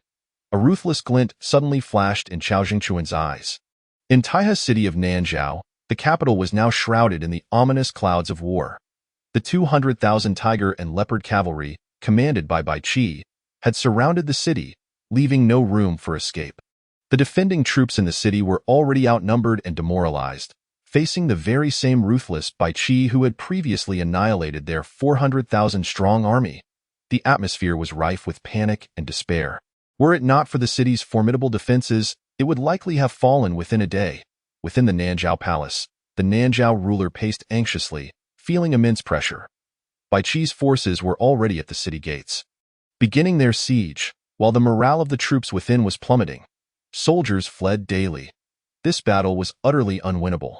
Were it not for the presence of 10,000 loyal Nanzhao imperial guards, the city would have already succumbed. Yet the Nanzhao ruler had not given up hope, as he awaited news from the marriage envoy. If he could hold out until the Miao priestess's plan succeeded, the Tang emperor would fall into her grasp. With just one imperial edict from the emperor, the Tang forces outside would retreat unconditionally. Your Majesty. Just as the Nanzhao ruler's anxiety peaked, the Nanzhao national master hurriedly entered. Has the plan succeeded? The ruler asked eagerly, hoping the Tang emperor had been subdued by the priestess. The national master, however, bore a bitter expression. The plan has failed. The Miao priestess has been killed by the Tang emperor, and the marriage envoy has been exterminated. What did you say? The Nanzhao ruler collapsed onto the ground, his last shred of hope shattered. Your Majesty, the Tang army has breached the city. Even as the Nanzhao ruler was reeling from the devastating news, another piece of bad tidings arrived. General Duan Qingyun rushed in, panic-stricken. Bai Qi has entered the city. Your Majesty, you must flee. Bai Qi has entered the city. The Nanzhao ruler felt a wave of dread wash over him. Bai Qi was known as the god of death, infamous for his brutality. If he were to storm the palace, survival would be a slim chance. Your Majesty, I have stationed 500 elite guards at the southern gate, ready to escort you out, Duan Qingyun said solemnly. Let us go. The Nanzhao ruler gritted his teeth and nodded. But just as they had taken a few steps, he suddenly remembered something and halted. Wait, I cannot leave my 4 beloved concubines, 2 princes and 3 princesses behind. Quickly, summon them to gather. At his words, both Duan Qingyun and the Nanzhao national master were taken aback, their expressions twitching. At such a time, with their very lives at stake, he still insisted on rescuing his family. Hurry. This is an imperial decree, the Nanzhao ruler urged. Reluctantly, they complied and rushed to the inner palace to gather the ruler's wives and children. However, just as they managed to assemble everyone and were about to escape the palace, a deathly figure appeared at the palace gates. Bai Qi, Duan Qingyun's eyes widened in horror as he felt a wave of dread. This man had arrived too swiftly. If it is just him, we still have a chance. The Nanzhao national master looked at Duan Qingyun, and after exchanging glances, they suddenly sprang into action, charging at Bai Qi from opposite sides. However, Bai Qi remained silent, and as the two closed in, he leisurely stepped forward. It wasn't until the national master and Duan Qingyun were within 10 meters of him that he swept the broken heaven halberd overhead. In the air, it seemed as if a current of electricity crackled. The next moment, a pool of blood appeared on the halberd point. 2 splendid heads soared into the air, and 2 headless corpses fell to the ground. Bai Qi did not even glance at them and continued towards the Nanzhao ruler. General Bai Qi, spare us. I am willing to offer all the treasures within the palace. The Nanzhao ruler trembled as he pleaded desperately.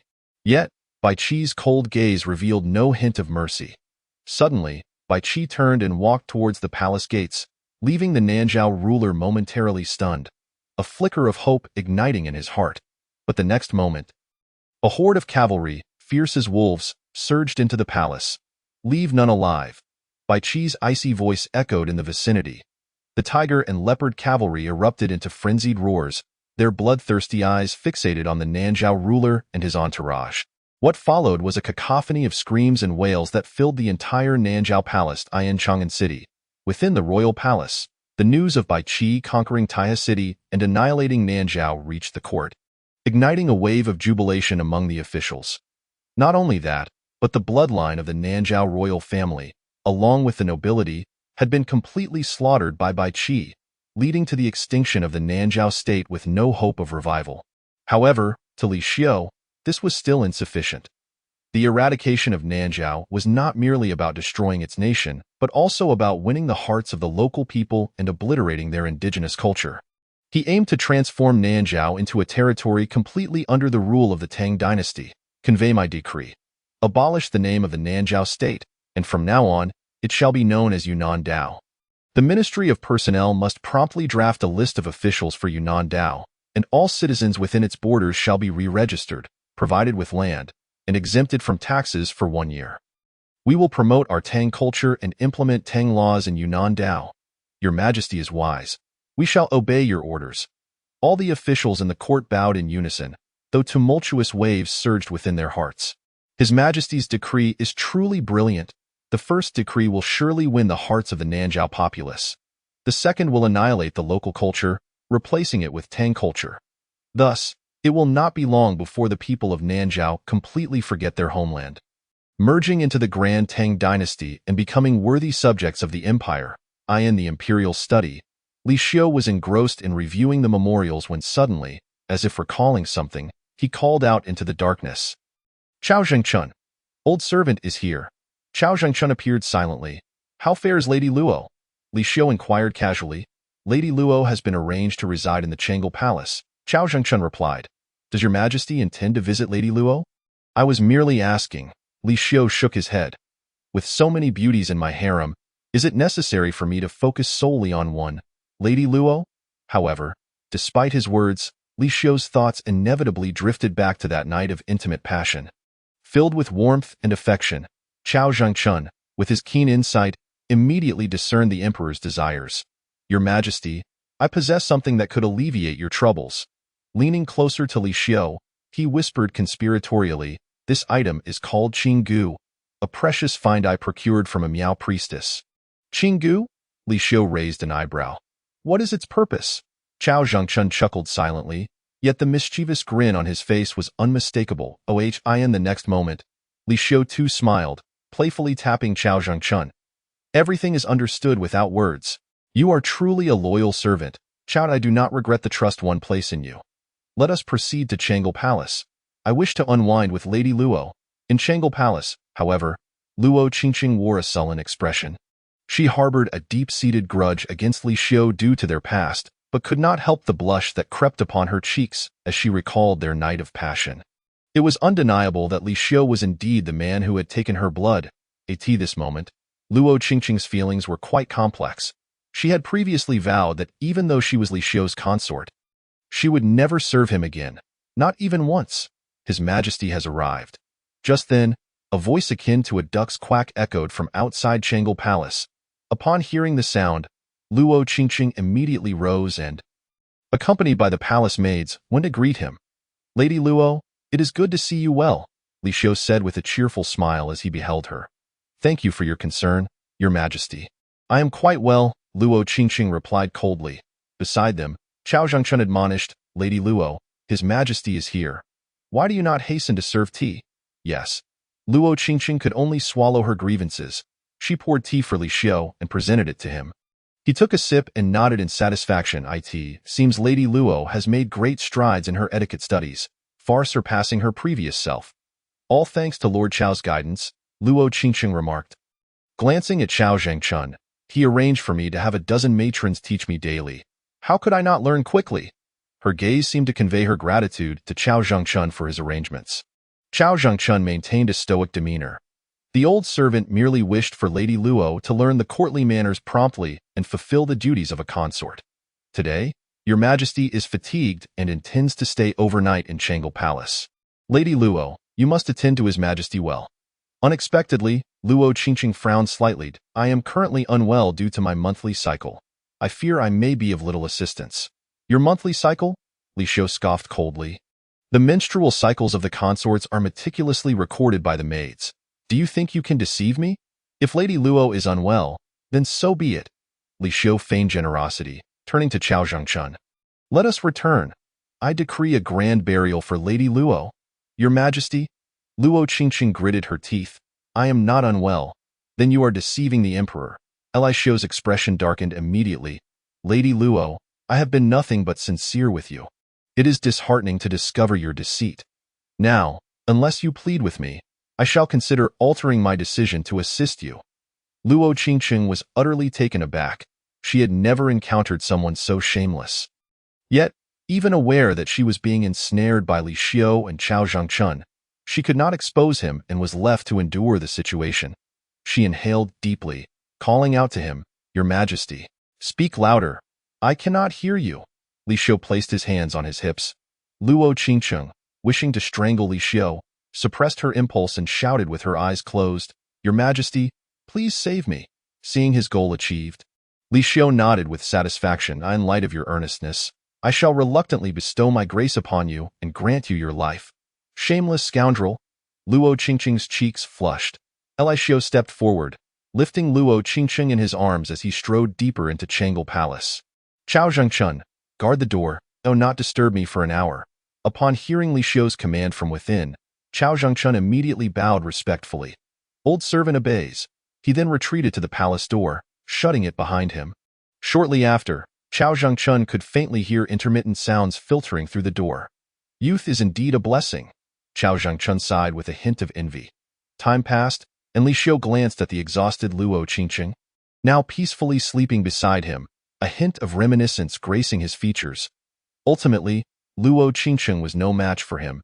Having been thoroughly defeated, though regain her vitality, she would likely need a day or two. Even Li Xiu felt somewhat drained in his own body. Casting a glance at Luo Qingqing, he mused, a beauty indeed brings trouble. With that, he donned his attire and exited Changle Palace alone. Your Majesty. How do you feel? Does Lady Luo meet your Majesty's expectations? Chao Zhangchun regarded Li Xiu with astonishment. Not bad, Li Xiu replied nonchalantly, his expression appearing somewhat forced. Your Majesty's prowess is unmatched. I am truly in awe. Chao Zhangchun remarked, admiration evident in his gaze. Only a woman of Luo Qingqing's caliber could withstand such strain. A lesser woman would surely be left in despair. However, Li Xiu's expression turned serious as he shook his head. The beauty's realm is a hero's grave. The ancients did not deceive me. I must prioritize the empire's affairs henceforth and refrain from such distractions. With a look of newfound resolve, he strode away, leaving Chao Zhangchun in a state of bewilderment. After a considerable pause, Chao Zhangchun sighed, Your Majesty, this behavior is rather unbecoming. The following day, after the morning court session concluded, the Minister of Rites emerged, bowing deeply to Li Xiu. Your Majesty, the second round of the imperial examination has concluded. Here is the list of candidates proceeding to the third round for Your Majesty's review. The imperial examinations of the Tang dynasty were divided into 3 stages: the provincial examination, the metropolitan examination, and the palace examination. Those who passed the metropolitan examination could then partake in the final palace examination, presided over personally by the emperor, where they would be tested. Success in the palace examination would earn them the esteemed title of son of the emperor. At the very least, all of them are current Jinshi graduates, and those who rank among the top 3 in the palace examination are destined to leave their names in the annals of history and receive significant favor from the court. Among the ministers who stand in the grand court of the Tang dynasty, as well as the powerful local officials, who does not come from the ranks of Jinshi, those without a Jinshi background cannot hold significant positions.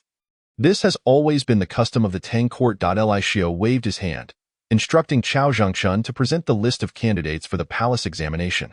The list contained over 300 names, including not only the offspring of noble families but also the faces of scholars from humble backgrounds.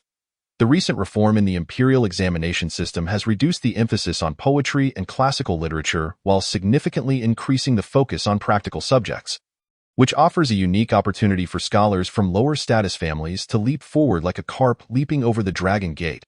I select talents not based on family background or poetic prowess, but solely on their ability to contribute to governance, Li Xiu stated. Upon glancing at the list, a glimmer of light appeared in his eyes. Practical governance. The ministers felt a subtle tremor in their hearts. These simple 4 characters elucidated the emperor's standards for selecting talents. Governance should prioritize practicality over empty rhetoric. Empty talk leads to national ruin.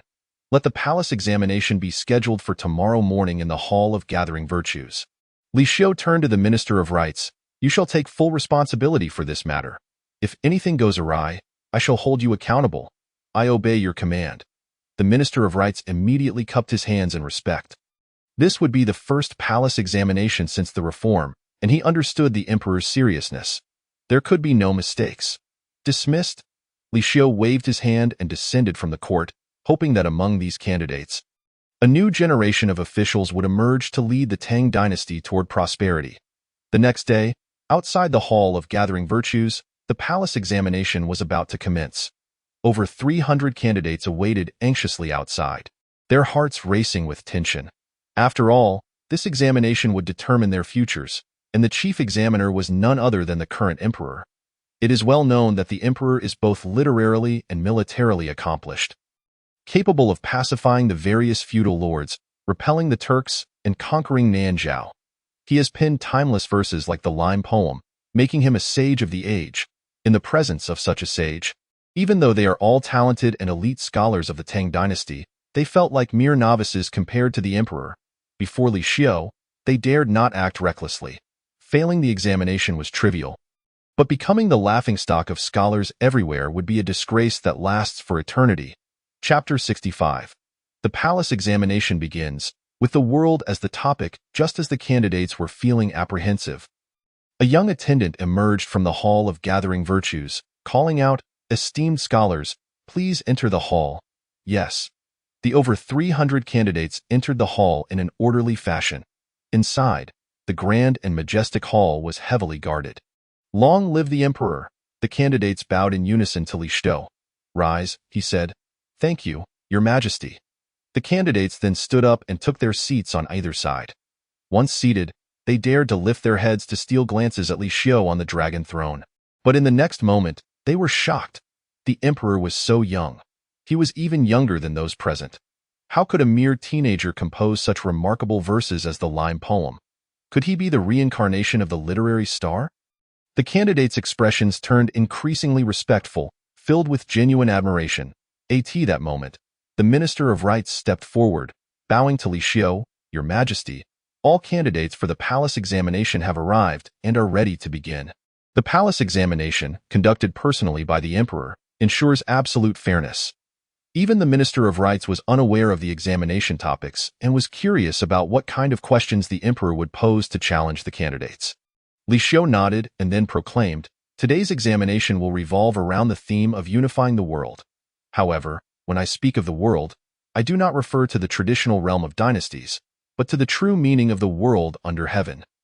Every land illuminated by sunlight belongs to the world. It is all territory that must be conquered by our Tang dynasty." As soon as these words left Li Xiu's mouth, there was a wave of astonishment throughout the Hall of Gathering Virtues. What did he mean by a world that transcends the traditional realm of dynasties? The current emperor, it appeared, was not content with the territory of the prosperous Tang, but sought to conquer an even broader world. This meant that beyond the ancestral lands of Huaxia, the surrounding various foreign tribes were also likely included in the emperor's ambitions for conquest.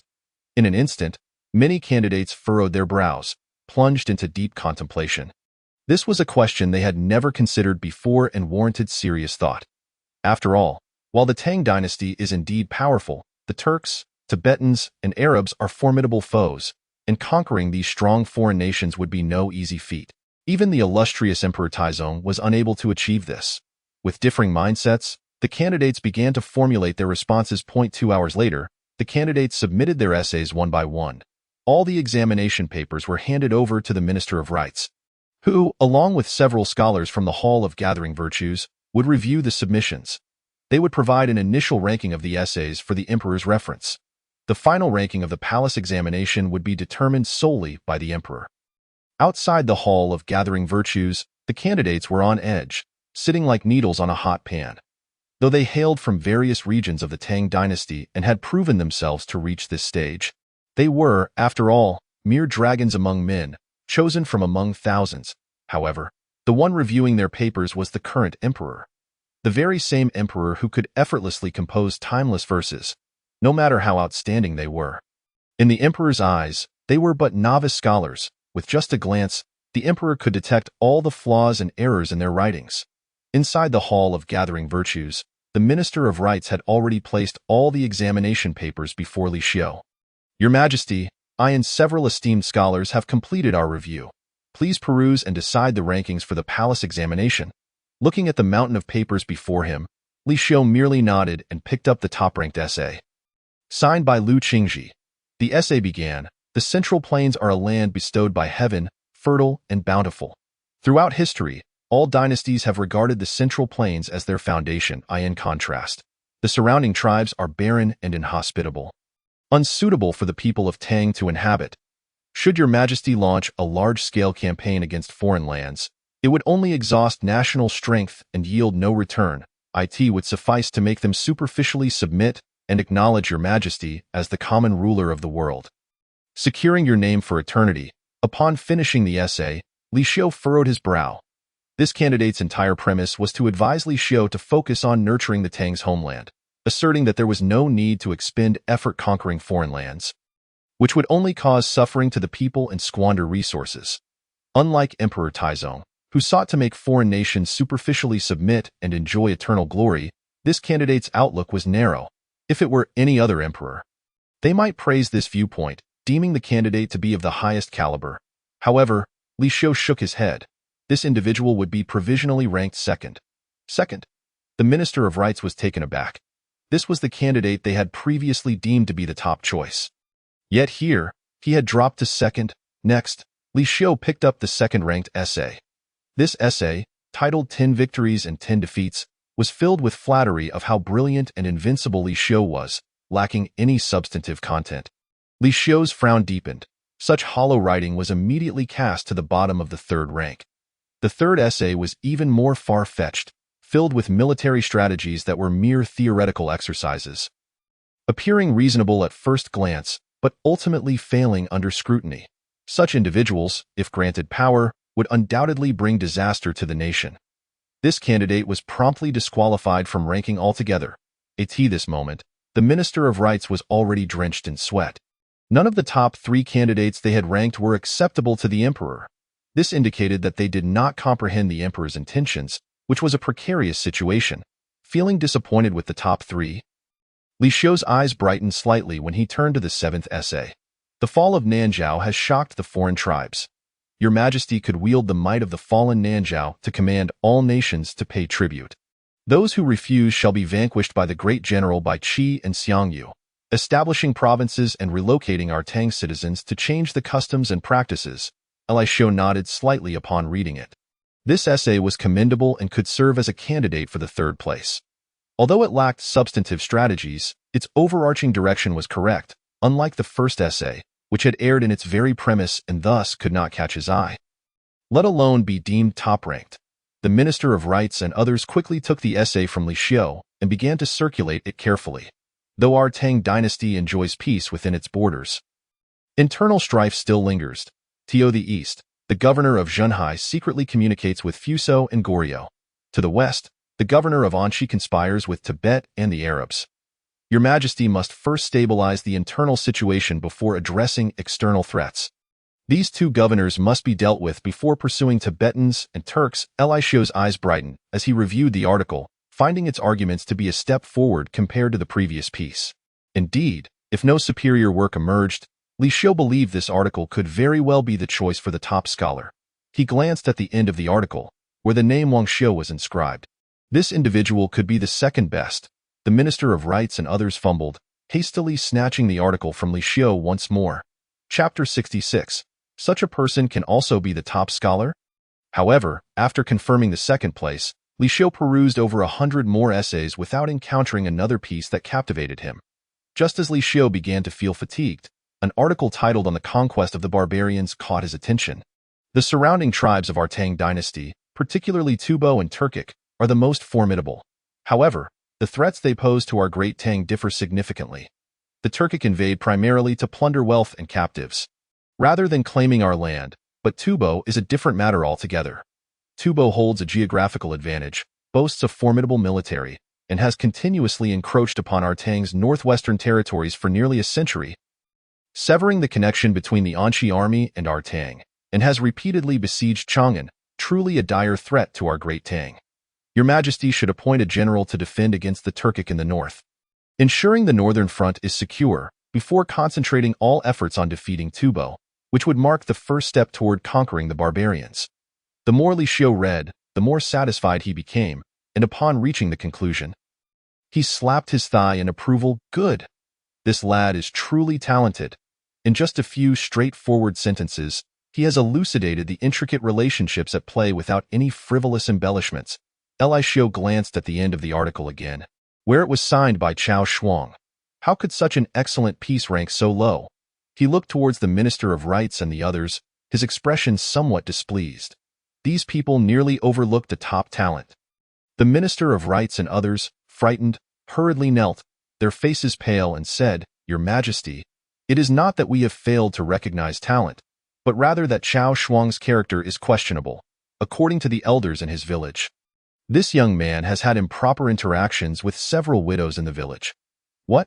Li Xiu's mind instantly filled with exclamations. Isn't this akin to the behavior of Chao Mengda? I even suspect that this Chao Shuang might be a direct descendant of Cao Cao. Your Majesty, while the selection of scholars prioritizes talent, Chao Shuang's moral character is severely lacking. If he is designated as the top scholar, it may provoke public outrage, the Minister of Rights earnestly argued. Virtue is paramount for scholars. It is already a miracle that Chao Shuang was able to participate in the imperial examination. To appoint him as the top scholar would be a disgrace to scholars throughout the realm. Though his talents are undeniable, the title of top scholar should not be his. Li Xiu pondered for a moment before suggesting, Let it be so. Immediately command Chao Shuang to formally marry all the widows in his village, thus transforming him into a responsible man.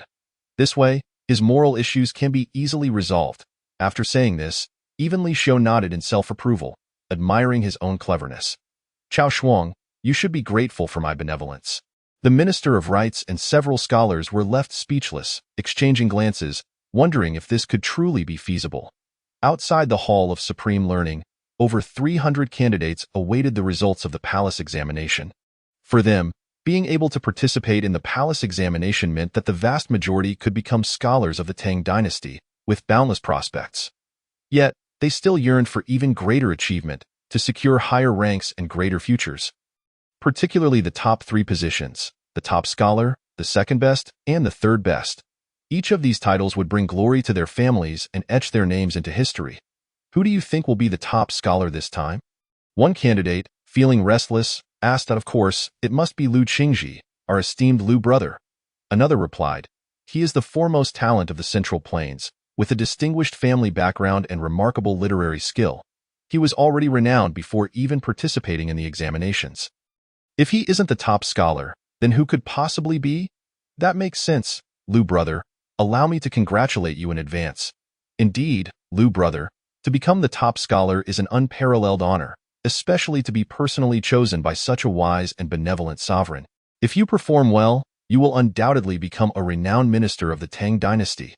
Lu Qingji quickly waved his hands. The results are not yet out. Please do not elevate me to such heights prematurely. Though he outwardly deflected their praise, inwardly he relished it. Feeling confident that the title of top scholar was well within his grasp, in his essay, he had advised the sovereign to focus on cultivating the Central Plains and abandon territorial ambitions towards the surrounding tribes. In his view, this was the best strategy for the Tang court. The Central Plains are abundant in resources and everything one could desire, while foreign lands hold little value for the Central Plains dynasty. Why exhaust efforts to conquer them? It would be far more beneficial to concentrate on domestic affairs, cultivate more farmland, and collect more taxes, rather than striving for conquests of foreign territories. Any emperor would heed his counsel.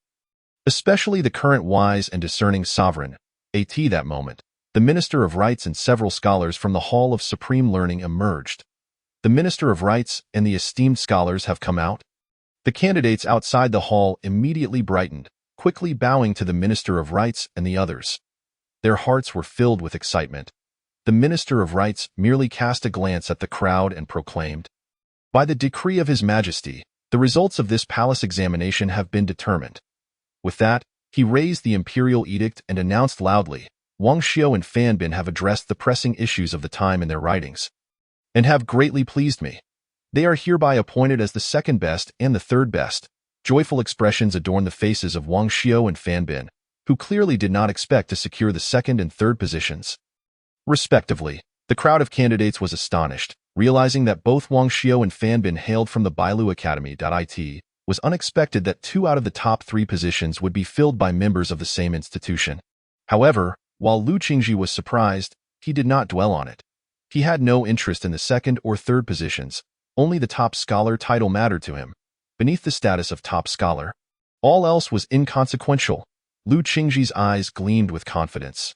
Yet, the Minister of Right's gaze did not linger on him but instead fell upon an individual in the corner, declaring loudly, "Chao Shuang possesses the talent to govern the world and traverse the realms. He is hereby appointed as the top scholar." As the words fell, the hall was engulfed in a profound silence. The top scholar was actually Chao Shuang. "Thank you, Your Majesty." The previously unnoticed Chao Shuang immediately stepped forward, bowing to express his gratitude. Just a short distance away, Lu Qingji felt as if struck by lightning. How could it be Chao Shuang, that scoundrel who preys upon widows? Lu Qingji was engulfed in a sense of absurdity.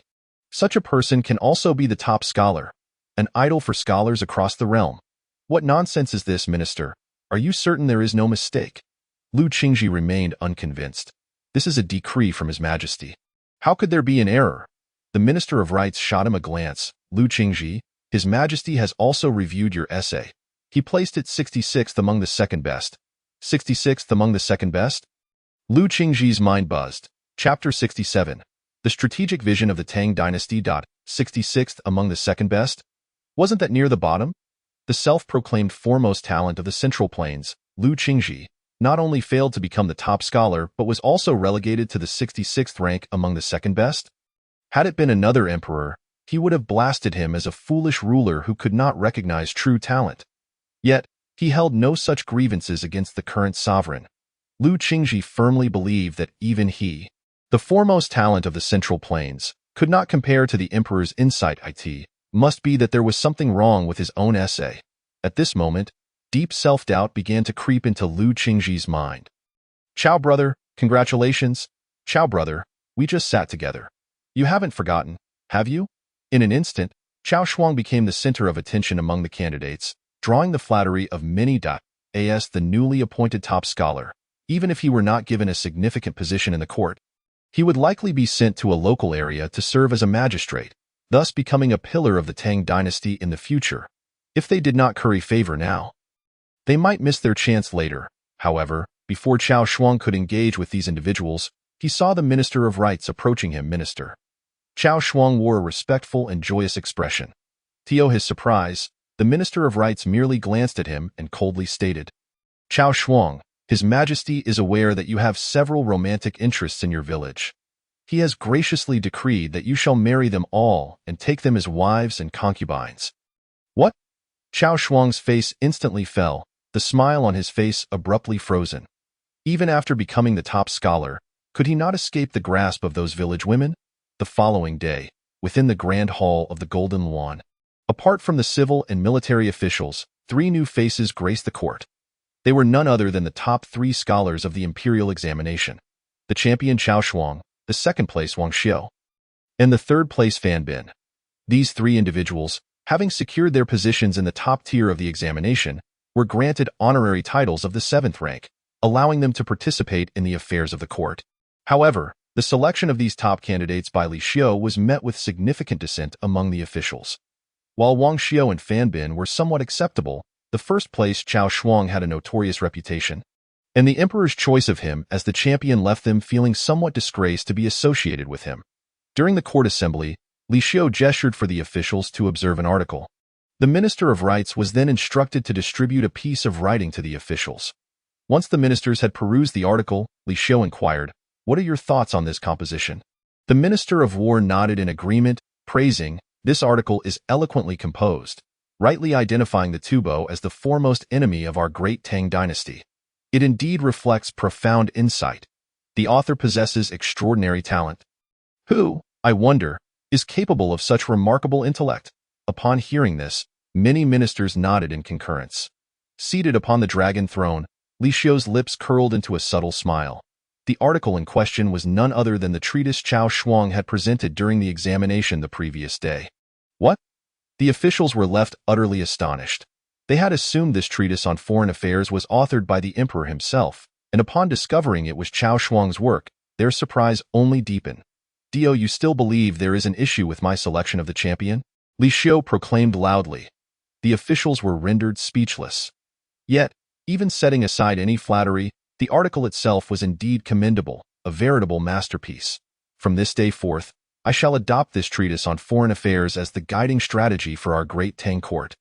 Li Xiu's voice resonated throughout the hall, and all departments of the court began to regard the treatise as the foundation for their actions in preparing strategies for the southwest, aiming to vanquish the Tubo.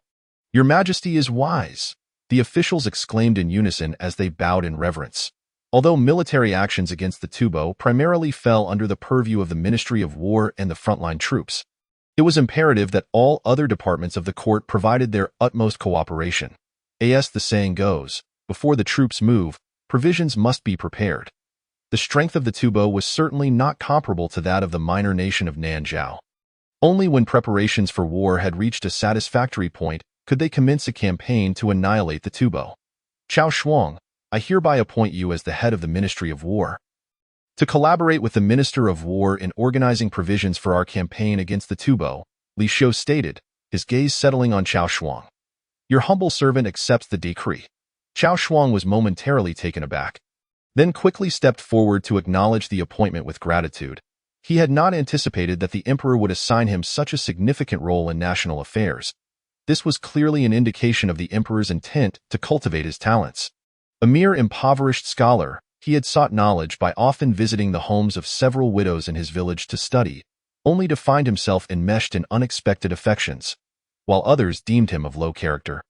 The emperor chose to believe in him, designating him as the champion and involving him in matters of state. This left Cao Shuang overwhelmed with gratitude. How could he ever disappoint the emperor's trust?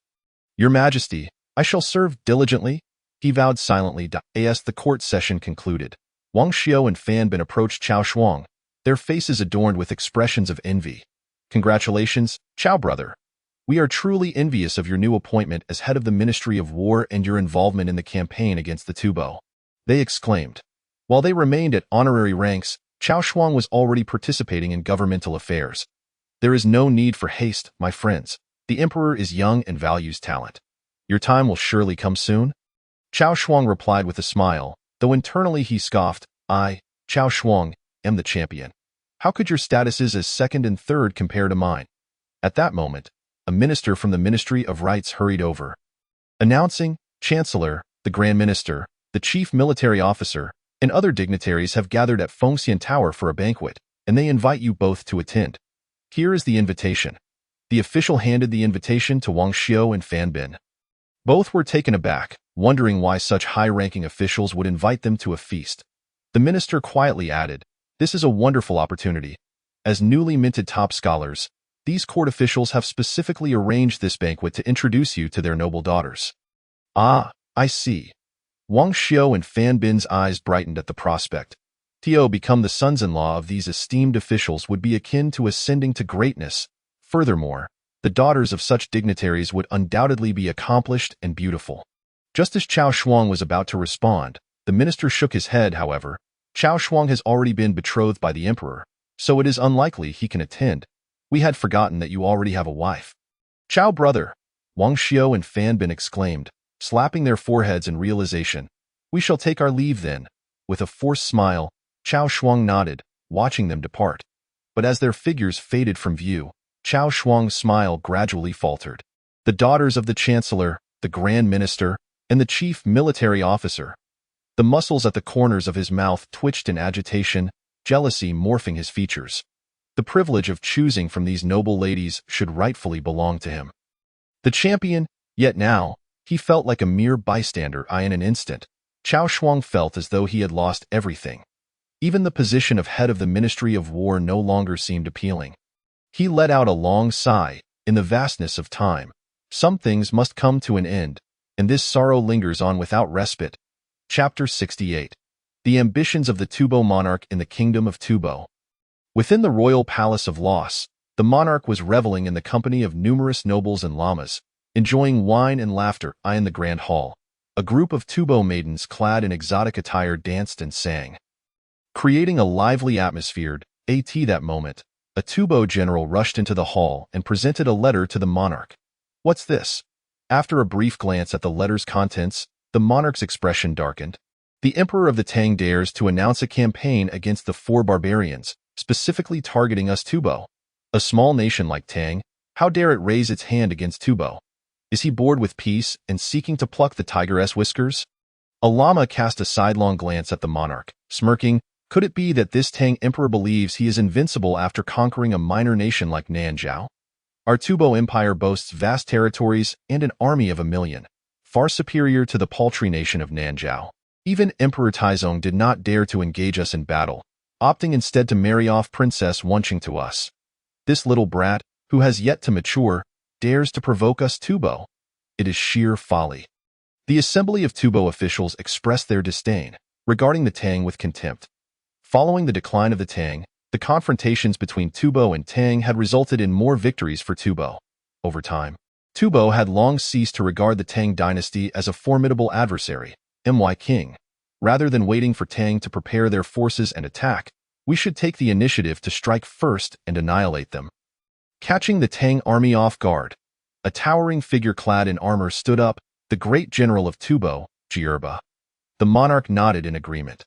Our Tubo has developed for many years, with well-trained troops and ample provisions. Yet the lands we occupy are rather barren, falling short of the Tang's wealth. Only by conquering the Tang and seizing their territory can our Tubo Empire truly claim dominance over the world.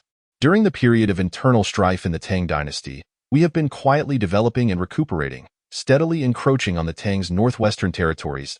As a result, our domain has expanded nearly twofold. Now, in terms of territory and military strength, Tubo has surpassed Tang. The monarch felt quite confident about launching an offensive against Tang. General Jierba clasped his hands together and declared, "Your Majesty, I am willing to lead 800,000 Tubo troops into Tang territory to capture the Emperor of Tang alive and present him before you. With you leading the charge, I have no concerns." The monarch nodded, entrusting the mission of annihilating Tang entirely to him. Jierba's face lit up with joy as he vowed, "Rest assured, Your Majesty, within a month, I will capture Chang'an and seize the Tang Emperor alive." The monarch held no doubts regarding Jierba's bold proclamation. 800,000 troops. What an astounding number. This was the terrifying military might of the Tubo Empire. A smirk of satisfaction appeared on the monarch's face. Even if the Tang dynasty were to mobilize all its forces, including the rural militias, they would likely struggle to field an army of such scale. My king, the northern Turkic Khaganate has also been eyeing the Tang with envy. This time, as our Tubo army sets out to annihilate Tang, we could send word to the Turkic Khagan, urging him to advance southward and join us in the campaign against Tang. The Tubo chancellor suggested, "Yes, send envoys to the Turks at once, and tell them that once we succeed, I will share the world with the Khagan, and all lands to the north of Tang will belong to the Turks." The sovereign of the Tubo nation, brimming with ambition, declared to his ministers, "As commanded." The prime minister of Tubo accepted the order and withdrew, extending his congratulations to the sovereign as he prepared to march into the Central Plains. Poised to become the ruler of the world, in an instant, the court of Tubo, comprising both civil and military officials, along with numerous lamas, unified their voices in a chorus of congratulations to their sovereign. "I have heard that the women of the Tang dynasty are delicate and enchanting. Once we vanquish the Tang, I must indulge in their beauty." They spoke of the emperor of the Central Plains, whose harem was said to consist of 3,000 beauties, and at such a young age, it was inevitable that his palace would be filled with exquisite maidens. Ha ha! Once we conquer the Tang dynasty, the emperor's harem shall belong to our sovereign. The ministers and lamas exchanged excited words, captivating the sovereign of Tubo, who seemed to envision a procession of Tang beauties being brought into the royal palace of Tubo. On the vast grasslands of the northern desert, the Turkic Khan, Jili, sat upon his throne, engaged in discussions of state affairs with various noblemen. Khan, Tubo is launching an offensive against the Tang with an army of 800,000. Their momentum is fierce. The Tang will undoubtedly be unable to withstand it. This is an excellent opportunity to divide the Tang among ourselves. How can the Turks afford to miss it? The speaker was Tuli, the brother of Khan Jili. Upon hearing his words, many Turkic nobles and generals nodded in agreement. Since the establishment of the Tang dynasty, the Turks had been eyeing it covetously, ever eager to annihilate the Tang and seize the Central Plains. However, despite the Tang's waning strength, they were by no means an easy target for the Turks alone. Yet now, with Tubo launching an assault with 800,000 troops, the time to conquer the Tang had undeniably arrived. With Tubo's 800,000 soldiers advancing from the west, the Turks needed only to dispatch several 100,000 troops from the north to attack. How could the Tang withstand such a formidable onslaught? At that moment, Prince Ili furrowed his brow and stepped forward, saying, "Father, the Tang general Xiang Yu is stationed at Baiting, and his 10,000 Dakshalong cavalry are formidable foes." The last Turkic invasion plan had failed due to Xiang Yu's surprise assault on Tingzhou, capturing the Baiting governor Zhao Tai, an event that still haunted Prince Ili, who held a deep-seated apprehension towards Xiang Yu, the renowned general of the Tang. "Ili, are you truly frightened by a mere 10,000 cavalry? It seems you are ill-suited for the battlefield." Tuli shook his head, then proclaimed loudly, "Our Turkic cavalry is unrivaled in the world. What are these Dakshalong cavalry but mere fabrications of the Tang army? Khan, grant me 300,000 iron cavalry, and I shall certainly crush Tingzhou, slay Xiang Yu, and present the head of his 10,000 Dakshalong cavalry as a gift to you, on the throne." Khan Jili nodded, casting a disappointed glance at Prince Ili. Previously, he had hoped to cultivate Prince Ili's prowess by allowing him to lead 20,000 Turkic cavalry in an invasion of the Tang, only to have Ili retreat without ever engaging the enemy. The loss of the Baiting governor Zhao Tai, a crucial piece on the chessboard, had brought disgrace upon the Turks and upon him as Khan. Many noble families on the grasslands mocked Prince Ili, bringing shame upon the entire Turkic royal family. "Tuli, I appoint you as commander, and order you to lead 300,000 iron cavalry to seize Tingzhou and march directly into the Central Plains." Khan Jili spoke solemnly. "I shall obey," Tuli replied, a smile creeping across his face. If he could successfully capture the Central Plains this time, the position of Khan would not belong to Prince Ili but rather to him. Tuli, after all, he was the true hero of the Turks. This battle filled Tuli with confidence. With Tubo's 800,000 troops engaging the Tang head-on, if he could not secure victory, would he not be a complete failure? Chapter 69. The sixth signet 300,000 Baiwai troops await orders in the palace of Chang'an. At the Changle Palace, another day forced the noblewoman Luo to resume her duties. After a stormy upheaval, Li Xiu hummed a tune, stepping out of the sleeping quarters with satisfaction. "If there are matters, I shall attend to the imperial study. If not, I shall return to the noblewoman." Life was simply delightful. After such a long tenure as emperor, Li Xiu was finally enjoying a taste of imperial privilege.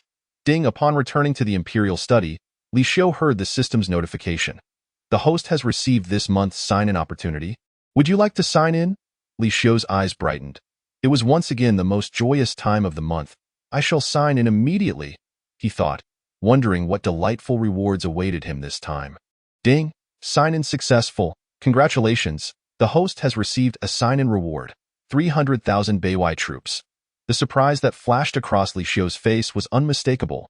The Baiwai troops were elite soldiers under the command of Yu Fei, the most formidable force within the Yu family army.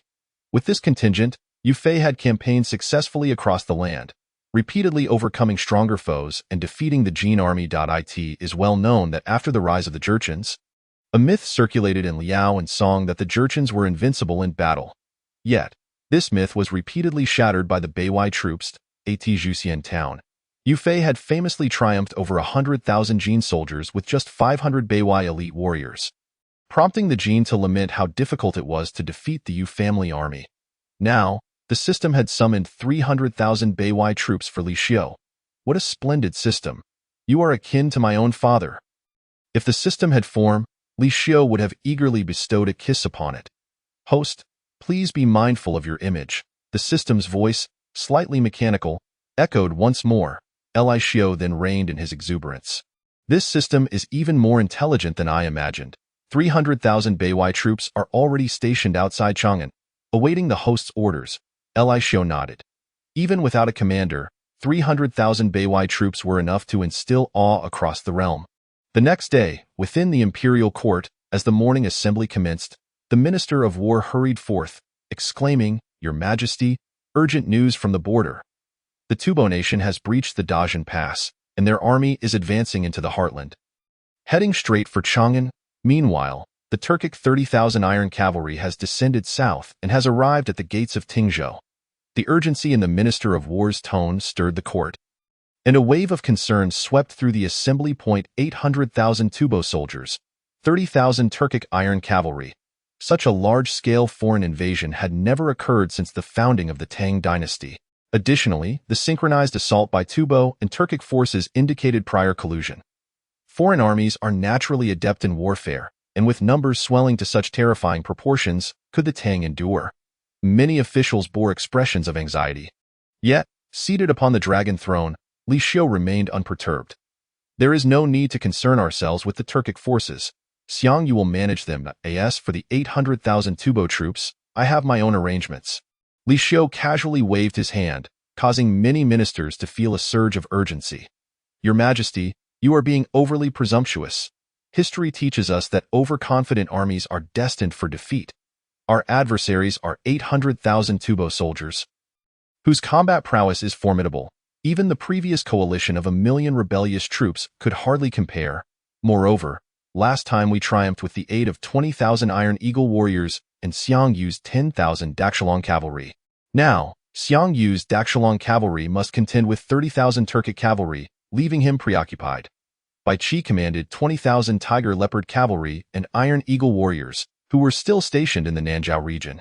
The defenses in the Guangzhou area were alarmingly thin. If reinforcements were not dispatched promptly, even the capital of Chang'an faced the risk of being seized by the Tubo forces. Should Chang'an fall, given the ferocity of the Tubo army, all civil and military officials would surely face calamity. Your Majesty, with over 1,000,000 foreign troops from Tubo and Turkic forces converging, should we not devise more meticulous plans to confront such formidable foes? The Minister of War furrowed his brow, clearly uneasy with Li Xiu's simplistic strategy. "Indeed, Your Majesty, I believe we should urgently summon General Bai Qi to hasten back to Guangzhou with his light cavalry, to protect Chang'an and ensure your safety." Chao Shuang stepped forward, speaking gravely. The officials in the court subtly nodded, their expressions still heavy with concern. Bai Qi was far away in Nanzhao, and it would take time for his entire army to return. He could only lead his light cavalry to race back, hoping to arrive before the Tubo forces reached Chang'an. On the dragon throne, Li Xiu nodded. "You have reminded me well. Bai Qi has already subdued Nanzhao, and the situation in Yunnan has stabilized. There is little left for him to do there. Convey my edict, command Bai Qi to mobilize all troops, requisition supplies from Bashu, and march directly towards the Tubo capital. It is time to incorporate Tubo into the Tang dynasty's realm." Upon hearing the final words, the ministers were momentarily stunned. "Your Majesty is not dispatching Bai Qi's forces to defend Guangzhou and protect Chang'an, but rather to march directly into Tubo's territory? Your Majesty, are you intending to bait the Tubo forces into a trap? Is this course of action not excessively perilous?"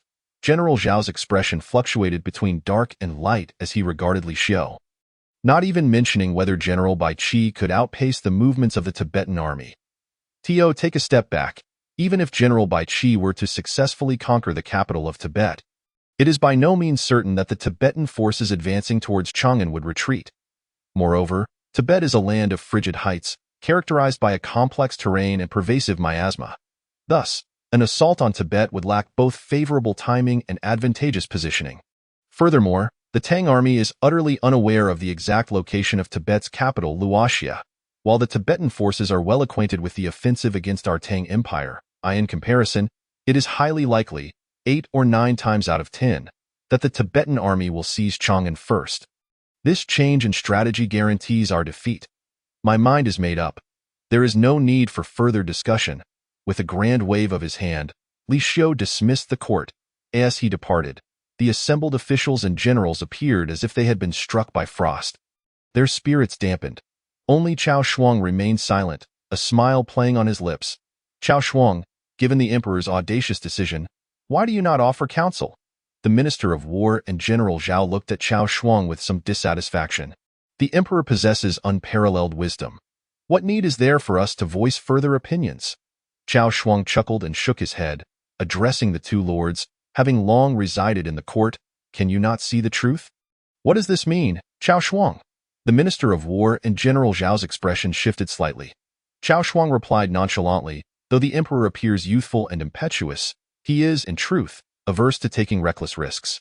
His decision to prevent General Bai Qi from returning to Chang'an for reinforcement and instead command him to advance into the heart of Tibet must surely stem from a strategy to counter the 80,000 Tibetan troops. As ministers, we need only fulfill our duties and observe the emperor's orchestration of the world's affairs. Having spoken, Chao Shuang strode out of the Golden Yuan Hall, leaving the Minister of War and General Zhao to exchange glances.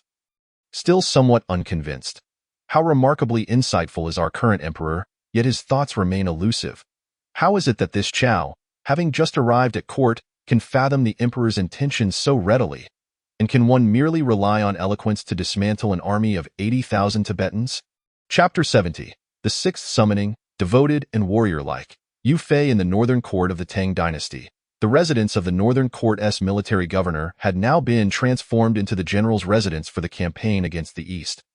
Becoming Xiang Yu's command center. At that moment, a deputy general hurried into the residence, bowing to Xiang Yu as he clasped his fists and reported, "General, the Eastern Factory has sent intelligence that 80,000 Tibetan troops have emerged from Dajin Pass, entering Guangzhou and marching directly towards Chang'an. Meanwhile, 300,000 Turkic cavalry are advancing southward, aligning with the Tibetan forces."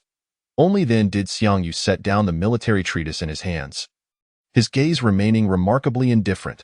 The Turkic people boast of their military prowess, claiming 1,000,000 armed men, yet they dispatch merely 30,000 against me.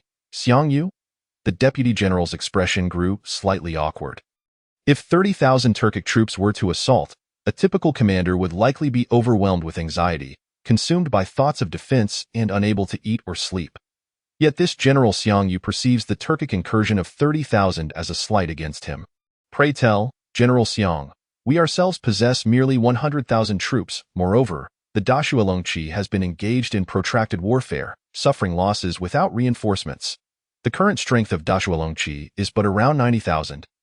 The deputy general, naturally hesitant to voice his opinions, continued to report, "General, the commander of this Turkic army is Tuli, the brother of Turkic Khan Jilai. It is said that he is a valiant warrior, not to be compared with the likes of Prince Ili.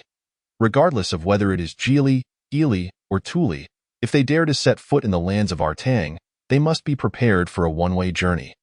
Xiang Yu suddenly rose, a fierce killing intent igniting in his eyes. His purpose for being stationed in Tingzhou was to confront the Turkic forces. Now that the Turkics have voluntarily delivered 30,000 heads to him, how could he, Xiang Yu, refuse such a generous offering? In the Zhannan general's residence of Yunnan, upon receiving the secret dispatch from Li Xiu, Bai Qi exhibited a hint of astonishment. "The emperor wishes for me to bypass Guangzhou and directly lead the army to assault the heart of Tibet?" With 80,000 Tibetan troops entering Guangzhou, poised to strike at Chang'an, the defenses of Guangzhou are alarmingly weak, utterly incapable of withstanding the Tibetan onslaught. In Bai Qi's view, the emperor had only two viable options against this Tibetan army: himself or General Xiang Yu. Since Xiang Yu is occupied in the northern court contending with the 30,000 Turkic cavalry, it leaves only Bai Qi. Just as he anticipated that the emperor would urgently summon him to lead troops back to Chang'an for reinforcements, he was taken aback by the emperor's command to directly invade Tibet and seize Luoxia. While the art of warfare lies in the element of surprise, this maneuver seems excessively audacious, does it not? Is the emperor so careless of his own safety? General, in matters of warfare, the command of the sovereign may not always be adhered to. It seems the emperor may have erred in judgment. Should we still follow his orders? A deputy general inquired. The terrain of Tibet is complex, the environment harsh, and the cold is unbearable. It is a realm where few can endure an uncalculated assault on Tibet, even led by a seasoned general, may not guarantee victory. No, we shall proceed as the emperor has commanded. Bai Qi waved his hand dismissively. I have faith that the emperor's arrangement carries profound significance. Dispatch the supply officer immediately to Bashu for provisions, and issue orders to the three armies to prepare their gear, with the Tiger Leopard cavalry as vanguard and the Iron Eagle elite as the main force. We shall march against Tibet without delay. In 1 month, We will capture Luoxia, Bai Qi declared resolutely. Understood. We shall obey the orders of the Marquis of Wuhan, the Deputy General answered solemnly. After the Deputy General departed, a glimmer of brilliance sparked in Bai Qi's eyes. Emperor, I eagerly anticipate whom you intend to deploy against the 80,000 Tibetan troops. He sensed that a new star was about to rise in the Tang dynasty. In Chang'an, within the royal palace, Li Xiu sat upon the throne, gazing at the map of the Tang dynasty laid out before him. His directives had already been transmitted at lightning speed to Xiang Yu and Bai Qi. By now, both generals should be mobilizing to fulfill the strategic objectives assigned to them. Li Xiu's gaze fell upon the Guangzhong region on the map. The only remaining concern was the 80,000 Tibetan troops that had entered this area. The entire city of Chang'an had been abuzz with news of the impending arrival of the Tibetan army, creating an atmosphere of panic among the populace. However, they were blissfully unaware that their emperor commanded a formidable force of 300,000 Beihai troops. Remaining completely unperturbed, the reason for Li Xiu's delay in action was that he was waiting for an opportunity to summon aid. Ding! As Li Xiu closed his eyes to meditate, the familiar notification sound of the system echoed in his mind. Congratulations, host. You have received a summoning opportunity for this month. Would you like to summon immediately? Li Xiu nodded. Summon? Please hold on, host. The summoning is in progress. Who could it be this time? Li Xiu's eyes flickered with anticipation. Ding! Congratulations, host. You have successfully summoned the legendary warrior Wu Mu. Yufei? Yufei? Li Xiu was momentarily taken aback. This was the legitimate commander of the Beihai army. Who was Yufei? He was the foremost general of the Southern Song dynasty. Known for his unwavering loyalty to the nation in times of peril for the Song, he single-handedly turned the tide, repeatedly launching northern expeditions and delivering crushing defeats to the Jin forces. Had it not been for the 12 imperial edicts from Zhao Go forcibly recalling him, Yufei would have undoubtedly led his troops to restore the Central Plains, striking directly at the heart of the enemy. Regrettably, like Bai Qi, Yufei ultimately fell victim to the jealousy of Zhao Go and Qin Hui, who, motivated by baseless accusations, orchestrated his demise, earning him the posthumous title of Wu Mu, name, Yufei, cultivation, perfected in the realm of guiding mysteries, weapon, El Chu En divine spear, physique, body of a martial sage. Evaluation. Yufei stands as the premier general of the Song dynasty, rising to the occasion during its crises and holding firm against overwhelming odds. Even under the betrayal of Zhao Go and Qin Hui, he achieved countless victories against the Jin army, epitomizing the model of a martial minister throughout history. Yufei's cultivation was on par with Bai Qi's, both perfected in the realm of guiding mysteries. For Li Xiu, this revelation elicited no significant surprise. To him, Yufei's cultivation was of secondary importance. What truly mattered was his capability as a commander and strategist.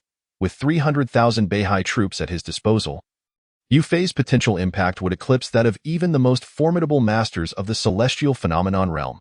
Yufei had arrived at the royal palace and was en route to pay his respects to the emperor. Li Xiu nodded. Yufei, I have high hopes for you. Chapter 71. This is my strategy to outmaneuver the enemy the next day. Within the royal palace and the court, upon Li Xiu's arrival, urgent reports from Guangzhong began pouring in like snowflakes. The Ministry of War urgently reported that the Tibetan army had already seized control of Longyu. Just yesterday, the Tibetan forces had breached Fufeng. The vanguard of the Tibetan army had reached Xianyang, mere miles from Chang'an. The court officials were all pale with fear as 800,000 Tibetan troops entered the Guangzhong region as if it were an unguarded territory. The scant forces of the Tang army were utterly insufficient to serve as a mere impediment to such a formidable force. The Tibetans were acutely aware of this reality. From the vast army of 800,000, they swiftly dispatched 300,000 cavalry to seize cities and territories with unparalleled speed, targeting Chang'an directly. In just over 10 days, they had already approached the vicinity of Chang'an. Your Majesty, the Tibetan army's advance is unstoppable. It is likely they will reach Chang'an today. It would be prudent for your Majesty to temporarily retreat to the eastern capital of Luoyang to evade the oncoming Tibetan onslaught. The Chief Justice stepped forward, bowing respectfully to Li Xiu. Over the past few days, they had urged His Majesty to withdraw to Luoyang multiple times, yet the Emperor remained unmoved. If this continues, Chang'an will surely fall. The entire court may well be swept away by the Tibetans.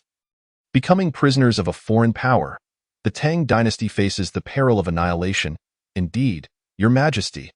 The Minister of Personnel also stepped forth, speaking earnestly.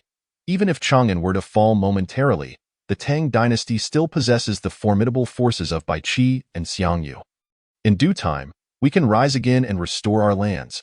Previously, when Chang'an had been besieged multiple times, the Tang emperor always fled in advance, later organizing forces to reclaim the city. Moreover, under Li Xiu's command are many elite troops. How could we not make a triumphant return? This statement immediately garnered the approval of the entire court. However, Li Xiu, seated upon the dragon throne, shook his head and replied, "There is no need for concern. Esteemed ministers, the Tibetan army shall not breach Chang'an. Allowing them to enter the Guangzhou region is a strategic ploy on my part." A strategic ploy? The officials were momentarily taken aback. The enemy is on the verge of reaching Chang'an, and Your Majesty claims this is a strategy? If this continues, we may lose everything. Esteemed ministers, please observe. Li Xiu commanded someone to raise a map of the Guangzhou region for the officials to see. Despite the Tibetan army's overwhelming numbers, they had stretched their battle lines over several hundred miles. The Tibetan vanguard had reached the vicinity of Xianyang, advancing directly towards Chang'an, but their rear forces were still stationed in Longyu and Heshi. Furthermore, the Tibetan army had achieved victory for over 10 consecutive days, sweeping across the Guangzhou region, and with each battle won, their soldiers had grown arrogant. At this moment, if we were to strike back, the Tang army would surely achieve a resounding victory. After listening to Li Xiu's analysis, the officials exchanged glances, pondering the validity of his words.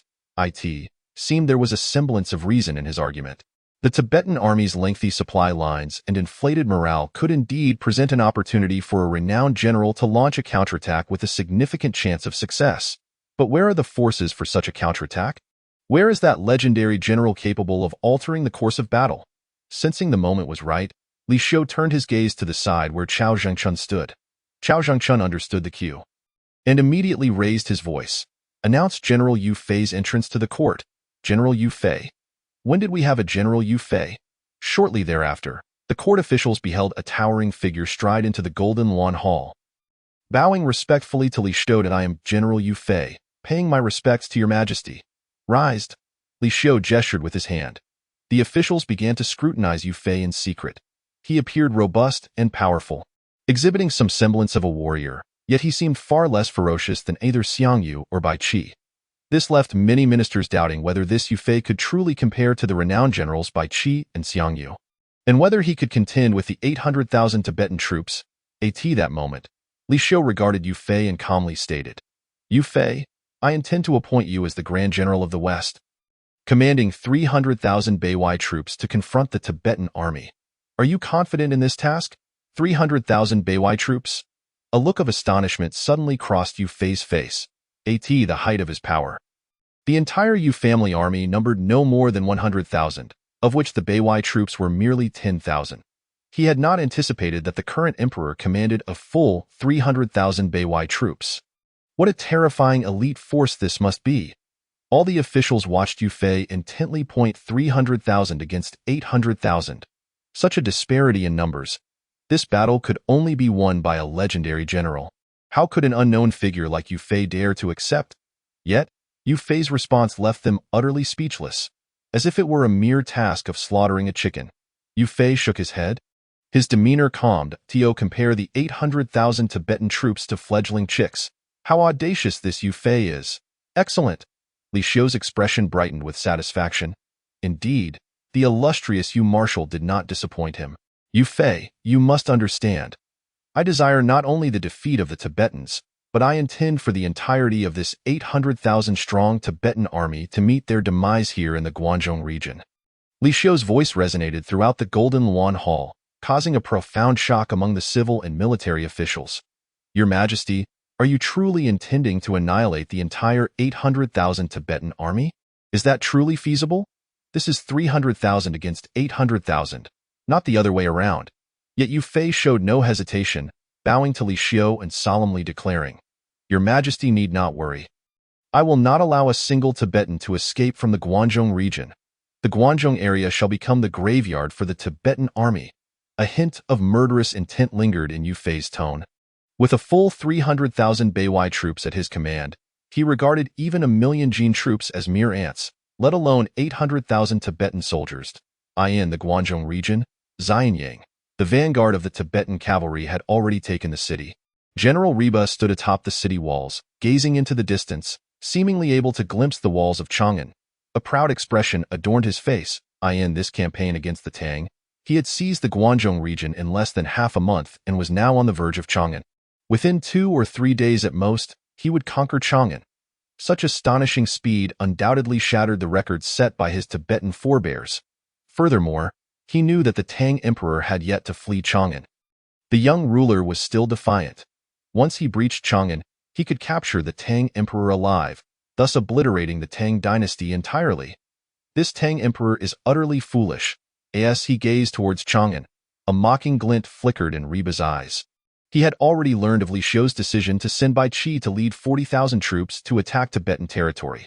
Riba found Li Xiu's audacious strategy laughable. Not only was the Tibetan terrain complex and harsh, making it difficult to defend, but Bai Qi might not even succeed in his advance. Even if Bai Qi were to successfully seize Luoxia and eliminate the Tibetan king and his ministers, what would that accomplish? The main Tibetan forces were under Riba's command. With the Tibetan king's death, Riba could easily seize power for himself.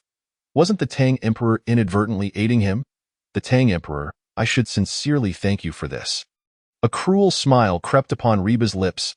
As a token of gratitude, I shall spare your life, and in the future, you shall serve as my footman. The thought of the Tang emperor washing his feet daily was thrilling to Riba. Chapter 72. The Beiwai Army, Overcoming Cavalry with Infantry. A report. Just as Riba was lost in his fantasies, a Tibetan scout galloped in. Reporting to the general, a large contingent of Tang troops has suddenly appeared from the direction of Chang'an, numbering approximately 200,000, advancing towards our forces. Riba's thoughts were interrupted, and his expression shifted slightly. Chang'an was nearly an empty city. Where could such a large force of Tang troops have come from? In the course of capturing the Guangdong region, he had encountered little resistance. Bai Qi and Xiangyu, along with the main Tang forces, were absent from Chang'an.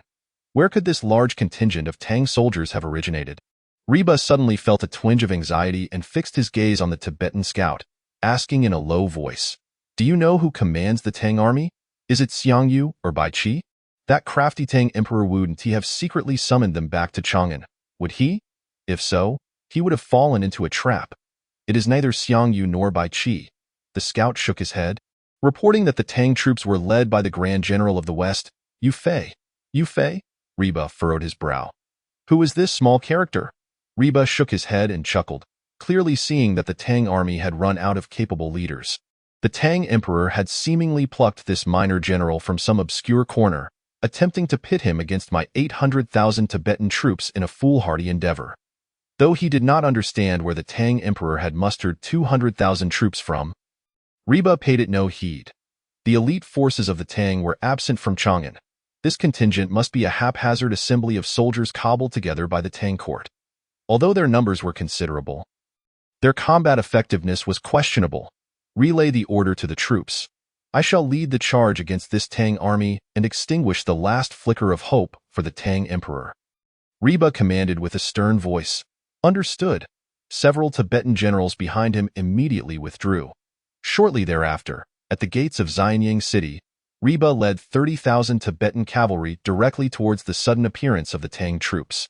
He aimed not only to annihilate these 200,000 Tang soldiers, but also to seize Chang'an in one decisive blow. The two armies soon encountered each other outside the city of Chang'an. Riba gazed at the Tang army from a distance. Upon a cursory glance, he noticed that it was predominantly composed of infantry. Meanwhile, his own 30,000 Tibetan vanguard were all cavalry. Cavalry possesses an innate superiority over infantry.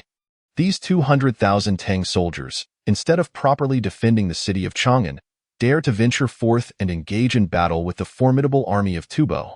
Is this not akin to delivering vegetables to the enemy? This Yu Fei is truly a fool. Riba laughed heartily, as if victory was already assured. The emperor of the Tang dynasty has entrusted such a critical command to this man. This is the doom of the Tang. If the Tang forces had remained holed up within the city, The Tubo army would have been at a loss as to how to proceed, likely resorting to a prolonged siege. However, the Tang infantry has taken the initiative to sally forth, engaging in open combat on the plains, thus exposing their weaknesses while attacking the enemy's strengths. A path to self-destruction. A glint of cold light suddenly flashed in Ri Erba's eyes, and he raised his curved blade high, issuing commands to his troops. Charge! For every Tang soldier slain, reward 1 tael of silver. For every Tang general killed, reward 10 taels. The deep, resonant sound of horns echoed across the battlefield, and 300,000 Tubo cavalry surged forth in a frenzy. Faced with the 200,000 Tang infantry, they appeared exceedingly exhilarated. Should they break through the infantry formation, the Tang soldiers would become nothing more than targets for them to practice their blades upon. To the Tubo warriors, the heads of these Tang soldiers gleamed like silver. As the Tubo cavalry swiftly approached, Yu Fei stood resolute at the center of his army, unyielding as a mountain. It was only when the Tubo cavalry drew within 100 paces that he finally waved his hand to initiate the attack. At his command, the 200,000 Beiwai soldiers seamlessly reformed their ranks. Countless bows and crossbows suddenly aimed at the Tubo cavalry, unleashing a torrential downpour of arrows. The deluge of arrows rained down, toppling Tubo warriors and causing 1 out of every 3 to fall. Yet, the grievous losses did not deter the Tubo cavalry. Rather, it incited their fury, urging the remaining riders to hasten their charge towards the Beiwai forces. Once they closed in, scattering the formation, the Tang infantry would be left vulnerable to their slaughter. However, as the Tubo cavalry, with eyes ablaze, finally reached the front of the Beiwai formation, the archers began to withdraw. Replaced by a line of robust soldiers wielding long blades, who leapt forth from the ranks, with a single stroke, they cleaved Tubo cavalry and steeds in twain. This blood-soaked and brutal scene sent the remaining Tubo cavalry into a panic. Was this still the infantry they remembered? How could they be so ferocious? These formidable soldiers, each as solid as a small mountain, stood before the Tubo riders. With every swing of their long blades, a Tubo cavalryman met his gruesome end, their cries echoing in a horrific chorus. Behind these warriors, a multitude of archers continued to unleash arrows at a feverish pace, targeting the Tubo cavalry with deadly precision. Together with the long-bladed soldiers, they ruthlessly harvested the lives of the Tubo riders. The entire Beiwai army became a relentless reaping machine. 300,000 Tubo cavalry crashed against the 200,000 Beiwai soldiers, yet instead of shattering the Beiwai formation, they found themselves like tofu striking a wall, smashed to pieces, bloodied and battered. How could this be? Observing the Tubo cavalry being decimated, as if they were mere chaff, Ri Erba was left in utter disbelief. The cavalry had the advantage in numbers. It should have been the Tubo riders reaping the lives of the Tang infantry. Yet, the reality was completely reversed. The Tang infantry was, astonishingly, harvesting the lives of the Tubo cavalry instead. Ri Erba felt a profound sense of absurdity wash over him. His gaze darkened suddenly, and he bellowed, "Spread out, abandon the frontal assault, flank them from the sides and encircle them." Ri Erba's expression darkened. The 200,000 Tang soldiers before him were not a hastily assembled rabble, but rather a well-trained elite force. Moreover, this time, the Tang had come prepared. They had fortified their front with an impenetrable formation, deploying their finest troops to counter the Tubo cavalry. If they continued their charge, it would only result in needless casualties. They must outflank from the sides, seeking alternative points of breakthrough. He refused to believe that the entirety of the 200,000 Tang forces possessed such terrifying combat prowess. If that were the case, he might as well pack up and return to Tubo to tend sheep.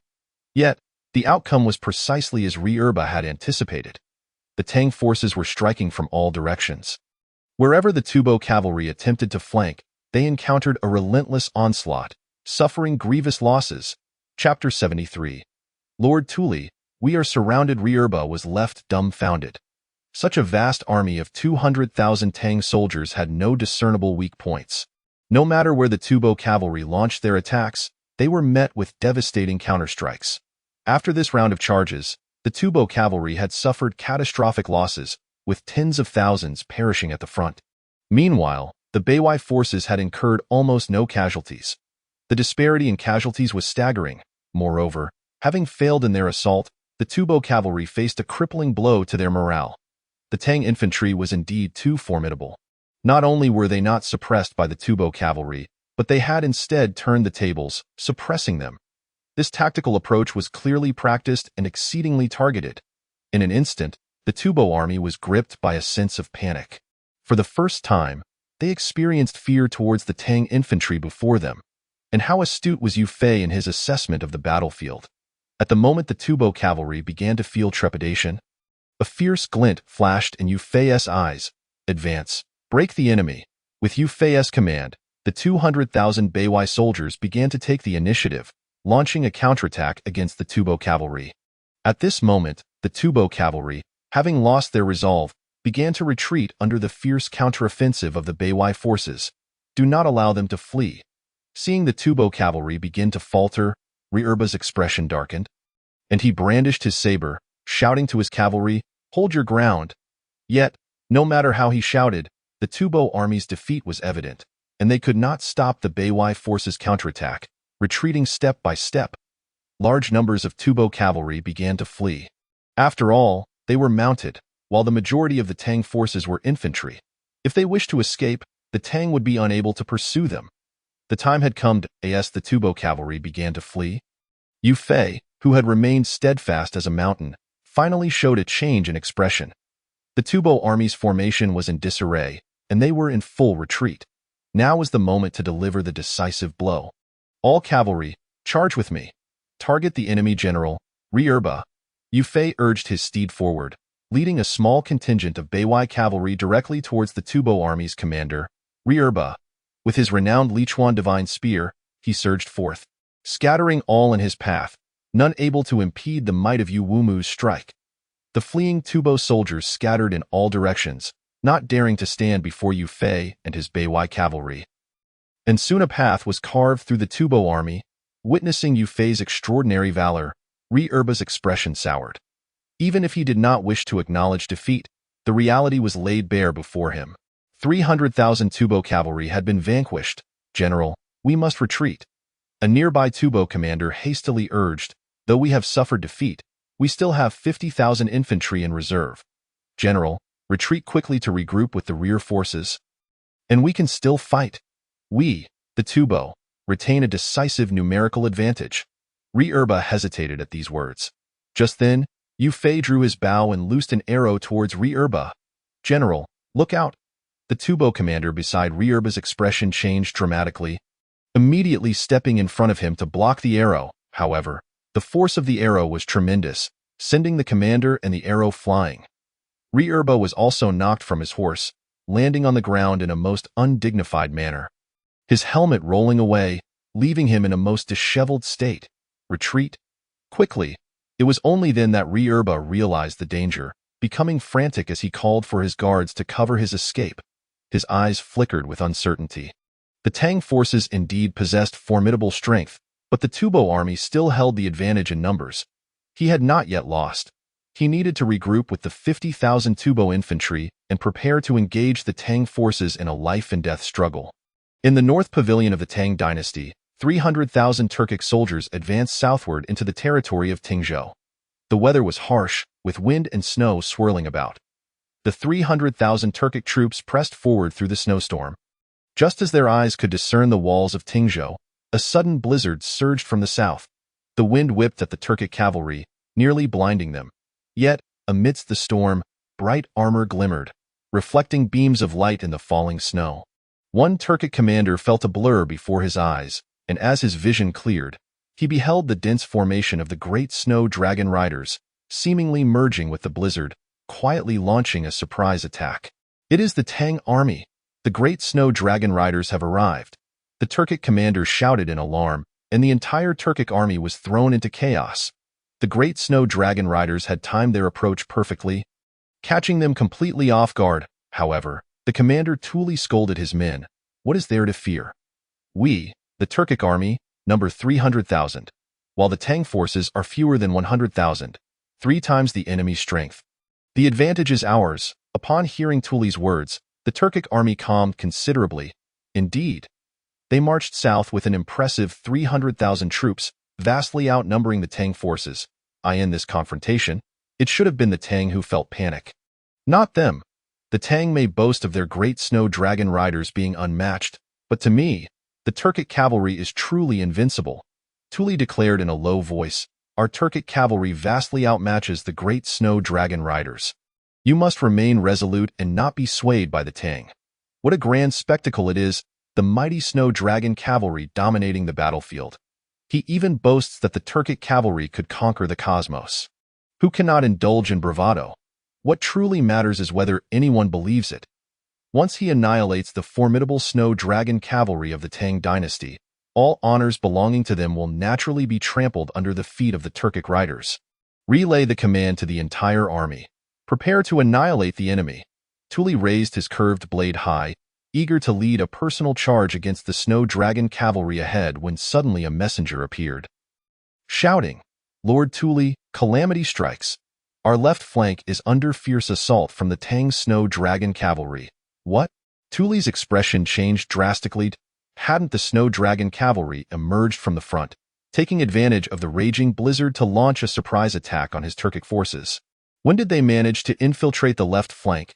Before Tuli could gather his thoughts, another messenger rushed in with more dire news. Reporting to Lord Tuli, our right flank is also being fiercely attacked by the snow dragon cavalry. This was dire news indeed. The snow dragon cavalry was now spotted at the rear of the Turkic army as well. In an instant, the entire Turkic forces found themselves besieged from all directions by the snow dragon cavalry. As if trapped in a cacophony of despair, Lord Tuli, we are surrounded by the snow dragon cavalry. A nearby Turkic general was in a state of panic, as if the end of days had arrived. Surrounded, you say? Tuli replied, slapping the bewildered general, causing him to lose his bearings. A look of incredulity crossed Tuli's face. His Turkic army numbered 300,000, while the snow dragon cavalry was less than 100,000. How could they be surrounded by so few? Chapter 74. Lord Tuli has fallen. This must be a ruse devised by Xiangyu. A mere 100,000 snow dragon cavalry dares to divide their forces to besiege his 300,000 Turkic warriors. What nonsense! Xiangyu, after all, is a renowned general of the Tang army. How could he commit such a blunder? Tuli's eyes flickered. Of the 4 paths taken by the snow dragon cavalry, surely only one bore the main force, while the other 3 were merely small units designed to sow discord among the Turkic ranks. Relay my orders. The army shall strike out in all directions to ascertain the true strength of the Tang forces. Tuli commanded his Turkic cavalry. The 4 paths of the snow dragon cavalry must surely contain only one main force. The rest were likely small detachments seeking to disrupt the morale of his troops. Once he identified the main body of the Tang army, he could concentrate his forces and annihilate them. Not long after, a bloodied messenger appeared before Tuli, exclaiming, Lord Tuli, our left flank has faced a heavy assault from the Tang army and has already collapsed. So the main force of the Tang army was on the left flank. Tuli's expression shifted to one of realization, yet his demeanor darkened as he remarked, the main force of the Tang army has revealed its position. The brothers on the left flank did not die in vain, however. Just as he prepared to concentrate his forces for an assault on the left flank, another report came. Reporting, Lord Tuli, the right flank has also been defeated by the Tang army's heavy forces. What did you say? Tuli's face darkened. How could the right flank have fallen as well? With only 100,000 Tang soldiers, could they possibly muster 2 heavy forces? Tuli's eyes darted. It seemed he would have to split his troops to respond. Report, Lord Tuli, our rear forces have also been struck hard by the Tang army, suffering significant losses. Lord Tuli, our vanguard is under severe attack. The men can barely hold. As reports of continuous defeats flooded in, Tuli became utterly dazed. He had ordered his army to attack in all directions to pierce through the Tang army's smokescreen and identify their main forces. Yet, inexplicably, all 4 paths had been defeated. Was it possible that all 4 paths of the Tang army contained main forces? Could 100,000 soldiers generate 4 main forces? At that moment, Tuli felt a strange urge to laugh. For the first time, he questioned the might of the Turkic cavalry. The invincible conviction he held began to waver. He suddenly understood why that fellow Ili was so terrified of the Tang army. But at that instant, a deafening cacophony of battle cries surged from all directions. The Tang army had forcibly breached the ranks of the Turkic forces, scattering them like leaves in the wind. The 100,000 Snow Dragon cavalry struck with the might of 1,000,000 soldiers. The enemy numbers only 100,000. What is there to fear? Do not falter. We Turkic men are not cowards.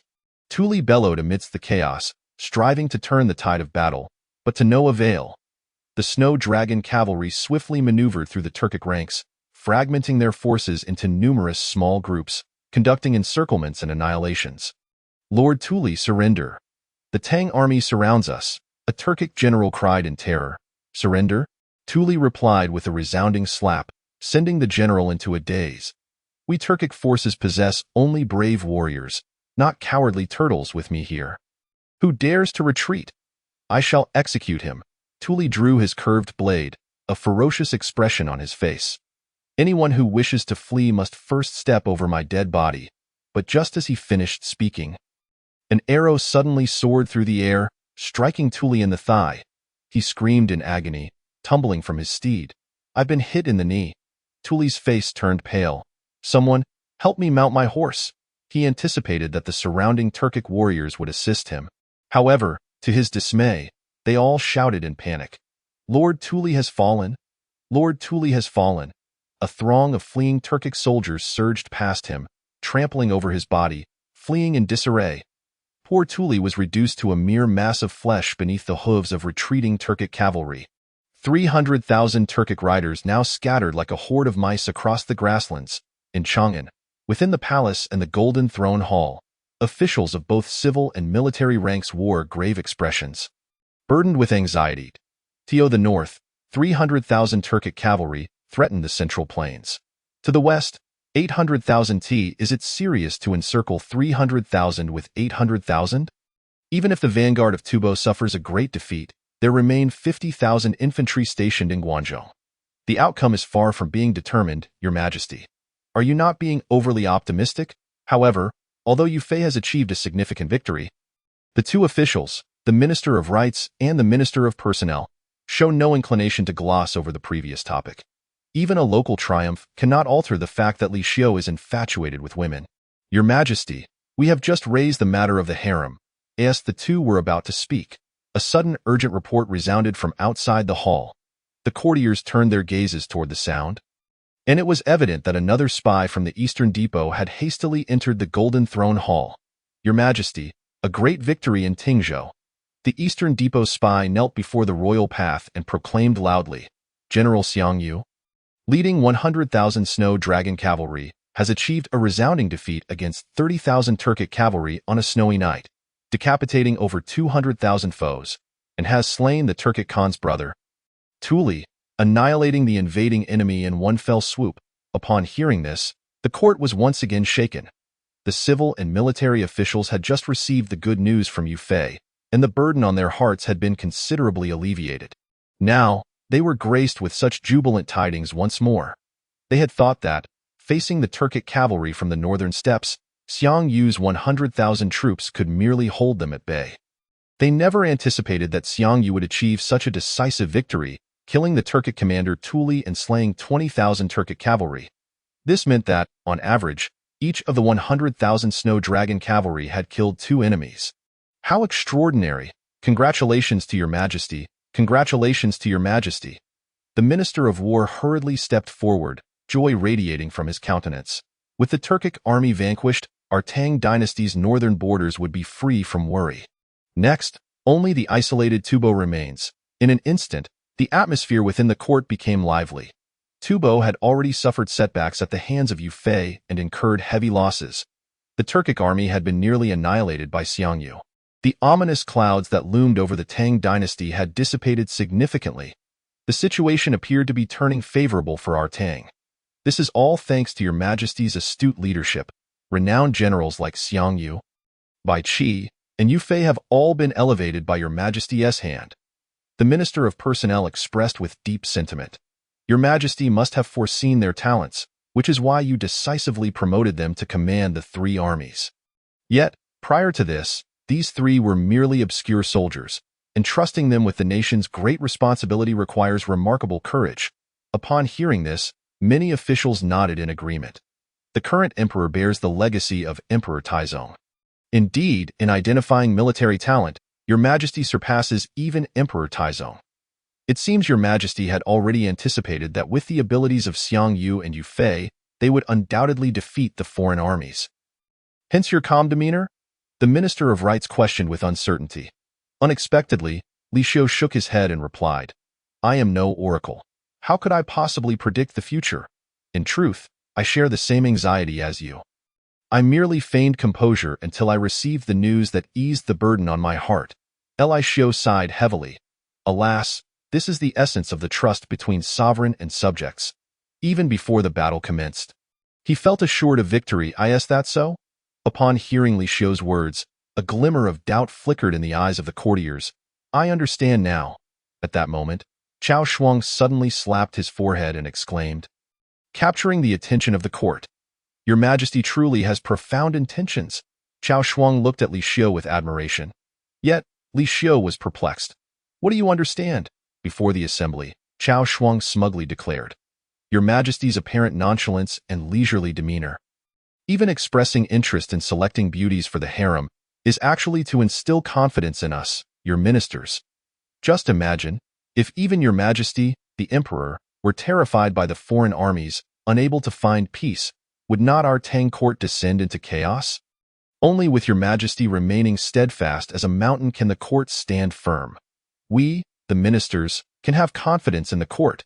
Cao Shuang's words left the officials profoundly moved. So that is it. The mystery is solved. Your Majesty has been behaving this way to stabilize the morale of the court. For the sake of the dynasty, Your Majesty has truly put in great effort. It is important to note that His Majesty is merely 17 years old. He is still a child. Yet, at such a young age, he bears so much responsibility, even going so far as to tire himself out to stabilize the hearts of these old officials. It is indeed a source of shame for us ministers. Feeling the emotional gazes of the civil and military officials, Li Xiu's heart was filled with sentiment. Cao Shuang, you truly have an extraordinary imagination. However, it is precisely due to the existence of such a visionary that Li Xiu has been spared much concern. Even the Minister of Rights and the Minister of Personnel, who had just intended to admonish him for his indulgence in women, fell silent, glancing at these two who had recently criticized him. Li Xiu's eyes suddenly gleamed, and he calmly said, Minister of Rights and Minister of Personnel, did I not just hear you both criticize my indulgence in women and neglect of duty? As Li Xiu's words fell, all the officials turned in unison to look at the Minister of Rights and the Minister of Personnel, their expressions far from friendly. Chapter 76. My criteria for selecting concubines consists of merely 3 words. Your Majesty, that is unfounded. The Minister of Rights hastily denied it, acknowledging it would lead them to immediate isolation from the court, even facing exclusion from their peers. Who said that? Who said that? Such slander against Your Majesty. The Minister of Rights and the Minister of Personnel began to perform a duet, arguing that, regardless of whether Your Majesty's actions were to stabilize morale, after years of warfare, what harm is there in enjoying oneself? What the Minister of Rights said is entirely reasonable. Your Majesty is a formidable sovereign. Even if it were merely 2 beauties, what harm is there in taking 10 or even 100? Historically, which sage emperor did not have 3,000 beauties in their harem? The number of concubines reflects the emperor's capability and the strength of the dynasty. I have always believed that Your Majesty should take in more beauties to enrich the harem, to propagate the royal lineage and to signify the resurgence of our Tang dynasty. The Minister of Personnel asserted with righteous fervor. Li Xiu regarded these 2 opportunists with disdain. The audacity of these 2 rivals and shamelessness rivals even the walls of Chang'an. Yet, having just prepared to admonish him, how could Li Xiu let them off so easily? I too find the opinions of both esteemed ministers quite reasonable. Li Xiu nodded with a smile. Therefore, the important task of selecting beauties for my harem will be entrusted to both of you. Upon hearing Li Xiu's words, the smiles on the faces of the Minister of Rights and the Minister of Personnel abruptly froze, turning into expressions resembling bitter gourds. Historically, those tasked with selecting concubines for the emperor have often been met with severe criticism. Typically labeled as treacherous ministers, such as Fei Zhong and Yu Han, whose reputations have endured infamy for eternity. Yet, These two clearly aspired to be virtuous officials. Their prior criticisms of Li Xiu's indulgence in women were merely attempts to gain a reputation as honest advisors and secure a name in the virtuous faction. However, how could they dare to refuse the emperor's decree? Moreover, having just praised Li Xiu for his intentions regarding concubines, how could they contradict themselves when the honor is bestowed upon them? Thus, even knowing this is an undesirable task, the Minister of Rights and the Minister of Personnel could only muster a forced smile as they solemnly declared, "We shall do our utmost, Your Majesty." Li Xiu, beaming, replied, "There is no need for you both to worry. My criteria for selecting concubines is quite simple, consisting of merely 3 words. What 3 words does Your Majesty refer to?" The Minister of Rights cautiously inquired, secretly relieved, "If it is only 3 words. It should not be too difficult, right? Beautiful, slender, and perky."